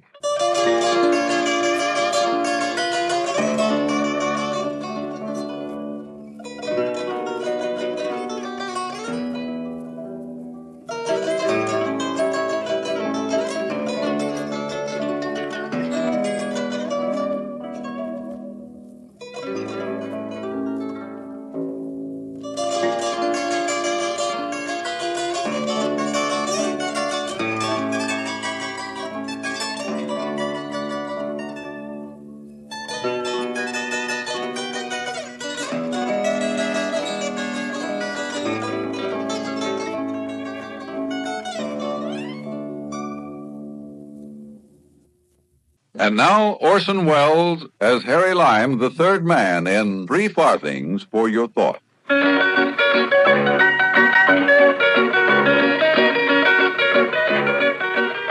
Well, here I was in Liverpool, sitting in a pub, which is English for bar or grill or saloon to you, having myself a drink and mulling over a few little business possibilities. A young woman was talking, or rather arguing with the bartender. She seemed familiar, and he seemed annoyed, brushed her aside. Then she drew a gun from her purse, and I started to be a good deal more interested. Everybody, your hands up. Empty your pockets and put the money on this table. Step forward quickly. Come on, one at a time. All right. Here you are. A bad test here for robbing the poor. No, you can keep the paper money. All I want are the coins. What do you mean? Can I keep the pound? I said only the coins. Oh, thank you, ma'am. Bartender, empty your cash register. You'll be sorry, You'll lady. be sorrier if you don't do as I say. There it is. You're next, mister. Oh, yes, indeed. I'll be glad to contribute. If anyone tries to follow me, I'll shoot him. Stay where you are. None of you were really robbed. Just a few coins.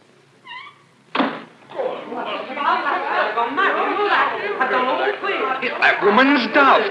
Come in here asking me to give her all the farthings. I told her she was crazy and she gave me the gun. The things that go on in this pub, I could write a book. I could. I don't know what this world's coming to. We used to have fine upstanding robberies. And now even the crooks are neurotic. How much do I owe you, bartender? $5. Here you are. I've no change. I'll roll them for double or nothing. All right. Here are the cubes. Anything over 7, you win. Okay.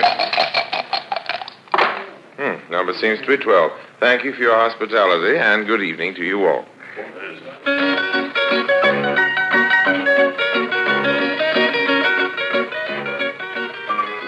As I walked out of the pub, I suddenly remembered who that woman was. Bill Barrett's wife, Helen. Barrett was just sent up for a long stretch in prison. He'd robbed a bank and gotten away with a big haul, 20,000 pounds, I think it was. Never did find the money. There was nothing crazy about Helen. She was up to something. I felt that I ought to be a participant.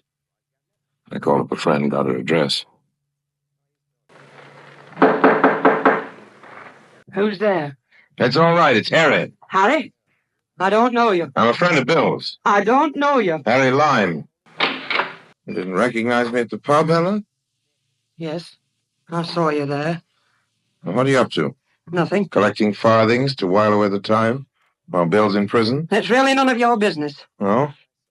You'll never get the money back if you try to do this yourself. How do you know it has to do with money? Look, Helen, you need help. Cut me in for a quarter, and I'll do the work for you. Well, I don't know. Suit yourself. I have another deal. Don't know whether Bill would like He's in it. jail. Can't do anything. I'm out here free as a bird. You're talking to the most experienced and clever man in the business. Yes or no? All right. Okay. Now brief me on this farthing kick. Well, Bill sent me a letter with a couple of farthings in it. It's a puzzle to me. Here's the letter. Go on, you read it. Dearest Helen, here are 3 farthings which I promised sweet little Daphne. Please tell Uncle Ned to write me. I love you and wait eagerly for you to visit me. Love, Bill. P.S. Yesterday I wrote a new arrangement for the orchestra. We played some of Beethoven's piano pieces. We've no niece named Daphne. Where are the 3 farthings? There were only 2 in the letter. Well, where are the 2? The maid who worked for me stole my purse with all my coins. I traced her to the pub. Did you get I any thought of the... they might be in the till or someone's pocket, given an exchange. Yes, but did you get any of the farthings back? No. Well, what about the other part of the letter about Beethoven, the orchestra? I don't think it means anything. You know, Bill used to be a composer before he went into the business. Where's the maid live? I don't know. She doesn't live at the address she gave me, but I traced her to the pub. The bartender knows her.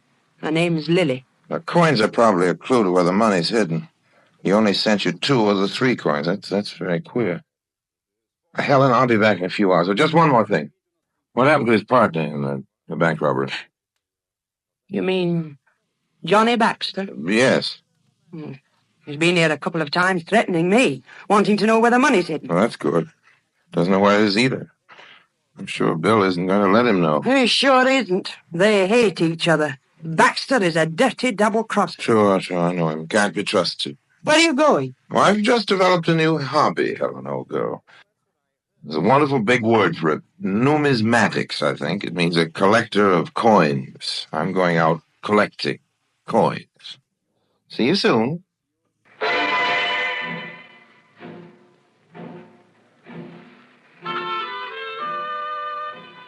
Before I went to look up Lily, the thieving maid, I paid a visit to prison. Now, I have an instinctive dislike for this barbaric social institution, but business is business. Since they didn't know me in Liverpool, I wouldn't have any trouble. You say you're from the Overland Bank Insurance, Mr. Lyne? Yes, Governor. I wonder if I may see Mr. Barrett. Why? We insure the bank for robberies, you know, and just a few formal questions for our records necessary. Sorry, but I don't think it's possible. Well, I've been an investigator for many years. This is the first time I've ever been denied. You are not being denied communication with the prisoner. I don't understand. You'll understand all right, Mr. Lyme, when I tell you William Barrett has escaped. Escaped? Just about an hour ago. Well, I must say this is a rather slipshod way of running a penal institution.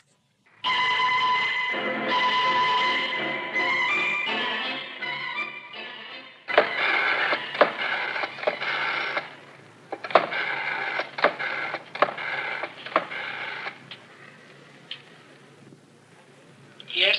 This is Harry. Have you heard? Yes. Police are all over the place. Bartender will tell you where to reach me. I understand. Barrett would be sure to be in hiding for several weeks. It was my fondest hope to recover the bank money long before then. In my arithmetic, 1/4 of 20,000 is 20,000.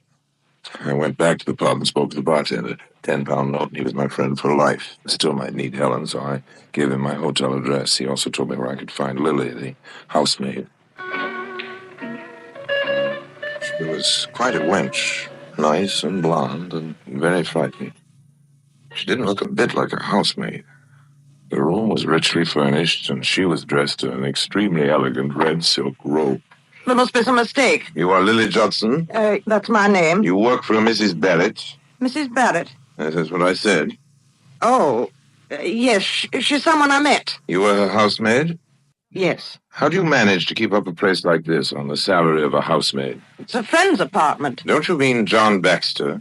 I had nothing to do with the robbery, believe me. He sent you to work for Mrs. Barrett. You read the letter and stole the farthings. Give me your handbag. There's nothing in there. Give it to me. Ah, what have we here? Lipstick, compact, perfume. It is a farthing. Now, where's the other? Mrs. Barrett must still have the other. Lily? For once, I think you're telling the truth. I'm going to let you go, Lily. I'm just lucky I have a weakness for blondes.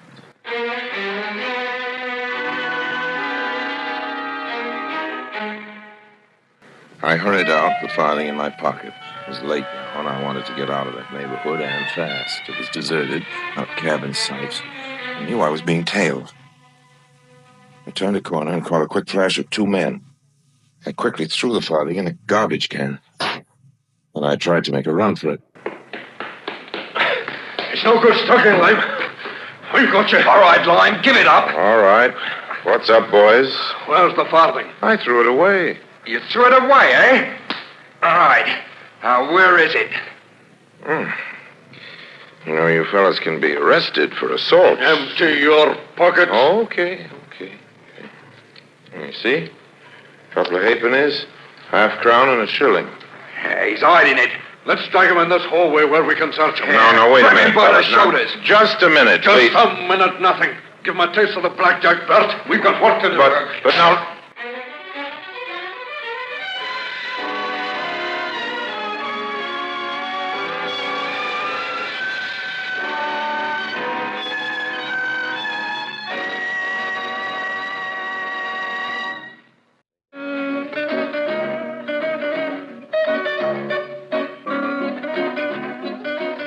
I came to about an hour later in a dark, dank hallway off the street. My clothes were all ripped up and strewn about. I staggered to my feet, got into my clothes, and then went out to find the garbage can where I'd thrown the farthing. I found it, lying on a discarded newspaper. Put it in my pocket. Went back to my hotel.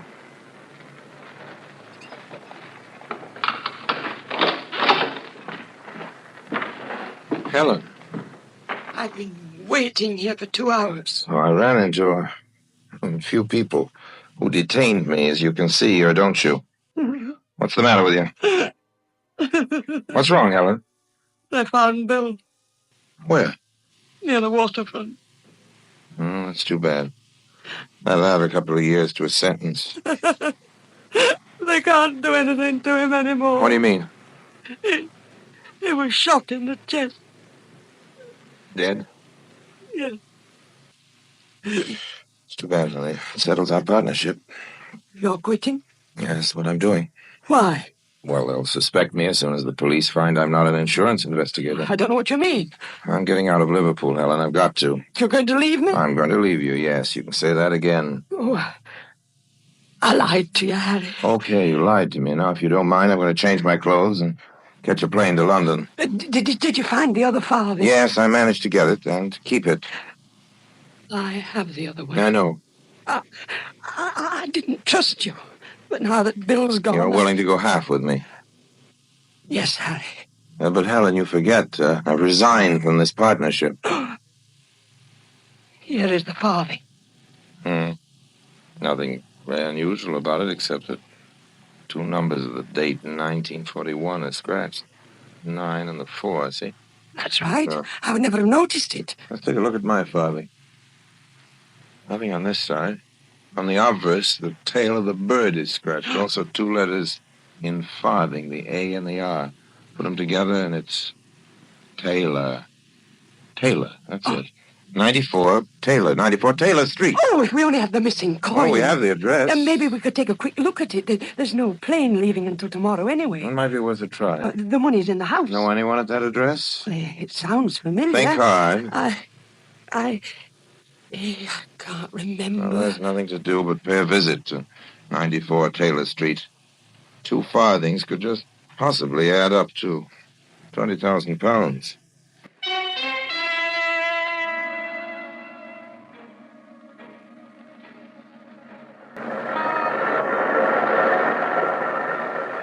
Stop here, driver.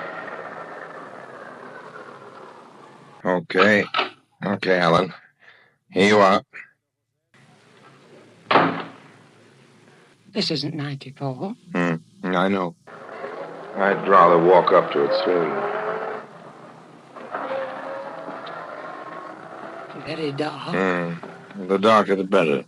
Yeah, I don't remember this street. Maybe we figured it wrong. Maybe. Look, if you want to go home, Helen, after all, you've had a very tough day. I'll take my chances. You don't trust me, huh?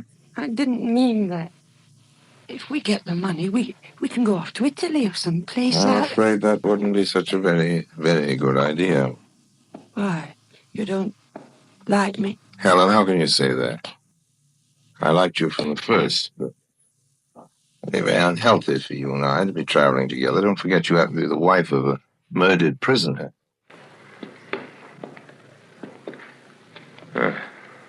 Here we are. You recognize the house? No.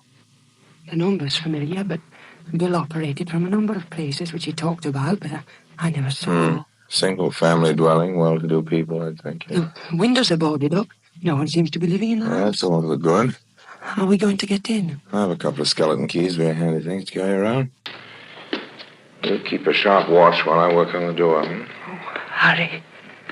Helen, why don't you go home? I'll get in touch with you. I'm staying with you. Okay.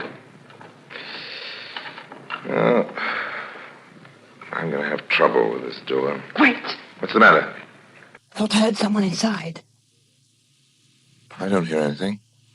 Oh, it must have been my imagination. Kid, this isn't a profession for imaginative people. Oh, I'm sorry, Harry.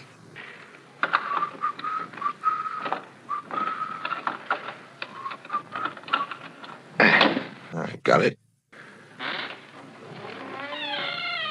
Now, here's a flashlight. Here. Walk on your full tread. Heel and toe. Don't tiptoe. I am. Now, close the door softly. Looks like it's deserted. The dust and... I have a queer feeling about this place. This seems to be the drawing room. Here's the light switch. Stay where you are. Sorry to have busted in on you. I guess we're in the wrong house. And your little blonde housemaid. Well, we're all together now. Stand up against that wall. Both of you. As you say, Baxter. You killed Bill. Against the wall, Helen. You'll hang for this, you will. You do as I say, or you'll join your double-crossing husband. Now, look here, we haven't got the money. You might as well let us go. If you make another move, I'll kill you. Don't bother, old man. I'm not moving. Now, tell me where it's hidden. I wish I could, but I don't know. I don't believe you. That's the trouble with people in our line of business. Nobody believes anybody else. Come on. Where is it? Believe me, I don't know. We came here to find it. How did you know it was here? The address was on the Farthings. All right, then. Let me have the coins. I haven't got them. Helen has. Get her purse. Right. That's right. Now open it. Here they are. Huh. Why, where's the third farthing? Bill never sent it. You're lying. He never did, I swear it. I want the third coin. I'm leaving, Baxter. I don't have. I'm going to give you 1 minute in which to hand over the missing farthing. Just 1 minute.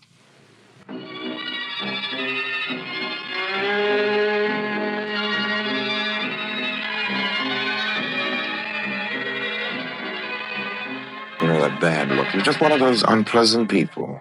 It gives our trade such a bad name. He meant what he said about killing us. No doubt about that. He said 1 minute, and he meant 1 minute.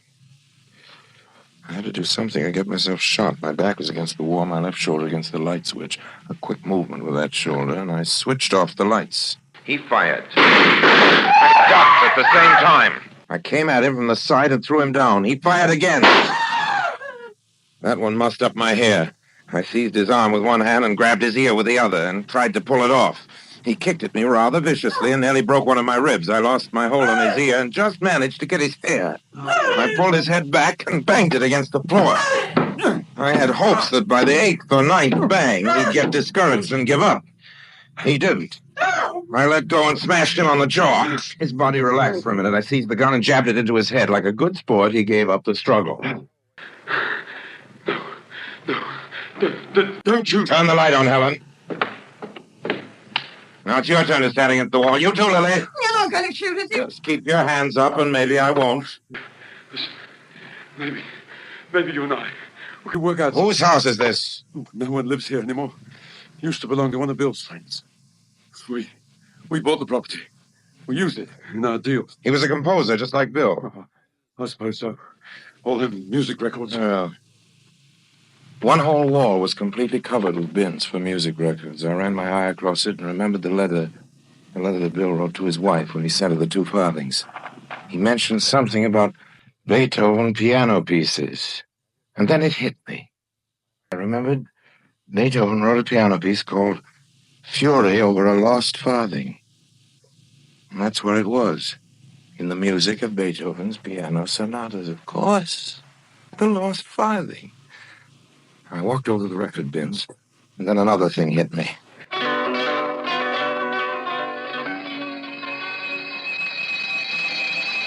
The police.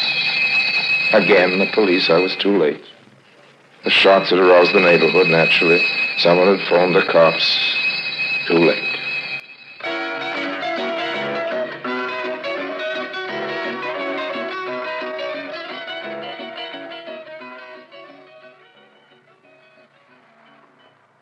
All right, Mr. Lime. Get aboard. Yes, sir. If ever you set foot in England, Mr. Lime, we'll throw you in prison on sight. Well, I shall make every effort, sir, to have my good name cleared. In the meantime, you're being deported. Well, I helped capture a notorious criminal. This is my reward. It just goes to prove what I've always said. Franklin was wrong. Franklin? What Franklin? One of my countrymen officers. His first name was Ben. He used to say that honesty is the best policy. Well, if it pleases you to joke... It doesn't please me, officer, and believe me, I'm not laughing. Not a farthing's worth. Goodbye now. You'll hear from me, officer. I'll send you a postcard.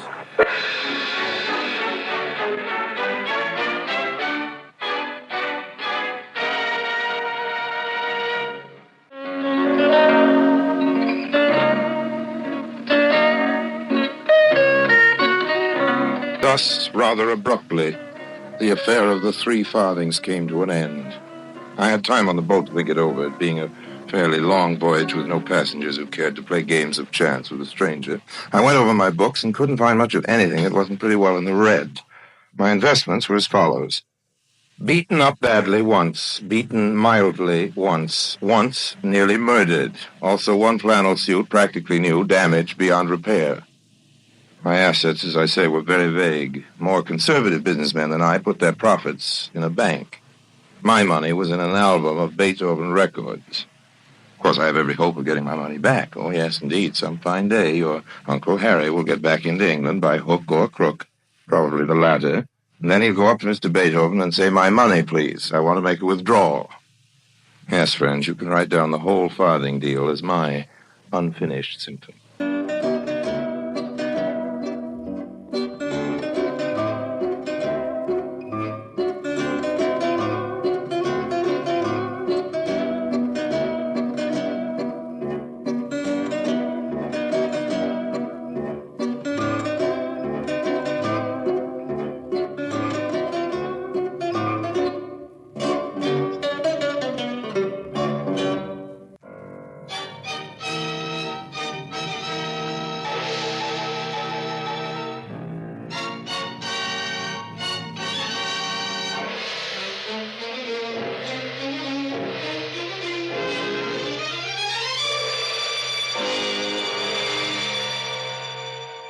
Presenting Orson Welles as the Third Man.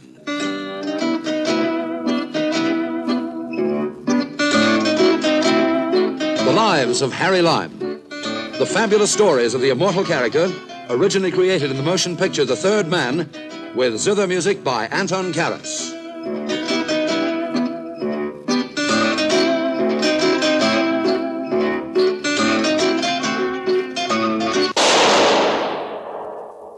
That was the shot that killed Harry Lime. He died in a sewer beneath Vienna. If those of you know who saw the movie The Third Man. Yes, that was the end of Harry Lime. But it was not the beginning. Harry Lime had many lives. And I can recount all of them.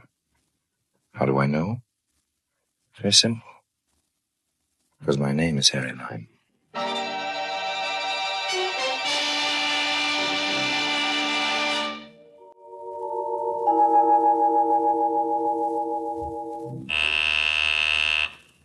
Yes?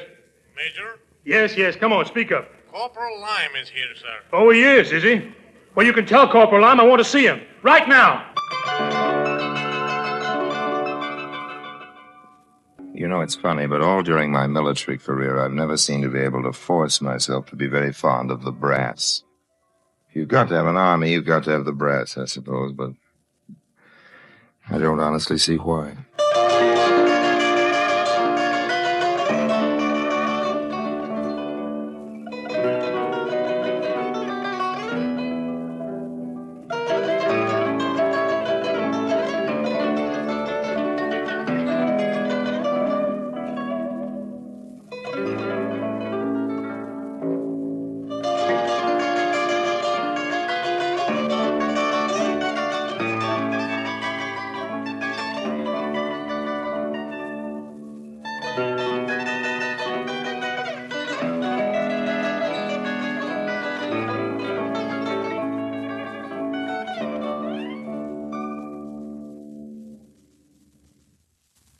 And now, Orson Welles as Harry Lime, the third man, in today's story, The Third Woman.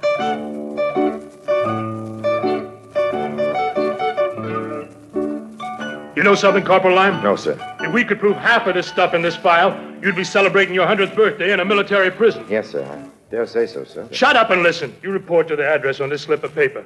It's a tailor on Savile Row. The tailor has his instructions. He's to make you 3 suits, including the full soup and fish. And the whole outfit's to be ready in 48 hours. Isn't that awful? Yes, sir. Wait a minute, it gets worse. You go to the Savoy Hotel. You know where that is? Yes, sir. A room is reserved there for you. You're registered as a civilian. For purposes of cutting red tape, you're going to be a civilian. But here are your papers. You'll be taking a trip pretty soon. Yes, we're sending you away from all these bombs. It's discouraging. I tell you, this whole army is as nutty as a fruitcake. I didn't say that, did I, Lime? No, sir, you didn't. Look at these papers. Yes, sir. See how you're traveling? Well, yes, sir, but this must be a joke. Oh, it's funny, all right. But it's true. There's the Allied command is sending you on a holiday, Corporal Lime. And you're traveling as a civilian with the rank of full colonel.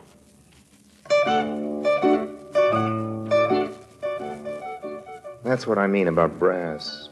An unfriendly attitude. Unnecessary, I call it. Why couldn't the major have been nice? Well, if he was, I guess he wouldn't have been a major. Because if you look at it that way, I was going to have to begin changing my loyalties because according to my new papers, I was part of the brass now myself. I got my new suits, and then they sent me to see a certain Captain Smith. I don't think that was his real name. He was something very high in the hush-hush department, but that was the name I was to call him by when we met. This was all set up for midnight on the right side of Cleopatra's Needle. Oh, I tell you, the whole thing was so cloak and dagger it made me want to giggle, but of course I didn't. Very careful to play it straight. I didn't want to lose my nice new wardrobe. I say, could you give me a light? We're not supposed to show a light. That's correct. And what was in the bottle? Jenkins' ear. Good-o. How did Morgan die? He died a governor. Splendid, Mr. Lime. All the answers perfectly correct. Silly questions, what? Silly answers, too, come to think of it. But the silliness makes it easier to remember, I always think. Mnemonics, don't you know? Right? Right, if you say so, Captain Smith. Yes, well, now, let's get down to cases. We've borrowed you from your people, Lime, because of your special qualifications. Languages, looks, a certain rather celebrated aptitude for the opposite sex, and a fair share of unmitigated gall. Yes, sir. Don't call me sir. Remember, this isn't the army, not strictly speaking. No, this is another show. What do you think of spying, Lime? Well, I don't know. I never tried. It's a dirty business, of course. Absolutely filthy. But then it's a profession like anything else. Yes, I suppose. For one thing, the pay is abominable. And that's why so many of the regular pros turn double agent on us. You know what a double agent is, don't you? Well, that's an agent who sells out to another power, isn't it? Yes. We're on to most of that lot, of course. We use them when we can, but it's always sticky. No doubt about that, sticky. Well, first of all, of course, we're not dealing with soldiers or patriots, and no money arrangement is ever really final or binding. That's why we have to use pressure. Yeah. Different sorts of pressure, don't you know? Blackmail, for instance. Blackmail? Listen. Another one of those V2s. Huh? That was in Chelsea. Appalling weapons, aren't they? Guided missiles. I'll tell you something, Lime, because it's going to be part of your job. This V2 is nothing. Jetty's getting ready with something a good deal worse in the same line. About 10 times worse, according to our information. Yes. Somewhere in Europe, more than 100 feet underground, there's a factory where they're busy perfecting quite a new thing. We've got to stop them, Lime. Want to help? Oh, sure. You didn't ever happen to meet a female named Brunel, did you? No, I don't think so. Brunel, also Brown, also Brune. Well, that doesn't ring any bells. No, well, maybe when you see her, there'll be a small chime or two. She's been around, and so I gather have you, right? Well, I've been around a bit, Captain Smith, but I don't know your Brunel, or Brown, or Brune. Reddish blonde, sometimes auburn, gray eyes, rather tall, speaks 8 languages perfectly, 5 or 6 more, well enough. No. She's been a professional agent for more than 15 years. Good at her work, too. Yes, she's quite valuable to us, off and on. This, it appears, is one of the off times. Yes, very much off. She was due to send us something rather important, you know. I gave you a hint about that. Wait, you mean the new rocket factory? You mean Brunel has information about where it is and she won't send it? Worse, she's given us false information. We think she really did manage to find out where this new guided missile thing's being built, and we guess she isn't telling us the truth because the Germans have some sort of hold over her. Yes, blackmail or something beastly. Now, we'd like you to see if you can't get some sort of line on just what it is. We don't really expect you to succeed, but, well, go down and have a try, won't you? Yes, but what do I do? Where do I go? You'll receive sealed instructions when you get on the plane. On the plane? Details, background, all that sort of thing. Yes, but what do you mean? You see that car across the way? I see a car, It's but... waiting to take you to the airport. Well, good hunting.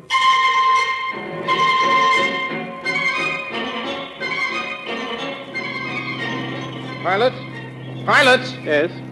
That doesn't look like the Bosporus to me. No, it doesn't. It looks like the Atlantic Ocean. Yes, it does, doesn't it? But don't you know what it says in my instructions? Mustn't tell that, you know. Those instructions are supposed to be secret. That's all very well, but I'm under orders to proceed to Istanbul, and here we are in... Where are we, anyway? Well, this flight isn't part of your show at all. We just happen to be carrying you, if you see what I mean. A little out of your way, of course. There's an awful lot of red tape attached to getting in and out of these neutral Yes, but countries. my instructions are... Don't worry, there's bound to be someone of your chaps waiting to take you the rest of your journey tomorrow morning. Meanwhile, relax and enjoy Lisbon. We're coming in now. Oh, so that's where we are. Yes, you better fasten your seatbelt. Wizard place, Lisbon.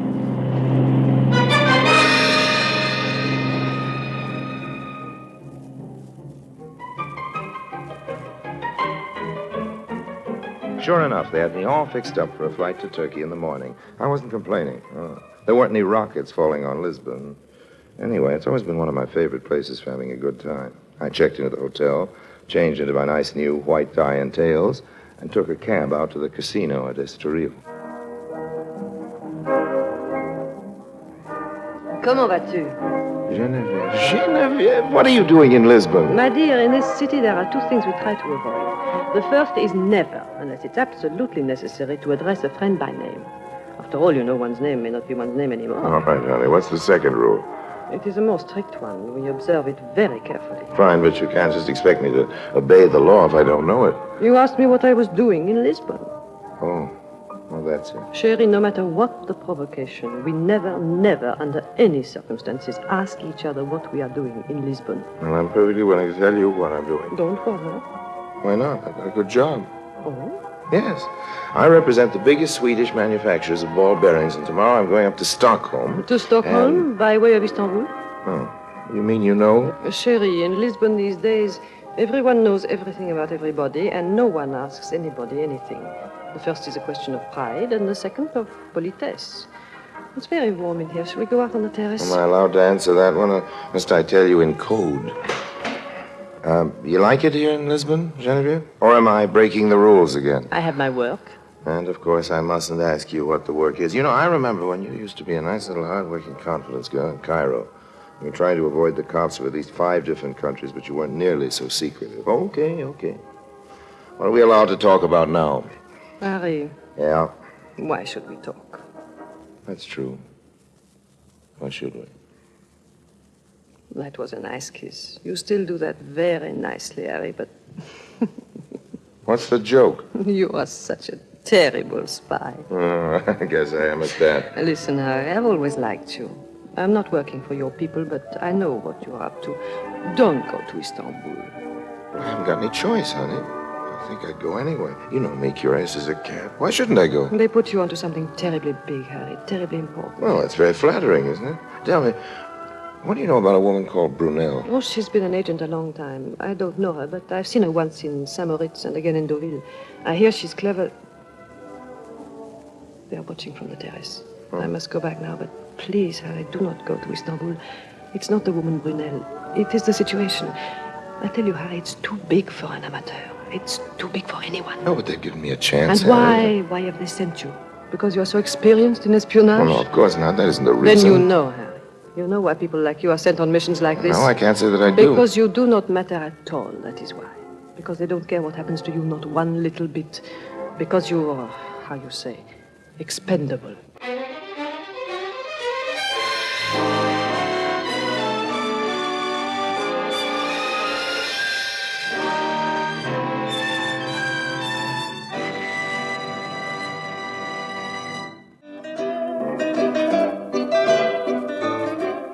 We made good time to Istanbul with only a few nasty minutes, and I thought a couple of message minutes were going to get on our tail. But by 11 o'clock that evening, all my arrangements were made.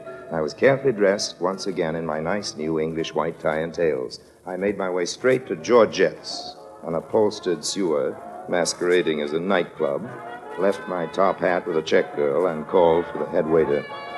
Good evening, sir. You are alone, monsieur? Perhaps I can get mine here at table, near the floor, senor. Where's Georgette? I beg pardon? You heard me, Georgette. Georgette? Yes, where is he? There's no one here by that name, sir. This is for you. Oh, thank you, sir. Thank you very much. Please come this way. Through here, sir. Thanks. If you will step through the kitchen, sir. Here we are.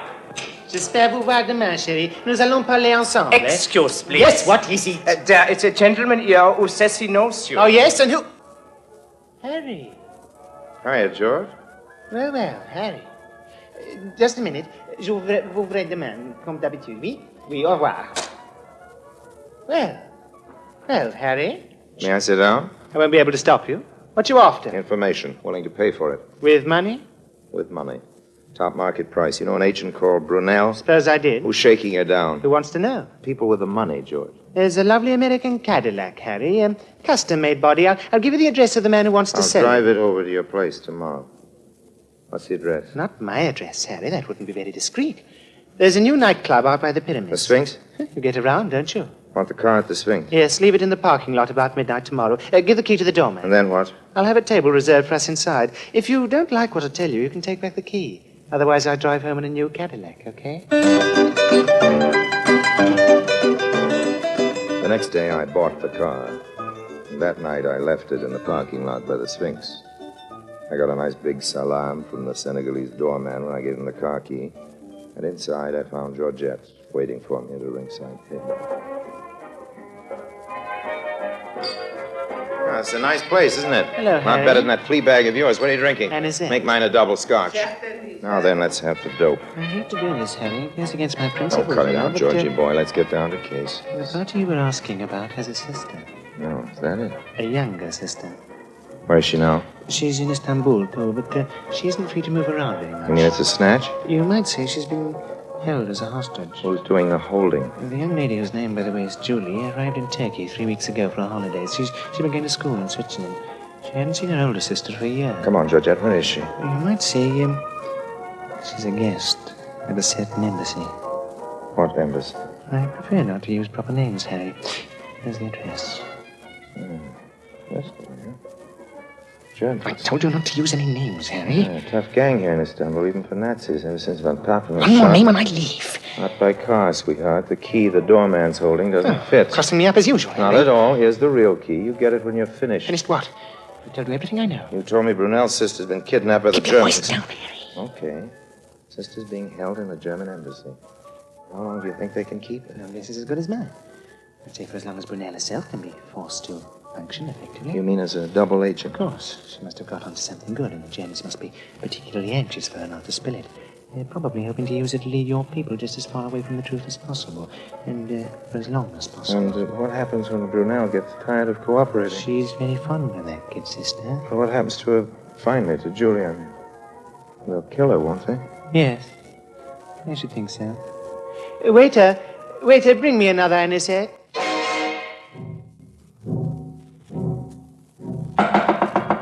Yes? What is it? Miss Brunel? What do you want? I came here to see you about Captain Jenkins. What about him? His ear is in a bottle. Also, there's Governor Morgan.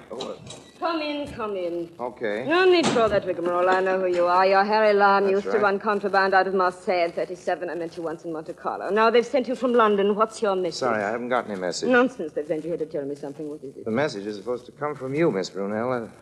It's about 500 RAF planes waiting for the address of a certain rocket factory. The information is past due. I've sent the information through the regular It channels. wasn't information. The London people took the trouble to check up on it. What you sent was the location and description of a shoe factory in Norway. And, Miss Brunel, do you know what they're actually making in that factory? No. Shoes. The London people think you have another address, Miss Brunel, and they sent me to get it from you. I've always given perfect satisfaction. Save it, honey, save it. Let's get the whole thing down to facts. Fact 1, you know where that rocket factory really is. Fact 2, I know where your kid sister really is. Fact 3, get me the rocket factory, and I'll deliver Julie. How can you do that? There are over 60 people in the embassy. She's up on the 3rd floor. There are armed guards. They're giving a reception, aren't they, tomorrow night? Who? The German embassy, honey. Don't go stupid on me. I want an invitation. But how can I do that? You can do it. You're working for them, aren't you? Here's the name. I've squared it with the Istanbul police. You go on from there. Get me the invitation to that party, and get yourself 2 tickets for Switzerland. You mean you really The think... plane leaves at 4:30 in the morning. Bring all the information on that rocket factory to the airport. I'll bring Julie. Well, goodbye now. Sorry, but I've got to run. Where are you going? I'm going to play pinochle with the chief of the Turkish fire department. Well, goodbye for now.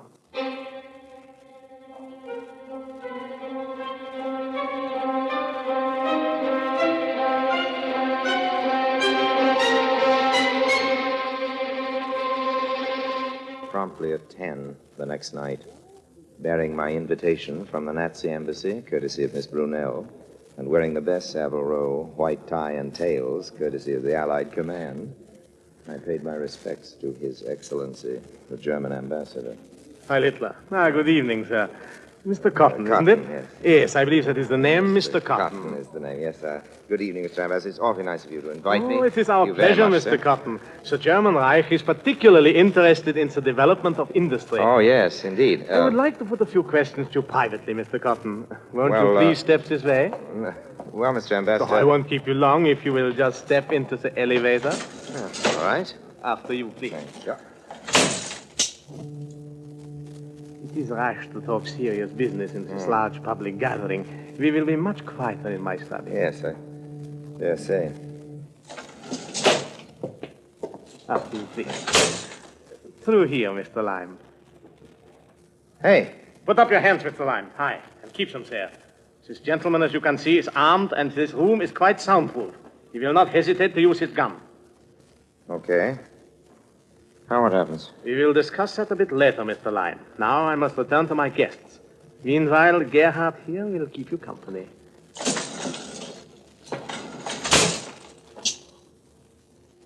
Well, Gerhard, here we are. Keep your hands up. The ambassador says I'm stupid, Gerhard. Do you agree with him? All the Americans are stupid. Do you think it'd be stupid for me to try to get that gun away from you, Gerhard? Well, I suppose it would, but anyway, I'm going to try. Sorry, I only got you in the leg, old man, but I never was much of a shot. What I need today is to practice my marksmanship, and since this is such a nice soundproof... What are you doing? What shall I try for, Gerhard? An arm or the other leg? No. All right, then. Where's the girl? What girl? It was your right hand, wasn't it, Gerhard? Now then, let's try for a foot. No, she's in there. Through that door. Okay, thanks. Julie! What do you want? I'm not one of the Nazis, Julie. You have to take my word for it. I'm your sister's friend. That's the elevator. The elevator? They're coming up. Bolt the door. It won't do any good. This door is the only way out. Well, there's the window. No use. The window's locked, isn't it? Here, give me that chair. I tell you, it's no use. 1, 2, 3. There's big gardens on this side of the house. No one will hear. And beside the embassy guards... Oh, they're starting to break down the door. Jump, Julie. Through the window? Through the window. Where else, you little mug? It's 4 stories to the ground. Shut up and jump. That's the girl. Put down that gun, Lime. Look out below, Julie. I'm coming after you. It's 4 stories, Lime. You wish to kill yourself? Well, Mr. Ambassador, you told me I was stupid. Auf Wiedersehen.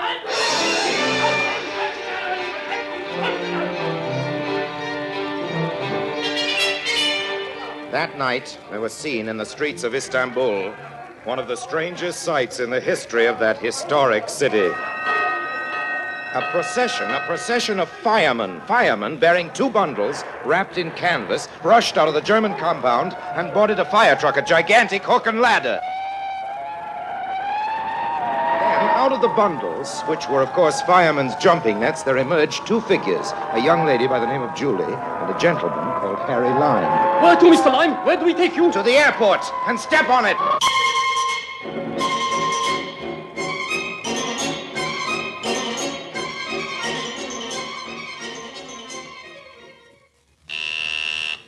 Yes? Major? Yes, come on, speak up. Corporal Lime is here, sir. Oh, he is he? Well, you can tell Corporal Lime I want to see him right now. Here I was back in London. Here was my old friends, the Major and Captain Smith, only this time the Major had a new sheaf of papers concerning my exploits on the desk in front of him. Less about black market this time and more about Harry Lime, the hero. I came to attention, saluted smartly. Corporal Lime. Yes, sir. I've been reading your report. Yes, Very sir. interesting. Thank you, sir. Oh, there's just one thing. Yes, Captain Smith? Turkey is a neutral country. How did you manage to get all that cooperation out of the fire department? Well, I used persuasion, sir. You'll find it all down on the expense account, Major. I thought you might like to know, Corporal, that there was quite an air raid the other night over a certain factory on the Baltic Sea. Germans won't be making that new rocket, Corporal. Not for some time, anyway. I'm glad to hear it, sir. I suppose you think we owe the whole thing to you, don't you, Corporal? Well, we don't. No, sir? That air raid was held 3 nights ago when you were in Lisbon. 3 nights?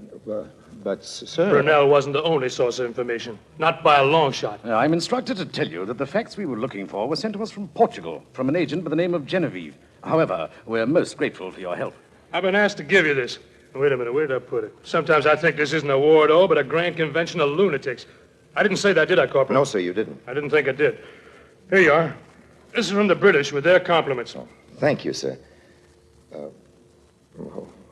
What is it? It's an address. We thought you might have lost it. It's that tailor in Savile Row. Yeah. They want you to return the suit.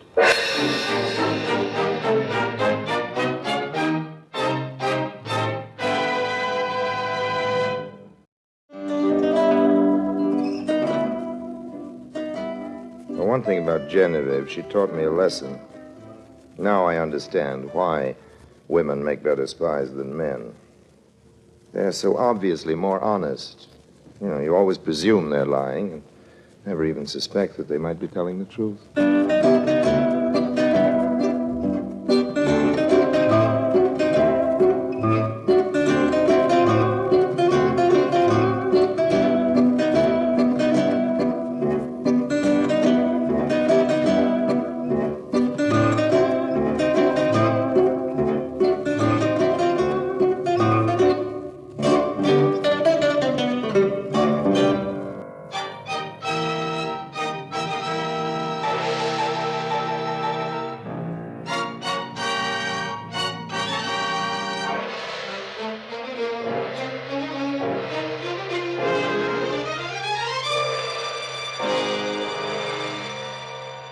Presenting Orson Welles as the third man.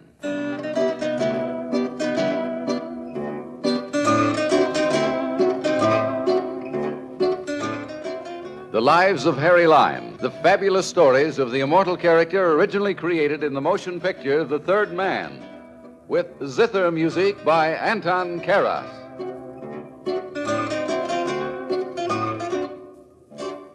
This is a love story. Well, don't worry, there's action in it. Arab chieftains, international gangsters, and a buried treasure. But essentially, this is a tale about one of the times I fell in love. Now, don't laugh. I'm not the first man that happened to, or the third man either.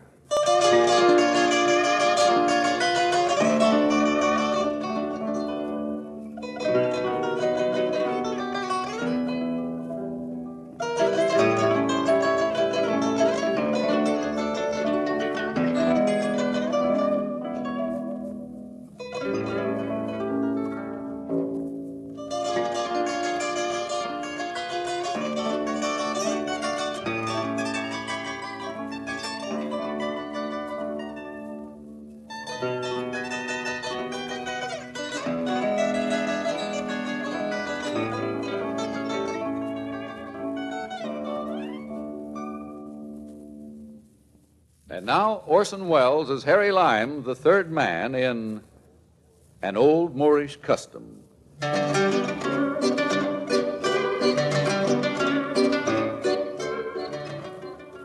Valerie.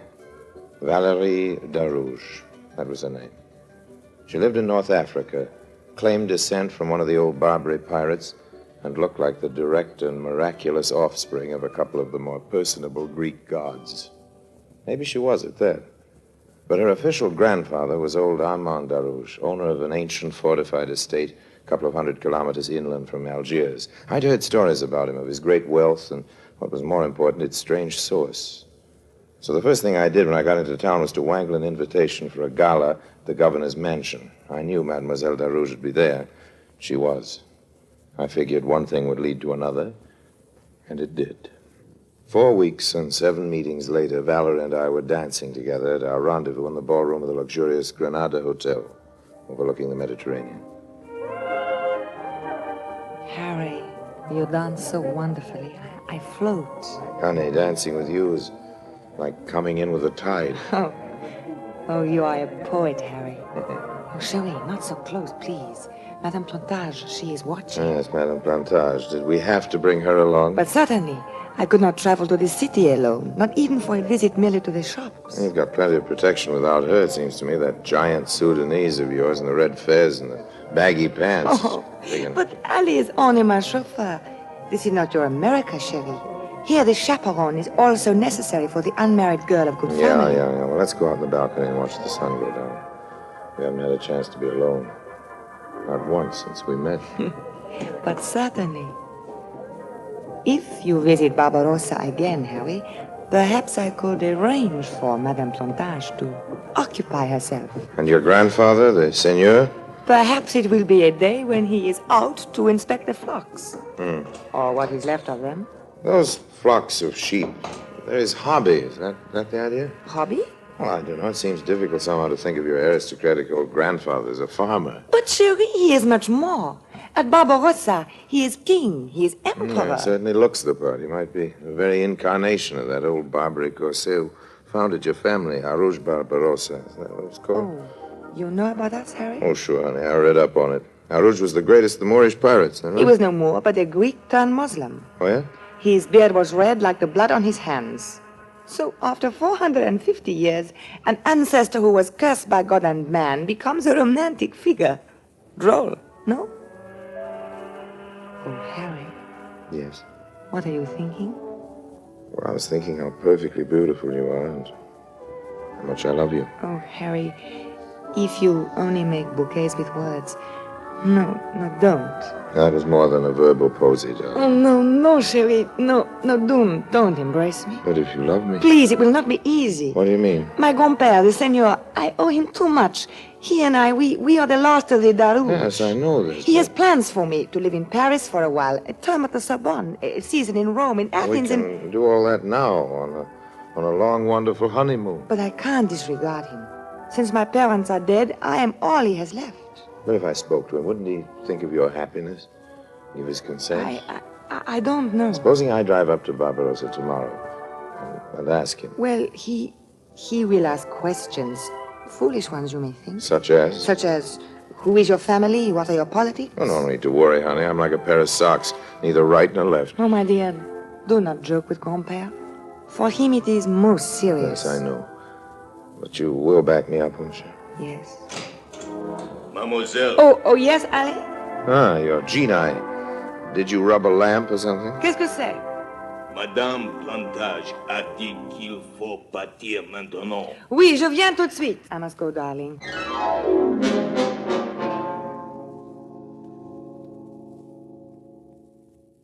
I left the hotel and threaded my way through the streets toward the little apartment in the European quarter that I'd rented when I first arrived. The twilight was sowing stars in the sky when I heard footsteps overtaking me and looked down at the stout, pink-cheeked little man in a baggy alpaca suit and fuzzy fedora. He kept pace, looking up at me with glossy, inquisitive eyes. Monsieur Lime. Yes? Permit me to introduce myself. He drew a wallet from his pocket and flipped it open. The identity card beneath its plastic shield stared up at me. Pierre Jules Charon, police detective. You remain in Algiers much longer? A week or so, perhaps. Why? The length of your stay is a compliment to our city, monsieur. Oh. Well, I've always felt that you can't really know a place unless you live there for a while. True. But when you stopped over in Palermo, monsieur... Palermo? Yes, just before sailing for Algiers, did you meet there one calling himself Pierre Dubois? Dubois? Only his name is not Dubois, monsieur. It is Mario Marteau. Oh? What's he done? Many things, monsieur, including murder. He fled Algiers some time ago. His trail was picked up at Palermo. But would he be likely to return to Algiers? Evidently he has. A British art dealer has identified his picture as one of several bandits who tortured and robbed him last week. Oh, I see. A dangerous man, monsieur. Yes, evidently. We think perhaps he is a lieutenant of El Sikina. Who? El Sikina, a Bedouin outlaw. One of our local gangster leaders. If it occurs that you see Mario Marteau again... I'll give you a ring, you can be sure. A ring? On the telephone. Oh. Of course, merci, monsieur. Merci. They're all waddled away into the gathering twilight. How many pieces of my past had he dug up? That forged passport? He checked it with a pair of sûreté. But no, it's not. He'd have picked me up for sure if he had. Or was this another one of those cat and mouse games? Couldn't tell. Went on to my apartment. When I got there and put my key in the lock, it refused to turn. The door was already unlocked. Come on in, ami. Do not just stand there and stare. Mario. What are you doing here? El Sikina's treasury is getting low. It was necessary to get money at once. Oh. He is getting impatient with you, Harry. Impatient? You know, just stopped me on the street, a police agent. Asking questions about you. Tell me something new. Well, perhaps I will. That legend you told me in Palermo, about Arouge Barbarossa burying 1 billion francs worth of gold cups and things like that in a cave. It is no legend. Maybe not. Anyway, I did some research in the government library. So? Arouge Barbarossa actually captured a galleon back in 1504, which the Pope had sent from Genoa loaded with gold dust and wine for the use of the church. He was pursued by warships and hid his loot in a cave on the coast somewhere between Algiers and Bougie. There used to be a legend that Arouge and his crew returned to the cave once every year, rising from hell, to celebrate their capture and toast their loot and sacramental wine. Now, wine, eh? Yes, an old Moorish custom, no The doubt. Koran does not permit Muslims to drink, my friend. Arouge was a Greek variety. He and his corsairs wrote their own Koran. I am not interested in fairy tales. Well, neither am I, Mario. According to the records, the galleon Arouge captured was loaded with newly mined gold dust for the goldsmiths of Civitavecchia. There's no mention of finished gold articles. I do not care a sou what the records say. All I know is what I see now. Old Armand Arouge this past year has sold numerous antiques of pure gold to dealers. The Englishman we robbed had a 16th century cup he bought from Darouche just 2 weeks ago. Okay, you just leave it to me.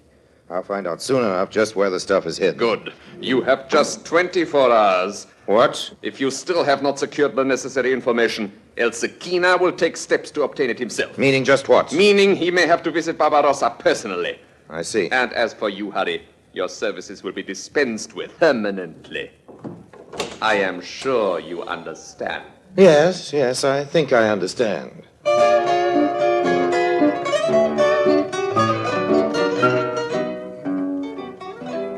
The sun was high when I woke up the next morning. I dressed carefully, hired a limousine, an expensive-looking one, and drove out from Algiers toward the ancient estate of Barbarossa. I pulled up before the villa of Signor Armand Darouche. It was broad and sprawling. There were narrow embrasures for windows. The old house was like a lonely fortress in the blazing heat. I'd expected Valerie to meet me at the door, but instead, a silent Arab servant bowed me in. Monsieur Lime, please come in. Monsieur Darouche. It's very good to find you at home, sir. I was hoping to speak to you. Yes. Your granddaughter and I, senor. But of course, your charming campaign to win her hand. Did you imagine I would not wonder who you are? That I would not take the trouble to find out? Find out what? I told you all about it. And an excellent story it was. But the police this morning have told a story that is quite different. Police? Your record, monsieur. Algeria does not welcome such as you. Ali! A door opened at the other end of the room, and the giant Sudanese stepped in, red fez, baggy pants, and all.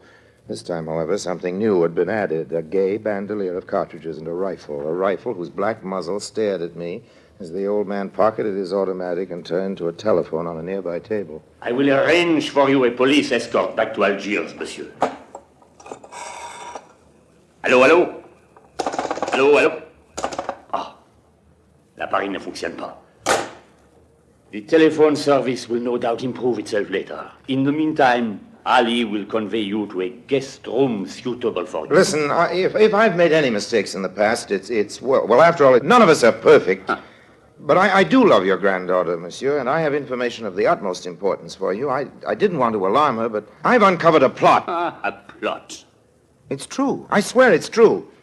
El Sekina thinks you've discovered a great treasure buried by Arouge Barbarossa. What? It's fantastic, of course, but Jackal. So that is your game? Now, wait. A spy for a Bedouin gangster. Coming to my home, making love to my granddaughter. No, listen to me. For your sake, El Sekina is no friend of mine. He may raid Barbarossa this very night. Ah, what tale is this? You expect me to believe you? You'd better believe me. If it were the truth, which I doubt, why should you warn me? What do you expect to get out of this? Your friendship. Ah, my friendship. Plus, monsieur, naturally, there's a plus. Plus a nominal percentage of the loot left by your illustrious ancestors. Ali, je perds patience. Take him out before I kill.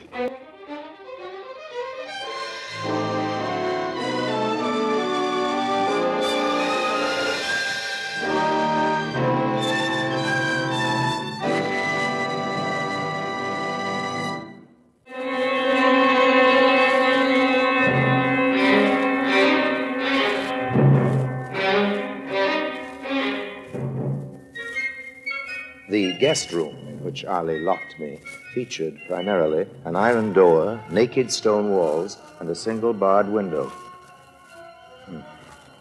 The hours passed. The shadows lengthened. And nothing whatever happened except that I got thirsty. Was the old devil going to keep me here until I died from thirst? Surely he'd gotten his blasted calls through to Algiers by now. The police should have been here long ago. Of course, if he hadn't, if the telephone line was still out, then I knew, of course. El Sekina, he and his raiders, they'd cut it preparing the attack. They'd stormed the gate, killed the guards, and now here they came. Bullets came through my window, ricocheting from wall to wall. Sooner or later, I knew, one would make a billiard shot that would knock me into a side pocket. But finally, the firing slackened and grew still. Harry! Valerie! You warned Grandfather, but he did not believe you. You said you loved And me. you thought that was a lie, too, huh? After what the police told about you, what else could I think? But if you are not lying about your love... Valerie, you know I wasn't. Then take this rifle, Harry. Help us defend the house. Well, what is so funny? You're asking me to prove my love by getting myself killed. Okay, honey, give me the gun. If I'm taken alive, I'm finished anyway. We picked our way through the darkened rooms and corridors, stepping over dead bodies. The big Sudanese lay half-crouched beside an embrasure. He whirled as we entered. No, Ali, tout va bien. Better point that rifle the other way, lad. I'm on your side. Valerie, are you two all who are left? No, my grandfather, he's on guard by a window on the other side of the house, but he is wounded. This way. Armand Durouge lay in the darkness beside a low embrasure. He turned on his side to look at us as we came in. Dim moonlight revealed his shirt front, dark with blood. Monsieur Lime, I have taken the desperate choice. I have no other. If you love my granddaughter, you will aid to obtain her safety. How? I have here... can you reach it? On the floor. This? Oui. Parchment. Very old. Just what is it? A map. I took it from its hiding place a little while ago to burn it. There beside you on the floor, a small piece of candle. Light it. There. The map of the treasure, out of a tale for children. Then it's true. Oui. The smaller part remains where it has been for over 400 years, with the curse of God upon it. If you love Valerie, you can buy her life with it, and yours. You are clever, Lime. You can bargain with El Sekina. Save Valerie from those swine. These symbols, I don't understand. I will tell you their meaning. First, swear on your salvation that you will keep faith. I swear. Now listen. Bend closer. I will show you how to find the cave of the Corsair. Here is the key to the code. When Darouche had finished, I put the parchment in my pocket, snuffed the candle, tried to make the old man a little more comfortable, but his body had gone limp. When I spoke, there wasn't any answer. The master of Barbarossa was dead. Here they come. Valerie! Valerie, are you hit? Harry is wounded. Oh, Valerie, it's no use. Oh, Harry! Monsieur.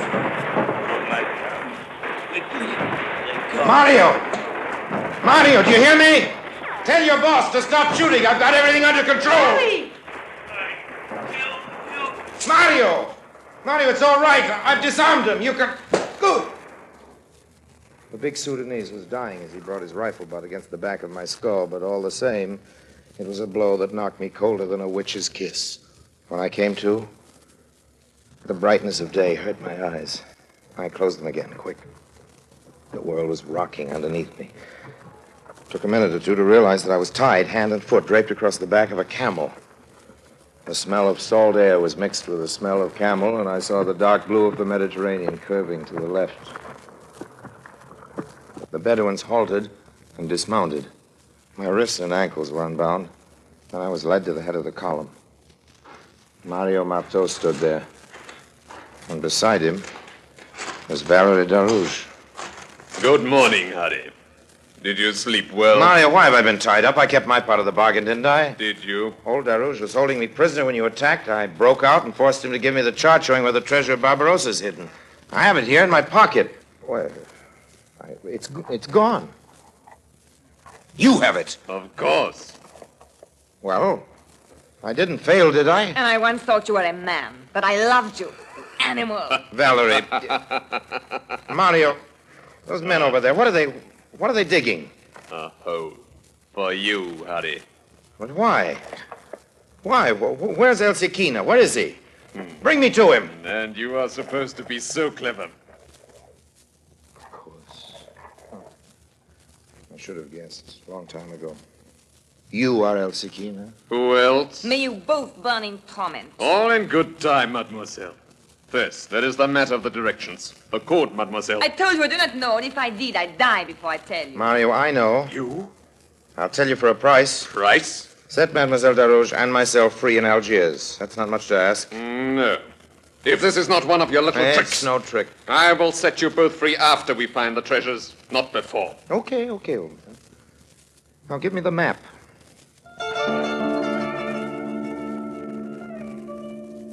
We followed the broken coastline, and later that day, as the sky grew gray and dust devils danced, we reached the place. An old Bedouin remained with Valerie on the beach as I led them into a narrow break in the rocks, a break that widened into an enormous cavern. Their flashlight beams danced about and picked out a number of copper chests green with age and corrosion. No doubt about it, we'd found it. It's the cave of the Corsairs. No, the ship! They're empty! Darouche must have taken most of it, but here's one chest, Mario, filled to the top. Look, it's gold dust. 100 million francs worth at least. It's been left here to escape the tax collector. The rest of it! Well, sold, spent, of course. Oh, They found something. Yes, evidently.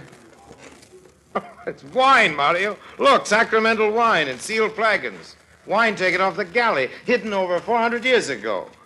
Well, Mario, I've kept my word, haven't I?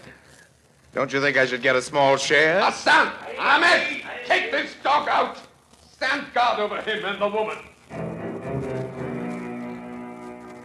We huddled on the beach in the lee of a sheltering rock, Valerie, our guards, and I. The mounting surf crashed on the narrow beach. The sky sagged like a wet circus tent. And two of the guards stared enviously at the revelry in and about the cave. The third, more devout, scowled. Keep away.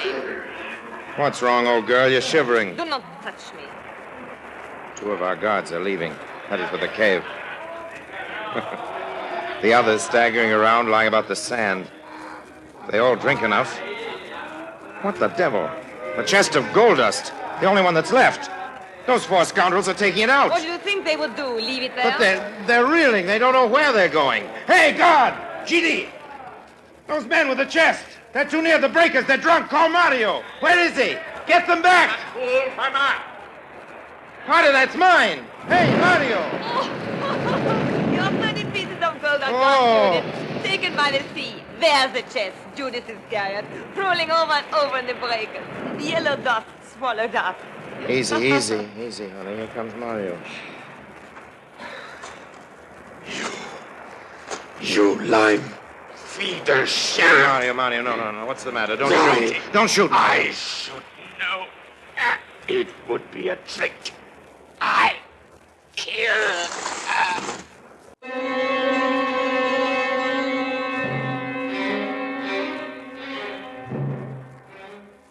Mario Marto collapsed, his pistol falling from his hand as he fell. Look at them, all of them. The whole gang lying around. Incredible. What are you going to do? Take you back to Algiers with me? Then let's go. Those time won't sleep forever. Relax, sweetheart. They will. What? They will. Your grandfather put that wine there himself. He told me so before he died. What do you mean? It was for the refreshment of all who might come upon the treasure in his absence. It's a fine old vintage, dear. Laced with poison.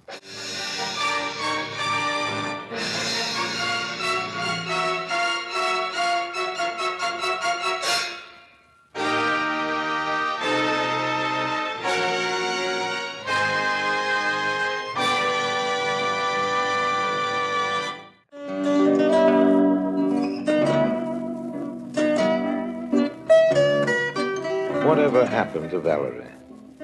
I'm sure you're asking that question. Well, so am I. Come to think of it, I saved her life, and all she had to say to that was goodbye. Well, so long for now. And remember, if you don't want to work for your living, don't bother about buried treasure. You may have to dig for it.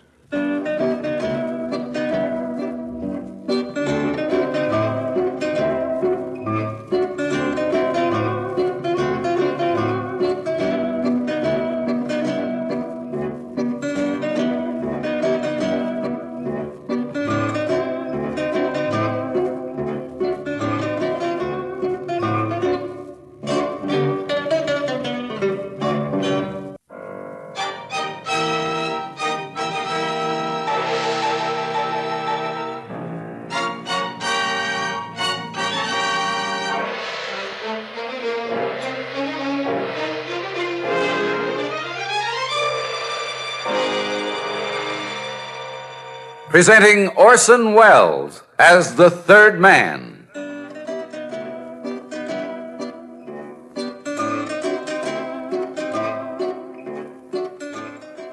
The Lives of Harry Lime. The fabulous stories of the immortal character originally created in the motion picture The Third Man, with zither music by Anton Karas.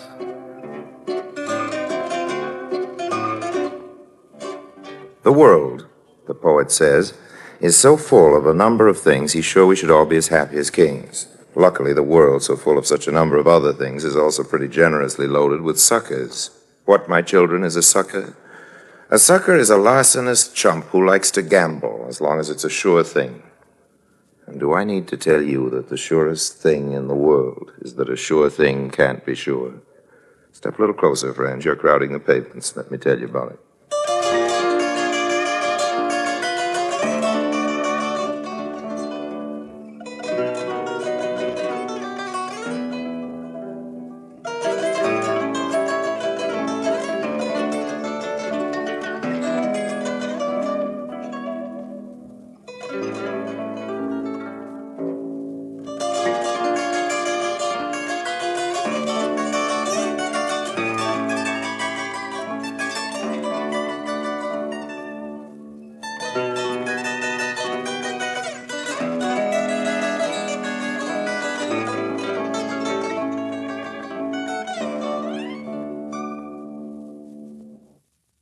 And now Orson Welles as Harry Lime, the third man in It's a Knockout.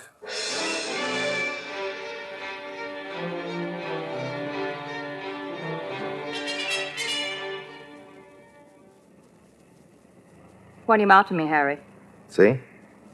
There he is. One that's knocking his pipe out. That's Stan Pierce. That's our little old sucker. And the polo coat. Not bad looking, is he? Keep your mind on your business now, Jenny. He's worth at least $30,000 to me if you do as I tell you. Don't worry, Harry. I'll have him in Havana with his $30,000 on a plate inside of 48 hours. Oh, okay. I'll be waiting for you. Now, try and get a seat near him on the plane. And don't forget, when you meet me in Havana, I'm not Harry Lime. I'm J. Harrington Lime, the Wall Street tycoon. Mm-hmm.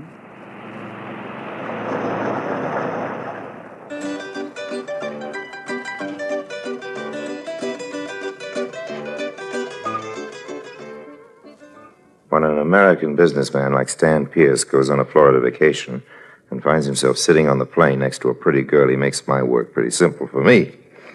I'd known she'd be able to pick him up easily. She was telling him the story I'd coached her in the next night in a Florida nightclub, and by that time he was ready to believe anything she told him. Can't you stay over here in Miami another day? Oh, Stan, I'd love to, but you don't know my boss. I've got to fly to Cuba first thing tomorrow morning to give him the contracts he sent me to New York for. If I'm not there, ouch. Sounds like a slave driver. We begrudge you one day in the sun here. Mr. J. Harrington Lime is a stinker, especially to his secretary. J. Harrington Lime. You say that name as though I should have heard of him. Only if you're working Wall Street. If he's such a stinker, why don't you quit your job? That's what I want to do. The only thing I want to do is make some money before I do. If only I could just figure a way to... Do what? Well, I'm not sure that I'm being silly. What? Oh, I started to think I shouldn't tell you about it, but I don't know why I shouldn't. You don't know Mr. Lime, after all. Probably won't see him anyway. Besides, you're nice. I like you. I sure think I can trust you. Sure you can. You got an idea? Well, you see, Mr. Lime's a great sportsman. Loves to gamble. On the fights, the races, almost anything. Matter of fact, me too. Well, anyway, so Mr. Lime's got this big palace of a place in Cuba near Havana. You know, mink line, swimming pool, tennis courts, the works. And right on his estate, he's found that one of the workmen, a Cuban, is a wonderful boxer. So? His name is Pancho Cordobas. He's really good. At least, I don't know much about boxing, but the trainer Mr. Lime brought down, and the doctor and everybody, they all say Pancho will be a world champion. Really? Pancho Cordobas. Funny, I never heard of him. It's not funny. Would be funny if you had heard of him. He's had 10 fights, won every one by a knockout. But don't you see? Mr. Lime just keeps him under wraps. All his fights were held in secret. In secret? I don't get it. Sure. So that when Mr. Lime matches him in New York, he'll be absolutely unknown. He's trying to get him matched up against top boys, and whoever it is Pancho fights, Mr. Lime will be able to get simply wonderful odds. See? I'm beginning to, but I don't see how you figure to make any money out of this. Are you going to... Let me tell you. In secret, of course. Now, Mr. Lime always tries to get his guests to bet against him. He takes Pancho, and he'll give big odds because he's so sure of Pancho. Yeah, and? Pancho has agreed with me that he'll lose this next fight if I give him the word. He'll... What's the expression? Take a dive. That's it. For a price. Mr. Lime's been giving him a purse of $5,000 every time he wins. We agreed I'd give him twice that if he loses. This Lime, he gives good odds on Pancho? Last time he was trying to find takers at 10 to 1. How can you lose? I know. Isn't it awful? That's awful. It's a smart scheme for the girl to have thought of. What's the hitch? Well, even with all my savings, I couldn't win enough to pay off Pancho. Besides... You've got to have someone to do your betting for you. Exactly. So I guess I'll just have to stick to my job for a while longer. What would you say if I offered to put up some of the capital for you? Oh, no, Stan. Have you got that kind of money? On a sure thing like this? I sure have. Oh, Stan. Look, I'll give you all my savings right now. Wait a minute. $1,000. If you can only help me out. Well, all right. You know, this will be a good thing for us both. Oh, sure it will. Let's both have a drink on it, shall we? To celebrate our partnership. Oh, Stan, you're wonderful.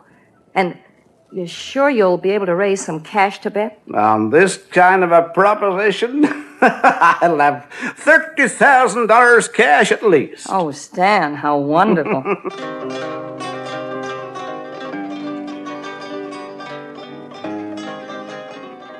How wonderful, yes, indeed, especially for me, Harry Lime. I always find it refreshing to relieve a rich sucker of money when he thinks he's going to steal from someone else. Jenny had done well. She got Stan Pierce over to Cuba within the 48 hours she promised. The hook was baited. Poor fish was about to bite. Well, either you're uncommonly lucky, you certainly are an expert on cockfights. Just luck, Mr. Lime. Beginner's luck. Oh. Matter of fact, this is the first time I ever saw the birds fight in my life. Oh, you don't say. That's $75 you want from me. There you are. What was your name again? Pierce. Stan Pierce from Cleveland. Glad to I'm in know the you. insurance game. Mr. Pierce, you like boxing very much? Yeah. I go to get to the fights whenever I can. Where are you staying, Mr. Pierce? I'm at the National, sir. Well, good night. Good night, Pierce. Been pleasant chatting with you. Maybe I will undertake to win that $75 back from you.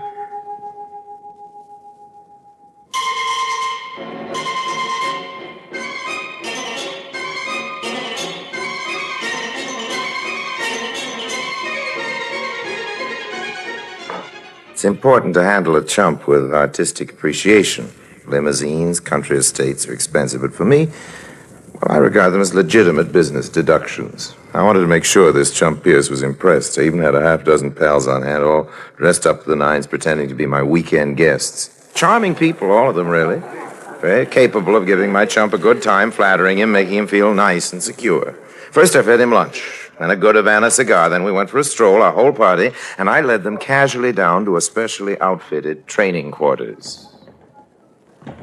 Oh, Harry, this is the fighter you were telling us about. Discovered him yourself, I understand. That's right, General. Oh, glad. Is that why you were asking me if I went to prize fights, Mr. Lime? What do you think of him? He's fast, isn't he? He certainly is. What's his name? I call him Young Pancho, of course. I don't know yet whether he's any good or not. He hasn't fought a single fight. He hasn't? I mean, he hasn't. No. He looked so sharp, I could have sworn that... Beautiful, so graceful. No, he's fighting for the first time next Thursday. You've heard of Kid Burke. The middleweight? Oh, sure, he's a good puncher, Harry. Well, I understand Burke's pretty good. I've gotten him to come over and go a few rounds with Young Pancho. I'm making up a purse for the winner. You've never had a fight yet. How do you know your boy hasn't got a glass jaw, Mr. Lime? I don't, Pierce. That's what I hope to find out next Thursday. Harry, off Kid Burke's record and seeing that young Pancho's never had a fight, I hate to do it, but I might take some of your money away from you at a friendly wager, huh? Trust Lime, General. He'll see to it that the odds work for him.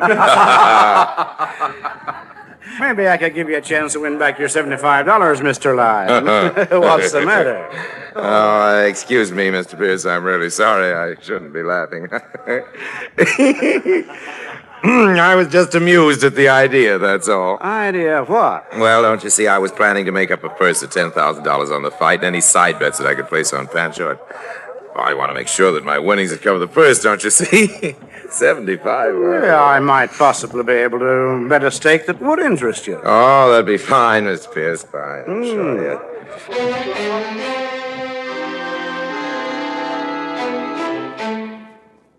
Nothing better calculated to make a chump impatient. Nothing better calculated to make a fish leap for the hook than to twitch the bait away as though he maybe isn't going to get a chance to grab it. I was hoping Pierce's neck was hot under his collar as I walked away after giving him that little brush. Wanted to give him a chance to talk to Jenny without anybody else around. Sure enough, I could see him moving over to his side. Well, what do you think, Stan? He said it was Pancho's first fight coming up. Oh, he always tells people that. Don't you see? That's the way they're likely to bet a lot more money on him. That's the kind of a man he is. That's one reason I hate him so much. I see what you mean. Well, say, here he comes. Who? Oh, Pancho. ¿Cómo está, Pancho? Senorita? Have a good workout? Gracias, it was fine. I feel best I ever feel. Now, don't forget, Pancho. Third round. That's our agreement. Senorita, what are you saying? Oh, don't worry about Stan. He's my partner in the deal. This is safe? Oh, sure. Safe as a bank. Stan, shake hands with Pancho. This is Senor Pierce, Pancho. Honor, senor. But, senorita, if too many people find out... Now, don't worry, Pancho. Yes, I said it was all right. Third round now. That's our bargain. Sí, third round. Hey, Pancho, get in the showers. Okay. Buenas tardes, senor. Senorita, See you later. Well, Stan? I'll go in it with you, Jenny. Looks good to me. Oh, wonderful. That lime, he got me a little sore. I'm going to show him I'll take him for plenty. What do you mean? I'll have to convert some bonds and maybe borrow a few bucks, but I think I can work it so that I can put my hands on $45,000. Oh, Stan. Yeah, at good odds, say 10 to 1, we'll clear. Oh, it's so much I can't even think of it. Oh, Stan, I just want to kiss you. Okay with me, honey. Can you get those bonds or whatever they are converted in time for the fight? That's for next Thursday? I should think so. I should be able to get a draft from my bank from one of the banks here in Havana. And my 1,000. You still have it. It's safe? Don't you worry about chicken feet like that, honey. By next Thursday, you'll be on the easiest street in the biggest house in the block.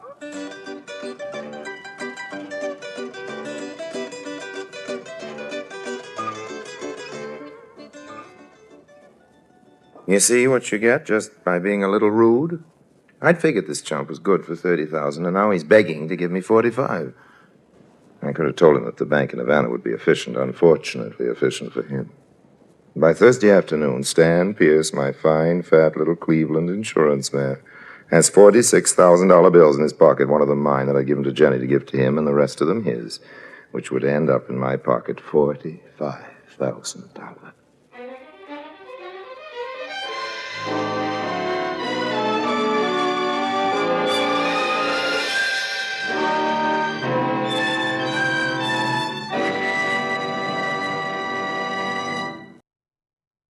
And now, Orson Welles, as the third man, continues with It's a Knockout.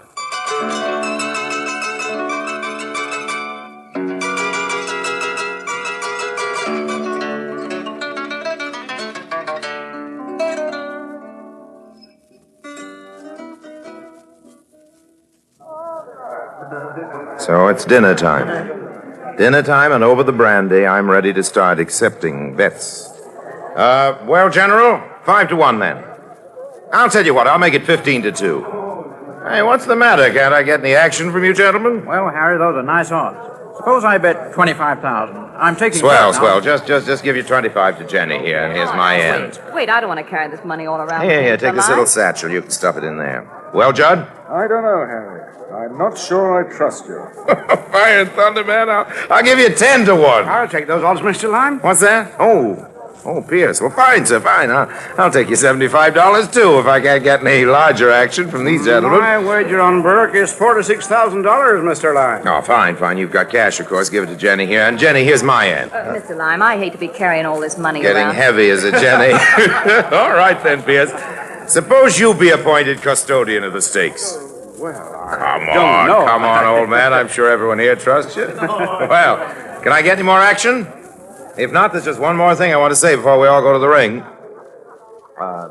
Ladies and gentlemen, friends, you all understand that, of course, this fight is private. It's not being conducted under any boxing commission rules. For that reason, it's a little irregular. As a matter of fact, our Cuban police friends would quite possibly feel that it's illegal. You understand, General, that's why I couldn't take your check. Well, friends, I presume I can trust you not to mention that the entertainment was held out here tonight. Sure. That's to protect the licenses of the fighters and the managers involved. I have your assurance. Sure, you can trust us. Yeah, Then let's all go. Fight's about to start. Pierce, got those stakes all right? Let's go.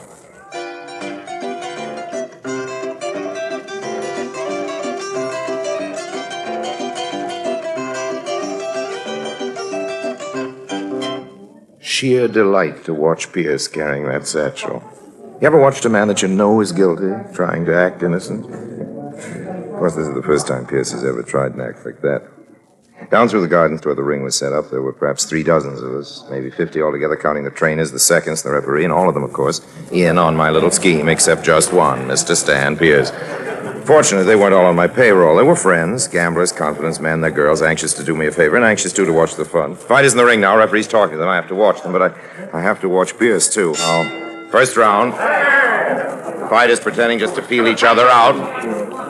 Pancho's putting on a show of fancy footwork. Of course, the 2 fighters I've hired put on a good show. It's artistic. We can't have Pierce getting worried about how raw it'll look when Pancho takes his dive. Poor Pierce. I know just what he's doing. He's figuring how long a round takes, 3 minutes, multiplying that by the number of rounds Pancho's agreed to go before he pretends to be knocked out, adding a minute between rounds, and he's thinking in less than 10 minutes, he'll be collecting his bet less than 10 minutes.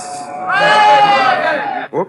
That's because Pancho went down on his knees. Burke really clipped him. Looked good, too. I'll bet Pierce is just as happy he didn't bet on what round Pancho would lose in. There goes Pancho again on the canvas. 2, 3, 4. And he's up at 5. Pierce looks worse than Pancho does. Now Pierce is feeling at his feet, making sure the satchel's still there, looking around furtively, thinking they really trust me. Silly smile on his face. I'll just speak to him and see what he says. Well, how about it, Pierce? Enjoying the fight? Sure, but your boy doesn't look very good in there. Oh, don't worry about young Pancho, Pierce. He'll be all right. Come, Pancho, come on. Get it. Now, here they go again. Pancho looks as though he's got a cut open up under his eye there. He probably want another $10 from me for that. He's sure a pretty good boxer at that. What's that, Look at Pierce. Just look at Pierce. I'll bet he's adding up his profits again. 46,000 at 10 to 1 and 460,000 minus 10,000 to Pancho leaves 450,000. Split two ways with Jenny means a clear gross of 225,000 smackaroos. Whoop, there he goes, down again. That Burke's got a pretty right hand at that. Just reaches out and down goes old Pancho on it. 2, 3, 4. Count of 4 that time. I better get more worried looking. Pierce might suspect something. Yeah, he's looking at me, all right. Watch his right, Pancho. Watch his right. Come on, Pancho. I hope I look sick enough. Pierce is watching the fighters again. Fighters, that Pancho. He's really one of those powder puff fighters. All flick and fluff, no real sock to him. Burke could land him in one round if this fight was a square rattle. Pierce is breathing harder than either of the fighters. Uh-oh, he's looking over at me. Maybe I'd better. Your money feels safe still, Mr. Lime? Oh, at least I know now my boy doesn't have a glass jaw, Pierce. I just can't understand what's come over Pancho tonight. He seems sluggish. Maybe he's overtrained. Maybe his reactions do seem sort of slow. This is Rich. Now Pierce is worried. He's scared Pancho will make me suspicious. Round 3, this is where it happens. Look at Pierce. His hand groping to make sure he's still got that satchel, thinking, now is when we can reach right out and grab $225,000. Greedy boy. I'm far more restrained. All I want is your $45,000. Better pay more attention to the fight. Pancho's left in Burke's face, takes a right across, hands his back, hands are down. Sure looks like Pancho's guard is wide open. Pierce will like that. Another right from Burke, catches Pancho on the side of the head. He looks dazed. Now's the moment for Burke to step in. He's measuring Pancho. Here it comes. A terrific right, and it misses. Pancho ducks under, dances away, and the crowd wants to know what happened to Burke. They pretend they don't understand. Pierce, he's stunned. Why? Burke is down on his back, blood spurting out of his mouth. They missed it. Where's that phony doctor? He should be in the ring pretending to examine Burke. Doctor! What happened, Jenny? Gosh, Stan, I don't know. The doctor. Give me my bag, at once. On that seat there. Doc, what happened? This man's hemorrhaging. He's in very bad shape. But I never touched him. Santissima Madre de Dios. That Pancho puts on a very good act. Apparently, you didn't need to touch him. Stand back, please. But I tell you... No, never mind. There's no use. This man is dead. Dead? Dead, but how? Apparently, Mr. Lime, when he missed that terrific swing, he burst a blood vessel. Completely chance. Couldn't have been predicted. But are you sure? Lime, your guests. Oh, yes, of course. Ladies and gentlemen, I must ask you all, please, to leave at once. Please say nothing of what has happened here tonight. I'm very much afraid we're all accessories to homicide, if this ever gets out. Now, good night, ladies and gentlemen. Please leave as quietly as possible. Yeah. Quick, the money. There. But what are you going to do? What do you think? Take it. But we lost the bet. I don't care. He'll never be able to report us. He'll be too busy trying to hush this thing up. But listen, a plane leaves for Miami from Havana at midnight. Grab it. I'll meet you at the hotel in Palm Beach tomorrow. But, Jenny, we're liable to be arrested in a homicide rap. Don't you think I know that? Go on, beat it. I'll meet you in Palm Beach. Hurry. But I've got no money left. Here, quick. Before they say I've got the satchel. Here's 100. Goodbye, Stan. And Stan, listen. Yeah, what? Hurry.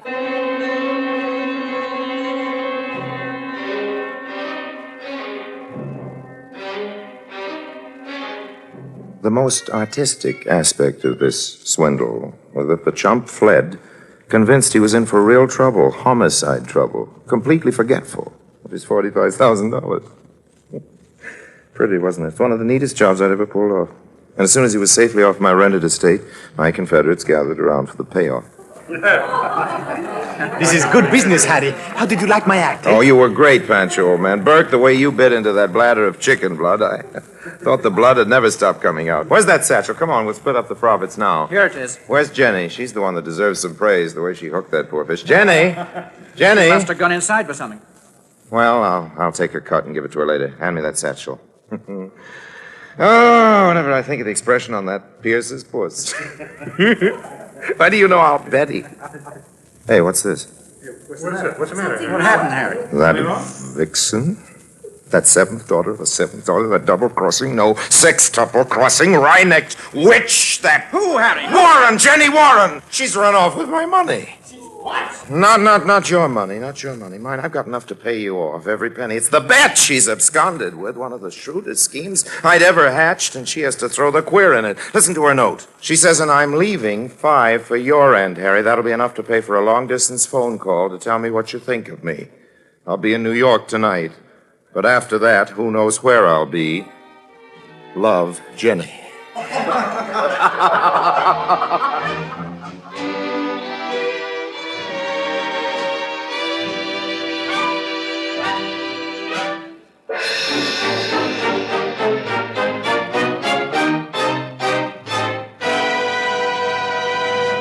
And now, Harry Lime. What is a sucker, friends? Step closer, you're crowding the pavement, and I'll tell you. A sucker is a larcenous chump. Maybe I said that before, but I think I forgot to mention that there's an awful lot of us. I promised my Confederates if they'd get their expenses paid, but after thinking that over for about 30 seconds, I figured there was no use throwing good money after bad. Of course, it meant leaving Cuba in a kind of a hurry, but after all, they should have known better. They should have remembered the old saying, lime doesn't pay.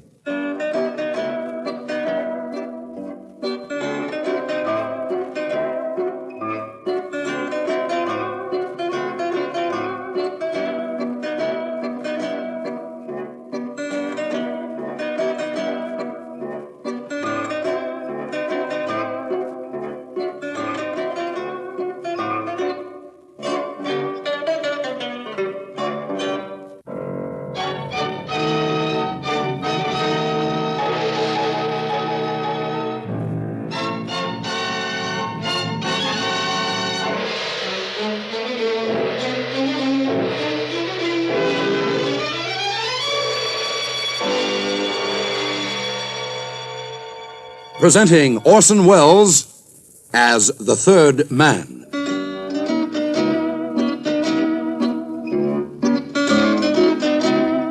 The Lives of Harry Lime.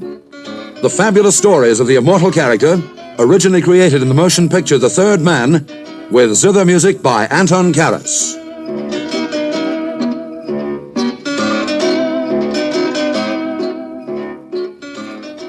Now, Italy, my children, as you probably know, is shaped like a boot. Beneath the boot is Sicily, and that's where I was when our story begins, very much as though the boot had kicked me there, which is very much what happened. I suppose that Sicily is really as nice as the travel posters say, but I didn't have much of a chance to check up on it during my stay. I was too busy running away. Of course, I got a glance at the snow-capped tip of Etna for a moment, and I saw the orange groves. I must have run through and dodged around most of the orange groves. Very lovely, of course. So Sicily. But like the man said about California, it's a wonderful place if you're an orange.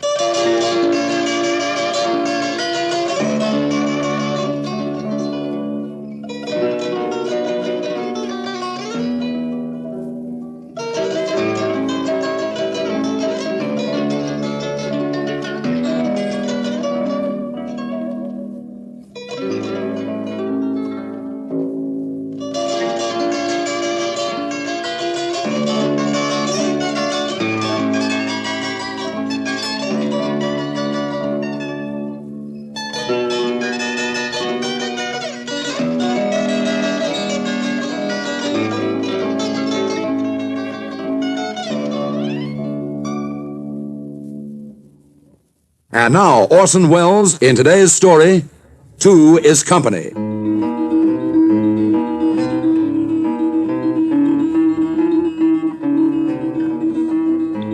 Hello. Hello. Can I buy you a drink? Oh, why not? Bartender. Signore?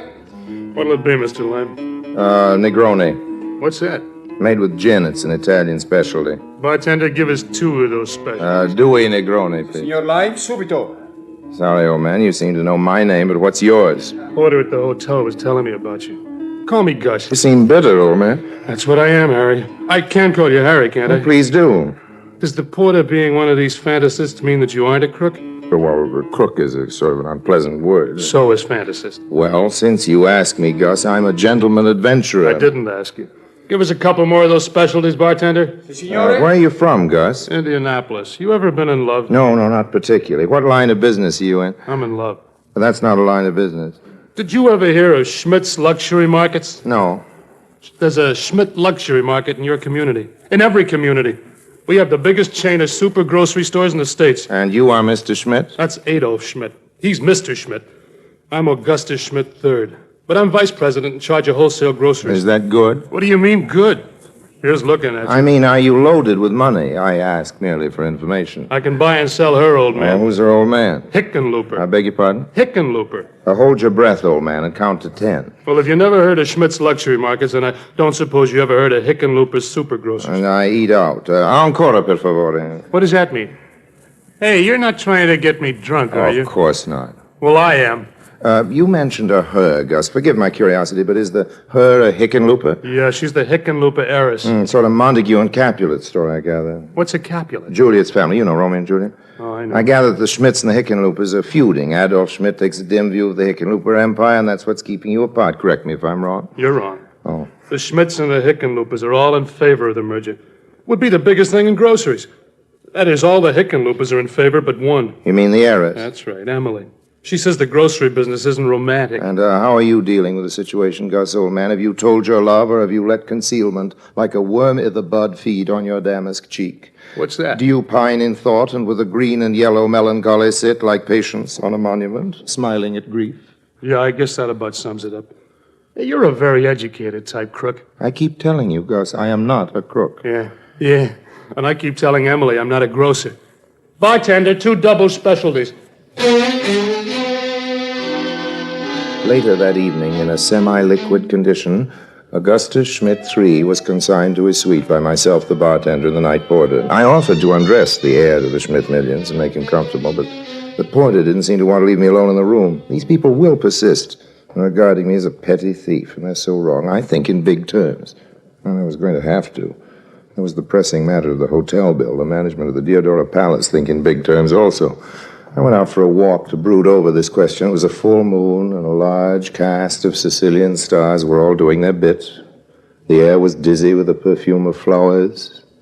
On the terrace over the sea, just to make things perfect, there was a beautiful girl. Hello. Hello.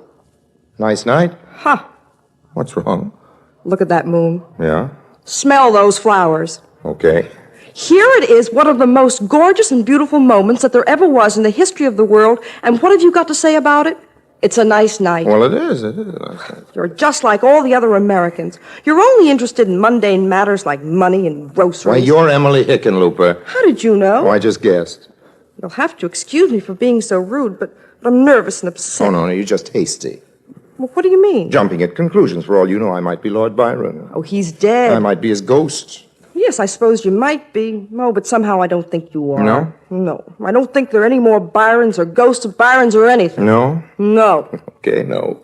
The whole world's so commercial nowadays, there isn't any more romance, not even in Sicily. Is that why you left Indianapolis? Were you looking for romance? I didn't leave Indianapolis. I left Minneapolis. That's right. Gus is from Indianapolis. Yes, and he can go back there for all of me. You've made Gus a very unhappy man, Emily. Unhappy? He doesn't know the meaning of the word. There's no unhappiness in the grocery business. Now, supposing there's a failure in the pea crop, supposing the asparagus withers at the asparagus cans or the frozen food doesn't freeze, or worse yet, suppose you're a nice young grocer, a good-looking grocer at that, and your girl refuses to love you. Oh, I love him, I guess. Well, that isn't the point. What's your name? Araldo Limo. You mean you're a Sicilian? Got an American accent. I went to finishing school in New Jersey. You're joking. Only a little bit, but I do think it's a shame for a girl as pretty as you are to be as miserable as you are on a night as wonderful as this is. Do you think if I kissed you, you could learn to love Gus? Now, don't get fresh. That's not fresh. It's romantic. Is it? It's all in the point of view. Emily Hickenlooper, I'm going to kiss you. Good night, Mr. Limo. It was very nice meeting you, I'm Well, sure. you better let me walk back with you. Oh, well, no thanks, Mr. Limo. I'd rather be alone. Call me Geraldo. All right. Good night, Geraldo. What does your mother think about your wandering around alone in the Sicilian countryside after midnight? Oh, my mother's in Minneapolis, and Daddy's playing canasta in the lounge. He thinks I'm in bed. Well, that's where you ought to be. Don't you know that this country is full of bandits and brigands? Oh, yes, Geraldo. I've heard about them. Where are they? All over the place. Oh, I've been reading about them in the papers, particularly this Barzini. Is that how you pronounce it? Barzini, that's Oh, right. I saw his picture on the cover of Life. He's cute. The police don't think he's so cute, neither do his victims. Oh, he kidnaps people, doesn't he? Holds them for ransom. Oh, Emily, what's wrong? gee, some people have all the luck. In spite of her protests, I walked Emily back to the hotel, and in spite of my protests, I didn't get another kiss.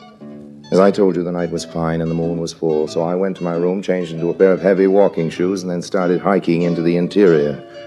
After 3 hours and a half of tough climbing, I arrived at the secret mountain headquarters of the bandit Barzini. What's going on here? Hi, Barzini. Who is this? Harry Lime? Who else? I heard Guido telling you I was asleep. He's a dog. He lies. Barzini never sleeps. Bad for the health, old man. What are you doing here?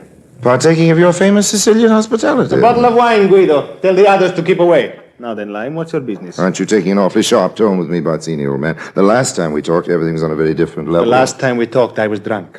But what you say is true, my friend. My greeting has not been cordial.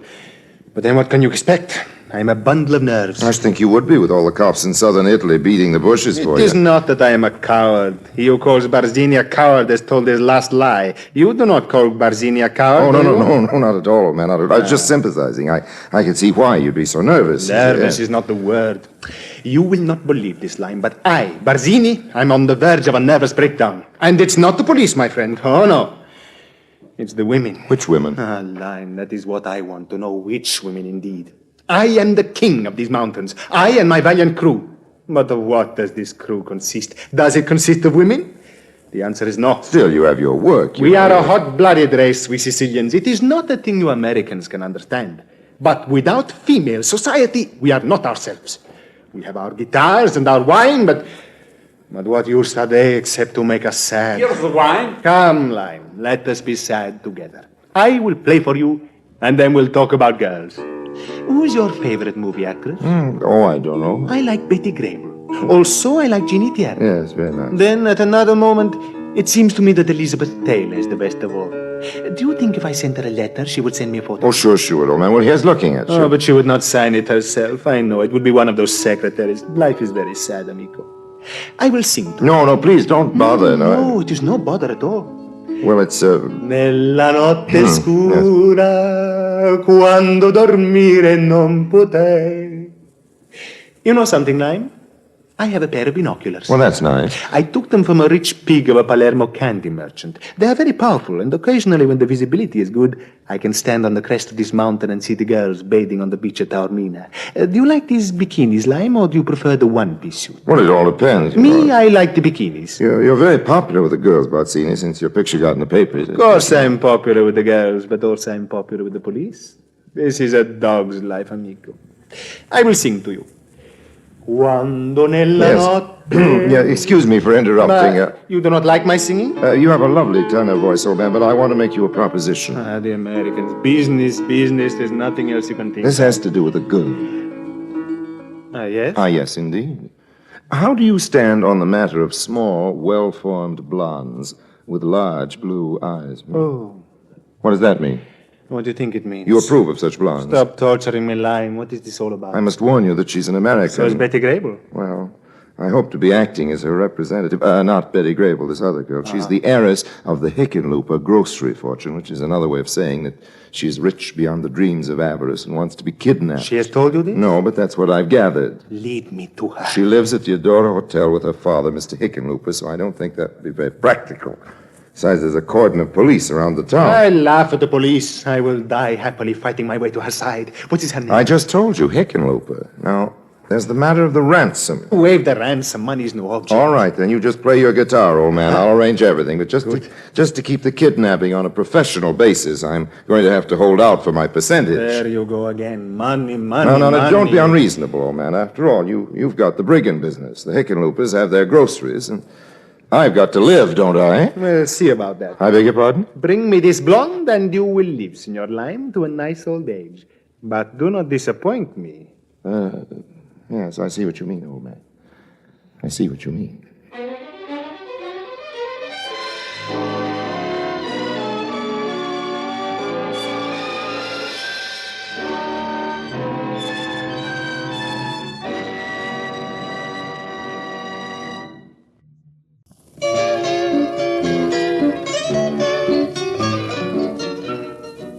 It was a long walk back to town, and the hot Sicilian sun was already in full charge of things when I got to the hotel. I was so tired that if the hall porter had pointed at me, I think I would have burst into tears. I didn't give him a chance, there being that little question of the hotel bill. So I let myself in by the back and made my way to Gus's room. I thought I felt lousy, but not after I got a look at Gus. Birdie with a yellow bill hopped up on my windowsill, cocked his shining head and said, "Ain't you ashamed, you sleepy head?" Please go away. I just want to die. Not till we talk a little business, Gus. Arise, arise, for morning in the bowl of night has flung the stone that puts the stars to flight. This is no time for poetry. Well, if you don't get up right away, I'll start singing again. All right. I'll get up. Want any help? Oh, no. Just sit down and stop rocking the room. I hate to break in on this, Gus, old man, but I've got a proposition. What would you say if Emily is kidnapped? Kidnapped, Emily? That's right. Swell. Just bring me a cup of coffee. Kidnapped by a Sicilian brigand. Swell. Sicilian brigand? Yeah. What is this? What's the big idea? Emily's always wanted you to be a hero, hasn't she? Well, this is your big chance, Gus, my lad. You want to be a hero, don't you? You're going to rescue Emily from the bandits' lair. You're kidding. No, I'm not.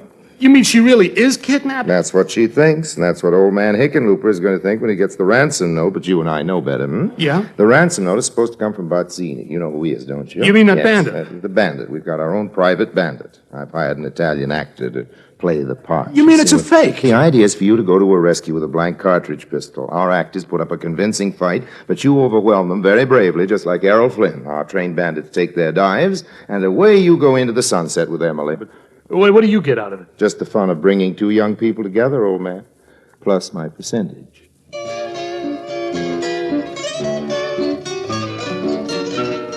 After I got Gus fully dressed, I gave him a toy pistol and a fountain pen. The fountain pen was to write me a check with, and the gun was to keep him company where he was going.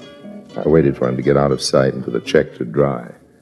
Then I knocked on Emily's door. Who is it? Geraldo Limo. Go away, Mr. Limo. I'm not dressed. But, Signorina, I insist. Oh, go away or I'll call the house detective. In Sicily, there aren't any house Well, then detectives. I'll start screaming. Save that for later, Emily. Please open up. This is a matter of life and death. You're just saying that. No, it's true. It's about Gus, Emily. He's in deadly peril. What kind of peril? Deadly. I mean, what's happened to him? He's been kidnapped. Please let me in, Emily. I can't stand here in the hall shouting about it. Everybody will hear. Well, stop shouting and wait a minute while I get dressed. Just put on a kimono, honey. There's no time to spare. All right. Oh, Geraldo, is it true? Yes. It seems he got drunk last night. He told me he was going Well, to. he made it. Can I come in? I suppose so. Thank you, darling. Geraldo, do you have to lock the door? Emily, you just don't understand about this country. You've heard of the mafia, haven't you? Yes. Well, their spies are Well, have everywhere. you gone for the police? No use. The police are in on it, too. I'm the only man you can trust. Take this. What is it? It's a fountain pen. What will that do? Well, you can't write a check without it. How much are they asking? How much is he worth? Oh, Geraldo, anything.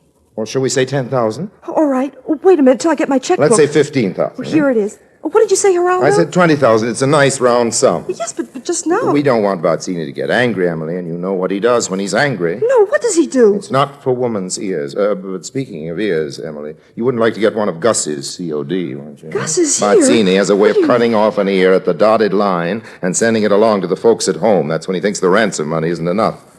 What do you want, Emily? Gus or Gus's ear? I want Gus. Well, then make it 25,000 payable to Harry Lime. Harry Lime? Well, who's he, Geraldo? Oh, just a man I know, a sort of a go-between. But can we trust him? Harry Lime? He's the best friend I have in this world.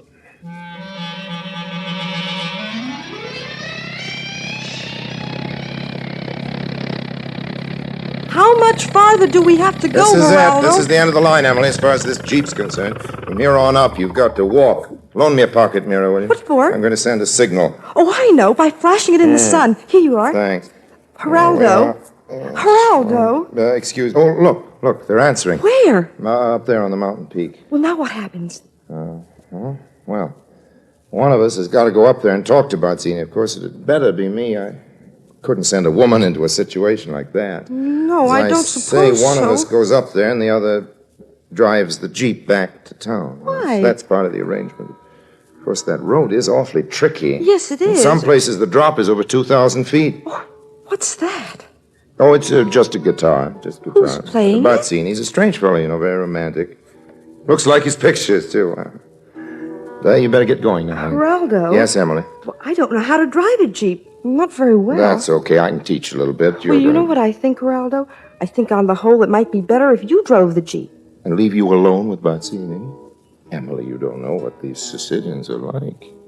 Particularly Bazzini. You go back into town, Geraldo. I think I can handle him. I drove the Jeep back by the other road, the easy way, and paid a call on Mr. Hickenlooper. I found him in the ocean trying to spear fish, and when I told him that his daughter was kidnapped, he almost skewered me. Mr. Hickenlooper was the small, fat, excitable type, and it wasn't until I got the fish spear out of his hands that I managed to get the conversation on a civilized plane. Kidnapped my daughter in the hands of the bandits? I knew it. We should have stayed in Minneapolis. What do we do now? Well, first you better take off those goggles and get dressed. And then what? Then what? Then we talk to Bazzini. Who's he? Bazzini, the bandit. We've been all over this before, Mr. Hickenlooper. He's the one who's holding your daughter for ransom. Just lead me to him, that's all I ask.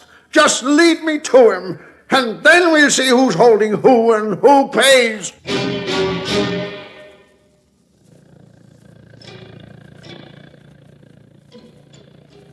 On the other side of Catania, and some 80 kilometers inland, there's a Greek temple. It's nothing very remarkable, as Greek temples go. It's a long way from anything else. It's up on a hill, so you can't miss it. So that's why I picked it for our rendezvous. Above all, it was about as distant as I could get from Signor Bazzini, so that made it practically ideal. That's where I'd sent Gus before. And when Mr. Hickenlooper and I arrived in my Jeep, the vice president of wholesale groceries for Schmidt's Luxury Markets had worked himself up into quite a nasty frame of mind. I didn't blame him. After all, he'd been there most of the day with nothing to keep him company but the worst hangover of the century. Where is she? That's what I want to know. I brought you some beer, Gus. Give it to me. Then tell me where she is. This is the bandits' lair, Augustus. This temple is where they hang out. No, they don't. I mean, no, it isn't. Give me that beer. Don't you want to open it first? I'll open it with my You'll teeth. scratch your porcelain. You mean there aren't any bandits? Not around here. Oh, there will be. Don't you fret. After all, we've got plenty of sandwiches and beer. We're just going to have to make ourselves comfortable and wait. Since we're about it, I noticed that I just happened to have some playing cards in my pocket. Would you gentlemen care to join me in a slight game of canasta? It was a long wait. That's what I wanted. That's why I brought the provisions and the sleeping bags. It was my plan to run up the ransom money, and that needed time. Meanwhile, a nice, steady profit was coming in from the canasta. That's 1,500 more I owe you, Lyle. Tough luck, old man. Yeah. Well, sorry I can't give you another check. Why not? I've run out of checks. Well, if I don't hear something from that bandit by morning, I'm going to do something. Gus, old man, be reasonable. What can we do but wait? Look, a red 3. This can't go on forever, Harry. Not if you've run out of checks. I mean, suppose he's killed her. Well, don't worry, they never do that. Well, what do they do? Harry, why don't you answer? Well, fellas, I just don't know what to say. Remember, these bandits are savages. They stop at nothing. And look, I got another canasta. Now, I'll tell you what.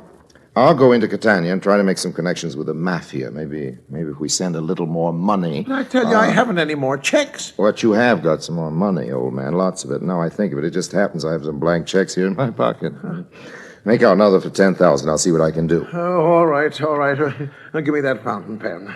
10,000, you say? Plus 1,500 for the last canasta. Hey! What's wrong, Augustus? There's a man over there. Where? In the shadows. Where? Here I am, Senor Lime. Look out, he's got a gun. Well, so have I. Stick him up, you. No, you don't, Gus. Not with that You pistol. have the drone, mi Not senor. with that pistol, Gus. Besides, I do not choose to try to shoot it out with you. That is not Barzini's way. Barzini? Then you're the bandit. That's right, Gus. He's the bandit. I'll put that gun away like a good You're boy. darn right I'll put it away. I'll throw it away. Now, Gus. You don't look much like a bandit to me, mister. Let's see how you like this.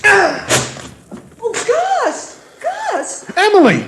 Gus, what have you done to him? He socked him in the kisser. That's what he done to him. Good work, my boy. Oh, it was nothing, really. Alfredo, speak to me, Alfredo. You hear that? She calls him Alfredo. Of course I do. That's his name. Well, it's a very silly name. That's all I can say. What about Hickenlooper? A silly name for a silly bandit. A silly bandit? That's what I said, a silly bandit. Oh, I know, but there's no reason to hurt him. He had a gun, Emily. Oh, well, how could he be a bandit without a gun? You don't think he'd shoot anybody with it, do you? But he was holding you to ransom. Nonsense. He just wanted somebody to play his guitar to. Oh, Alfredo. Speak to me, Alfredo. No, thank you. It hurts to speak. I think I will just lie here for a while. Emily, I put it up to you squarely here and now, Emily.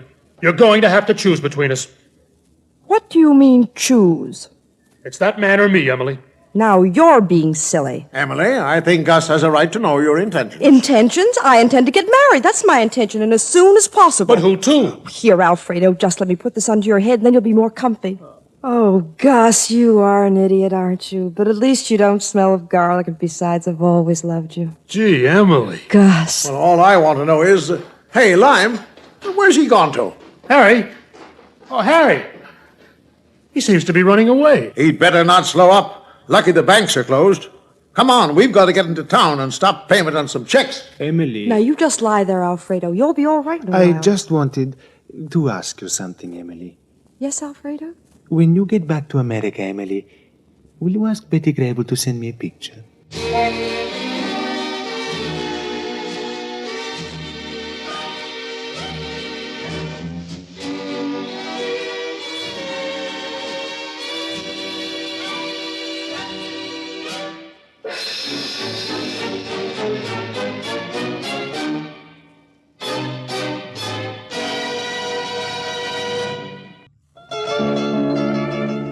So much for that little flutter in banditry and romance in sunny Sicily. I had nice fat checks from Gus, Emily, and Mr. Hickenlooper. But a check isn't much use unless you can talk a bank into giving you money. I couldn't stop to talk. Should have taught me a lesson at that. In a love affair, I mean a real romance. Two is company, and the third man is a crowd.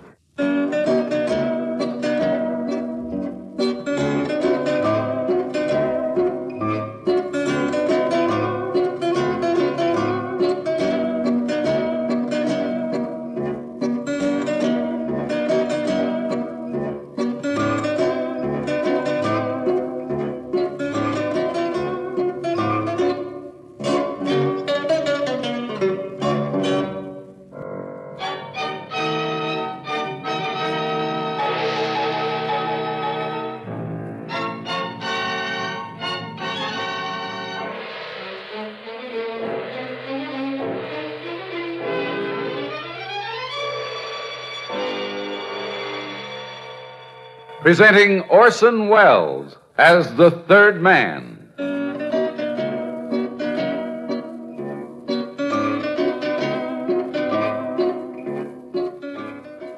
The Lives of Harry Lime. The fabulous stories of the immortal character originally created in the motion picture The Third Man, with zither music by Anton Karas.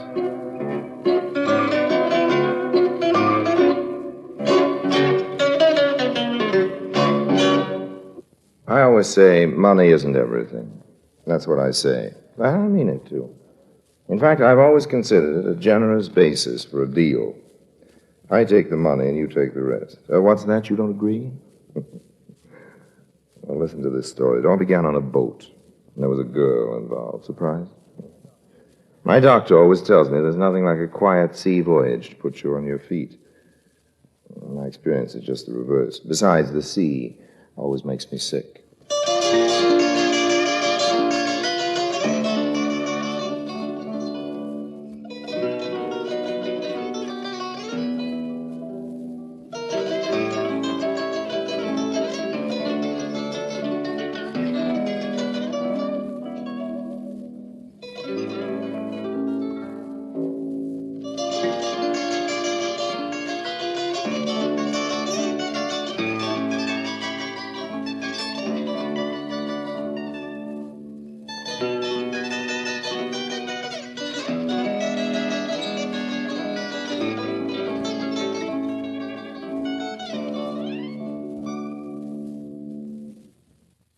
And now, Orson Welles as Harry Lime, the third man in Cherchez La Gem.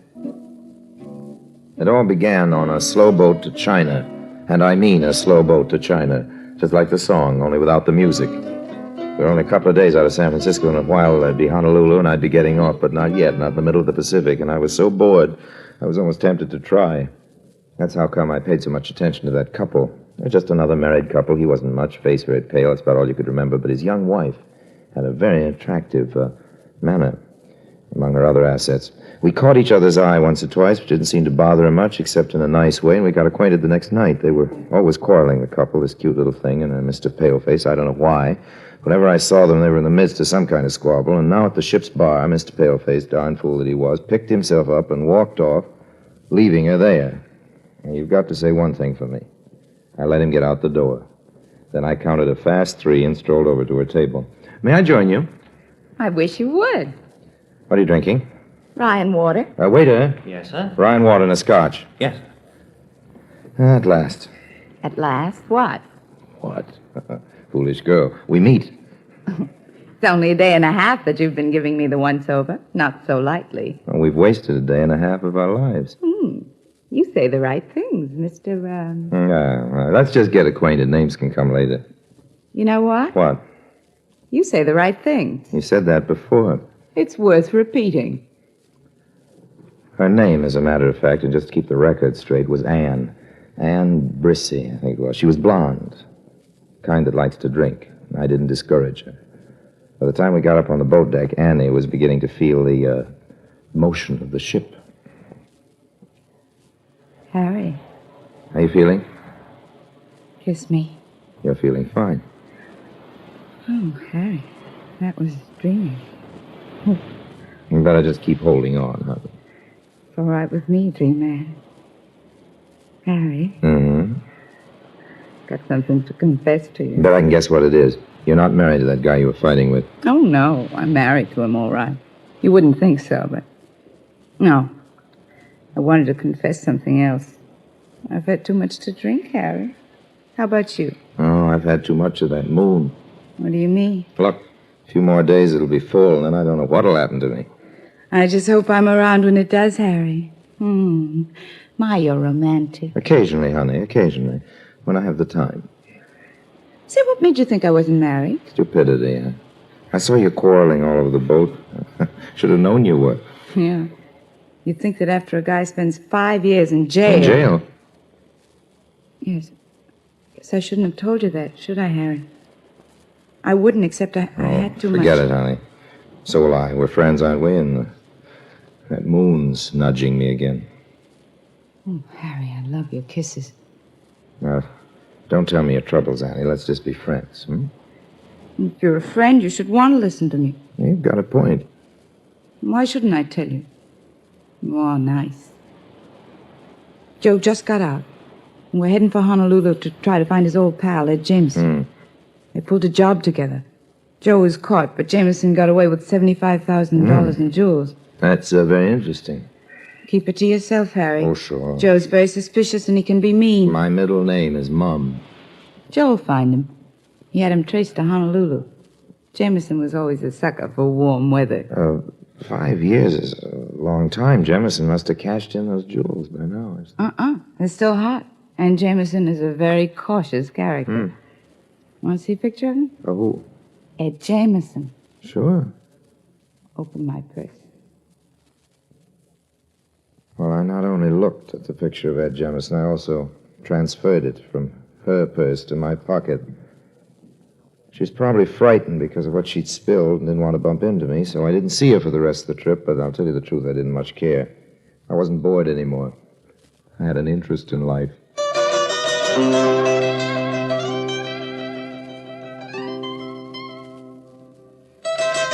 When we got to Honolulu, I didn't waste any time taking in the sights. I knew Joe Brissy wasn't wasting any either. And first come, first served. No, I never see this man's face before. Well, take another look. I looking. You're positive now? Sure. He never in my barber shop. Sure not. Well? No recognize. But I sell to so many people and face. I remember merchandise they buy no face. I checked with I don't know how many people and places, but Ed Jemison didn't get around much, apparently. I was beginning to wonder if this wasn't a wild goose chase. The fifth night of my search, I was resting my tired legs in my hotel room and thinking despondently of $75,000 worth of jewels when... come in? Harry Lime? That's right. I guess you know me. Well, I've seen you, but I wouldn't say I know you. Stop playing games, kiddo. I said I don't. I'm Joe Brissy, the husband of the babe you got tight with on the boat. It's a habit of mine to get tight with wives. Which husband are you? I mean, which wife was yours? A wise guy, huh? Listen, you. I carry a gun and I'm a nervous guy. Interesting, but not important. Why tell me? In asking around for Jameson, I heard somebody else was asking, too. And I know Ann talks too much when she drinks too much. So you twisted her arm? In a manner of speaking. See this? Is it a gun, Papa? You'll stop looking for Ed Jameson or one of these little slugs will get in your way. I see. I do have some dope on Jameson. Cut me in, I'll tell you. I won't cut you in and you'll tell me. Only if you cut me in. Oh. There's a silencer on this gun, Lime. And I'm counting till 3. 1, 2... You really would shoot me. Okay, old man.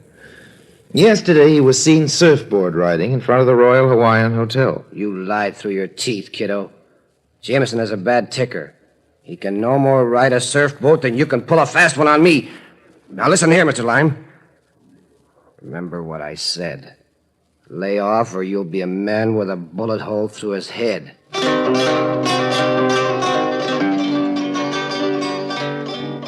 Joe Brissy's remark that Jemison had a bad heart gave me an idea.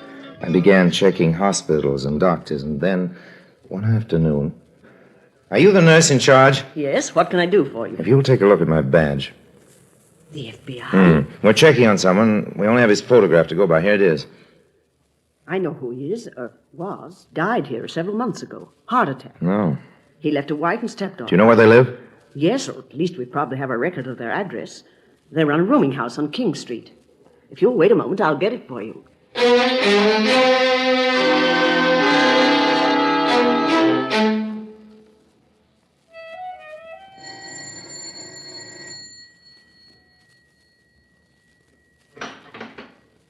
Yes? I'm looking for a room, and I happen to see your sign outside. Won't you step in? Oh, thank you. My mother does all the renting. I'll have to see what's available. I'm disappointed in you. What do you mean? Well, I was hoping you'd speak Pigeon English. I'm getting to like it. I apologize. But 4 years at the university here have knocked it out of me. Well, occasionally a man gets bored even with charming Pigeon English. I like yours. Are you in the islands for vacation? No, for my health. You don't look sick. I'm not. But I want to go on being healthy. How long are you staying? It all depends. Oh? Depends on whether you let me take you to dinner every night of every day. Say, you don't let any grass grow under your feet. Well, life is short at the longest. Am I right? My mother would like you. If she's your mother, I'd like her, too. Where is she? On the island of Hawaii. Our family is having a luau, and I'm joining them tomorrow. What's a luau? I forgot you knew here. It's a feast. Well, now, isn't Mauna Loa erupting on Hawaii? Yes, but our family doesn't live near the volcano. You're part of Hawaii, aren't you? My father was Scotch. That makes me a hapahoala. That means half and half. Well, if every girl was a hapawala, all I can say is what a stunning world we'd have. Take it easy. Or I might accept your invitation to dinner. If I say something, will you be angry? Yes? I'll say it anyway. You are the most beautiful girl I have ever seen. Are you engaged? No. Married? No. Boyfriend? Several. And those earrings you're wearing, they don't spoil the scenery either. Oh, they're only imitation. Naturally. I wouldn't expect them to be rubies or anything like that. Though they do cost a few dollars. You don't say. Uh-huh. Well, now that we're old friends, let me introduce myself. I'm Harry Lime. I'm Moana Burns. Pleased to meet you. Likewise. Moana. Were you named after... Yes, Mauna Loa. That's right. Well, give me a volcano every time. But I'll take you and leave Mauna Loa to the sightseers. But Mauna Loa is much more exciting than I am. Impossible. Let me pay you a compliment, too. Renting you a room is a positive delight. Don't answer it. Business is business. And fun? I still haven't accepted your invitation to dinner. What can I do for you? I want to rent a room. Come in, please. Sure. If you two gentlemen will just wait here, I'll go upstairs and see what we have. You didn't take my warning seriously, did you, kiddo? Can't a man look for a room? When he's living in a hotel? It's too expensive. Funny that you should just happen to pick the family Jameson was married to. I see you have all the information. All of it, kiddo. And now here's where your information won't do you a bit of good. I'd put that gun away if I were you, Mr. Brissy. But you ain't me, Mr. Lime. That girl's had a good look at you. I'll take care of her. In the meantime, so long. Forever, kiddo. This is a rooming house. People are around. I don't hear them. They won't hear me. As I once told you, there's a silencer on this gun. Let go! Why, you bobcat! What's going on here? What are you doing with that gun, Mr. Lime? It happens to be his. I just removed it from him against his will. Get up, Mr. Brissy. What? What happened? Well, as soon as you left, this character began mumbling to himself. Before I knew it, he'd whipped out this gun, put it to his head. Mister, what do you want to commit suicide for? You're a fool. Don't you know there's as much to worry about down there as up here? Now beat it before I call the cops. Next time you think you have trouble, ask the first person you meet about theirs. Poor chap. What's the matter, Moana? Oh, I don't know. Just seeing that gun and... Oh, he'll be all right. Tell you what, let's have lunch together, too. I'm starved. All right. Is there room for me? I want to wash up. Room 210, upstairs to the left. How much? $2 a day. Make it 3. I'm happy. 2. But I'll order an extra dessert. Fair enough. And, Moana. Yes? Get that look of fear out of your eyes. It's all over now. Besides, I like my girls to look happy.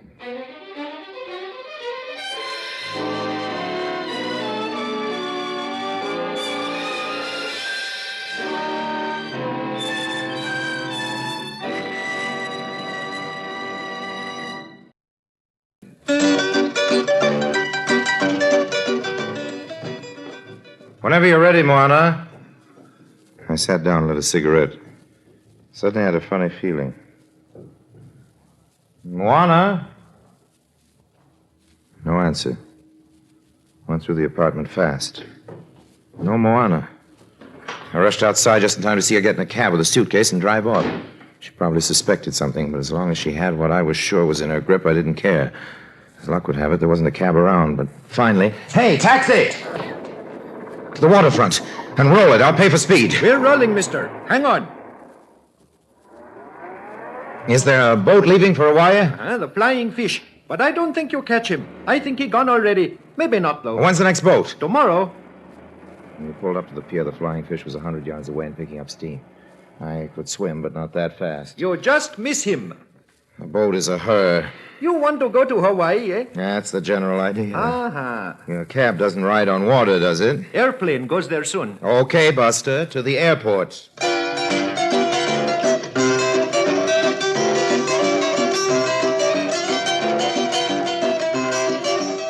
The plane wasn't leaving for a few hours, but it had still beat the Flying Fish to Hawaii with plenty of time to spare.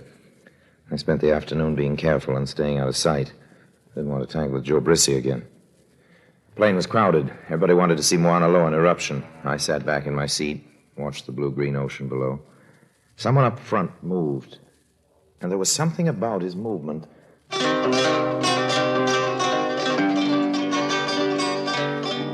Yes, it was Joe Brissy. He pretended to be asleep, and I knew then that this character would have to be taken care of.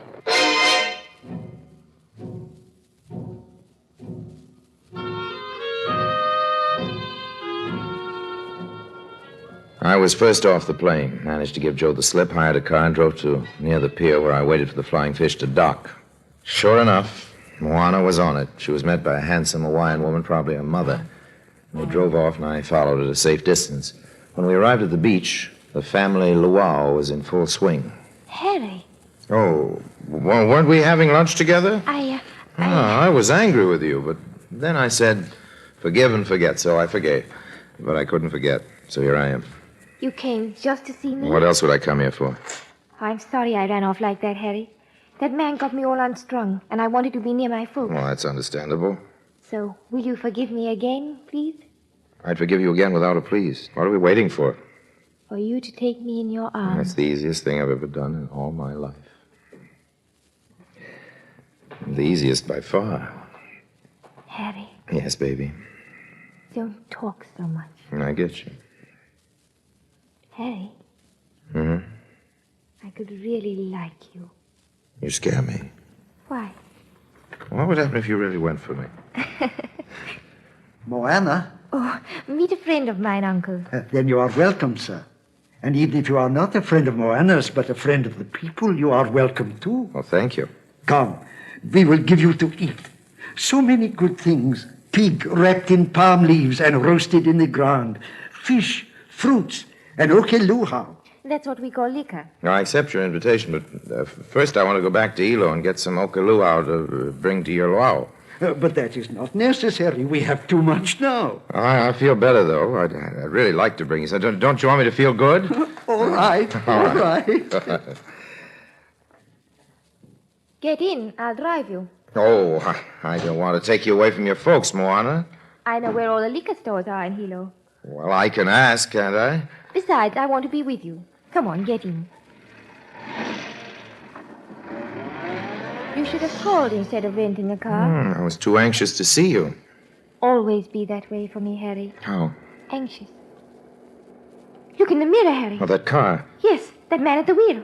It's the same man who tried to shoot himself. Looks like him at that. Step on it. What's he doing here? Maybe he has it in for me and followed me. You never can tell with these people. And the same to you. Don't, Harry. I'm only doing unto him as he would do unto me. No, hold on. There's a sharp turn ahead.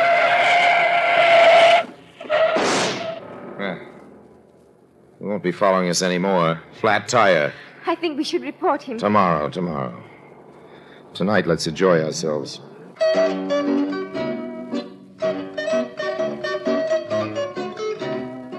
Hey, you just passed a liquor store. Did I? Where are you going? I don't really know, Harry. Hey, stop the car. No. Stop it, I said. All right, let's hear it. What's the idea? My suitcase in the back of this car is the idea, Harry. Oh. So you saw me put it there. Yes. And the man who followed us. He was after the same thing. When you both fought in my house, I didn't believe your story. Why not? It was a good story. You said you were a tourist. A tourist doesn't carry a gun. Moana, the trouble with you is you have a suspicious nature. Hey, where are you going? To look at the moon. There's a beautiful view on the cliff here. Come out of the car, Harry. Okay, honey. I'm as romantic as the next, I guess. But listen, honey, where do you stand about the jewels? Oh, Harry, I don't care about the jewels. Look at the moon. It's a great moon, kid. I don't know when I saw a better one, but $75,000 worth of... Hey, you left the brake off. The car's moving. Harry, don't try to stop it. You can't. You can't, Harry. It's a 1,000-foot drop to the sea.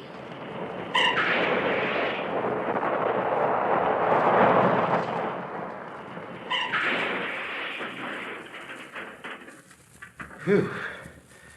That was a close one. I almost went over with it. But you managed to... I managed to save this. At the risk of my life, I grabbed at the back seat, and this is what I came up with. A half bottle of scotch. Hey, you didn't tell me about the scotch. You didn't tell me about the jewels. Now they're all at the bottom of the Pacific Ocean. That's all right. The car's probably insured. Oh, the car's probably insured, so everything's fine, isn't it? Well, what about the jewels? We can't just stand here. All right, let's sit down. Moana, honey, $75,000 of your money, it was as good as money, just fell into the sea. But it wasn't mine anymore. You'd take it. Sure, but we could have worked something out. Sit down, Harry. Here, next to me, and stop worrying. The trouble with you is you haven't been long enough on these islands. What happens if I stay? See the part of the moon, Harry, sparkling on the water? Those are the real jewels. A lot more real than those other things. You know what I think? I think you slipped that brake intentionally. I think you're just crazy enough to do it. I hated them. Really, I did. My stepfather only told my mother about them the day before he died. And then we would have turned them in, except that we were afraid. We didn't know what to do. We didn't want to bring shame on his head. He had been good to us. Well, your stepfather was a crook, honey. Not in his heart. In his heart, he was a good man. Like you. Oh, Harry, I wanted us to go on liking each other. That's why I let the car slide off the cliff. Honey, $75,000 wouldn't make me like you any less. But you... Okay. I haven't been on the islands long enough. Don't you think you ought to kiss me, Harry? Either that or toss you in after the car. Oh, Harry. I'll settle for the kiss. But first, give me some of that scotch. I need it. To give you courage to kiss me? No, to cheer me up after the shock of losing all that dough. Harry, look at the moon. Look at me. We're the real things, not money. Money can't buy you health or happiness. No, but I like to have it around so I can choose the type of misery that's most agreeable to me. Okay, Moana, I know. I know when I'm licked.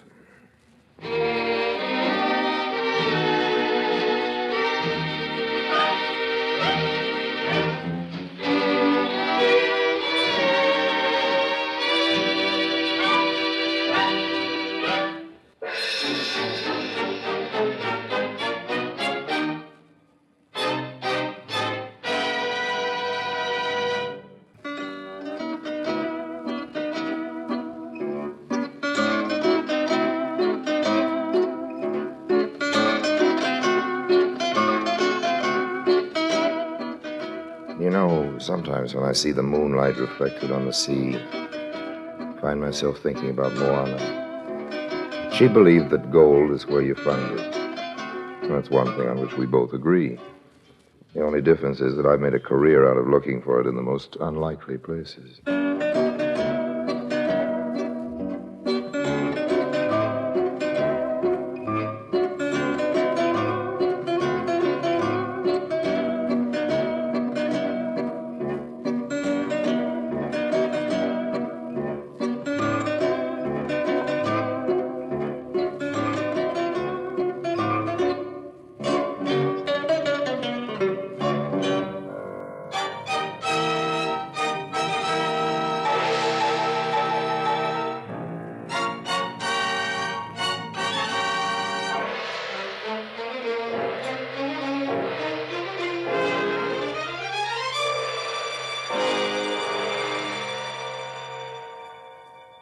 Presenting Orson Welles as the Third Man.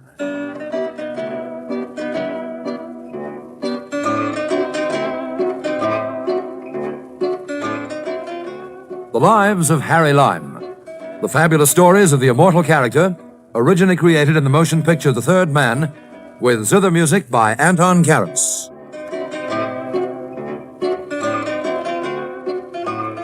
Harry Steve! Harry Steve!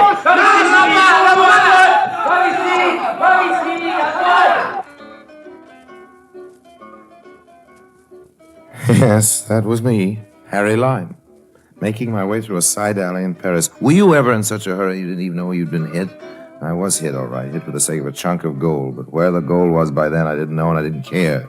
All I wanted was to lay low somewhere, and that's how it happened that I found myself in one of those sleepy English villages where the cows chew their cuds all day in the meadows, nothing ever happened. Or so I thought. Do you believe in witchcraft? Well, I didn't. Till then. Takes a lot to convince me of anything. In this case, it needed the death of 2 people in that sleepy English village. Prove me wrong.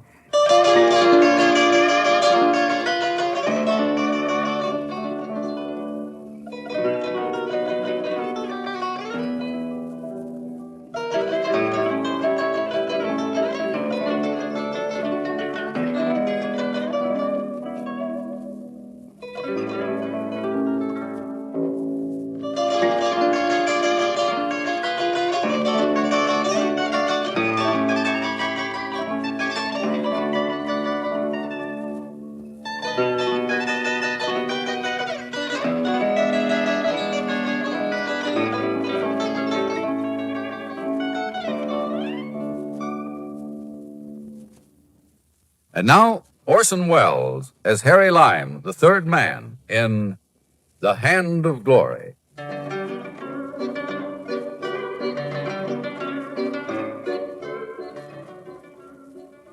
I wanted to get away from gold and away from France. On the boat for the Channel crossing, all I cared for was being quiet. Very, very quiet. I guess I looked like just another bum. I was pretty seedy, and my arm was in a sling. I was feeling kind of faint, too, and then I felt someone touch my arm. I saw a girl with wide gray eyes and dark lashes that spilled over her cheeks. Excuse me. I've been watching you. Are you all right? Oh, yes. Yes, I'm okay, thanks. Oh, you don't look it. Why don't you go downstairs? Well, thanks. I like the air. It's so calm today. You can't be seasick. Is your arm painful? I see you've got it in a sling. Are you sure there's nothing I can get? No, really, thanks. You're very kind, but I'm all right. Are you in pain with that arm? It's not too good, but I'll be okay. Don't you worry about me. Well, do at least sit down on one of these chairs and let me find a steward and order you a drink. Or some tea. Oh, please, let me do something for you. You really look all in. I don't know how it was, but I felt better for her being around. After a bit, we were sitting there talking side by side. Seemed we'd known each other for years. I told her how I'd got to go to England on business, how I'd been negotiating a rather tricky bit of business, in fact, and how the anxiety of it had made me exhausted. She was all sympathy. And when you've got your negotiations through, what you need is a few weeks' real rest. Without any worries, without anybody chasing about after you. Chasing about after, oh, yes. You're business associates, you mean? Life's so full of worries these days for everyone. You ought to come and stay in the village where I live. It's so sleepy and quiet, nothing ever happens there. It sounds perfect. Well, it just suit me.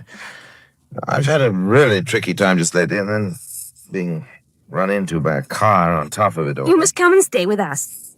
My uncles, I was telling you about them. They'd be delighted. Wouldn't they be a bit surprised? I mean, a stranger arriving? Oh, they love strangers. And nothing ever surprises Uncle John and Uncle Gregory. It's you'd have the surprise. I would. Well, they're a little odd. A couple of old dears, but a bit eccentric. Oh, yeah? Tell me about them. Tell me about your home. Oh, there's nothing to tell. The village is all apple blossom and nightingales at this time of the year.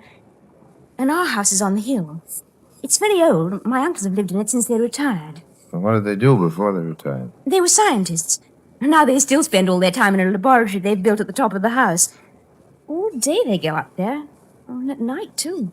Well, must be pretty dull for you. Yes, I get very lonely sometimes. Do you? What's your name? Helen. Helen Carew. A pretty name. Suit a pretty face. Thank you. Then you come and stay? All right. Yes. Thank you, I'll come.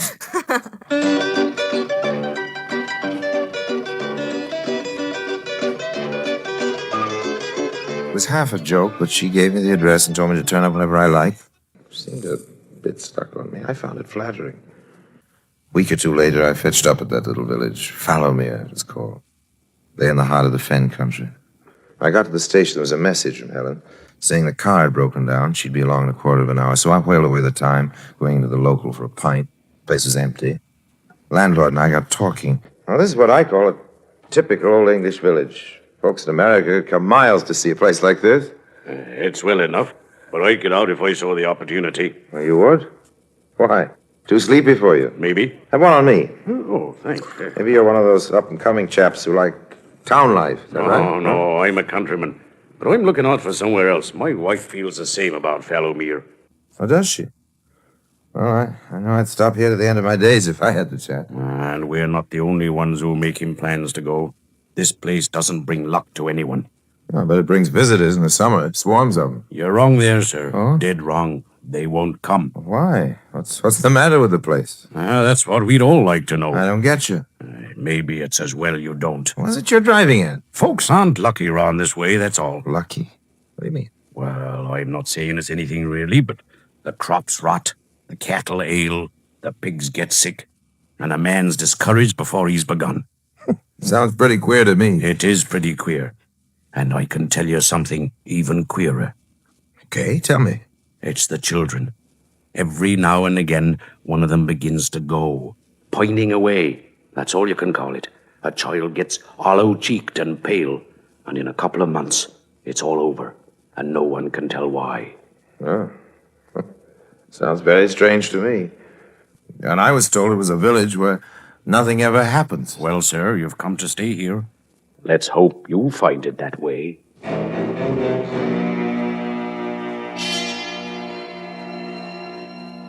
I didn't take much notice of the landlord. I saw Helen standing in the doorway in a cool summer frock with the sunshine behind her. I forgot everything he'd said. She drove me back along the green lanes till we came to the house, and there, under a cedar tree on the lawn, were the two old uncles. They got on their Panama hats, and tea was set on a silver tray on a table. Ah, the stranger. How do you do, sir? How do you do? Helen Stranger, you're most welcome here. Very welcome indeed. Well, I'm grateful to you for inviting me here, Mr. Carew. Myself, Gregory. My brother, John. Everyone calls my uncles Mr. Gregory and Mr. John, so you must do the same. Helen, give the stranger some tea. Mr. Lime, Uncle John. Strangers are very welcome here. Very welcome. Sometimes we go for weeks, months, without a stranger coming here. And never yet two strangers. Helen told us how you'd met on the ship. We said she should ask you here straight away. Helen said you wanted to get away from life. That's what she said, to get away from life. Well, stay as long as you wish, young man, as long as you wish. That's very nice of you, I'm sure. Not kind at all. Now, if you will excuse me, we have some work to do. We don't allow more than half an hour for tea each day. We shall have the pleasure of seeing you at dinner. No, thank you, sir. Don't thank me. You've nothing to thank me for. Nothing to thank either of us for. Au revoir. Yeah, your uncles. I had no idea they still worked. They're going to the laboratory. Hmm. I told you how they spend all their time in it. No one ever goes into it but them. Not even to clean it? They clean it themselves. Oh, please try and understand about them. I'm sorry they were so strange with you. Well, they were very nice and welcoming. You said they were scientists, both of them? Yes, they're twins, you see. They've always done everything together. And now they've got a kind of obsession. I think I ought to explain about it. Obsession? What do you mean? What sort of obsession? They think of nothing but gold. They want to find out how to make it. A lot of other folks like to find out the same thing. With my uncles, it's become a kind of sacred trust. They're determined to find out the secret of how to make gold before they die. Are they? Oh, they'll have to be pretty quick about it, won't they? Oh, they're very hale and hearty. I expect they'll start talking about gold tonight at dinner. So now that I've told you, if they do, you'll be ready to talk about it too, won't you? Oh, of course. Sure. Don't worry. I'm always ready to talk about gold. The transmuting of base metals into noble ones, Mr. Stranger. With the touch of the philosopher's stone, a man could transmute base metal into 1,000,000 times as much gold. Alchemy, isn't that what it's called? It has been called alchemy for many hundreds of years. No one has found the secret yet. The power to know all is what we need. Don't you see, young man, what is wrong with the world today? Mankind is killing himself in the search for gold. Greed, striving, anger, leading to war, starvation, and famine. Find gold, find the key to what you're seeking, and your wars are gone. The world has prosperity and happiness. Gold pours forth over the world, and all excuse for bitterness is gone. I can see your point. It's certainly a pity no one can find out how to make it. Never been done yet, even in a small way, has it? It will be done. We shall do it. If not we, those who come after us. We are leaving our great fortune to the foundation. Oh, yes, the foundation. The foundation of a college for young scientists for research into the making of gold. Oh, but what sort of things go into making of this gold? Things we must keep a secret, Mr. Stranger. More wine? He will take no more wine. Then shall we join Helen in the other room? Oh, of course, but, I find this search of yours for gold terribly intriguing. I'd like to know some more about it. Who would not like to know more? And no one has ever found the secret? Not yet, but it will certainly be found. It will be found when my brother and I have the power to know all. Well, old man, when you get the power, let me in on it.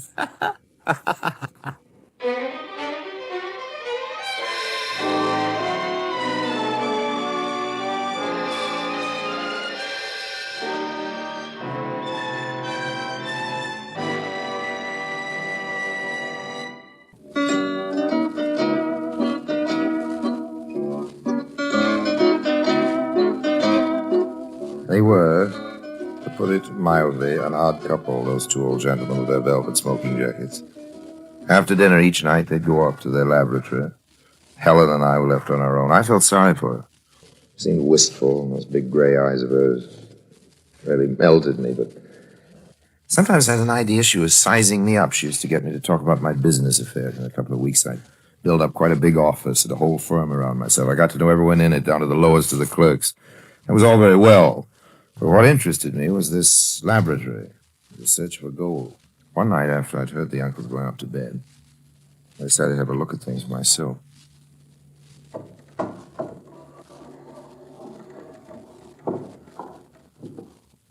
Crept into the laboratory through the window. It was an airless summer night. Behind me, I could hear a nightingale singing in the garden. There was the place. A strange jumble of globes and bottles filled with queer, bright liquid. One was red like blood. There were little crucibles and jars labeled, and by the light of a torch, I saw there were books around the walls. Sulfur, mercury, nitric acid, arsenic, crystal. And this file's labeled Pigeon's blood. What can they want that for? There's a little figure made of wax. Mandragora, cinquefoil, hybrid. Do they need that for making gold? I began to wonder. I began to think. I looked at the wax figure, and I saw that it was the figure of a child. And then gradually, I knew it wasn't only alchemy the old men practiced in that laboratory. It was witchcraft. I reached out for one of the books, began to read.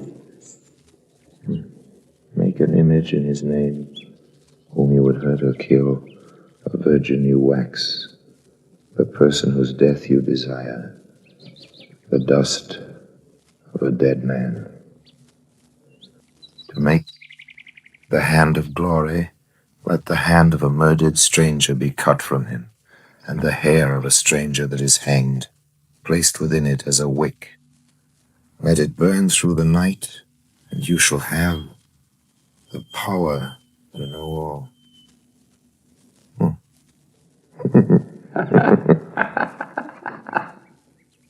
If ever the hair rose on my head, it did at that moment. Someone laughed, but no one was in the room. No one had opened the door. Then I looked again and saw the old man, Gregory Carew. Perhaps I've startled you. You did not expect me. Well, I saw the window open from my room. I knew you had things you valued here, and so I climbed up to shut it. Quite very thoughtful. And then I got interested, in the books. Old books. Worth noting. Pray do not let me interrupt you. Well, these books do have an extraordinary fascination. A great fascination. Let me see. What is it you are reading? Something about a hand. The hand of glory, yes. A hanged man and a murdered man.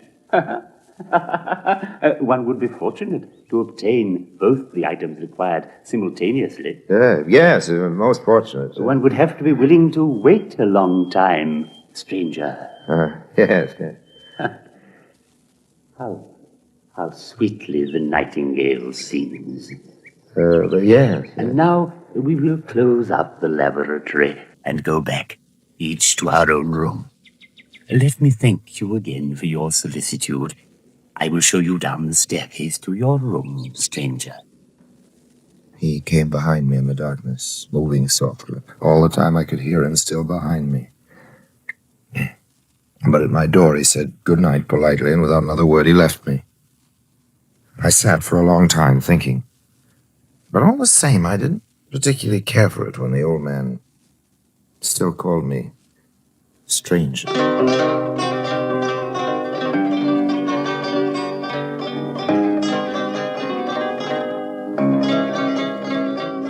All next day, I thought about Gregory Carew and his brother.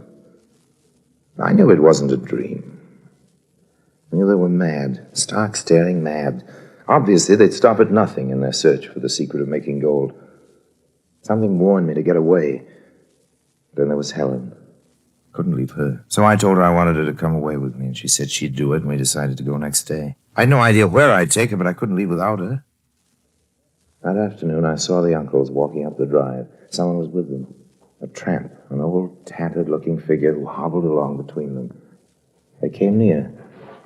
I stayed hidden behind the arbor. You shall stay with us here, my man, until you're stronger. Oh, you're very kind of me, sir. You shall sleep in the attic. We'll make you up a bed, plenty of warm blankets, and a soft mattress. Oh, you gentlemen have saved me.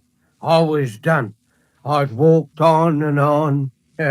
Not as young as I was. Oh, you must have a hot meal. We'll send to the kitchen for it. No, better still, you go along and ask for it. Say Mr. Carew sent you. First turning on the right, second on the left by the kitchen garden.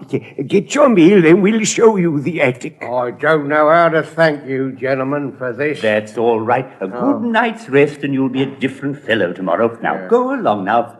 Take it easy and don't hurry yourself. Right. The old tramp went hobbling up toward the kitchen. I felt there was good in Helen's uncles after all. They came and sat on the other side of the arbor.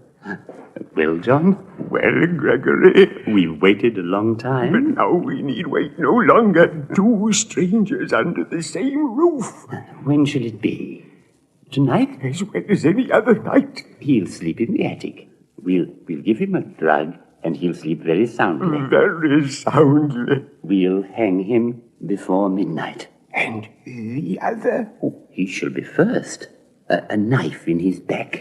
First the stranger, then the tramp. It'll all be easy to explain when the police come. What did we best say? The tramp murdered the stranger and hanged himself out of remorse. The hand of glory. At last. So simple, so easy. A knife in the back and a man hanged.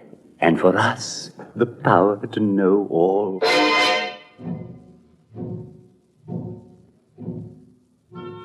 So that was it.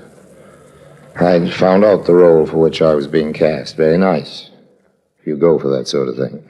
That night, I didn't go to bed. I hid behind the curtains of the big window in my room. Outside, the nightingale was still singing. The moon shone brightly. I waited. And just before midnight, the handle of my door began to turn. Quietly. It's dark in here. The bed is there, in the shadow. Have you the knife? I have it here. You have done it. And no sound. The bed is empty. The stranger's gone. Gone? You have betrayed us. No, but now I see it all. You were afraid. You warned him. Liar. It's you have hidden him for your own purposes, your own ends. No, you were afraid. Liar. You know the secret, would you? You take the gold from me, your own brother. Where is the stranger? I don't know. I tell you, I don't know. Let me go. Let me go. I tell you, I don't know. Liar. You have done this to me, your own brother. My own brother has done this to me. Let me go, Gregory. I raise the house. You will not raise the house. Give me that knife. Give me that knife. No, you shall pay for what you've done. Take that and that's him.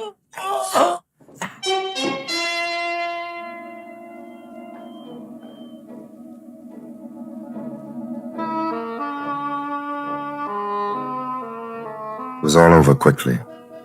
There was John Carew on the floor in the moonlight, with a knife in his back. Brother Gregory was gone. But where was the tramp? I rushed up the stairs and found him, snoring in his blankets.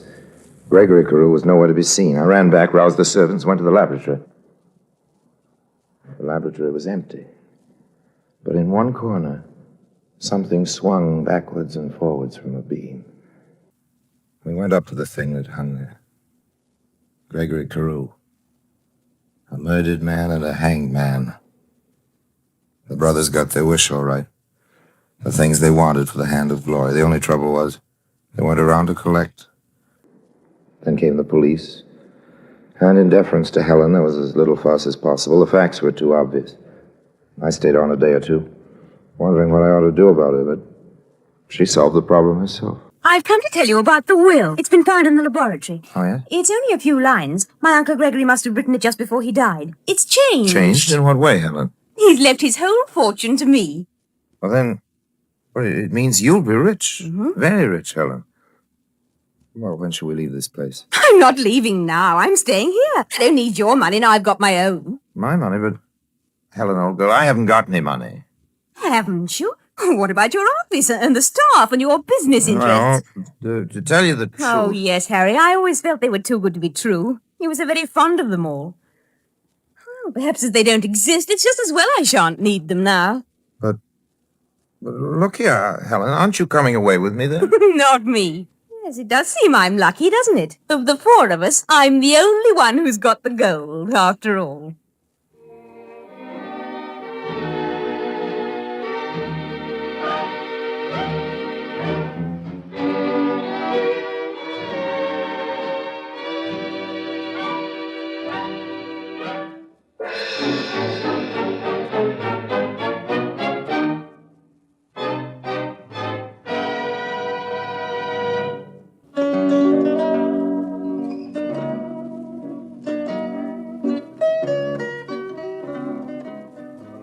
Oh, yes.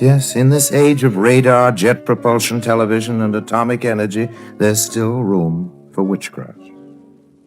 They don't go for broomsticks anymore, but there's lots of witches. They don't bother with black cats. They settle for mink. Take Helen, for example. Now, there was a real witch.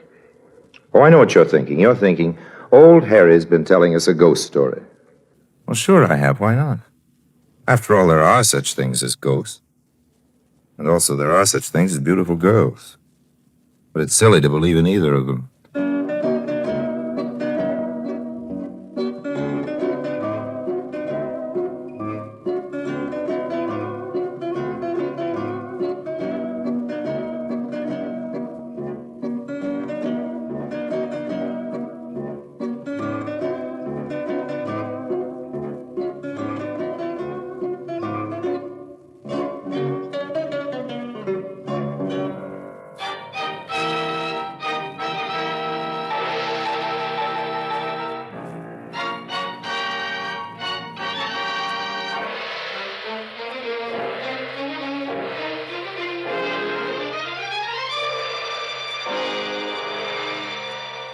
Presenting Orson Welles as the third man.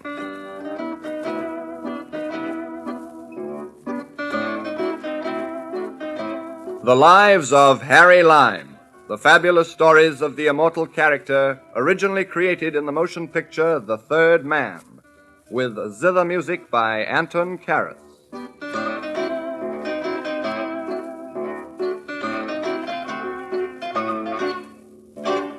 She is beautiful. Beautiful. Très chic, très French. She could have been, and for a while I almost kidded myself she was, the great romance of my life. But as Shakespeare, as somebody said once, dames is poison, likewise dolls. And believe me, the honey on those soft red lips of hers was laced with pure, unadulterated strychnine.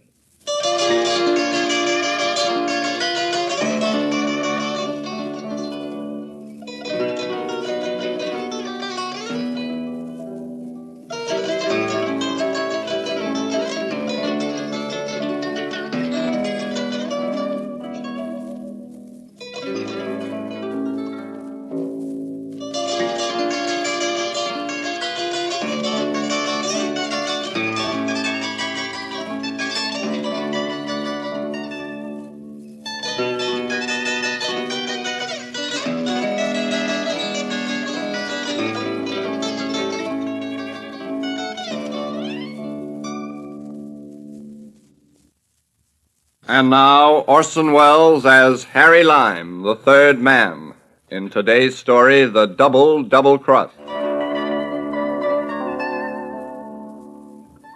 Monte Carlo, 1936. The sucker season was at its peak, and by an odd coincidence, my pockets were fuller than they'd been for a long time. Yes, life was looking pretty good. But even at that, not half so good as the licorice-eyed brunette I found sitting next to me at the casino one night. Faites vos jeux, messieurs et mesdames. Faites vos jeux, s'il vous plaît. Rien ne va plus. 18, rouge. That was me. I drew in my winnings. Lady Luck was sure smiling on me, just as she was frowning on the girl beside me. This girl had backed half a dozen losers or more in a row, and now her last chips were gone. She was fumbling in her handbag. Here was chivalrous Harry's big chance. I asked politely if there was anything I could do to help. Thank you, monsieur. You're very kind, but I seem to have mislaid my checkbook.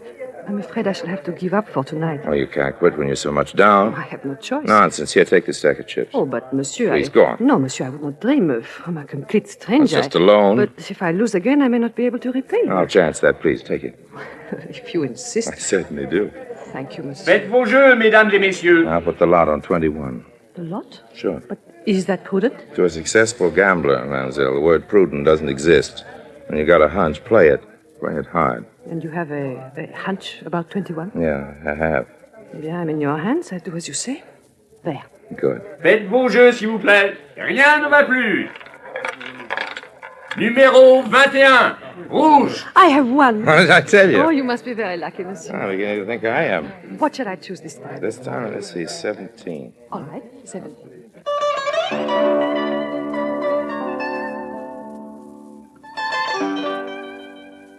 Well, that's how I met Louise. By 11 o'clock, we were both good winners and good friends. We decided to call it a night and strolled out into the casino gardens, and then after a while down to the seafront. It was one of those clear, blue summer evenings that poets write sonnets about, and to my amazement, I found myself getting kind of sentimental. Tell me about yourself, Harry. Well, there's not a great deal to tell. Oh, you are too modest. I could think of a few people who'd laugh heartily to hear that. What brings you to Monte Carlo? Business or pleasure? Well, a little of each, I guess. What is your business? I'm a collector. What you collect? Objets d'art. How interesting. Of any particular kind? Anything that appeals to my sense of beauty. Do you often make a find? Sometimes. Tonight, for instance. Thank you. That is a very nice compliment. It's a little corny, but it has the rare virtue of being sincere. What about yourself, Louise? Do you live here in Monte? No, I am on holiday. I come from I Paris. might have guessed it. What part? Neuilly. Married? Is that important? Well, it could be. Yes, I have a husband. It's customary for a woman to sound a little more enthusiastic when she says that. I would rather not talk about him if you don't mind. No, it's like that, is it? Yes. There's a cold breeze coming in from the sea. I must return to my hotel. So soon? I'm very tired. Oh, I'm sorry I've kept you out too long. Which way from here? Oh, please, you must not trouble yourself. I'll be all right alone. You don't think you can walk out of my life like that, do you, Louise? It would be more prudent. I've already told you there's no such word. Let's go.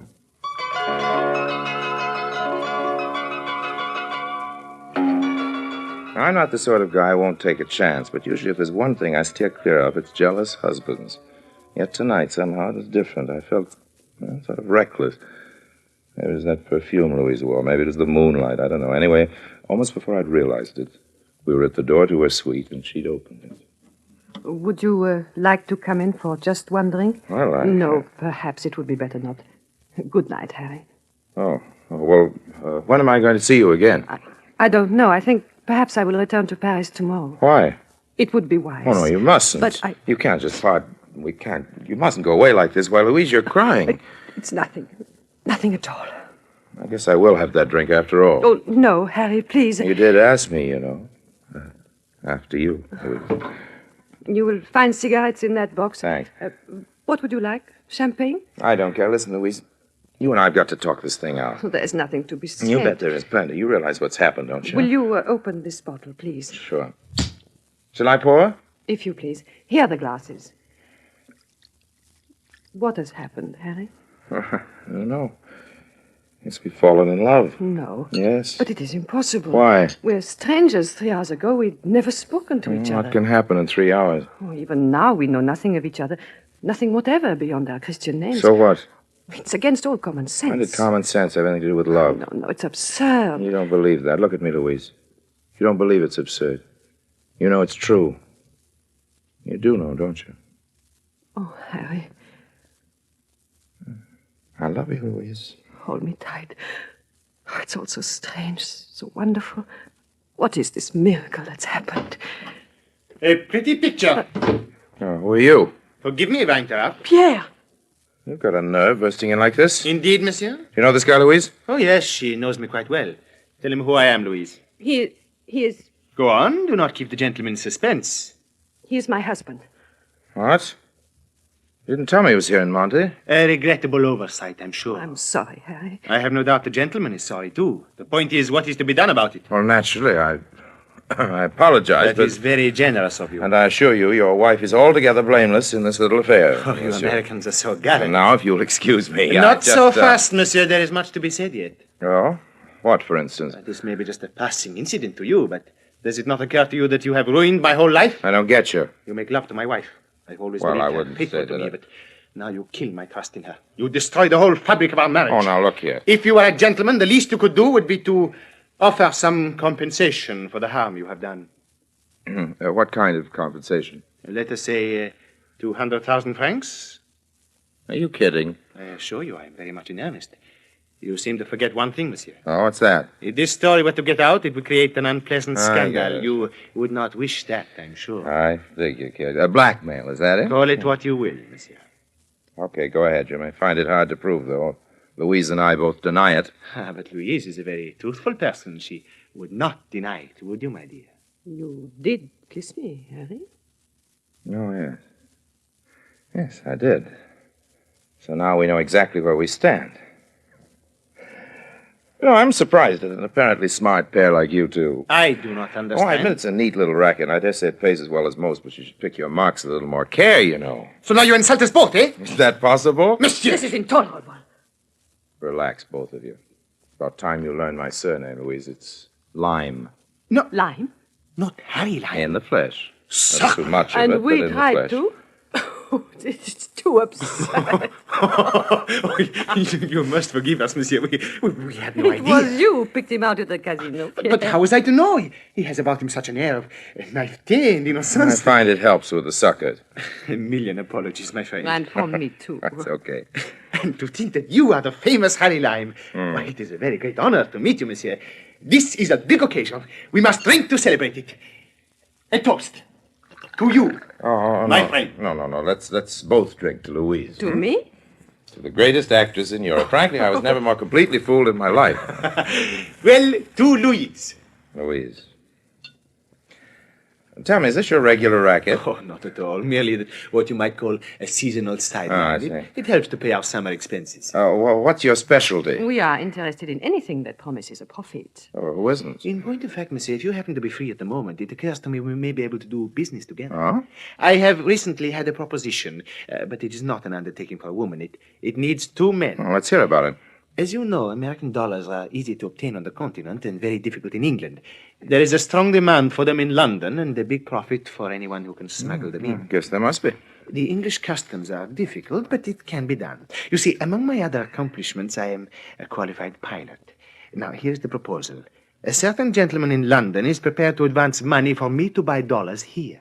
At a date and time to be arranged, this gentleman will wait in a car at a place called Ilfracombe Moor in Devon. A plane will fly overhead, a passenger will parachute out, his pockets and attache case filled with dollars. He will be met by the gentleman who will collect the money and drive him to London, and from there he can make his way back at leisure to France. But what do you think? No. It's not simple? I'm sure it's a honey of an idea, but... But what? Well, presumably I'm the guy who's supposed to float through the air with the greatest of ease, huh? Exactly. Well, that's not so good. You are not afraid, Harry? Well, not at all, but I prefer my neck the way it is, unbroken. It is true there is an element of danger, but it is very slight. Surely it's a small risk to take for 1,000 pounds. 1,000 pounds? Uh-huh. Did you say there's that much? 1,000 pounds? Oh, but yes. And what is more, if the first venture succeeds, there will almost certainly be others. Oh, that's different. Then it is a bargain? Okay. When do we start?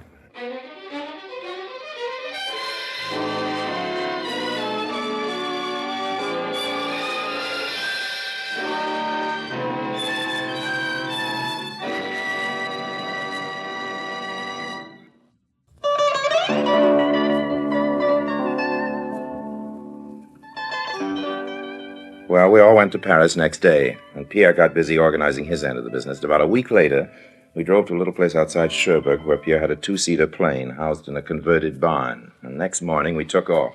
As we crossed the English coast near Torquay, Pierre handed me a number of bundles, carefully wrapped, tied, and sealed, and I filled my pockets and stuffed the overflow into a small leather case.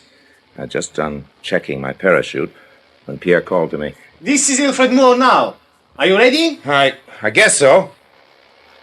There's no need to be nervous. That's all right for you. I'm the guy who's going to make the jump. Think of the £1,000. I am. Hard. All you have to do is to count 5 and then pull the ripcord. It's quite simple. Oh, sure. Nothing to it. All right?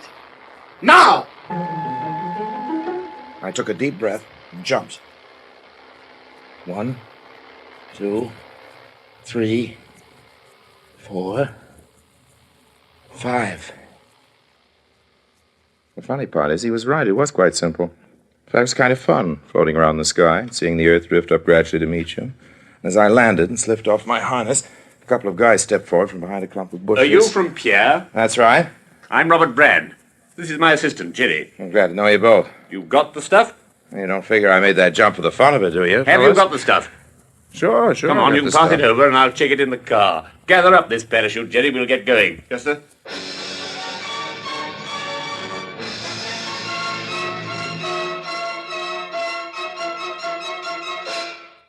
Didn't take me 2 minutes to find out this Brand was tough, the English gentleman type, but hard as iron. Pierre might have warned me. While his assistant drove us toward London, he and I sat in the back of the car, and I handed him each a packet, checked the seals, and then opened it and carefully counted every note. Took an hour or more, and we'd finished. Well, that's that. Everything in order, Mr. Brand? Yes? You're not exactly the trustful type, are you? No. I'm glad Pierre didn't try to shortchange you. So you should be, Mr. Lime. How's that? I don't take kindly to that sort of thing. A courier who once delivered a package of diamonds to me was foolish enough to replace several of the best stones with paste imitations. Oh, what happened to him? No one seems to know. He just disappeared. Yeah. But surely if Pierre were to weigh in light, you couldn't very well hold me responsible. I could, and would and will, Mr. Lime, if such a thing ever happened. I don't think that's kind of unreasonable, old Extremely man. so, but then I'm an unreasonable man. Stop at the next pub, Jerry. It's time we had lunch. Very good, sir.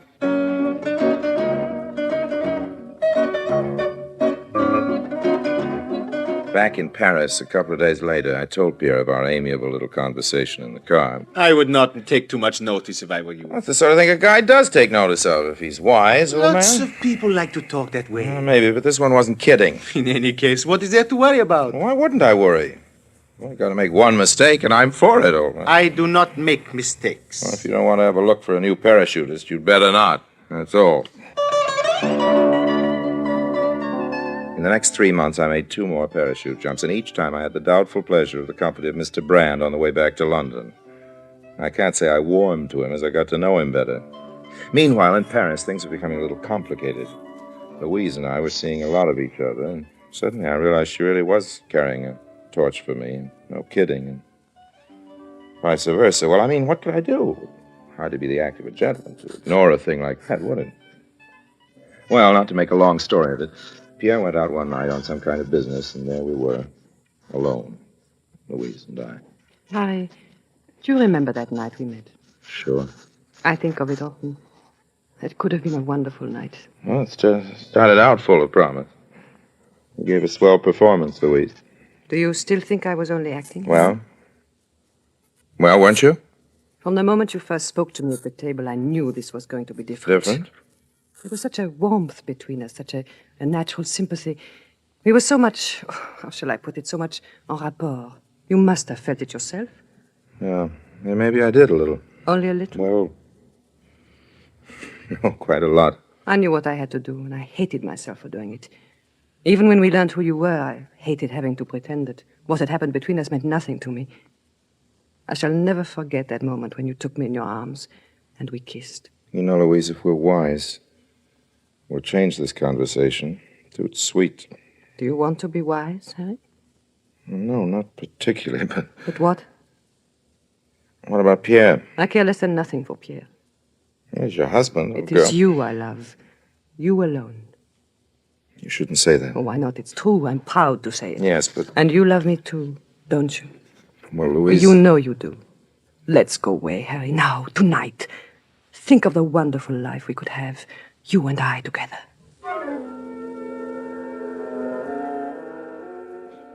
She was lovelier than ever, a half-light. Her black eyes were soft and tender, lips warm and red and inviting.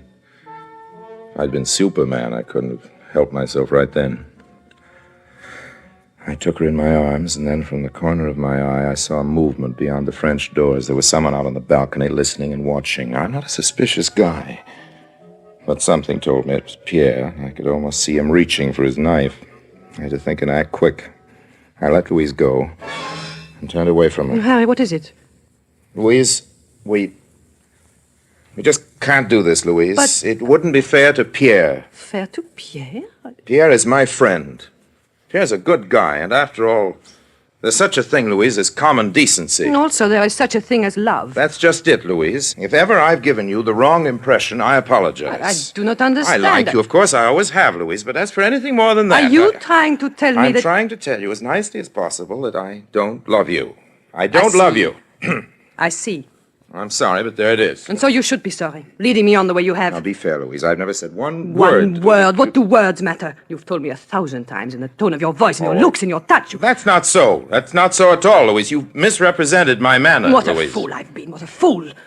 I believed you, and all the time you were just amusing When I yourself. assure you You will be sorry for this, Harry. I do not forget. One day you will regret ever having met me. Louise!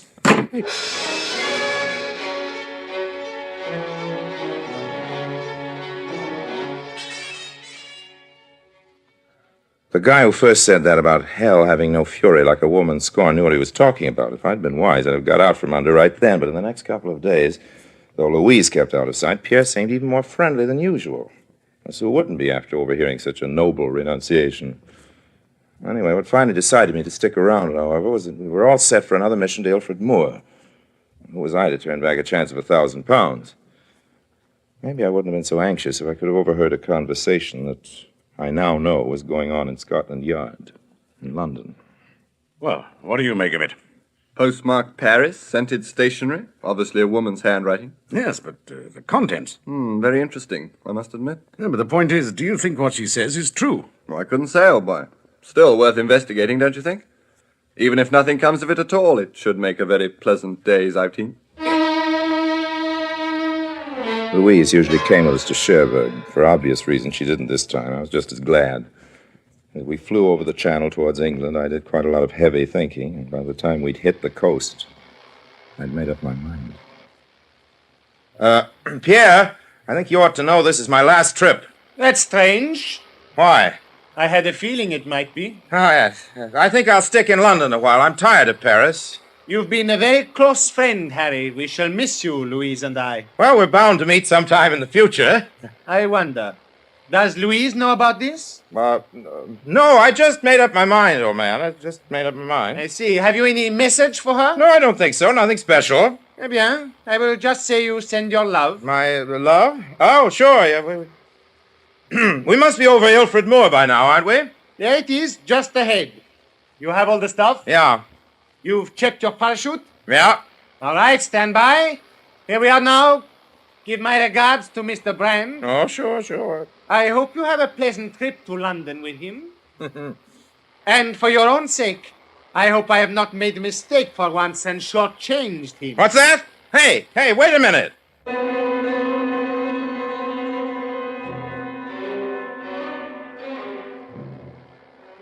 It was too late.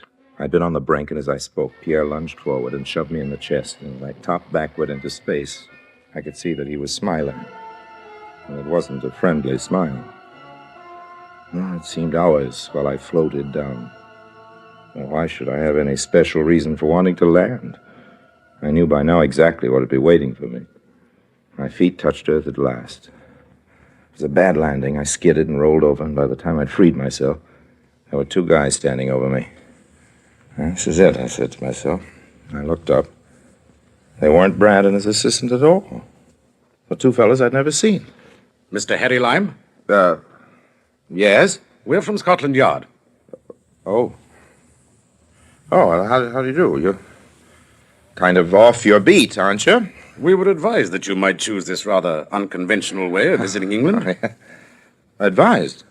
You mean we somebody... had a letter from a young lady in Paris. At least the writing suggests that she's young, and the perfume suggests that she's a lady. Soir de Noël, so my wife tells me. I get it, a sellout. She seemed to be under the impression that you may be carrying a rather large sum of money with you, in American dollars. I wonder what could have given her that idea. You don't mind if we set you, I hope? What happens if I do mind? I'm afraid we shall have to insist. Okay, go ahead.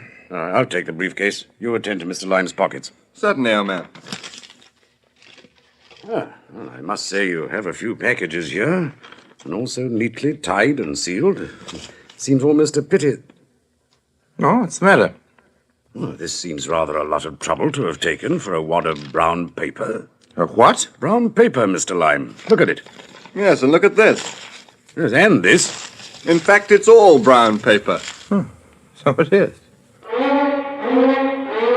I got it at once. Louise had spilled the beans to Scotland Yard in an anonymous letter, and Pierre dummied the packets, knowing what Brand would do to me, the double cross. Only what they didn't know was that between them, they'd cancel the whole thing out and save my bacon. Funny, isn't it? It's really very funny. Yes, I'm afraid you have the advantage of us, Mr. Lime. Oh, how's that?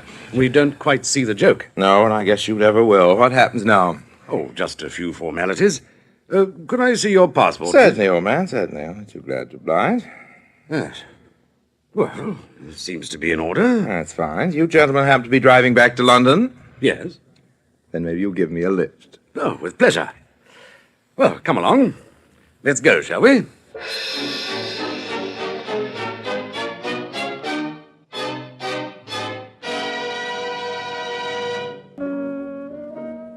You know, I still find myself thinking sometimes of Louise. The dark black eyes, the kissable mouth. I wonder if I'll ever see her again. If I do, I'll run a mile. Be with you again soon to tell you another of my adventures. Meanwhile, don't forget the old saying, all's fair in love and war, but war is a lot less dangerous.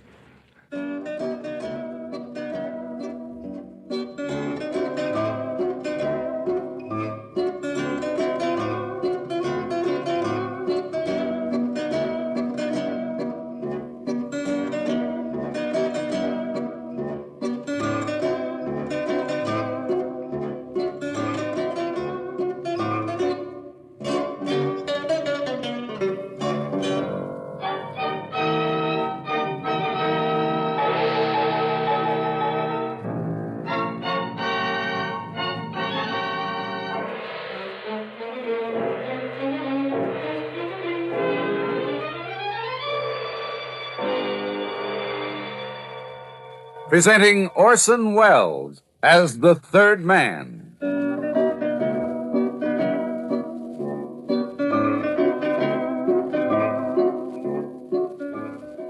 The Lives of Harry Lime. The fabulous stories of the immortal character originally created in the motion picture The Third Man, with zither music by Anton Karas.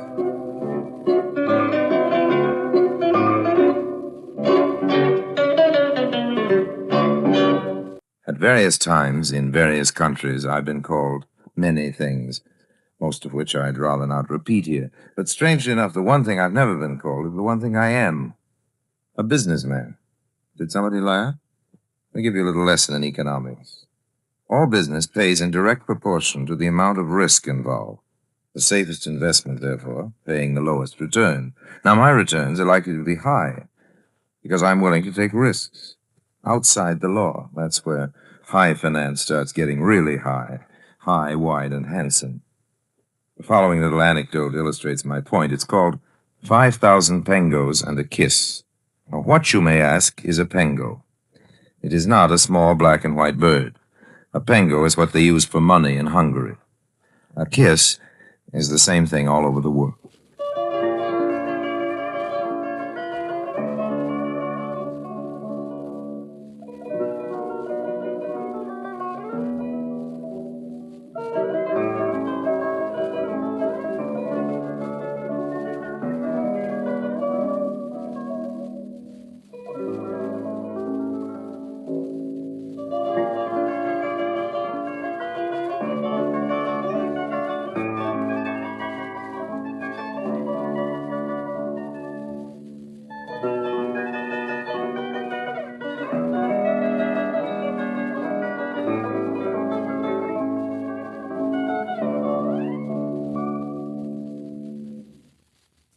And now, Orson Welles as Harry Lime, the third man, in 5,000 Pengoes and a Kiss.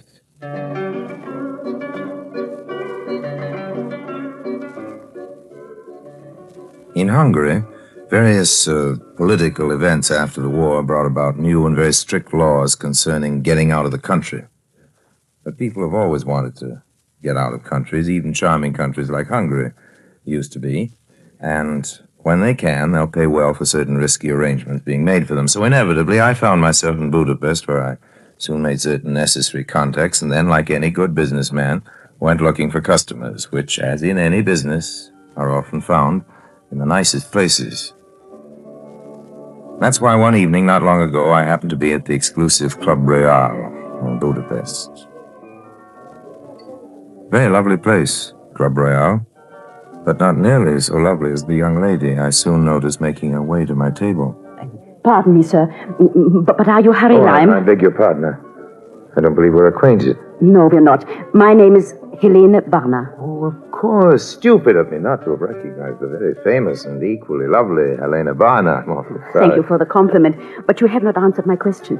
You are Harry Lime? Miss Barna, at the risk of being tried, I must remind you that a rose by any other name would smell as sweet. Won't you sit down? Oh, all right.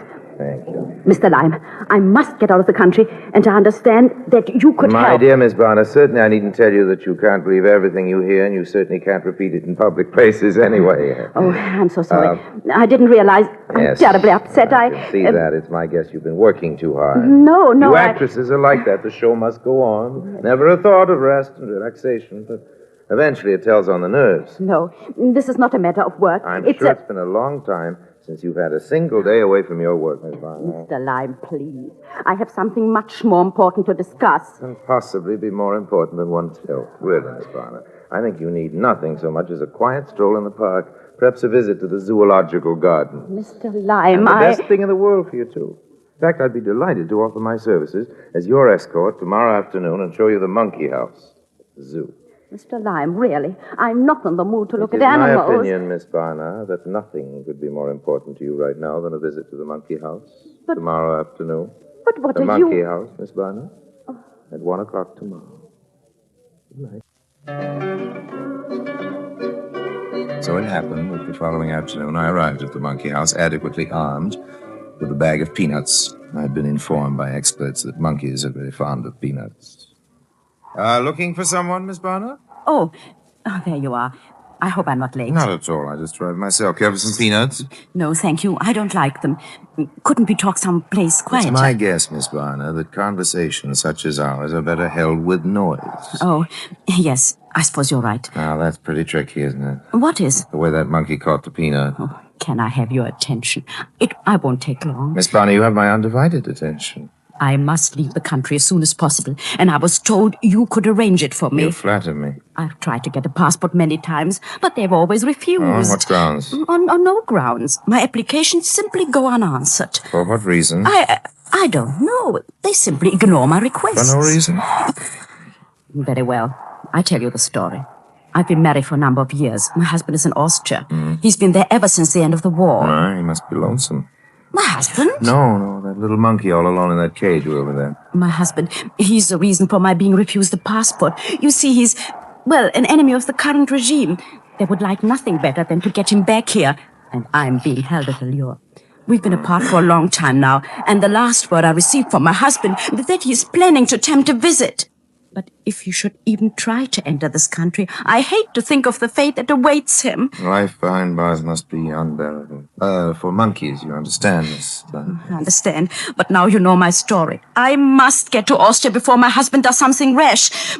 I understand you can make the necessary arrangements for me. So there are really only 2 questions I have to ask. Will you do it? And how much will it cost? You know something? You're very lovely, my dear. Will you please pay attention? But I am paying attention. My price to anyone else would be 10,000 gold pengo, but for someone as charming as yourself, my price is 5,000 pengo. And a kiss. 5,000? But I couldn't possibly If someone were to pay open that. the gate of one of these cages for these monkeys, I wonder if they would stop to quibble about peanuts. 5,000 gold pengo, Miss Barna. At the Schurplatz tomorrow midnight. But I must be running along. If you'd like to stay a while and feed the monkeys, you may have these peanuts. Personally, I can't stand monkeys. They're such greedy little fellows.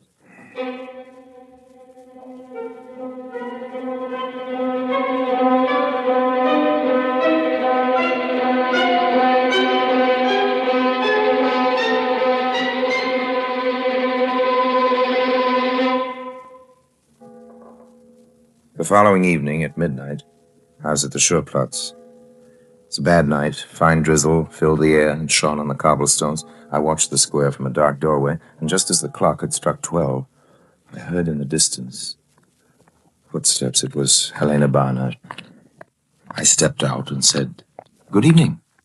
Oh, you startled me. I was afraid you wouldn't be here. I brought the money. Here it is, all in gold Pengoes. Put that away. What? There's Why? no place to stand around handing over large sums of money. Put the money in the right-hand pocket of your coat. Oh, yes. Now, Sorry. start walking with me. That's better. Nothing attracts a police officer as soon as a couple arguing at this time of night in a lonesome street, but keep your voice down. Very well. I brought the money. What happens now? Well, there's no blueprint for these things, but let's take each step as it arrives. Tell me, have you ever heard of the little village of Magyarova? Yes, I have. But I've never been there. That's a charming little town. They tell me there's a very fine country club located nearby. Yes, I've heard of it. Do you think you could arrange an appearance there now? Yes, but why there? Magyarova is a very convenient little village. Convenient? Any geography book will show you it's located quite near the border. Oh, I see. But I could never go there without a work permit. You know, I can't leave Budapest without permission. Then the sensible thing would be to apply for a work permit, wouldn't it? They would never approve Nonetheless, I suggest you apply for a work permit to go to Magyarova. All right, I will. Now again, with my apologies, I'm afraid I must leave you. But how can I get in touch with you? Don't. I'll get in touch with you. Good night, Miss Barnard. But wait, you've forgotten the money. I have it right here oh, that's strange. It's gone. It's Barnard, gone. please. I had it in this pocket, now it's disappeared. No, Miss Barnard, not disappeared. Just in good hands now. Good night.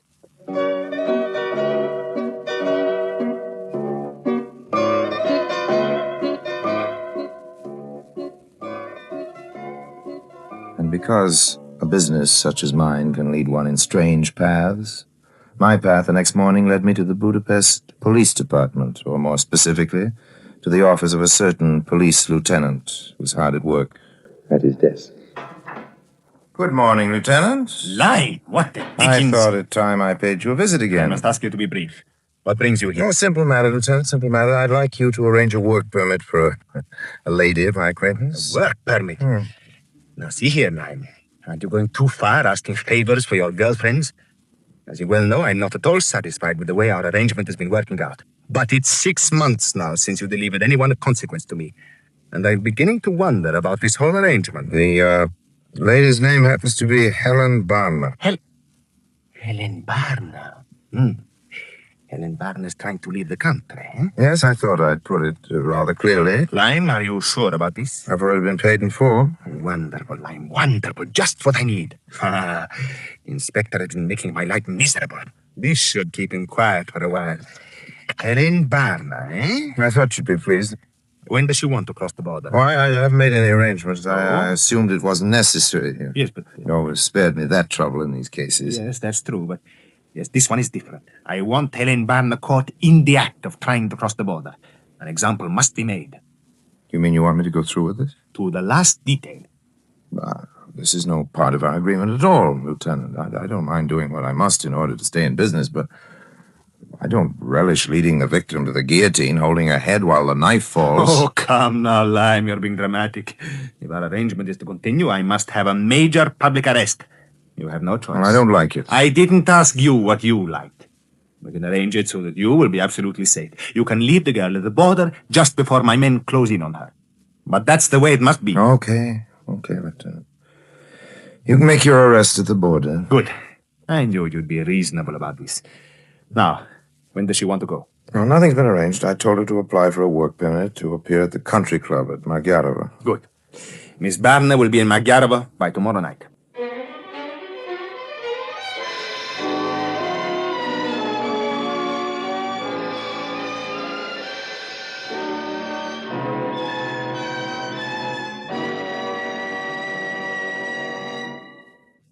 And now, Orson Welles, as the third man, continues with 5,000 Pengoes and a Kiss.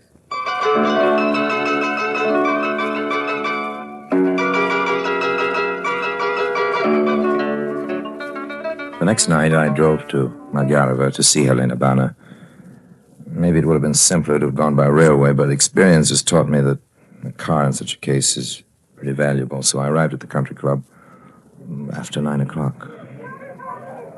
Helena was just finishing a number, but she saw me as soon as I came into the room, and she hurried over to me. I'm glad you've come. I was afraid it wouldn't be tonight. If I hadn't come tonight, I wouldn't have come at all. I don't understand. The arrangements have been made. We leave immediately. What, tonight? Yes. Now? Listen carefully. I have my car outside. We drive to the first barrier near the border, the barbed wire. How will we get through? Arrangements have been made. At a certain place, the wire's been cut. I'll take you through. Border lies a short distance beyond at the beginning of the forest. I see very well. I'll get my coat and we can go. Now, slowly. Mustn't lose our heads. But I'm quite calm. Really, I am. Not calm enough. If we walked out that door, the club management would have the entire police department down on us before we got 100 feet. Oh, that's right. But how can I leave? You leave me now. Go directly to the ladies' room. Yes. When you're alone in there, climb out through the back window. Yes, I hate to sound melodramatic, old girl. It's the only way. By the time you do that, I'll be waiting behind the building with my car. I'll see you there. Very well. I'll see you later. I watched her go. She was obviously afraid, but still had courage. I waited until she'd crossed the room and gone out the corridor that led to the ladies' room. Then I turned and started for the front door. But I hadn't gone very far when... Lime! What the dickens? Lime, I must see you. Not here, you fool. Outside. Well, can't see us. Quick.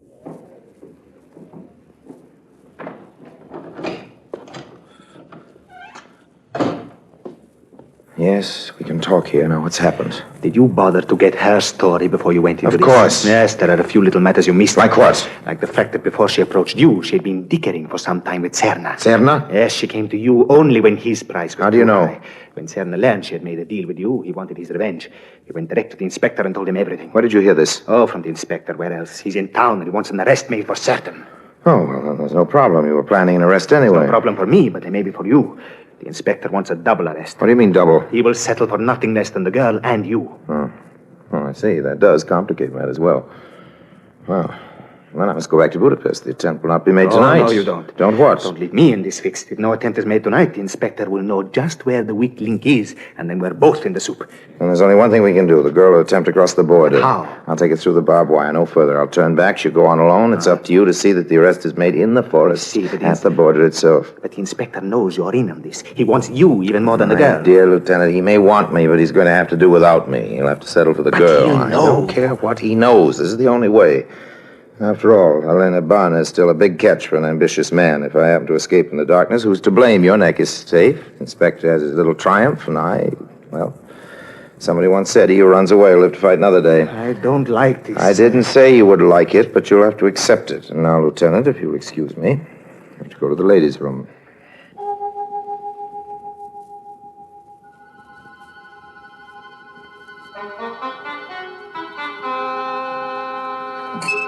It is the unforeseen contingencies that are the most tricky.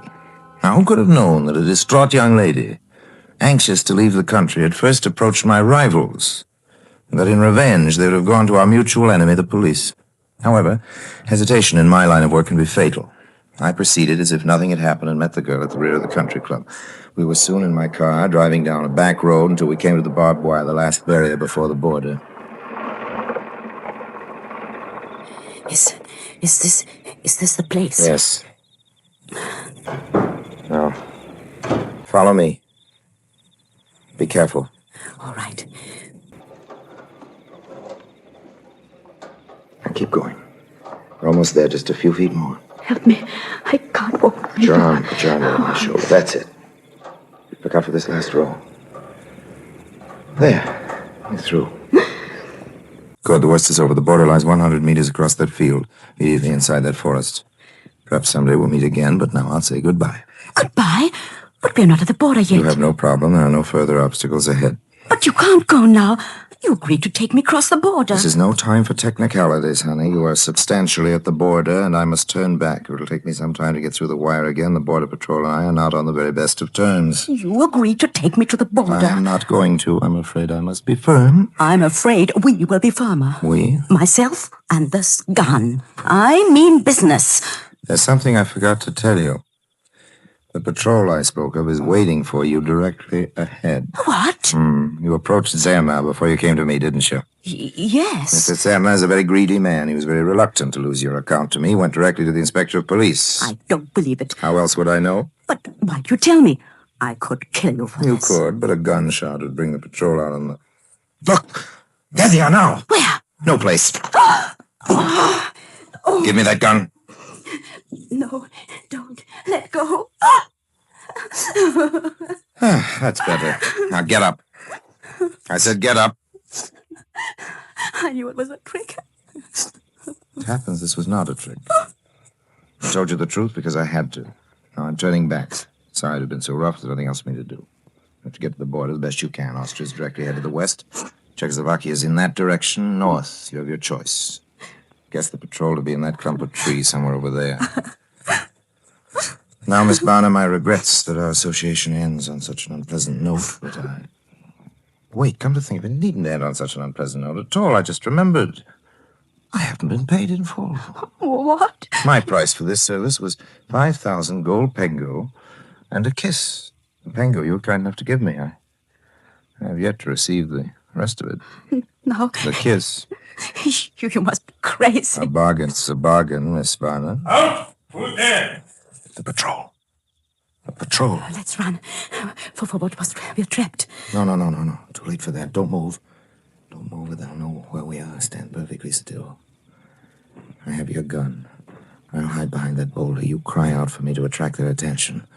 When their attention is on you, I'll come out and cover them. It's a lie. I have no time for lies now. They want me even more than they do you. Do as I say now.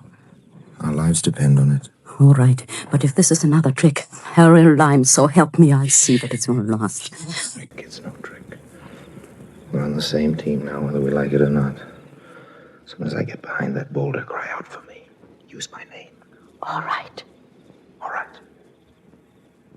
Harry Lime! Harry Lime, come back! Over there! Who's there? This way! Out! Don't move! Lime, come back! Come back! Don't shoot, men! You there. Put your hands in the air. It's a woman. Keep her covered. All right. We've got well. A famous and lovely Helena Barna. Little did I expect to meet you under these circumstances. Where's Harry Lime? I don't know. I don't know. Must know. I heard you call him. I tell you, I don't know. You two men, quickly, in that direction. Yes, Inspector. You follow the wire in the other direction. You can't have gone far. Miss Barna, where is he? I don't know. Must know, and if you know what's good for you, you tell me where Harry Lime is. Did you call me, Inspector? Don't turn around, Inspector. Yes, this is a gun you feel in your back. Lime. One move, Lieutenant, and you'll have a dead inspector on your hands. Tell your men to throw their guns on the ground. Lime, you'll hang for this. I'll worry about my neck. You worry about yours. I want those guns on the ground. Quick. I'm a desperate man, Inspector. Disarm yourself. Yes, Inspector. Good. Then, you head for the Austrian border, quickly, before the other men return. Hadn't you better come with I'm me? afraid not. The Austrian police think no more highly of me these days than does the inspector right now. But I hate to leave you like Miss this. Barna, I appreciate your consideration and loyalty, but this is no time for etiquette. Every moment counts. Goodbye. Good luck. Well, all right, I'll go. But here's the rest of my bargain. The kiss I promised. Thank you. And goodbye. You're welcome. Lime, you'll regret this. Inspector, I will regret it in Czechoslovakia. In the meantime, I have an attractive business deal for you. On the other side of your barbed wire, I unfortunately will leave an expensive automobile, of which I'm quite fond.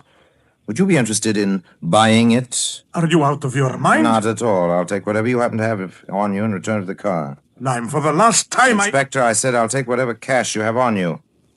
My liquid assets are all in Budapest, and I'll need whatever money I can obtain. Give it to me, please. Perhaps we best do as he says, Inspector. All right. Lime, here you are. Not very much. Lieutenant, perhaps you'd care to contribute to the inspector's purchase. Any contribution will be gratefully received. Quickly. Here you are.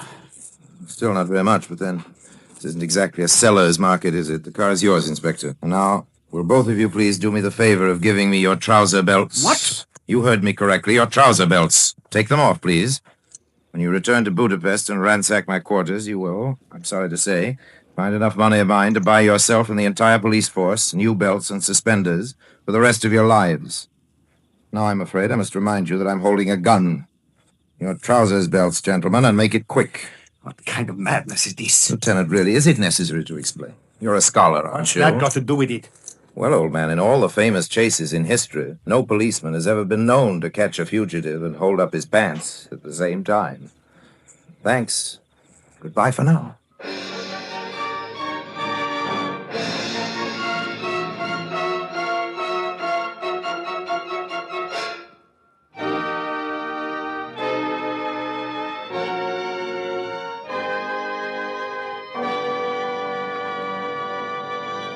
And now, Harry Lime.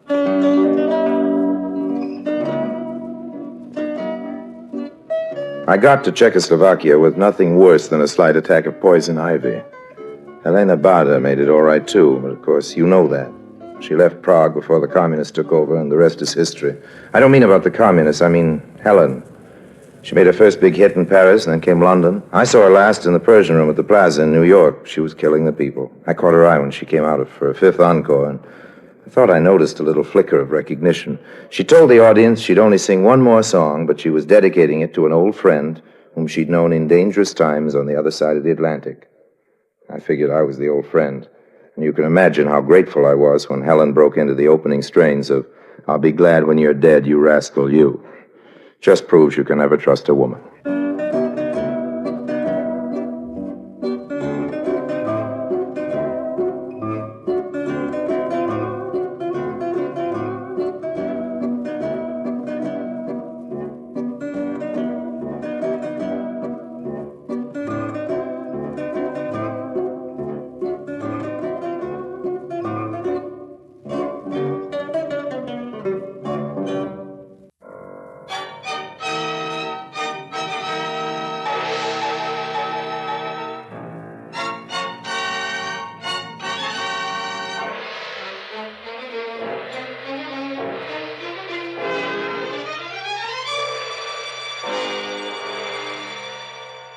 Presenting Orson Welles as the third man.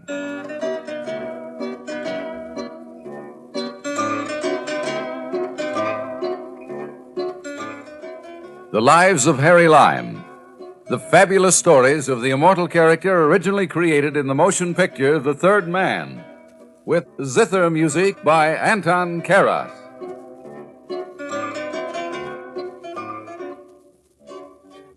I once thought I knew all about women. Of course, I was pretty young at the time. How was I to know that Nursey would squeal on me? Still, I soon grew up, and since then I've made a few simple rules. Blondes cannot be trusted. Redheads aren't reliable, and if you want to avoid trouble, never get mixed up with a brunette. Yes, if you follow these rules, life is much more simple. There's only one trouble: it isn't any fun. In my life, I'm glad to say I've had a lot of fun. Take that time in Algiers. Some people say you live and learn, but I, for one, prefer to learn and live.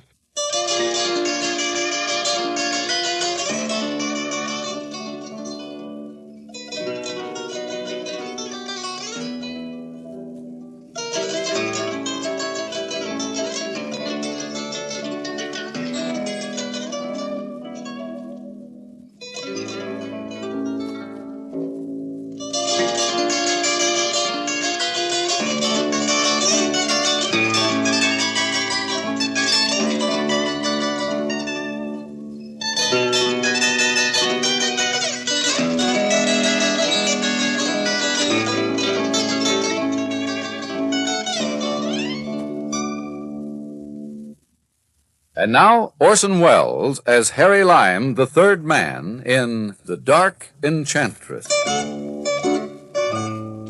Ah, Algiers. Algiers. You've all heard of it. Algiers, the port of mystery and intrigue. Invaded by the Phoenicians, the Carthaginians, Romans, Vandals, the Byzantines, the Arabs, the Turks, the French, and Harry Lime. Algiers. Oh, yes, you've all heard about it. A city that is all things to all men. Algiers. The Indianapolis of North Africa. Then there's the Kasbah, made so popular some seasons ago by Mr. Charles Boyer. But jokes apart, there is a place there where tourists definitely aren't invited and where I'm welcomed, or at least permitted to enter. And it's called the Barbary Queen. Harry Lime! Welcome back to the Casbah. I've been saving your favorite table here for how long is it? How long? Oh, too long, Tutu. I see the Barbary Queen hasn't changed. Same sights, same smells. Haven't your customers gone home since my last... Please, mon ami. It's not so much like the old days anymore. The Barbary Queen is becoming almost dull. Nothing ever happens.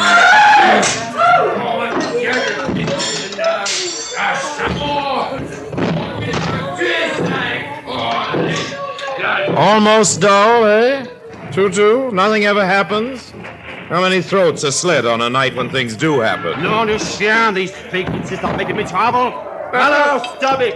No, stop it, I'll kill you. Throw them out. All right, the fight is finished. The trouble is over.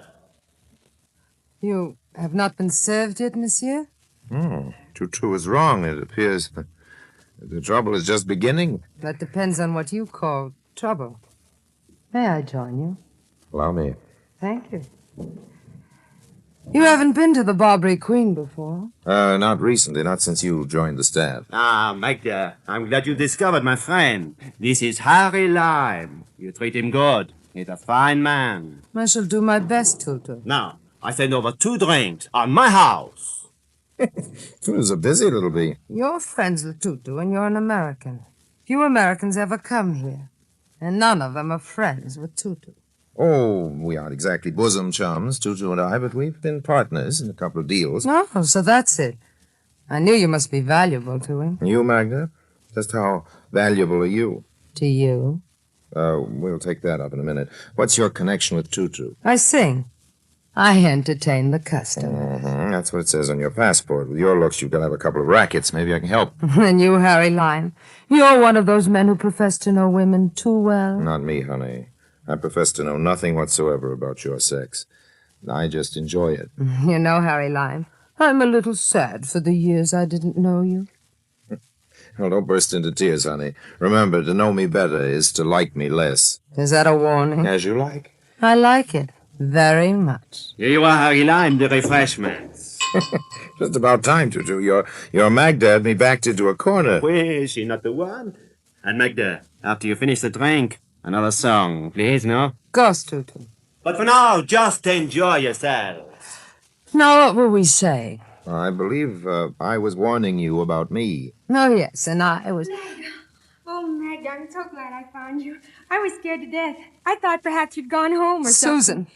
something. Say, the Barbary Queen is turning into a regular grab bag of surprises. Since when do high school girls cavort about in such a den of iniquity? You're an American. Did you think you were the only one? You don't have to be nasty about it. Susan, I thought I told you never to come to the Queen. Oh, but Magda, I wanted to hear you sing. You have no business in the Casbah at all. It's dangerous for tourists. Particularly for a young girl like you. Oh, it was all right, Magda. Nobody paid any attention to me. And I arrived here just in time to see the last of the fight. Wasn't it thrilling? You must leave, Susan. I can't give you any time tonight. As you see, I'm working. Go back to your hotel. I'll see you tomorrow. That's the way you want it. That's the way I want it. You're not angry? No, of course not. Go now, Susan. Like a good girl. All right, then. I hope I didn't cause you any trouble, Maggie. Oh, these Americans. You try to be nice to them, show them around. Well, I'm an American. You? You're not an American or a European or anything.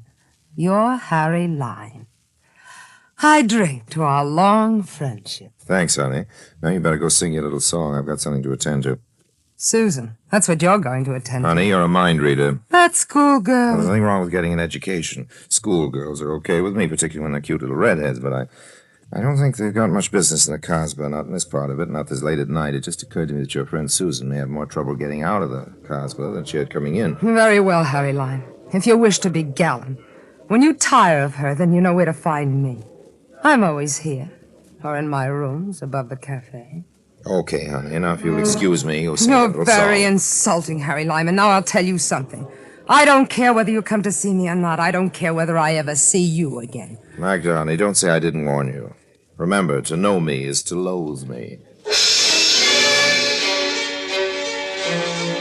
The Magda Polarises of this world are an old story to me, but this particular one had an interesting agenda. one I couldn't quite fathom as yet, so I gave her time to solve it for me. Meanwhile, there was this young Susan. I found her at the doorway of the Barbary Queen, peering somewhat uncertainly down the narrow cobbled streets of the Casbah. It's no use waiting for a streetcar. What? Oh, you're the man who was with Magda. Yes, I was just leaving. Suppose we scram out of here together. Thank you, but I can take care of myself. I can take care of myself. A familiar title. So many sad little stories of girls like you. You're going to start lecturing. My dear Susan, a lecture is the farthest thing from my mind. If you want to get kidnapped, it's your business, not mine. I think it's silly. The Casbah's no more dangerous than Market Street. I thought you hailed from San Francisco. What? Nob Hill, an old family, isn't that right? How did you... It shows, Susan, it shows. Even the dusky shadows of the Casbah. Don't your parents worry about you? Never mind my parents. I never minded my own. Of all the fresh... Oh, all right. I'll go with you.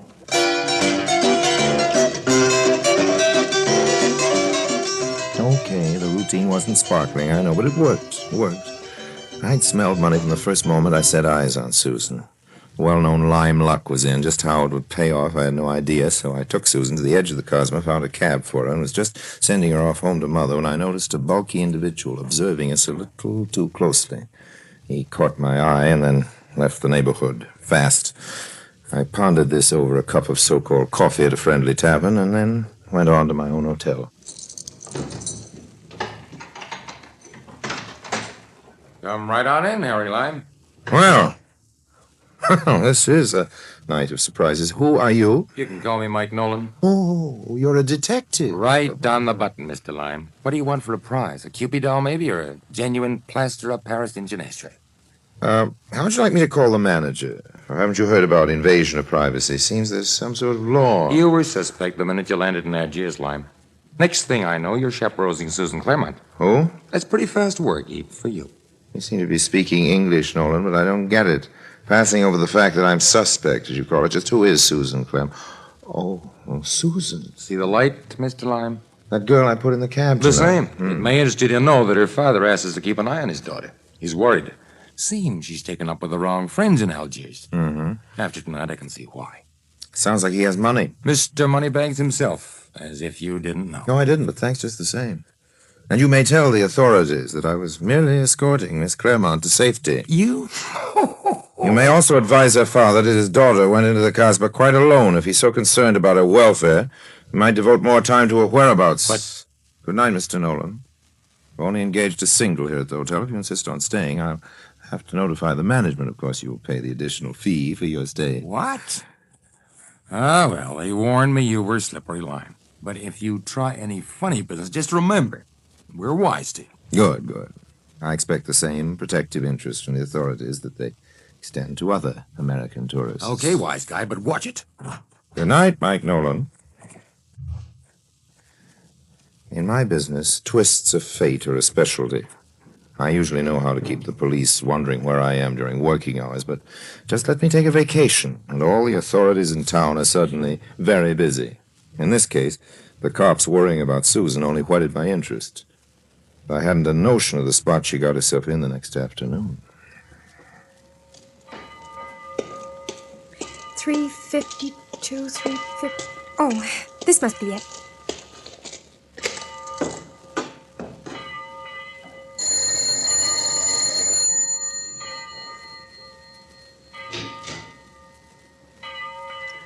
Oui? Oh, but what a charming visitor. Oh, I must have the wrong address. I thought this is where Miss Polaris... But of course, you are Suzanne. Magda told me to expect you. Oh, then I am in the right place. Mais oui. Please come in, mademoiselle. Magda will be somewhat delayed, but she told me to amuse you. After all, she planned this rendezvous for us.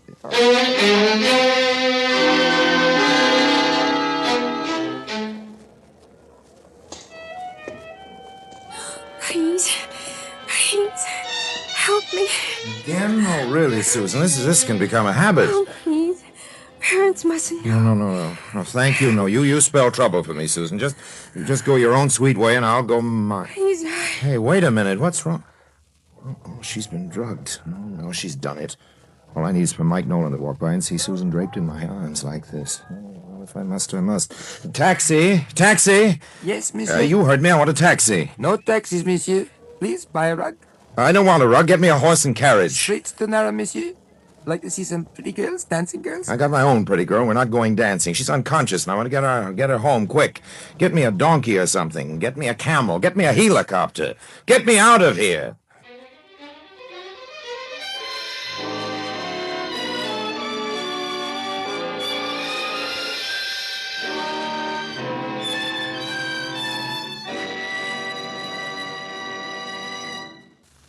And now, Orson Welles, as the third man, continues with The Dark Enchantress.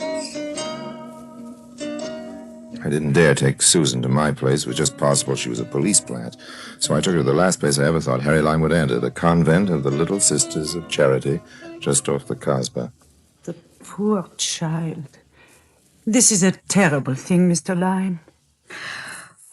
Where am I? You are quite safe, my child. You fainted, Susan. I brought you to this convent. But Charles. Charles? There is no one here by that name. Oh, what a fool I've been. Would you like to tell us just what happened, Susan?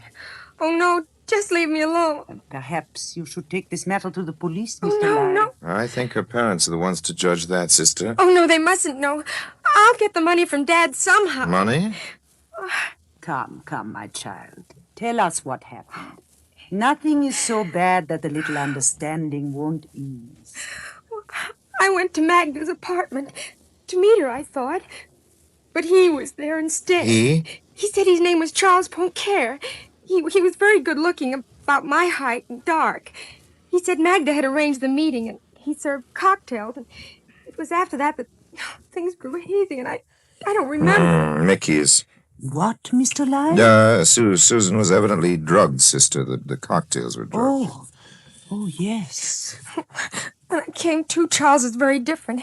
He said if I didn't get him 5,000 pounds, he'd tell my parents I'd been alone with him, and he knew all about me and where we were staying, everything. There, So how did you manage to get from Magda's rooms over the Barbary Queen to where I ran into you, Susan? Your condition certainly didn't warrant it. But Magda doesn't live above the cafe, Mr. Lime. She said she was staying at 356 Rue Madelon. Rue Madelon? I fought with Charles and I ran out in the street and I didn't know what I was doing. Mr. Lime, this is Rue Madelon. That 356 address is almost across the street. The building on the corner. Oh, so Magda keeps two establishments. She must have given me the wrong address. What'll I do? Go home to Mother and tell all. That's what you do. It's the only way, Susan, unless you prefer the police. Oh, no. You happened into an unscrupulous blackmailer, and the best way out of the trouble is to inform your parents what has happened and then leave the rest to me. You'd do that for me? I find I do have an Achilles heel, my dear. Oh, how can I ever thank you? No, don't start weeping again. We'll flood out the Little Sisters of Charity. Come on, Susan. Let's get to your parents before I change my plan. Mr. and Mrs. Claremont were exactly what I'd expected. Wealthy, well-meaning, and incredibly stupid about the realities of life. All this fitted into my plan perfectly, and as Mother Claremont bustled her child into the boudoir, Father Claremont and I discussed business. This is a terrible thing, Mr. Lime. Why such a scandal could wreck my daughter's reputation. I can't understand how she could allow herself to get into such a predicament. Well, it happens all the time, but how such things happen to beautiful young girls is beside the point now, Mr. Claremont. The important thing is how to deal with this Charles Poincaré. I'd like to beat him to a pulp. That'd make a pretty headline for the Chronicle. Financier manhandles daughter as blackmailer. Please, this must never get to the press. That's why I suggest you keep the police out of it. What shall I do then? Claremont, do you trust me? You, of course, Mr. Lime. Why, you saved my little girl. Then give me the 5,000 in cash. What? Allow me to pay off your blackmailer and see that he doesn't come back for more, Mr. Claremont. You see, I understand these things.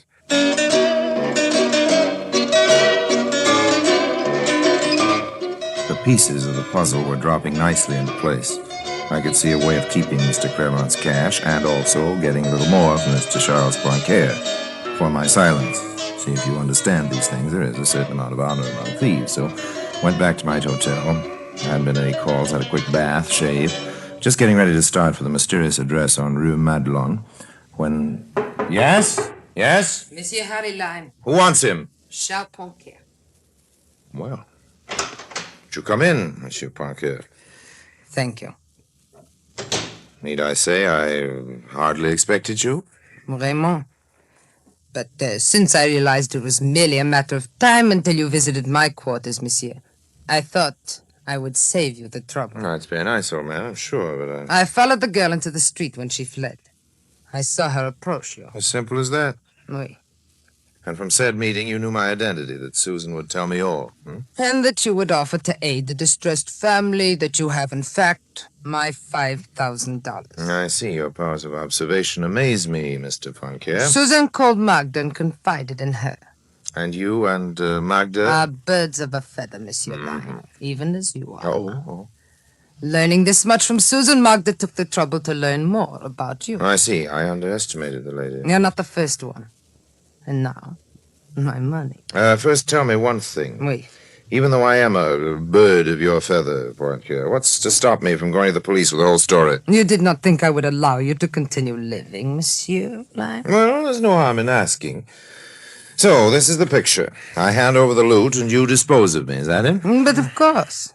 A gun with a silencer is a beautiful way to end such a lie. Your body will be found, but the world will be most happy to be rid of Harry Lime. It will not worry about who did it. You sound as though you were enjoying this. I am. I suppose I have no choice in the matter. None whatsoever. Even though I planned how to get much more revenue from Mr. Claremont, 50,000 as a starter. 50,000? And this time no one will tell Magda. We split the take, you and I. Come no closer, monsieur. I was just going to deliver this down payment. Missed me. And I track a buck and snare a doe. Let me go. Oh, no, Magda. This is too good a joke, and it'll cost you your 5,000. Come on, up your hands. Both of you. Well, Mike Nolan again. You're a busy guy. This isn't my doing, Mr. Lime. I try to explain. Well, gentlemen, this looks like the end of the story. The clock has struck 12, the coach has turned into a pumpkin, and the prince has changed into Cinderella. Hey, what are you talking about, Lime? If you'll take this lady off my hands, Nolan, I'll attempt to explain. Lady? Him? Is that the man of my daughter? Hold it, Claremont, Nolan. Allow me to introduce Magda Polaris. You fool. This is unbelievable. Magda and Charles Ponquer are one and the same, Mr. Claremont. She assumed masculine disguise to blackmail her own sex and used her own devastating personality and appearance to hypnotize the masculine. Quite a girl, I should say. Don't believe him. He was trying to talk me into getting more money from you, Claremont. That I believe. Like I said when Claremont told me you were helping him, Lime, he was jumping from the frying pan into the fire. Looks like we got here just in time. As always, Detective Nolan, you have performed magnificently. What are you trying to give me, Lime? Nothing but praise, you flatfoot. But to Mr. Claremont, I give $5,000, the blackmail fee, for which I did not have to pay. I can't find words to thank you, Mr. Now, Lime. just wait a minute, Mr. Claremont. This guy's trying to weasel out of a fast deal.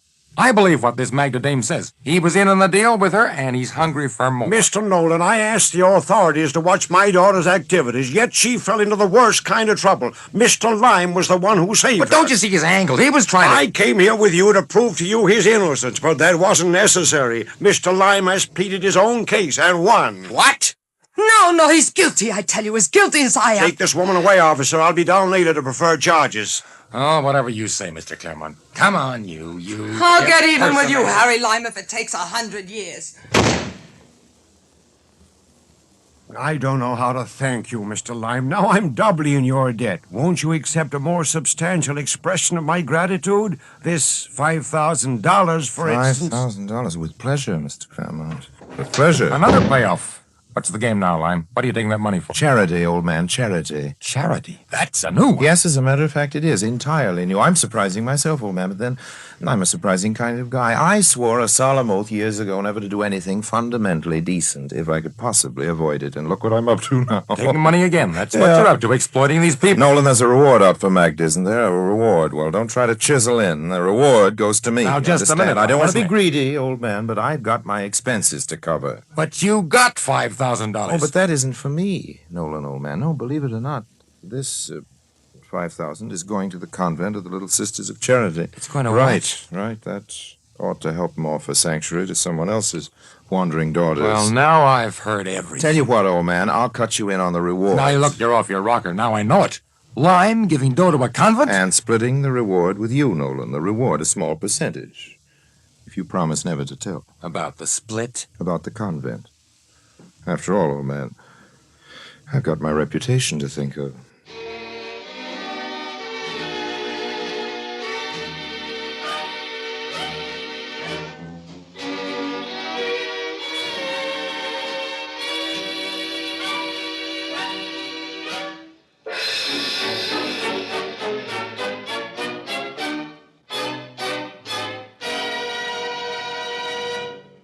And now, Harry Lime. So now, friends, you know all. Harry Lime, who started his career by putting his hand in the poor box, slipped so far that he even gave some money to a convent. Believe me, I was so depressed after doing it, I got right out of town, took a tramp steamer that night. Funny thing, the name of the ship was the SS Polaris. Yeah. She had been a beautiful craft. Well, heaven help the poor working girl. And so does Harry Lime.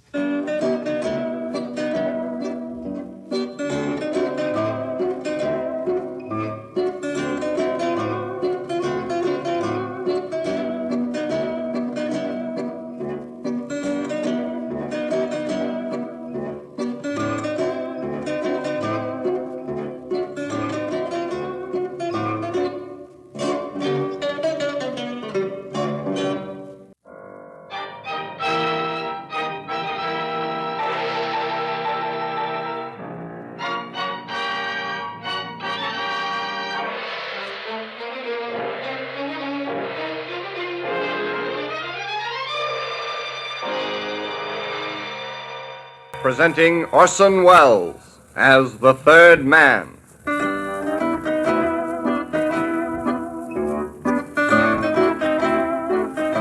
The Lives of Harry Lime, the fabulous stories of the immortal character originally created in the motion picture The Third Man, with zither music by Anton Karas.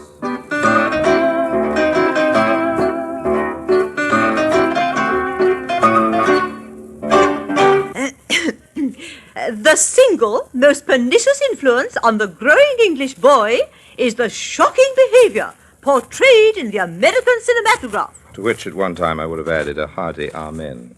Except that I was forced to admit soon afterwards that the luckiest thing that ever happened to yours truly, Harry Lime, was this same influence of the American cinematograph on one growing English boy.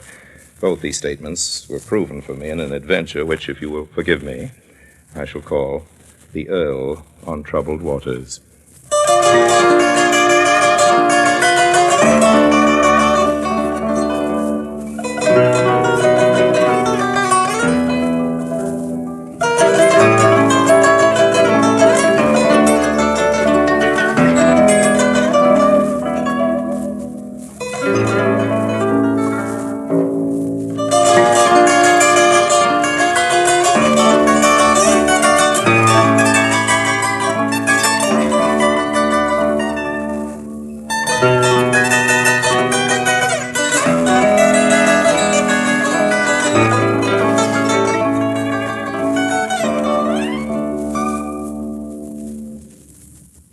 And now, Orson Welles as Harry Lime, the third man, in today's story, The Earl on Troubled Waters.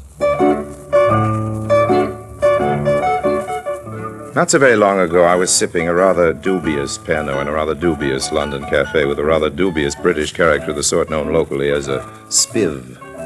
This particular spiv was using time the name of Robinson, I imagine because he hoped that there was virtue in the number of his compatriots who bore the same moniker. He had no other pretensions to virtue. Why was I there? Well, I was there because he had asked me to be and because I had nothing better to do. He was the sort of man who managed to sound conspiratorial even when he was asking you something like... Care for another Penno?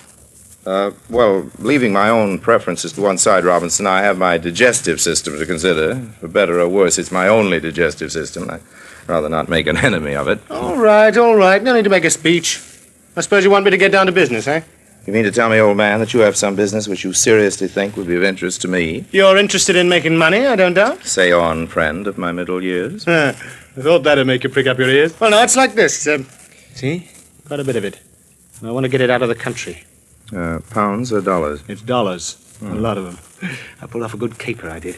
It's enough for a pair of fine nest eggs, Harry, but you can't get it out of the country because you're scared, and with every good reason, that the customs people be looking for you, am I right? Right. So you can't smuggle it out yourself. You have a problem, old man. Who's going to smuggle it out for you? Why not you? How much money's involved, old man? 30,000 American dollars. Even if the deal were a 50-50 split, I'm not sure it's worth it, old man. It's too risky. And they told me that you were game for anything. Ta! Palm himself off as anybody, they said. Take any risk. Slickest rascal this side of old Ned himself. That's what they told me. Oh, yes. How they do go on. Said you could outwit anybody, they did. Why? See that pair of your countrymen over there sitting in that corner? Oh, fine, substantial citizens, aren't they? They're gulls if ever I saw one. Innocents, both of them. But I bet even they could see through you. You bet? What would I have to do? I'm calling your bluff, Harry Lime. But I don't believe you're ready or able to do any of the things they say you can. My wager is 5,000 American dollars. You can't even convince those two Americans you're an Englishman. Old man, I'd bet you I could walk on water if it weren't cheaper to pay my penny and cross on the ferry. Yeah. Can't smuggle. No sportsman won't take my wager. I'm going off to look for a man. Now, wait a bit now. Let's see what we've got. You'll pay me 10 grand to smuggle your 30 grand out of the country, and you'll bet me 5 grand I can't pull the wool over the eyes of Mr. and Mrs. J. American Chump sitting over there, all right? Well, no, of course I... Done's done, old man. I'll take your bet and smuggle your money all at once. I'll even make him think I'm nobility just to make the cheese more binding. Where's your money? Got it with you? Yes, but... Hand it over under the table. Under the table. That should be a familiar method for you. Come on, quick. My couple's getting ready to go. Will you turn it back to me? In France. It's all there, this package? Yes. Run along now, old man. Doesn't do my reputation any good to be seen in public with you. As of this instant, old man, I am guarding the reputation of the Earl of Linchester. Who's that? Me, old man, me.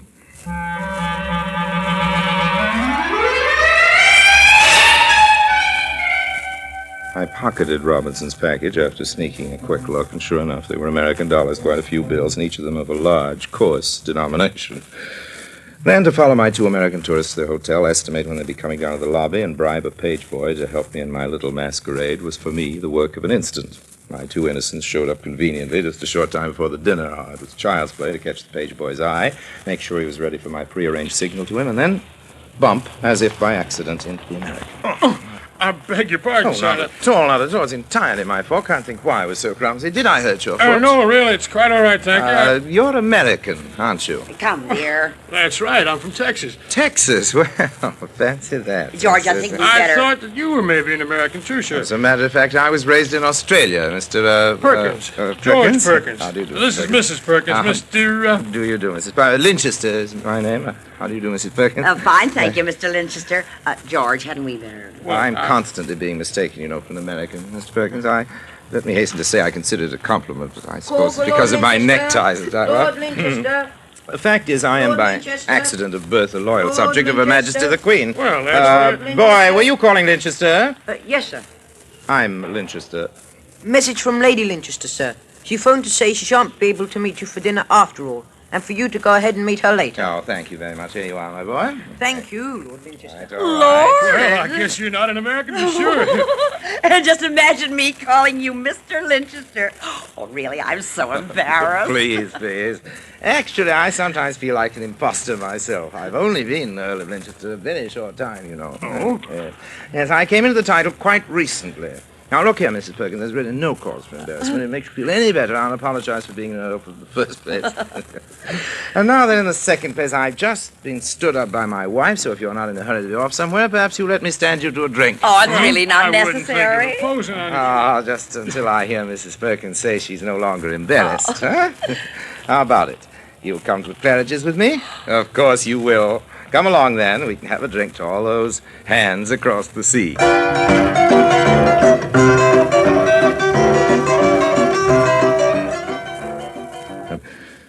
I stirred them into the lounge at Claridge's, got them seated, dropped a few illustrious names they might have heard of, and apparently had, stuffed 2 or 3 drinks down their not at all reluctant gullets, and I had them all sweetly primed for the next stage. Oh, my, this has been so nice of you, Lord Oh, it Linchester. surely has indeed. Imagine, George, our having met a real honest-to-goodness Earl. I know this must sound foolish to you, Lord Linchester, but it's truly a thrill. Well, I just wish my having the title was as unmixed a blessing as you might think, Mrs. Perkins. Well, I think it would be just heavenly. Mrs. Perkins, if you want the truth, being an English nobleman these days is a mug's game. The government here in England, well, sometimes it seems that they're trying to penalize a man for investing his money soundly. Why, right now I'm in touch with a scheme to make some money. Big money, too. But I can't. Well, what's the scheme, Lord Lancaster? I mean, if I do say so myself, I got a pretty good business head on my shoulders. Mr. Perkins, I'm sorry. I'd like to tell you about it. Frank, I'd like to have your advice on it. But there are others involved in it, and I've agreed to keep it quiet. Matter of fact, I'm afraid I shan't have a chance to profit by it myself. Well, why not? Well, you see, it involves a foreign investment. As you know, it's pretty difficult to get one's money out of the country. You can't smuggle it out? Well, not a chance, I'm afraid. You see, British customs people pay special attention to people with reputations like to men in my position. If I could be of any Oh, help... it's awfully good of you, sir, but I wouldn't dream of it. Oh, why not? First place, we're permitted to take 15,000 American dollars out. Yes, we came I in know, with that but- much. And in second place, no reason for anyone to examine our luggage. Yes, George, I don't think- Quiet, dear. But really, I don't think Now, I could... please, I'd be honored, sir. And, of course, if you see fit to let me know anything of the investment once we get to France... Yes, well, it might work. George, are you sure we... Quiet, dear. Why won't it work? How much is involved? 30,000 American dollars. Okay, that's fine. You get it to me. We were planning to take the Channel boat from Dover to Calais next Wednesday anyway. Well, if you insist, old man, I'll book passage on the same Channel boat.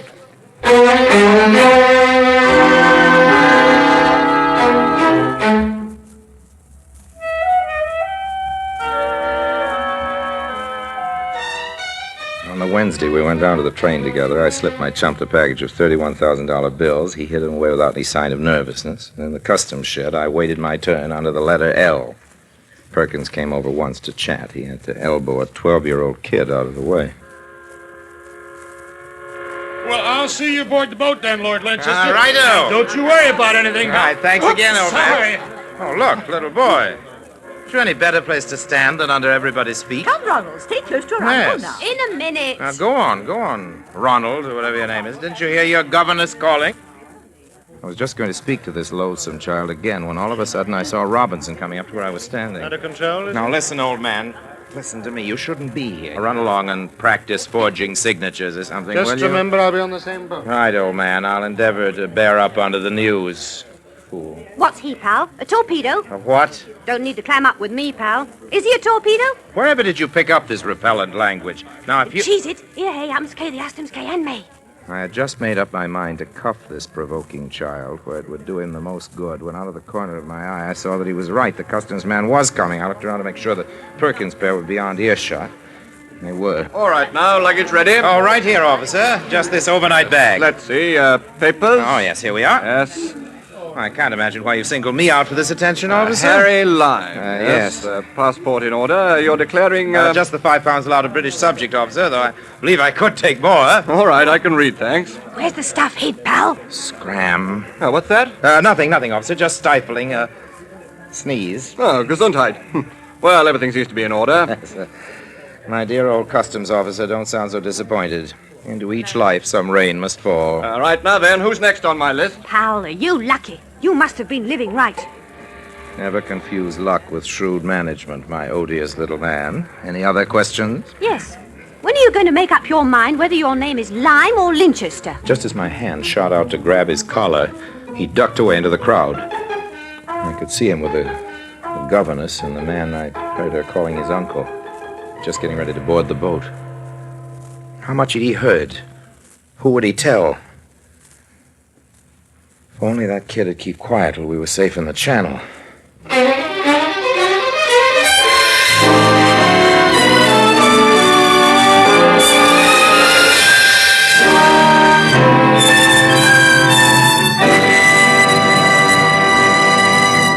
In a moment, Orson Welles returns as Harry Lime, the third man.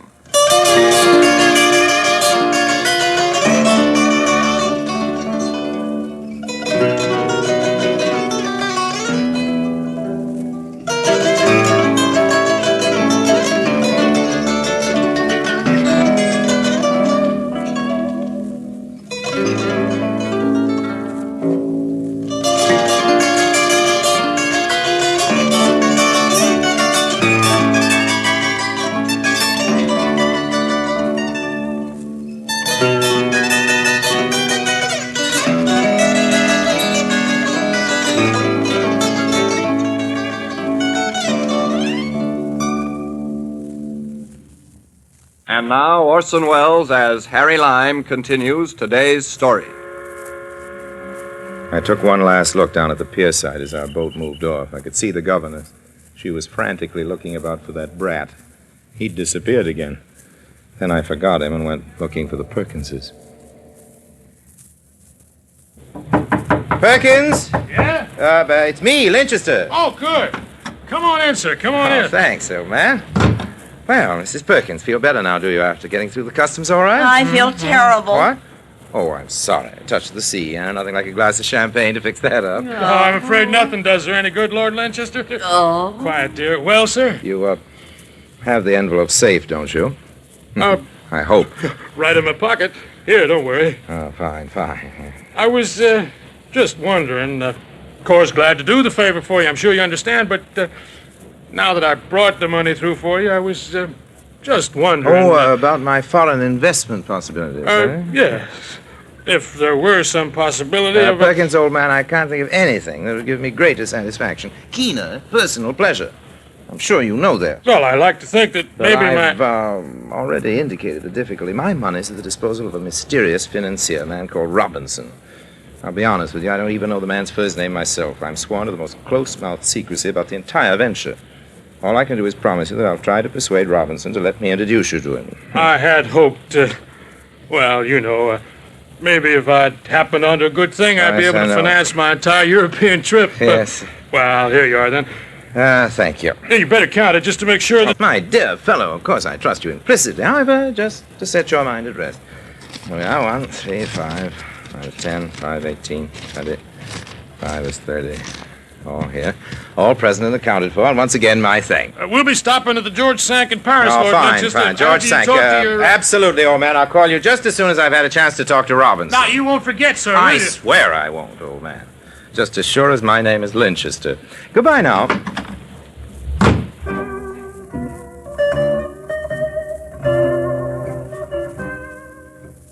From his cabin to mine was only a short step. I'd locked my cabin door when I left it to find Perkins and reclaim the $30,000, but just when I was beginning to think I had nothing further to worry about, I reached my cabin door and realized that it was no longer locked. That's funny. Oh, that explains it. Come in, Lime. Shut the door behind you. Well, I generally do, old man. I generally do. It doesn't require an order. You made yourself comfy, I hope? Didn't realize that you included lockpicking among your many accomplishments, old man, but on the other hand, it would have been a safe guess. Less gabble, sit. Come, old man. This is a time for rejoicing. Why the grim, determined expression? Get up, dance, kick your heels together. Your old friend has pulled it off again, and you were the richer by $15,000. 30? Yes, 30. Surely your arithmetic leaves something to be desired. Supposing I run over our little agreement again. For getting your money through customs, you were supposed to pay me 1/3. Now, 1/3 of 30 is 10. In addition, Stow that gab and hand it over. In addition Come to on, which you wagered that I would be unable to pass myself off as an Englishman to Mr. George Perkins of Texas. $5,000 even money. 5 and 10 make 15, and so you owe me $15,000. In consequence, I owe you the other 15, half the boodle. Very simple. Have you finished? For the moment. For good, Lime. Now I'll talk. This gun is bulky because of the silencer, see? The cabins on either side are empty. I happen to know, for I saw the passengers in them drinking in the saloon. If you like, I'll let the gun do all the talking for me. I want all the 30,000, understand? And I want it handed over now. You seem very determined. I am. When you reach into your inside jacket pocket, Lime, make very sure that the only thing you bring out is the envelope with the money, or I shoot. I mean it. Dear. Who would have thought that a man of your sterling character would stoop to such a double cross? Well, if it must be, it must be.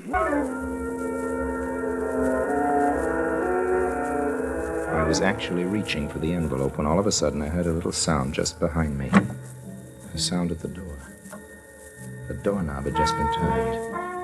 Well, I wanted whoever was coming in to come in behind Robinson's back. Hey, where you going? Just walking over to sit on my berth, old man. Surely you don't object to my being comfortable while you rob me of my share. Well, just keep both your hands where I can see them. Why should I not? Why, indeed.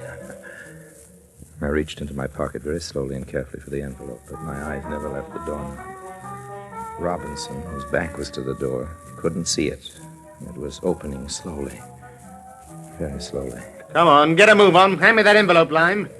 Now the door was open, just as I handed in the envelope. From behind Robinson, there came a snarled command. All right, punk, get him up. Reach for the roof. What the... My hand closed on a heavy ashtray as Robinson wheeled toward the door in surprise. Why, it's just a kid.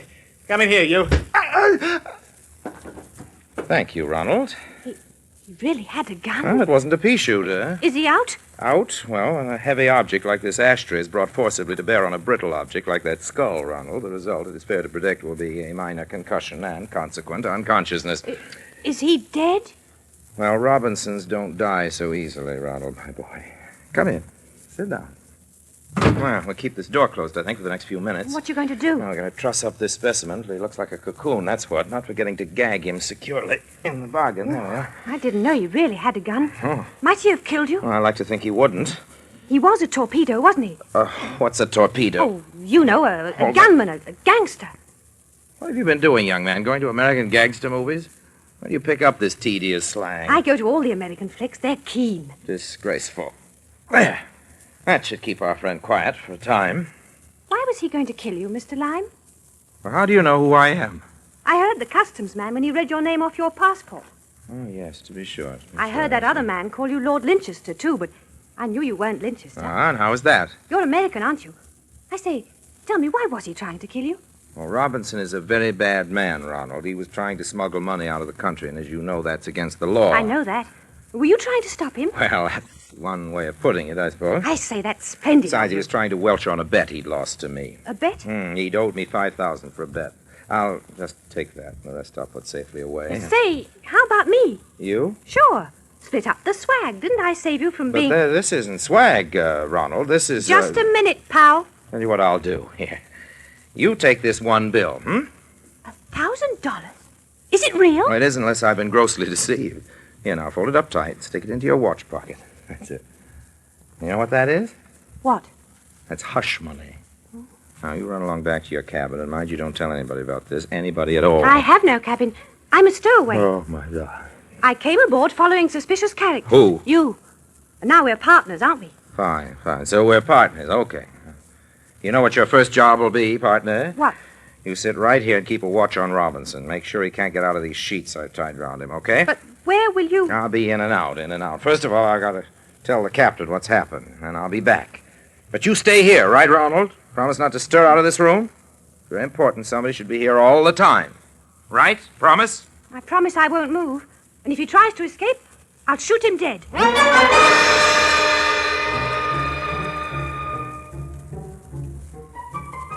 The big thing was to get away from that awful kid.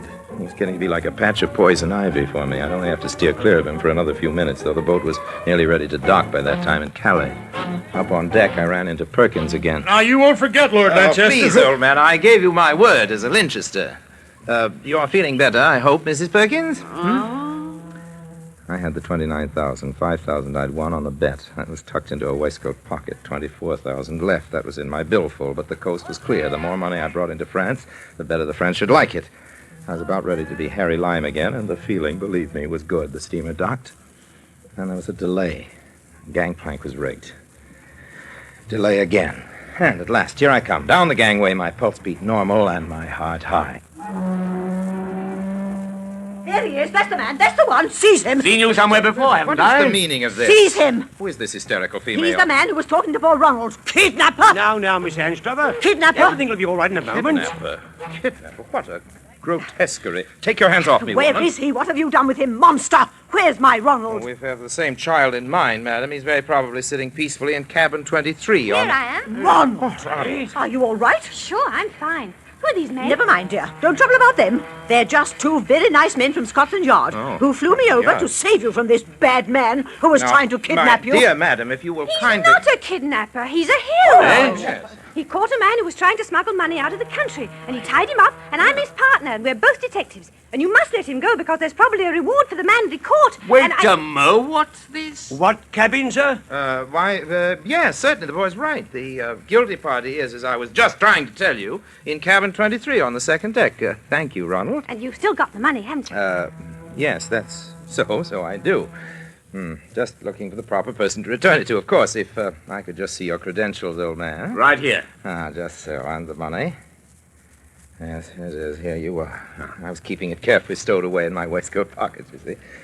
5,000 American dollars. I want to thank you very much, sir. Very civic-minded thing to do. Now, about the fellow who was trying to... Come on, men. I'll show you where he is. Ronald, you come straight back here with me. Do you hear? It's all the fault of those dreadful American cinematographs. The single most pernicious influence on the growing English boy is the shocking behavior portrayed in... I'd like to have your name, sir, so the commissioner can send you a proper letter of gratitude. Oh, not at all. Please, never mind. Really, old chap, if I weren't rather in a hurry, All I'd... right, sir, just as you please. But thanks again. All right. We'll attend to the fellow in cabin 23. One moment, please. Yes, sir? That's a rather extraordinary boy. Do you happen to know his name? Him, sir? Oh, rather. That's the little Earl of Linchester, sir. Come along, Stevens. Right with you. The little Earl of Linchester.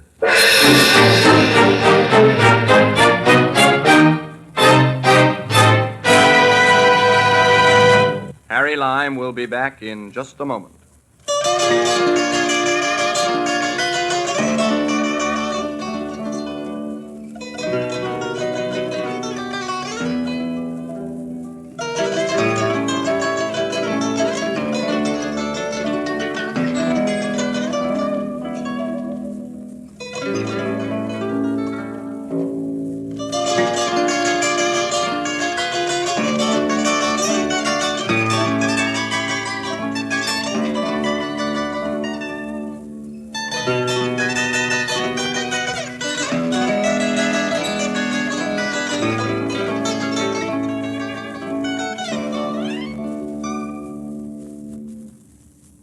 And now, Harry Lime.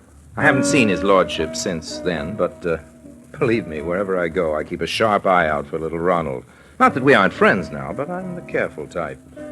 My mother, who was careful too, warned me against speaking to strangers. I wish I could manage to keep her advice. And my father, who was Irish, warned me about the English, in particular the toffs and the nabobs and the high mucky mucksety. They're the ones you got to watch. Well, I don't know about that. Some of my best suckers are in Burke's Peerage. But Daddy never said a word about the tiny tots. Well, I guess what Daddy didn't know didn't hurt him. Well, time to go. And always remember, friends, the wages of sin aren't as high as they ought to be, considering the overhead. Goodbye now.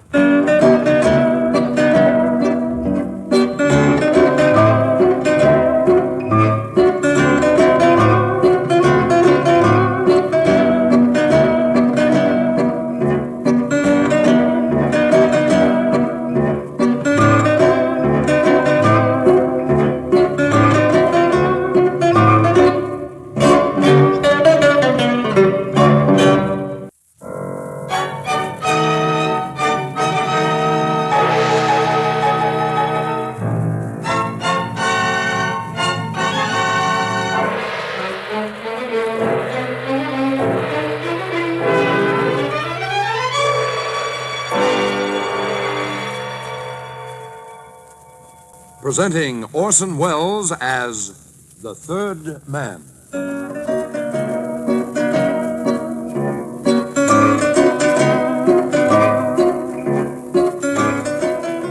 The Lives of Harry Lime. The fabulous stories of the immortal character, originally created in the motion picture The Third Man, with zither music by Anton Karas.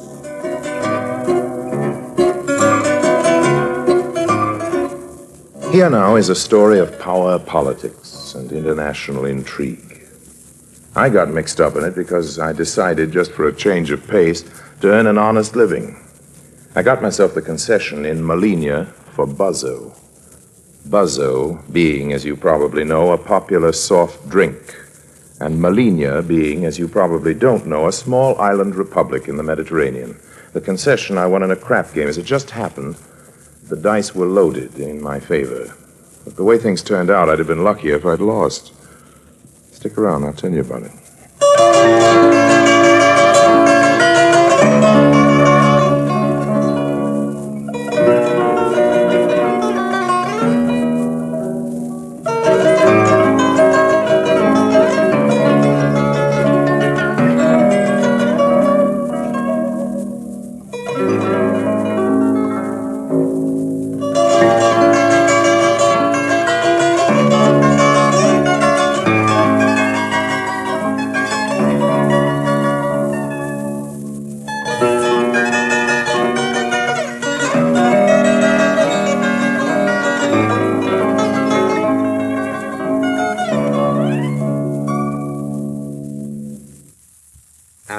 Orson Welles as Harry Lime, the third man, in today's story, The Dead Candidate.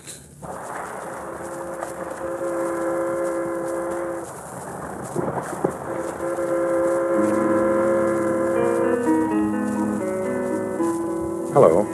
Sea's nice and calm, isn't it? Yes. You're getting off Melania City? That's right. Me too. For goodness sakes, what for? Buzzo. I'm going to get married. But what about you? Buzzo. You keep saying that. Sounds like Buzzo. That's right. Buzzo. Millions of people keep saying it. Keep drinking it, too. Oh, sure. I remember. Buzz Buzz off with with Buzzo. That's it. The drink thrill for a nickel. I have the concession for Melania. Yes, I'm carrying the Buzzo gospel to its last frontier. Aren't you pretty young to be getting married? Listen, how would you like to be called Krause? You're never too young to change a name like that. I suppose not. A lady in Washington told my fortune in a teacup for 50 cents. Hmm? And you know what she said? She said I'm going to marry a diplomat and take a journey across the sea. And look, it's true. Only what do you think the diplomat's doing now in the bar? Getting drunk. No, playing stud poker with that Greek from the second class. Is your fiancé a card shop? No, he's just a diplomat. Consul General in Washington for the Millennium Republic. Someday, he says, they're going to let him be the Millennium Secretary of State. That sounds wonderful. When's the wedding? I don't know. I guess just as soon as I fall in love with him. And there he is, playing poker. Looks like it's going to be an awfully long engagement. How about breaking the monotony? I warn you, Miss Krause. You're very pretty. I'm going to kiss you. Okay. That was nice. What's your name? Harry Lime. All right, Harry. You go right ahead and kiss me again. I hope I'm not interrupting anything. Oh, Joaquimo, you wouldn't care if you Well, were. I guess I'll be running along. Yeah, don't unless you No, want really, to. I must. Well, be seeing you. Don't you want to know who that was? I don't know or care, really. I'll choose my own occasions for being jealous, darling. You can't force these things. You're not a Latin at all, Joaquimo. Of course I am. When I think of Latins, I think of guitars like the one that's playing now, and a moon like that, and a balcony. Darling, I don't think a balcony is provided on this boat. You wouldn't know what to do with it if there was one. What do you do with a balcony? Romeo climbed He it. did not. He got over the garden wall, all right, but the balcony was too much for him. That's the whole purpose of a balcony, to present the opposite sexes to each other with maximum visibility and minimum availability. It's our romantic Latin natures. We prefer reading the fine print only after the contract is signed. You know what you are, Joaquimo? What?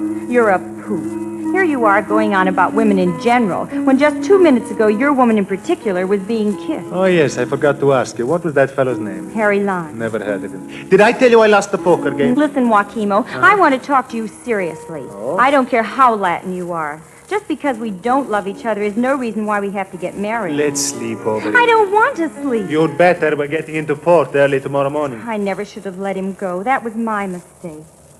Who, that fellow Lime? That fellow Lime. He's not just that fellow Lime. Oh, then who is he? He's Harry Lime. And what of it? You mean to tell me you never heard of J. Harry Lime? Never.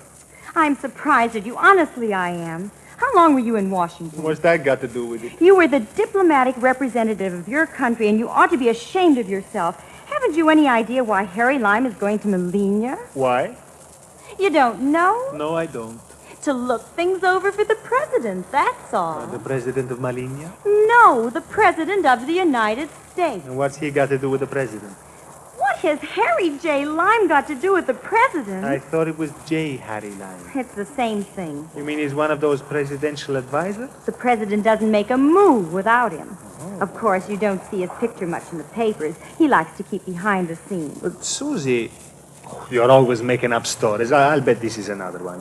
If the president were sending somebody to Malina, we would have heard about it. But this is unofficial. Oh? Yes, that's the way he always works. Unofficially, incognito.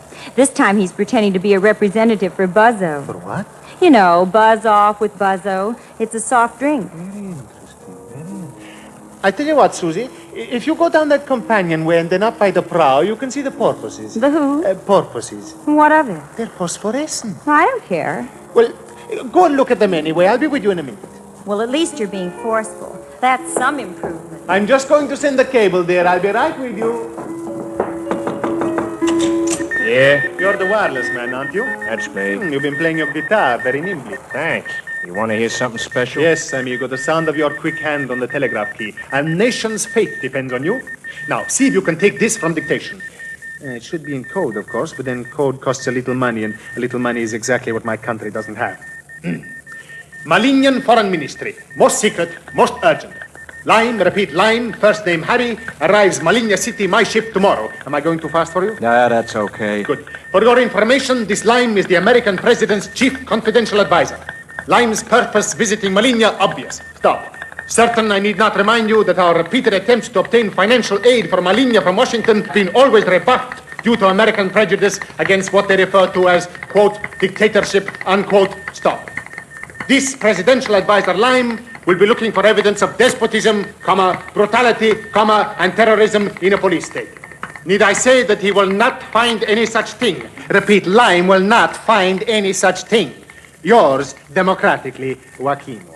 Is that all? Right, send it straight wire. That'll be $20, mister. My fiancée will pay you. Good night.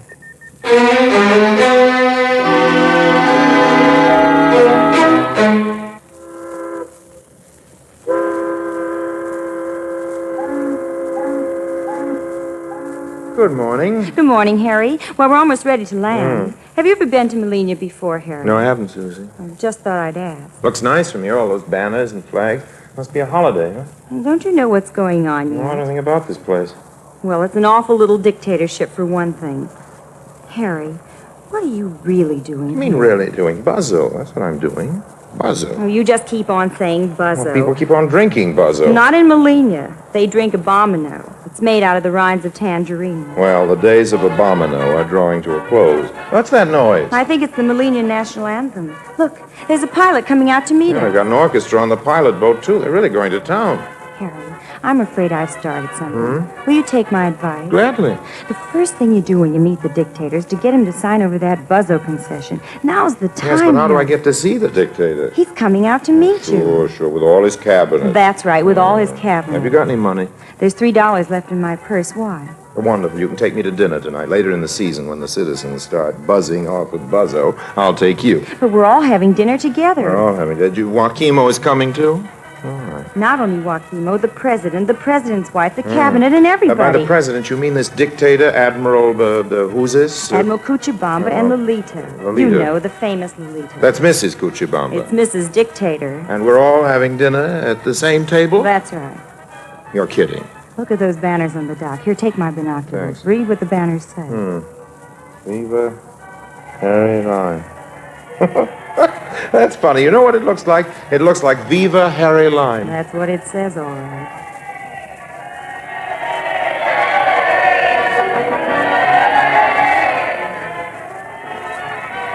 I give you my word, that's how it happened. It wasn't my doing at all. Here I was actually trying to hustle an honest buck. Here I was going straight. And look what I got into. Politics.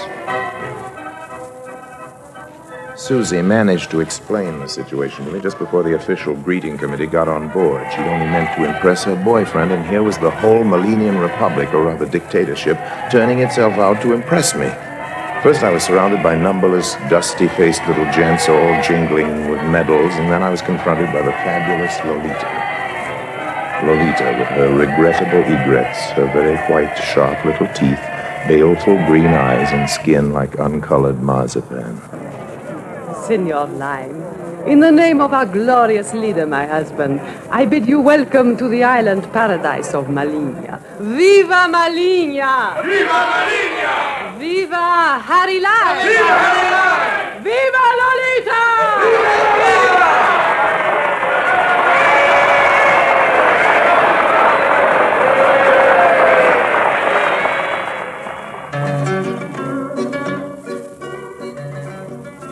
On shore, a lot of beat-up-looking characters without any shoes had been issued armloads of paper roses.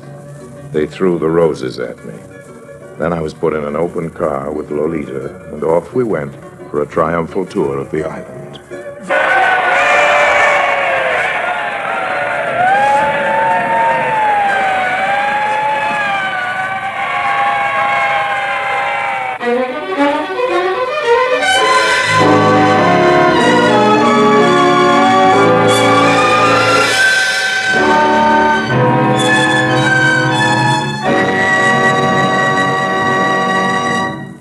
Orson Welles returns in just a moment as the third man.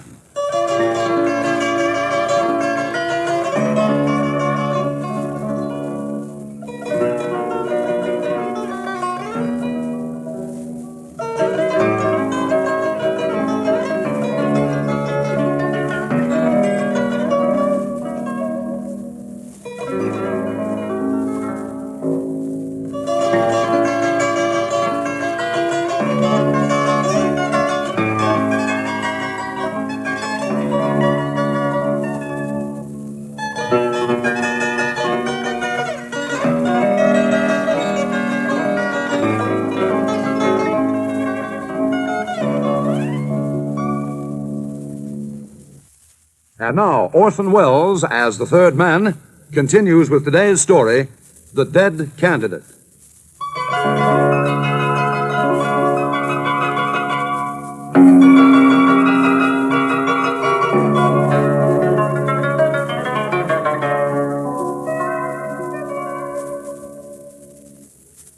As of 6:30 that afternoon, I was still an honored guest of the Malenian state, and a banquet was scheduled in my honor. We take you now to the presidential palace, where Lolita is pinning herself into her evening dress.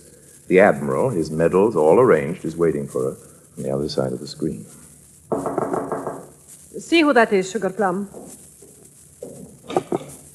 It's Joachimo. Your Excellency. Yes, Joachimo? My Uncle Isidro is fading fast. I expect to hear any moment that he has taken wing. Too bad. The best foreign minister I ever had. I gather I inherit the post. But what the... Please don't bother to object, Your Excellency. My Uncle Isidro has recovered speech long enough to brief me on the job. What do you mean? Signora, the essential for a post in your husband's government is information. I cannot remember that your Uncle Isidro was ever Minister of Information. He was Minister of Culture, which is a title, and Chief of Secret Police, which is a fact. In Malenia, the information is politically important in direct relation to who has it about who. Uncle Isidro had lots and lots about everybody. A legacy is handing down to me. But don't worry, all the dirt will be as closely guarded as before. I look upon this as a point of family honor. And I look upon it as a form of blackmail. I suggest we stop bickering, Signora, and get down to immediate questions of state. Such as? Such as persuading this Harry Lime to use his influence in Washington to get us some of that money. And how are we going to do that? Oh, that's easy, by convincing Lime that Malignia is really a democracy. No. These phony demonstrations of democracy for Lime's benefit have put us in a difficult position. Difficult.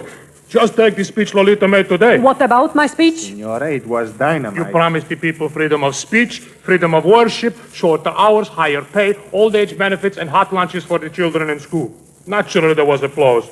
We don't even have a school to serve the lunches in. That was just for Lime's benefit. Did we get his name on a check? It's not that easy. Free press, free speech, free lunches. The next thing they will be wanting to vote. That's just what I was going to suggest. You what?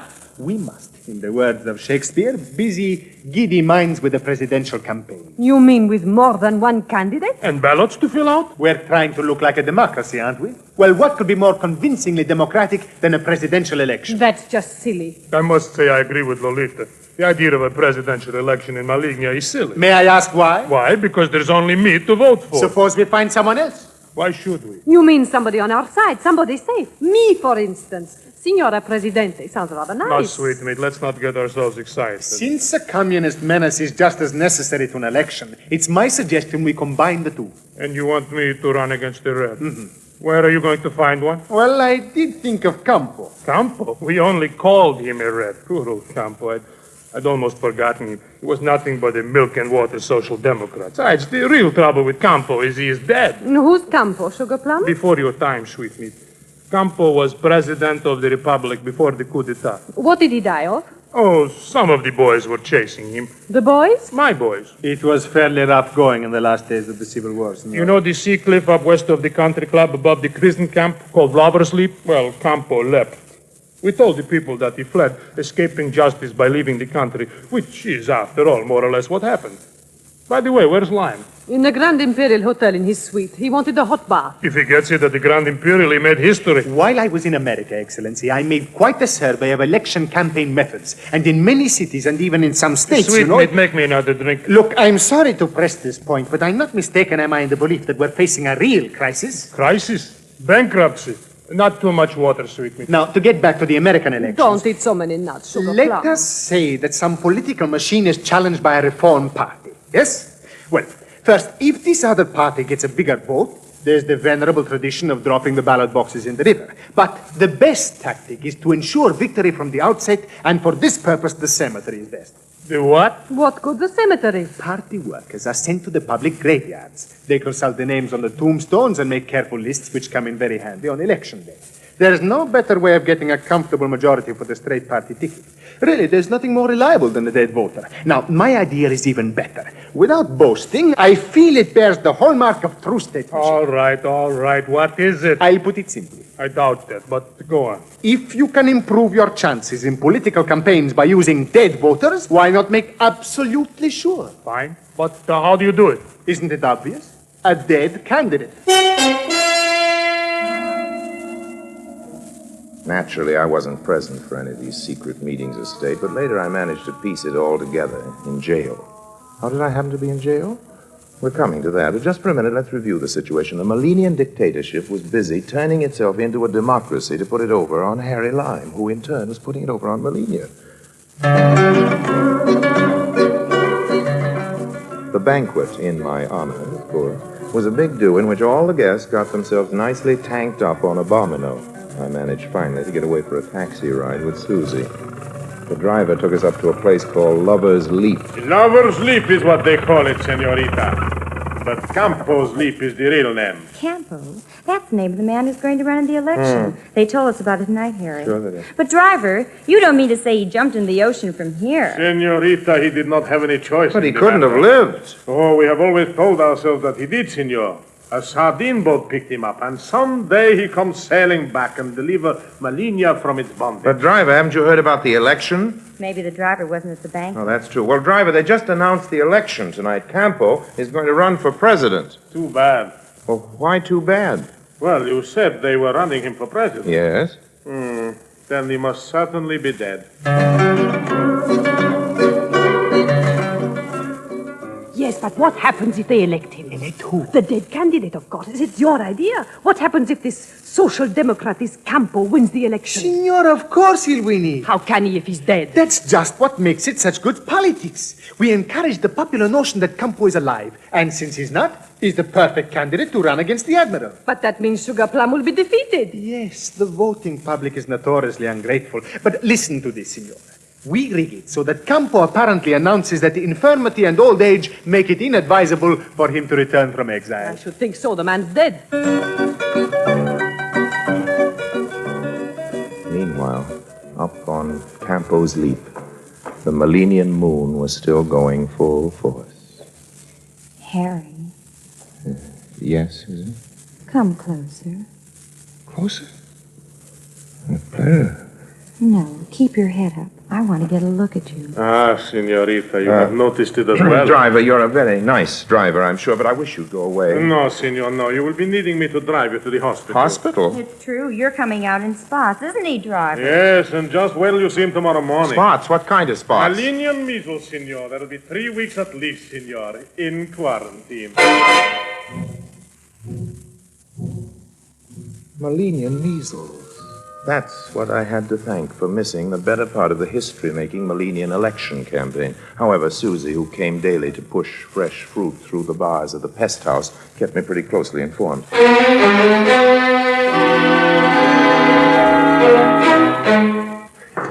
Come in, come in.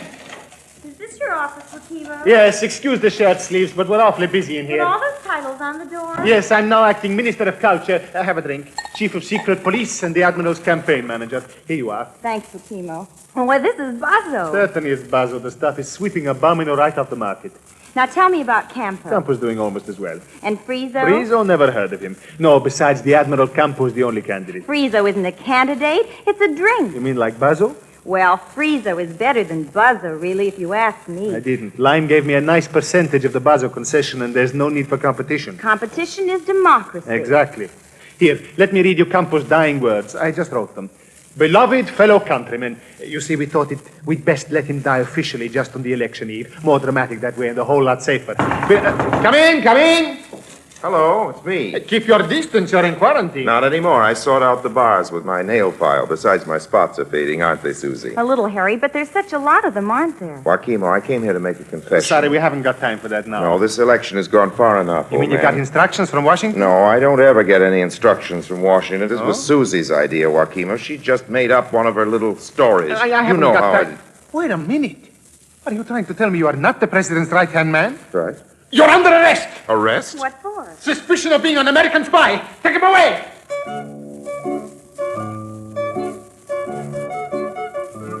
En route to the Huskow, my little escort party and I encountered a new visitor to the island. A dapper, ambassadorial sort of character with a crew cut. Look here, are you an American? I am. Oh, thank heaven. Maybe you can get me out of this. My name is Lime. Lime? Did you say Lime? Yes, Lime. Not Lime of Buzzo. Well, yes. I'm Jones of Friezo. Good day, sir.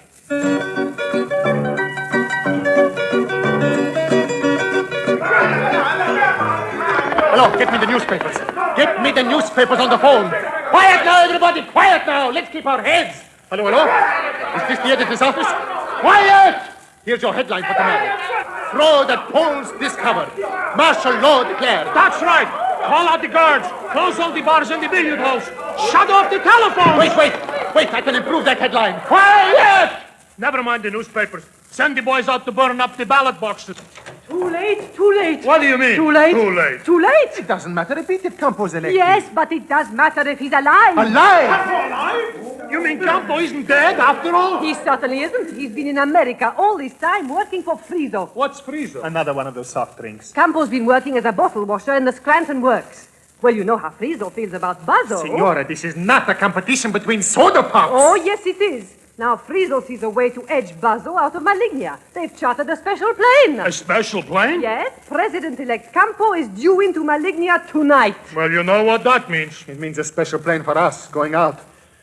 Well, Your Excellency, we have dared greatly, and we have failed. Yes, what do you want? My name is Jones. Who cares? Jones of Friezo. Signora, Your Excellency, gentlemen, I beg to inform you that Malignia is liberated. What do you mean, liberated? You must face the logic of history, Signora. Yes, democracy has come to Malinia by courtesy of Friezo. Viva Friezo!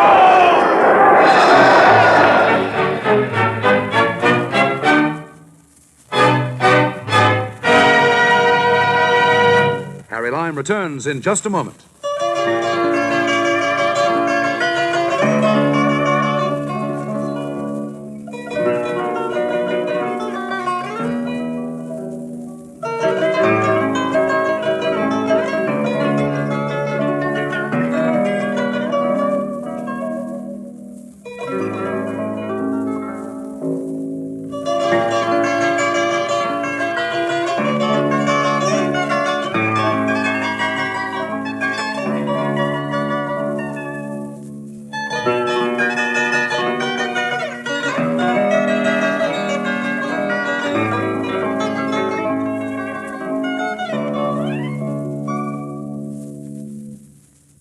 And now, Harry Lime.